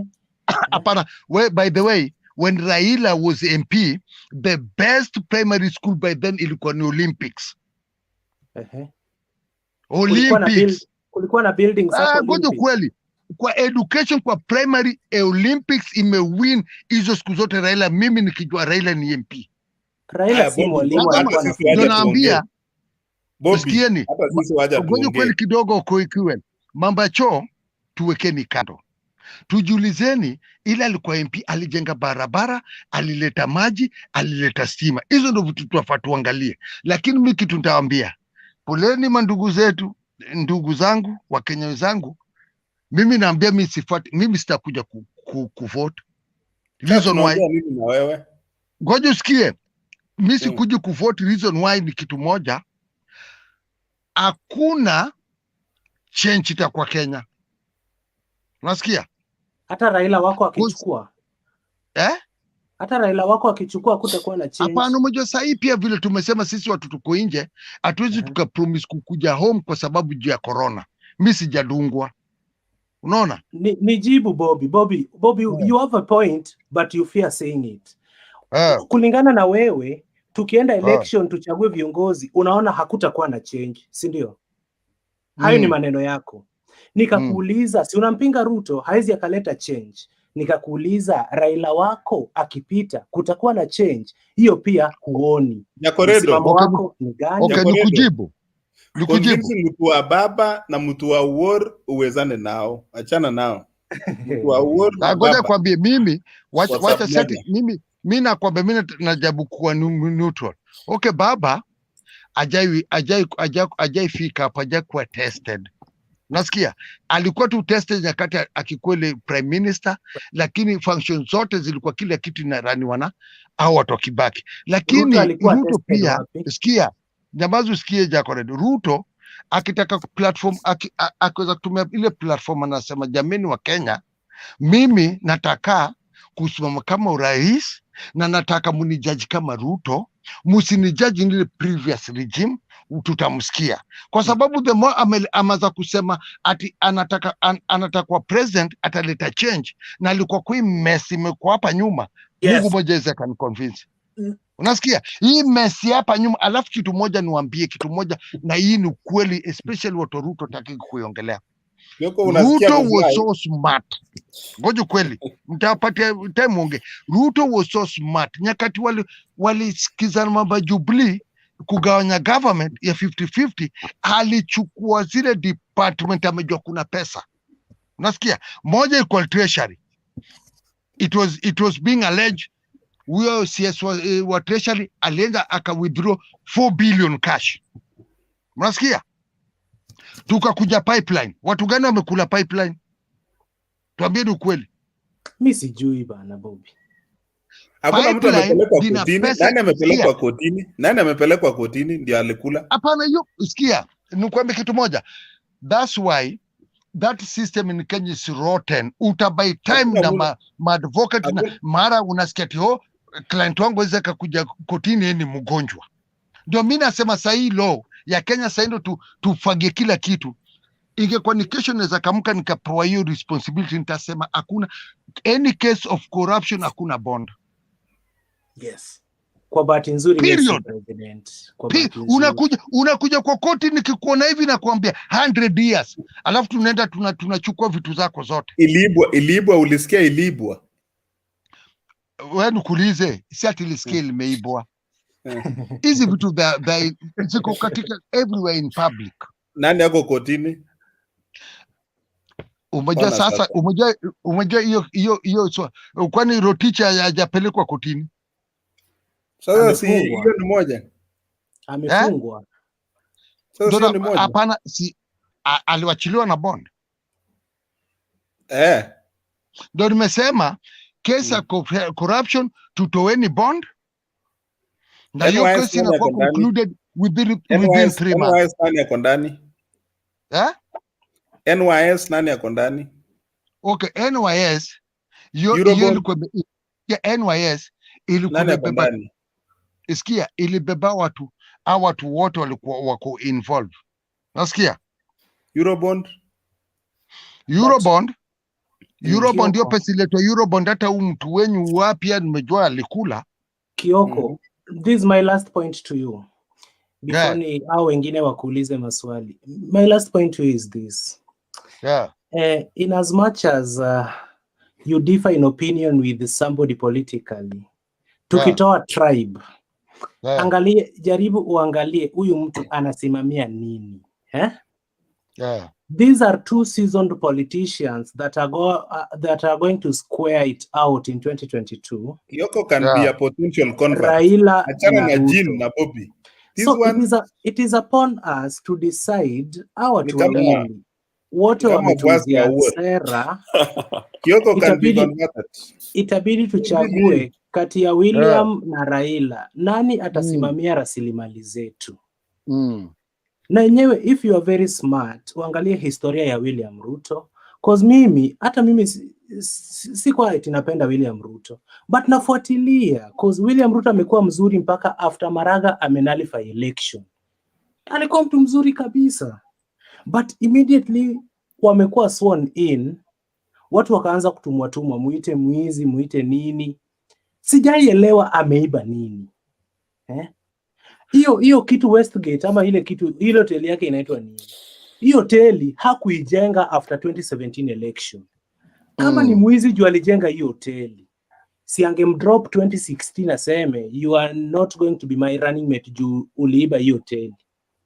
How do you keep a thief as your running mate? Then you come after using him, you tell us huyu jamaa ni mwizi. Can you agree with such a person? Then hii mambo na psychophants unasema eti bora mimi ni Mjaluo, I love to vote Raila. Wakati Ruto alitusupport ile wimbo ya Onyi Papa J ya ODM, Ruto alikuwa malaika. Akija Kisumu peke yake ilikuwa inajaa kushinda hata ya Raila. Hiyo time Wajaluo wote kwa Ruto alikuwa malaika. But the moment alisema yangu na baba kuisha, of which alitupea hadi na reasons, tukaanza kusema Ruto ni mbaya. Juzi hapa akisema eti atatengeza coalition na Raila pia Kibicho alimshusha kwa BBI. Tukaanza kusema tena Ruto ni mzuri. What if Kibicho sasa ashushe baba mpaka afunge mlango ya BBI? Sasa Ruto atakuwa malaika. Then we will Wacha niseme bye bana, nilala hata 1 hour. Okay. Jacoredo, kuna kitu au kuni understand? Kioko pia amesema hapa.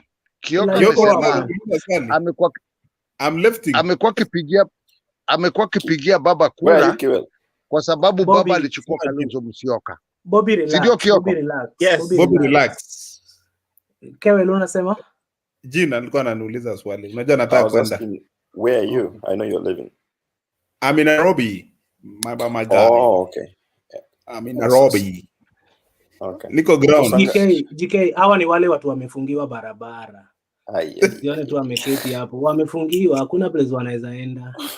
Mimi ni mtu wa mjengo bana. Mimi ni mtu wa mjengo. Na ninaomba wafungiwe hata mpaka next year. Juu watu wa Nairobi wako na kiasi sana. I don't care. Mimi hiyo inisaidie hata kidogo. Lakini tunawashukuru zile enzi za kufanya maandamano, bei ya mafuta ishuke, nyinyi ndio mnaturepresent. Fanyeni hiyo maandamano kabisa. Mi hata hakuna mahali tunakutana na mafuta. Mnamwagiwa maji na ile lori ya polisi, mnavumilia tu. Enyewe nataka tu Kioko, hiyo ticket ya 2022 please. Hiyo pesa nipatie tu, roho safi. Weke tu kwa M-Pesa. I want to see how this panel is going to look next year after the election. I hope Kioko ni mbali. Hapo ni mbali. November. Kioko sitatoroka hata Ruto akuwe number 6 out of 5. Nitakuwa hapa kwa panel. Okay. Nipatie tu hiyo 160,000 please. Hiyo pesa tu ndio nataka tu. Hiyo ni pump, hiyo ni sanitizer, hiyo si kura. Unataka ununuliwe utoke Asla ama nasikia nini? Hey, my friend. Good night. Good night, Kewell. Let me say this, Clinton. Kuna kitu Bob amesema na mujamuelewa. Bob amesema he doesn't need to travel to Kenya because he knows there is no change, because already the deep state will have already determined who is going to be going for the presidential candidate. And so Bobby did not mean voting for Raila or Ruto is not going to expect a change. So for me, what I understood Bobby said is there's no point of me coming to elect to vote and exercise my democracy right, because I know the deep state has already determined who is going to be the president. And so for me, I don't even need to vote. And I think that's what Bobby meant. But I think, Clinton, you took it different. No, man, Bobby never meant that, according to me.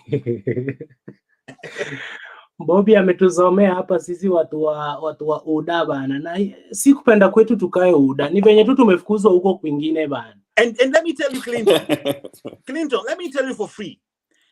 If Ruto could have stayed URP, and if Ruto could not have joined Jubilee, I think he could have high chances. But because of what the Jubilee government has led people to go through, hata akijaribu kuuza sera zake, he will be already branded as a failure government. But kina Kalonzo wameungana na Jubilee, wanataka endorsement ya huyo kiongozi wa Jubilee. Hao sasa ni wasafi. But Kalonzo was not working for government like Ruto. Ruto was the vice president. Wao ndio wana lecture Ruto sahi aheshimu president. I'll tell you for Clinton. Sikia kitu moja hapa. Hiyo point yangu nimemake. Ndio nimekuambia hakuna jani waste person kuje ni vote. Deep state washajua nani atakuwa president. Unasikia? Bwana nyinyi wafati wa Raila mna believe in deep state. You'll be shocked. Sikia Clinton, we don't hate Ruto.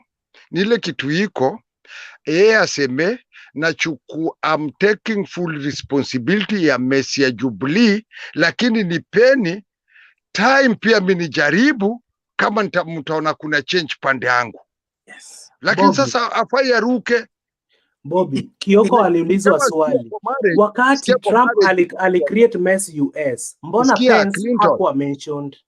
Clinton nyamazi usikie, hata kwa marriage, mwanamke ataolewa na mimi, anipate mimi tabia mbaya nitoroke, atenda pale pengine na abadilishe tabia, pengine alikuwa na tabia mbaya na life iendelee na waze family kwa successful. Familia tunaianza kwa Ruto. Can I interject? Pia unaongelea Bobby, tunaianza huko kwa Ruto. Clinton. Yes. So Bobby and everybody else, I am very confused because mnaongea about 2022 elections. Now we have the referendum ile mnasema itapitishwa in June. Is it reasonable really kama kutakuwa na referendum in June tukuwe na elections in 22? Think about that.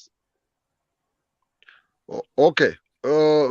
Nancy, sikia kitu moja mjajua, kuna reason why hii referendum inakimbizwa, na ukiangalia katika hizo sijini point ngapi za referendum ziko hapo ndani, kuna vitu mbili wanataka kuziba loopholes zao. Unasikia? Kitu ya kwanza wanataka kuzibile loophole. Any government official is not allowed to do business with the government of the day.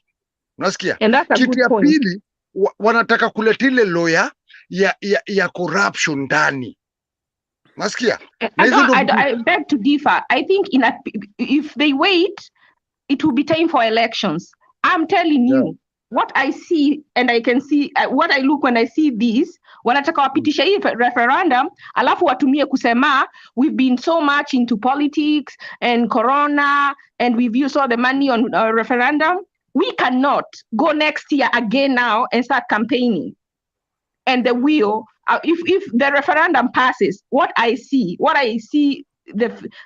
I'm foreseeing is that there will be not 22 elections. And that's why wanakimbiza, so that they can put a halt to that.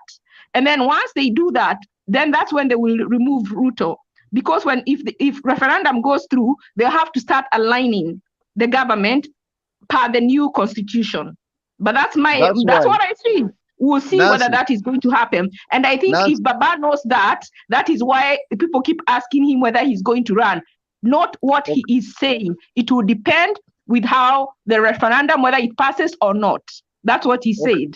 He will give an answer after the referendum, because maybe he knows, even not be told, but he knows if the referendum is going to go through, there will be no money on, like the president will say, we cannot, a referendum is almost like a general elections. We cannot have two back-to-back with the economic situation the way it is. And so when we sit here and keep talking about, and another thing, Bobby, when Nancy was saying that Central cannot choose Raila, I don't think she was being hateful. It is a fact. I'm from Central. I would elect Laila. I wouldn't choose somebody based on tribe. But the older generations, I don't know what they were told, but they are brainwashed. They cannot choose Raila. And it is a fact. It's not about hate. It is like saying Muslims do not eat pork. You cannot say you are hating Muslims because you say it. It is she's just telling you a fact. We live with these people, they are our relatives. We know that. Kuna watu hawawezi, na ukiwauliza they have no reason. Wanasema tu he's good in opposition. Even ndio wamefundishwa, and it stick to their mind because they were taught that since they were small. We cannot do anything with that generation. What we can do, and even when you start saying what was Central, even you're advancing that propaganda. Young people are open-minded. So remember that. They are young Central people who would choose somebody. Okay, I'm sorry. Lakini, imagine kitu, umejua kitu moja muse maga, there are some other things, You don't go public. Alafu iseme, uwaze kugawanya watu according to the region. No, we have to talk the facts, because until we say the truth, we cannot see where the problem is in order to fix it. We have to say things that are painful. As long as hautukani mtu, when we tell each other the truth, that is where we'll find where the problem is in order to fix it. Okay, that's why, nimekuwa nasema, hata nimekuwa na mbeu Jakoredo tuko hapa, ni mtu wa Ruto, si ndio? Lakini, ikifika siku za election kwa boma yao, baba yake mzazi, mama yake na the rest of the relative, as long as Raila yuko the ballot, peke yake ndiye atapiga Ruto kura. Nasikia? Ndio nimesema mara mingi sana ikifika nyakati zinaelekea election, we need what we call a national conversation. Nasikia? Na hii national conversation tunataka tujue ni watu gani ndio presidential candidate. Nasikia? Tukishajua ndo kina nani, tujaribuni tuweke hizo line kama sasa hizo. Nasi alikuwa anasema hiyo ni kitu auwezi ukachange watu wa Central Province kupiga Raila kura. Hizo ni vitu sasa ndo mimi nasema, na hii new generation, hizo vitu tuziweka side, kila mtu akuje hapa tuletele presidential debate, kila mtu auze sera zake, tumsikize, alafu at the end of the day, Mr. Jali ati Kioko ni Mkamba, sitajali wewe ni Mkikuyu, sitajali mimi najali ule mtu atakuja kuimprove economy yetu, tujenge barabara, kufanya kitu, tuwe na maji, kila education ikue perfect, kila kitu kwa hivyo. Sasa mimi nimesema mimi siko deep into politics lakini muifuata juu mimi ni Mkenya. Ile kitu mimi sana mu disagree na mambo ya UDA ya Ruto ni kitu moja. Amekuwa kwa hiyo government atamaliza 10 years kwa government kama vice president. For example, now tunafanya kazi na Kioko. Hey, Bobby, don't waste time about that. Everybody knows what Ruto has done or not. Okay, He has the opportunity. wait. Let me finish. Okay, wait. He has the opportunity. Akuzie Sera. Okay. You don't have to accept it. So if you don't accept it, you go. You don't have to tell us why you don't accept it. Just kama aja convince. It's okay. Weenda kwa mtu wako. But what we are going to realize, whoever we elect for the next 4 or 5 years, or whether we choose the referendum, tutakula our fruits. We will live the way we will suffer, or we will profit according to how we make those decisions. Ukichoose mtu ni kabila yako, you will suffer. Look at the people who chose Uhuru, Tano Tena. They are crying. They're crying the most. So that should teach us a lesson. And if it doesn't teach us a lesson, it is worrying. Okay, sasa umeleta point mzuri sana. Ukipiga kura, usiangalie mtu ni kabila yako. That's why nimesema we need a national conversation how we are going to vote. Unasikia? Ndio kitu nataka kusema. Shida ni Raila kwa debe kila siku. Sikia. Okay, nikwambie. Umoja nini? Shida Clinton, he has a right to be there because the law has not provided how many times a person can be there, so he is at liberty to go in every year if he wants to. Now your responsibility. Actually, tukiangalia mambo na right, jamaa atatuzeekea kwa debe. It's okay. That is don't sweat the small stuff. That is sweating the small stuff. Wacha yeye apoteze wakati wake. Your responsibility is to look. Tunataka hiyo nafasi. Ashley. Yani don't bother about him. Wacha akue hapo kama muangalie tu kama mti if he doesn't concern you. And that's why I'm saying hata wao wanasema ati Ruto ni mwizi.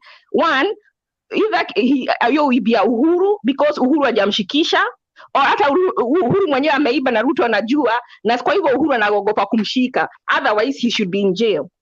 So that is not even a conversation. So that is not something we should talk about. Sikia, ile kitu ndio atukubaliane. Umejua ile, let us not be emotional. Ile kitu iko, we are discussing, kuna kama mimi naweza convince mtu mwingine akampigia kura, mwingine akampigia kura. Okay, ile shida iko hapa ni kitu moja tu, ndio mimi nasema as a person. Nasikia? Nimekuwa nataka kukupa example. Kioko is my boss. Tunafanya kazi na Kioko. Na mimi naona kuna kile kitu Kioko anafanya iko sawa. Naweza kama hapo na idea nikamwambia Kioko, Kioko, tafadhali my boss, hebu tujaribu hii kitu tuone kama itabadilisha, itakuwa na manufaa kwa watu wetu. Unasikia?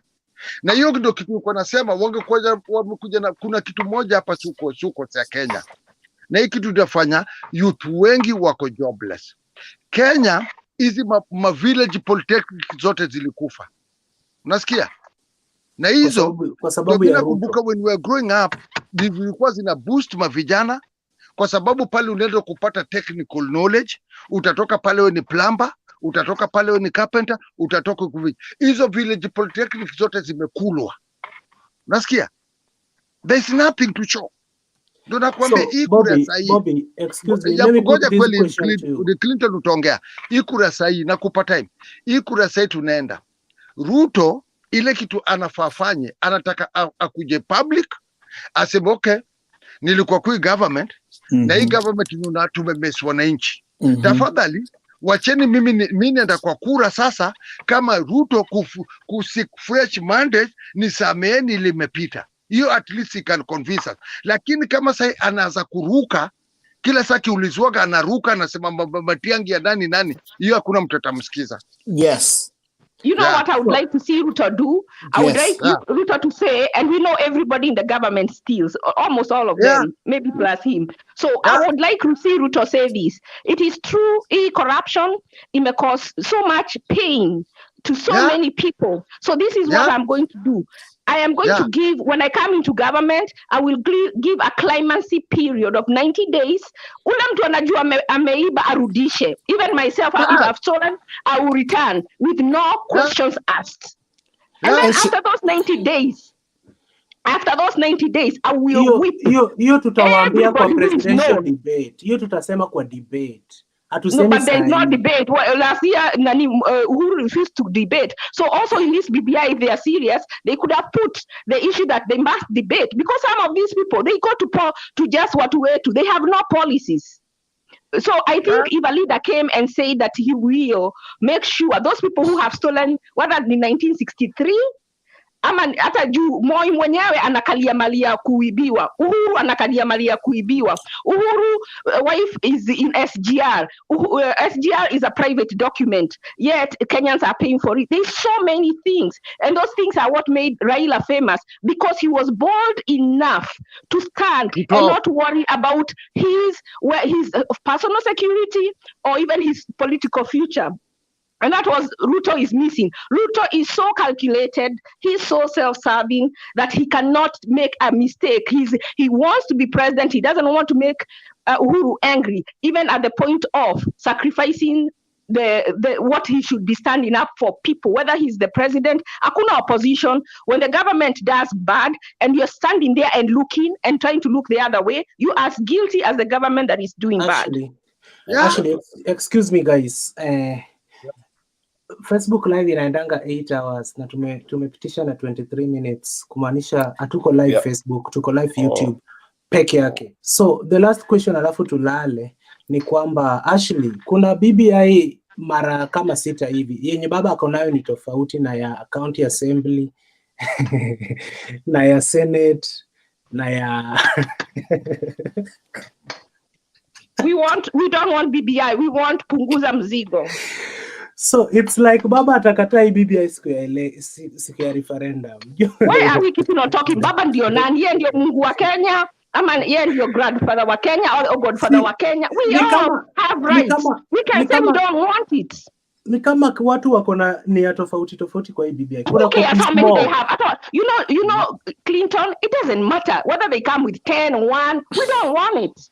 Even if Baba stands 10 times, we worry about things that don't concern us, things that shouldn't concern us. Clinton, it's not. You know what Kenya should say through their leaders that are opposing? They should say, we want to. You put BBI and you put punguza mzigo hapo. Wacha tuchague ile tunataka. Kioko ni kama na kitu ya kusema. Clinton, I wanted to respond to Ashley, because I know you are going to be heading this very soon, and Ashley has brought a very important points here. But I also want to say that Ashley is trying to sugarcoat what the Central people say. Central people don't say they will not vote for Raila. They say he will never be a president. And that is what I am not sugarcoating anything. I am just putting it as I know. I'm not good in English. Where I am sitting. I don't advocate for anybody. I am tribeless. I was born a Kikuyu, and I have some other tribes in my family, but I am personally tribeless. I like to look at things without favorism, because those people, nobody gives me put food on my table. So I'm not sugarcoating. I'm telling you what my family, from what I hear from them, what they are saying. They are saying that they don't want Raila. Raila likes to fight. Raila he changes like a chameleon. One time he says this, the next time he's not constant. So that is what they are saying, and that is what I have heard. If you know something different, don't come and tell me I'm sugarcoating. I have no debate by anybody to be here. I am telling you my opinion. Yes, but that is my truth. Yes, Kioko, I agree with what's you. The difference between what's the difference between will never be and we will not vote for? Because when you say you will never be, you are convincing other people not to see the ideologies this presidential candidate is selling. Just say. So it is okay what they say, what someone says. If someone says you will never be amount to anything, does that stop you from an amounting to be anything? Tell me I've never been going to be a good accountant. Tell me tell me, Kyoko, you are never going to be a good accountant, but don't tell me that you are never going to be anything. That will tell me you're affecting my self-esteem. Kyoko, you can't control what I tell you. You have to, your validation cannot come from people. Your validation has to come from inside yourself. So what people tell you should not matter to you. Let me tell you, let me look for that saying. It says something about those who matter don't care and those who care don't matter. Mimi na support Ashley. Hapo kwa statement ya Raila. Ashley. Yes. Wacha nikuulize swali. Why are you so emotional? Tumeshinda Kyoko bana. No, ndio naongeanga. Because you are so emotional. I have conviction in my heart. What I talk like that. I am emotional because that is my conviction. Acha tumsikize Kyoko. Acha tumsikize Kyoko. Anasema nini? Kyoko, maliza point yako alafu Jean. Yes, because let me just express myself, because I just want to say, even Nancy before she left, she said Raila will never be a president. Never. To me, I see it as a very strong narrative. We should not be phrased that way, because you are trying to tell me you are not agreeing with him, his ideologies, but you're trying to convince other people by using the word "you never." No, you cannot say that. Just say, as me personally, is the way I started saying, and Clinton, I say, Ruto has not really convinced me with his ideologies. So I'm still not real. So if you can convince me, and Clinton was like, "Oh, Kyoko, I'm going to convince you on behalf." And so, actually, you also talked about how we ended up voting in tribal lines. Now, look at the mess we have now with the Jubilee in Kenya. Everyone is crying. Look, the mess was in Thika Road and all these things we have seen with IMF and all that. Now, everyone is suffering equal. This suffering of economic is not selecting who voted for Baba, who voted for Uhuru Ruto. If we are all going to the shop to buy a loaf of bread for 100 shilling, hakuna shop atakwambia wewe ulivotia huyu kwa sababu tutakuzia mkate 60 bob. No, we are going to buy that same bread at the same amount of money every citizen is buying. And that's why now you say it's also very important to listen to these ideologies the candidates are selling to us, and we don't vote against based on our narrative and narrative generated within our tribal lines. That this person is never going to be a good person. This person is not going to be a good. No, because if he messes our institutions, he messes the children, our own children are going to be brought up in such a messy in such a messy government, and it's not going to select whether you voted for this or you not voted for this. So the other thing I want to say, for me, if I was Ruto, if I was advising Ruto, because you cannot come and start selling ideologies when you were the part and the parcel of the government. And so for me, if I was him, when I saw things going wrong, I could have stepped out and say, people of Kenya, I've come to you. I know you selected me to present you or to do this, but at the moment, I cannot deliver because of 1, 2, and 3. I think no. You do not give the devil a leeway. You fight even though I have to interject. Please let me interject. Let me just, and then you'll have all the time. So now you want to tell me, after 10 years of being paid tax money to do the work and give us good economic institutions, now you want to come again after 10 years to tell us to trust you again for another 10 years so that you can deliver. Can I interject? Just give me a minute. Yes, because when you talk too much, I won't be able to go in and say something. Please. Let me ask you a question. Let me ask you a question. Let me finish. Let me finish. Because as a vice president, you have a power to influence the person you are reporting to. And so if this is the boss who you are reporting to, and he's not, like you're supposed to influence him and say, no. The way he's going on, and whatever he's saying, if I have a question, he couldn't be going on there. His wings are clipped, so he cannot influence. Who we should blame is Uhuru, because when he has a vice president who he clips the wings and he's still being on the payroll, then the government is not running efficiently. So he either needs to charge him if he thinks he has committed a crime, or they need to both step down as patriots and say, since we cannot run a broken presidency, we are going to step down, and I'm going to let you guys do a fresh election so you can elect a presidency that is going to be functional. So instead of blaming Ruto, we should blame Uhuru. There is no way somebody can come and start beating you and then you pull out. That's a coward, what our coward does.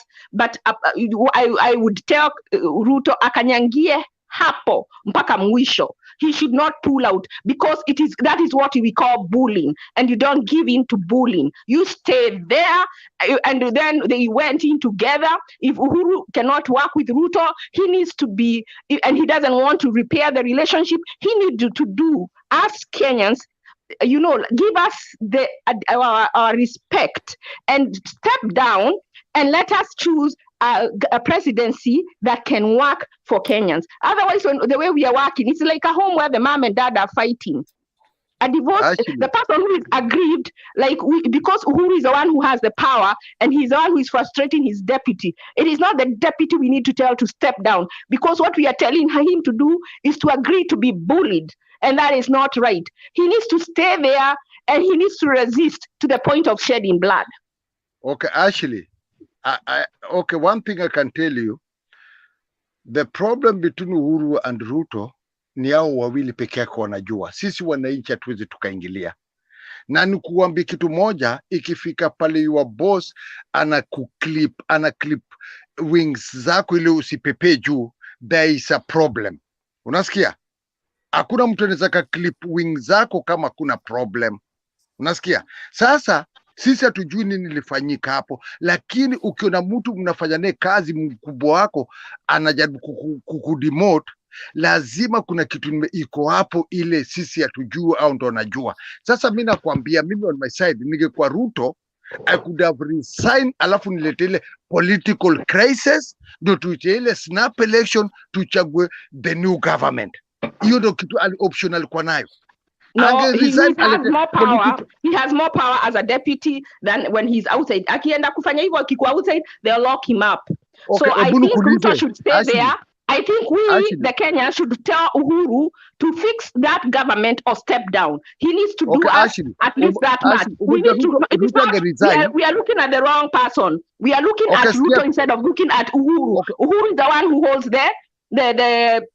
the command, or what do you call it? The instruments of power. He is the one we need to hold his feet to the fire. He is putting the country in disarray by putting the presidency the way it is. So either he sits down and gets along with his deputy, or he steps down and we can elect a fresh presidency that will respect the people, respect the mandate we have given them, and work together as patriots. So it is not Ruto we should be looking at, it is Uhuru himself. He's the one who has failed us by choosing a deputy who he now criminalizes and still lets him stay there. It is not anything to do with Ruto, and Ruto stepping down is agreeing to be bullied. And bullies, that is not what you do to bullies. You stand up to bullies. Okay, actually, GK, what's your opinion? How many MPs we have from Rift Valley? GK, what's your opinion? Oh, just a question to Ashley. Ashley, you said that President Uhuru Kenyatta is putting his deputy in disarray. Could you elaborate that? How is he doing that? No, he's putting the country in disarray by having an executive that doesn't function, because if him and his deputy are not getting along, he has done nothing that I know of, or he has publicly said that they've tried to work the thing out. If they cannot work it out, we can't have a government that is dysfunctional, where the deputy and his boss does not get along. Him having the instruments of power, he can tell us, we came into this with Ruto, and it has failed to work. So in the interest of our country, in the interest of our progress, I am going to step down. We are going to step down. Let Ruto go back now and ask for the mandate. But this team is not working. And because it is not working, that means that we will not be able to deliver. They're not able to deliver on the agenda they gave us because they don't talk. They are not in communication. So because we love Kenya so much, because I love my country so much, I want you to have a functioning executive. So I will step down. You know, when Gore, in 2000, there was an election in the US and there was a dispute. And Gore had won the election, it is said, but he was rigged.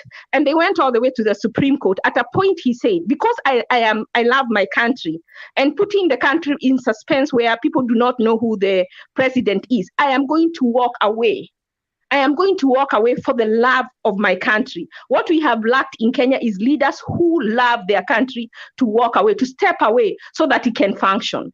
So if Uhuru has sat down and he feels completely that Ruto is not going to be able to help him for whatever reason, if he has committed a crime, whatever the reason, Uhuru has refused to prosecute him. So because he has made that decision, he needs to love Kenya enough, more than his legacy, more than whatever he has planned for Kenya, and step down. And let Kenyans choose a presidency that will work together, that will work in unity to better our country. And we need those kinds of leaders who will step down when they see that they cannot function. If he cannot get along with Ruto, they need to stop and just step down. Both of them. Okay. Can I talk something? Thank you. In 1 minute, please, man. Then we summarize. That's why nilikuwa najaribu kuambia Ashley, Ruto, constitution yetu ni ile tukienda kwa election, we are going as a joint ticket. Nasikia? Sasa kama tuna joint ticket, Ruto angejua mapema hii government itakuwa na mambo mingi, resign, angeleta ile political crisis. Sasa wangesema the executive is a hollow. Ile sasa kuna haiko complete. Resign, ma MP wote wa Rift Valley wangemfuata, angeleta political crisis, na definitely tungeenda kwa snap election. To avoid a political crisis, the president has the instruments of power to keep the peace. If today Uhuru said, I am sorry, we have been unable to get along with my deputy, and as such, the executive is broken, and Kenya deserves better. And we are not the only people who can lead Kenya. We are going to step aside because we have irreconcilable differences that make it hard for us to deliver what we promised. Kioko, we don't need a political crisis because people are going to die. Hiyo political sijui what haiwezi katokea. Mbona No, ni Ruto tu akiresign? you know, he still has power. He says, I want to step aside because me and my deputy are no longer getting what we would divorce. Now I need divorce on good ground. In this case, if Uhuru likes or loves Kenya like deeply, he cares about the country, and he sees him and his deputy cannot get along, he needs to work to ask for a fresh election and asimamie apatie watu chance wakuja wa vote na wa elect new leaders, and awapatie blessings zake. Amesema, I'm sorry, I chose Ruto and he was not the right person. So I want Kenya to have the right. I'm telling you, that would be a legacy that everybody would ever talk about him, more than the roads he's building, more than the one he's chasing. What he's doing is chasing after the wind because he's not strong enough to do the thing. But actually, what you should know, in Africa, leaders don't resign. Uhuru can resign. That's why nakwambia the only option ya kumutoa pale ilikuwa ni kuletea political crisis, alafu people go for snap election, because him as a person, he cannot resign in Africa. It only happened in overseas, but in Kenya hawezi. Sasa ndio ile Ruto resign, ma MP wote wa Rift Valley don't resign in Africa. Ruto is also a leader. He can't resign too. Okay. You know, they came in this as equals. They were packaged. Uhuru did not going to get some unknown guy. He came with his party. Uhuru came with his party. They came in as equals. They keep talking about Moi. Mzee Jomo Kenyatta went and looked for Moi when he was a teacher or he was a nobody and brought him in the government. Uhuru didn't go and look for Ruto from nowhere. They came in this thing as equals. Lakini mimi nafikiria kama Asla kutoka Turkana. What if Ruto adanganye Uhuru eti tuende to resign? Alafu ambie Uhuru, wewe ndio resign wa kwanza. Uhuru ana resign tu hivi, Ruto anakataa ku resign. Si tumechukua urais tu hivyo, kimandazi tu hivyo. That cannot happen. Clinton, what I can promise you guys, hii mambo ya next year election mimi bado siwezi nikaongelea kwa sababu hatujui kama huyu jamaa anaenda home ama endi home. Jamaa mgani? Uhuru Kenyatta. Sasa si time yake inaisha jamani. What do you mean anaenda home ama endi home? On what sense? Umoja nini? These people, mtu kama Uhuru, an instrument of power, ana kila kitu, vile ilikuwa it was being alleged, anataka kuwa ati Myang aweza kenda home sahi. Wanaweza kachange constitution wakarudi. Sasa unaona kina Raila Mudavadi wanaomsupport sasa hivi wote wako interested kwa hiyo kiti ya presidency next year. Hawezi msupport eti aendelee. Akisema anaendelea, hao wote watamtoroka juu. That's the only thing they want. And I wonder why they cannot see into the future, Clinton, and that is what he wants. Clinton, he already wants that. We can see that. In Africa, my leaders, mtu kama Museveni challenge hapo sijui ya gani paka sasa tunamuona tu hapo. Wale. What? They will know, they don't know. Raila cannot be used now that he is old. Eti sasa anatumika kuchange constitution alete vitu baya mbaya. Atajua juu. Hapa lakini Clinton, nani Clinton umejua? Wajua Bobby, wewe umeniambia wewe ni Mjaluo. We are being used to change the constitution. Anything that is against Ruto tunasherekea as if constitution tunaundia Ruto. What if after 10 years your constitution tunaundia Ruto sahi ikuje uumize Mjaluo? Umejele kitu iko nani mimi si mchuki mimi ile where na difanae niyo mambo ameserve kwa hii current regime amekuwapo sasa hii ikifika next year kwa 10 years alafu sasa kitu ya kwanza angaza kujidistant na hii government after ile election before after hii kuchaguliwa tu ndani ndio angaza kujidistant. Lakini sasa hii there's no any way he can distance himself. Watasema pia ulikuwa kwa mess. Hiyo mess ndio hiyo ndio ile mzigo amebeba kwa mgongo yake. Mbona kumwachukua vitu guys tulale tuendelee kesho ama Friday jameni. Tulaleni. Clinton, kesho kuna mpango gani? Hakuna kitu yote iko kwa kesho mkitaka show nitawaletea, but we'll have to find the topic. Si umepeana namba yako ukaweka WhatsApp group? Yes.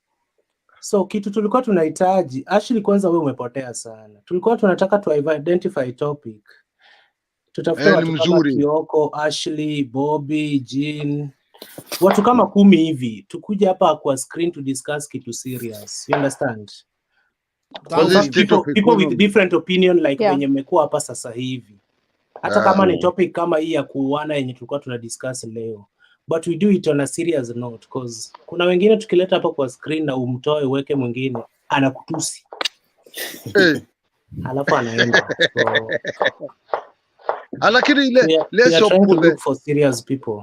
Clinton, maybe what my prayers, let's hope for a better Kenya. Na mimi to me nitarudi tena support kabla tujatoka hapa ta support Kioko.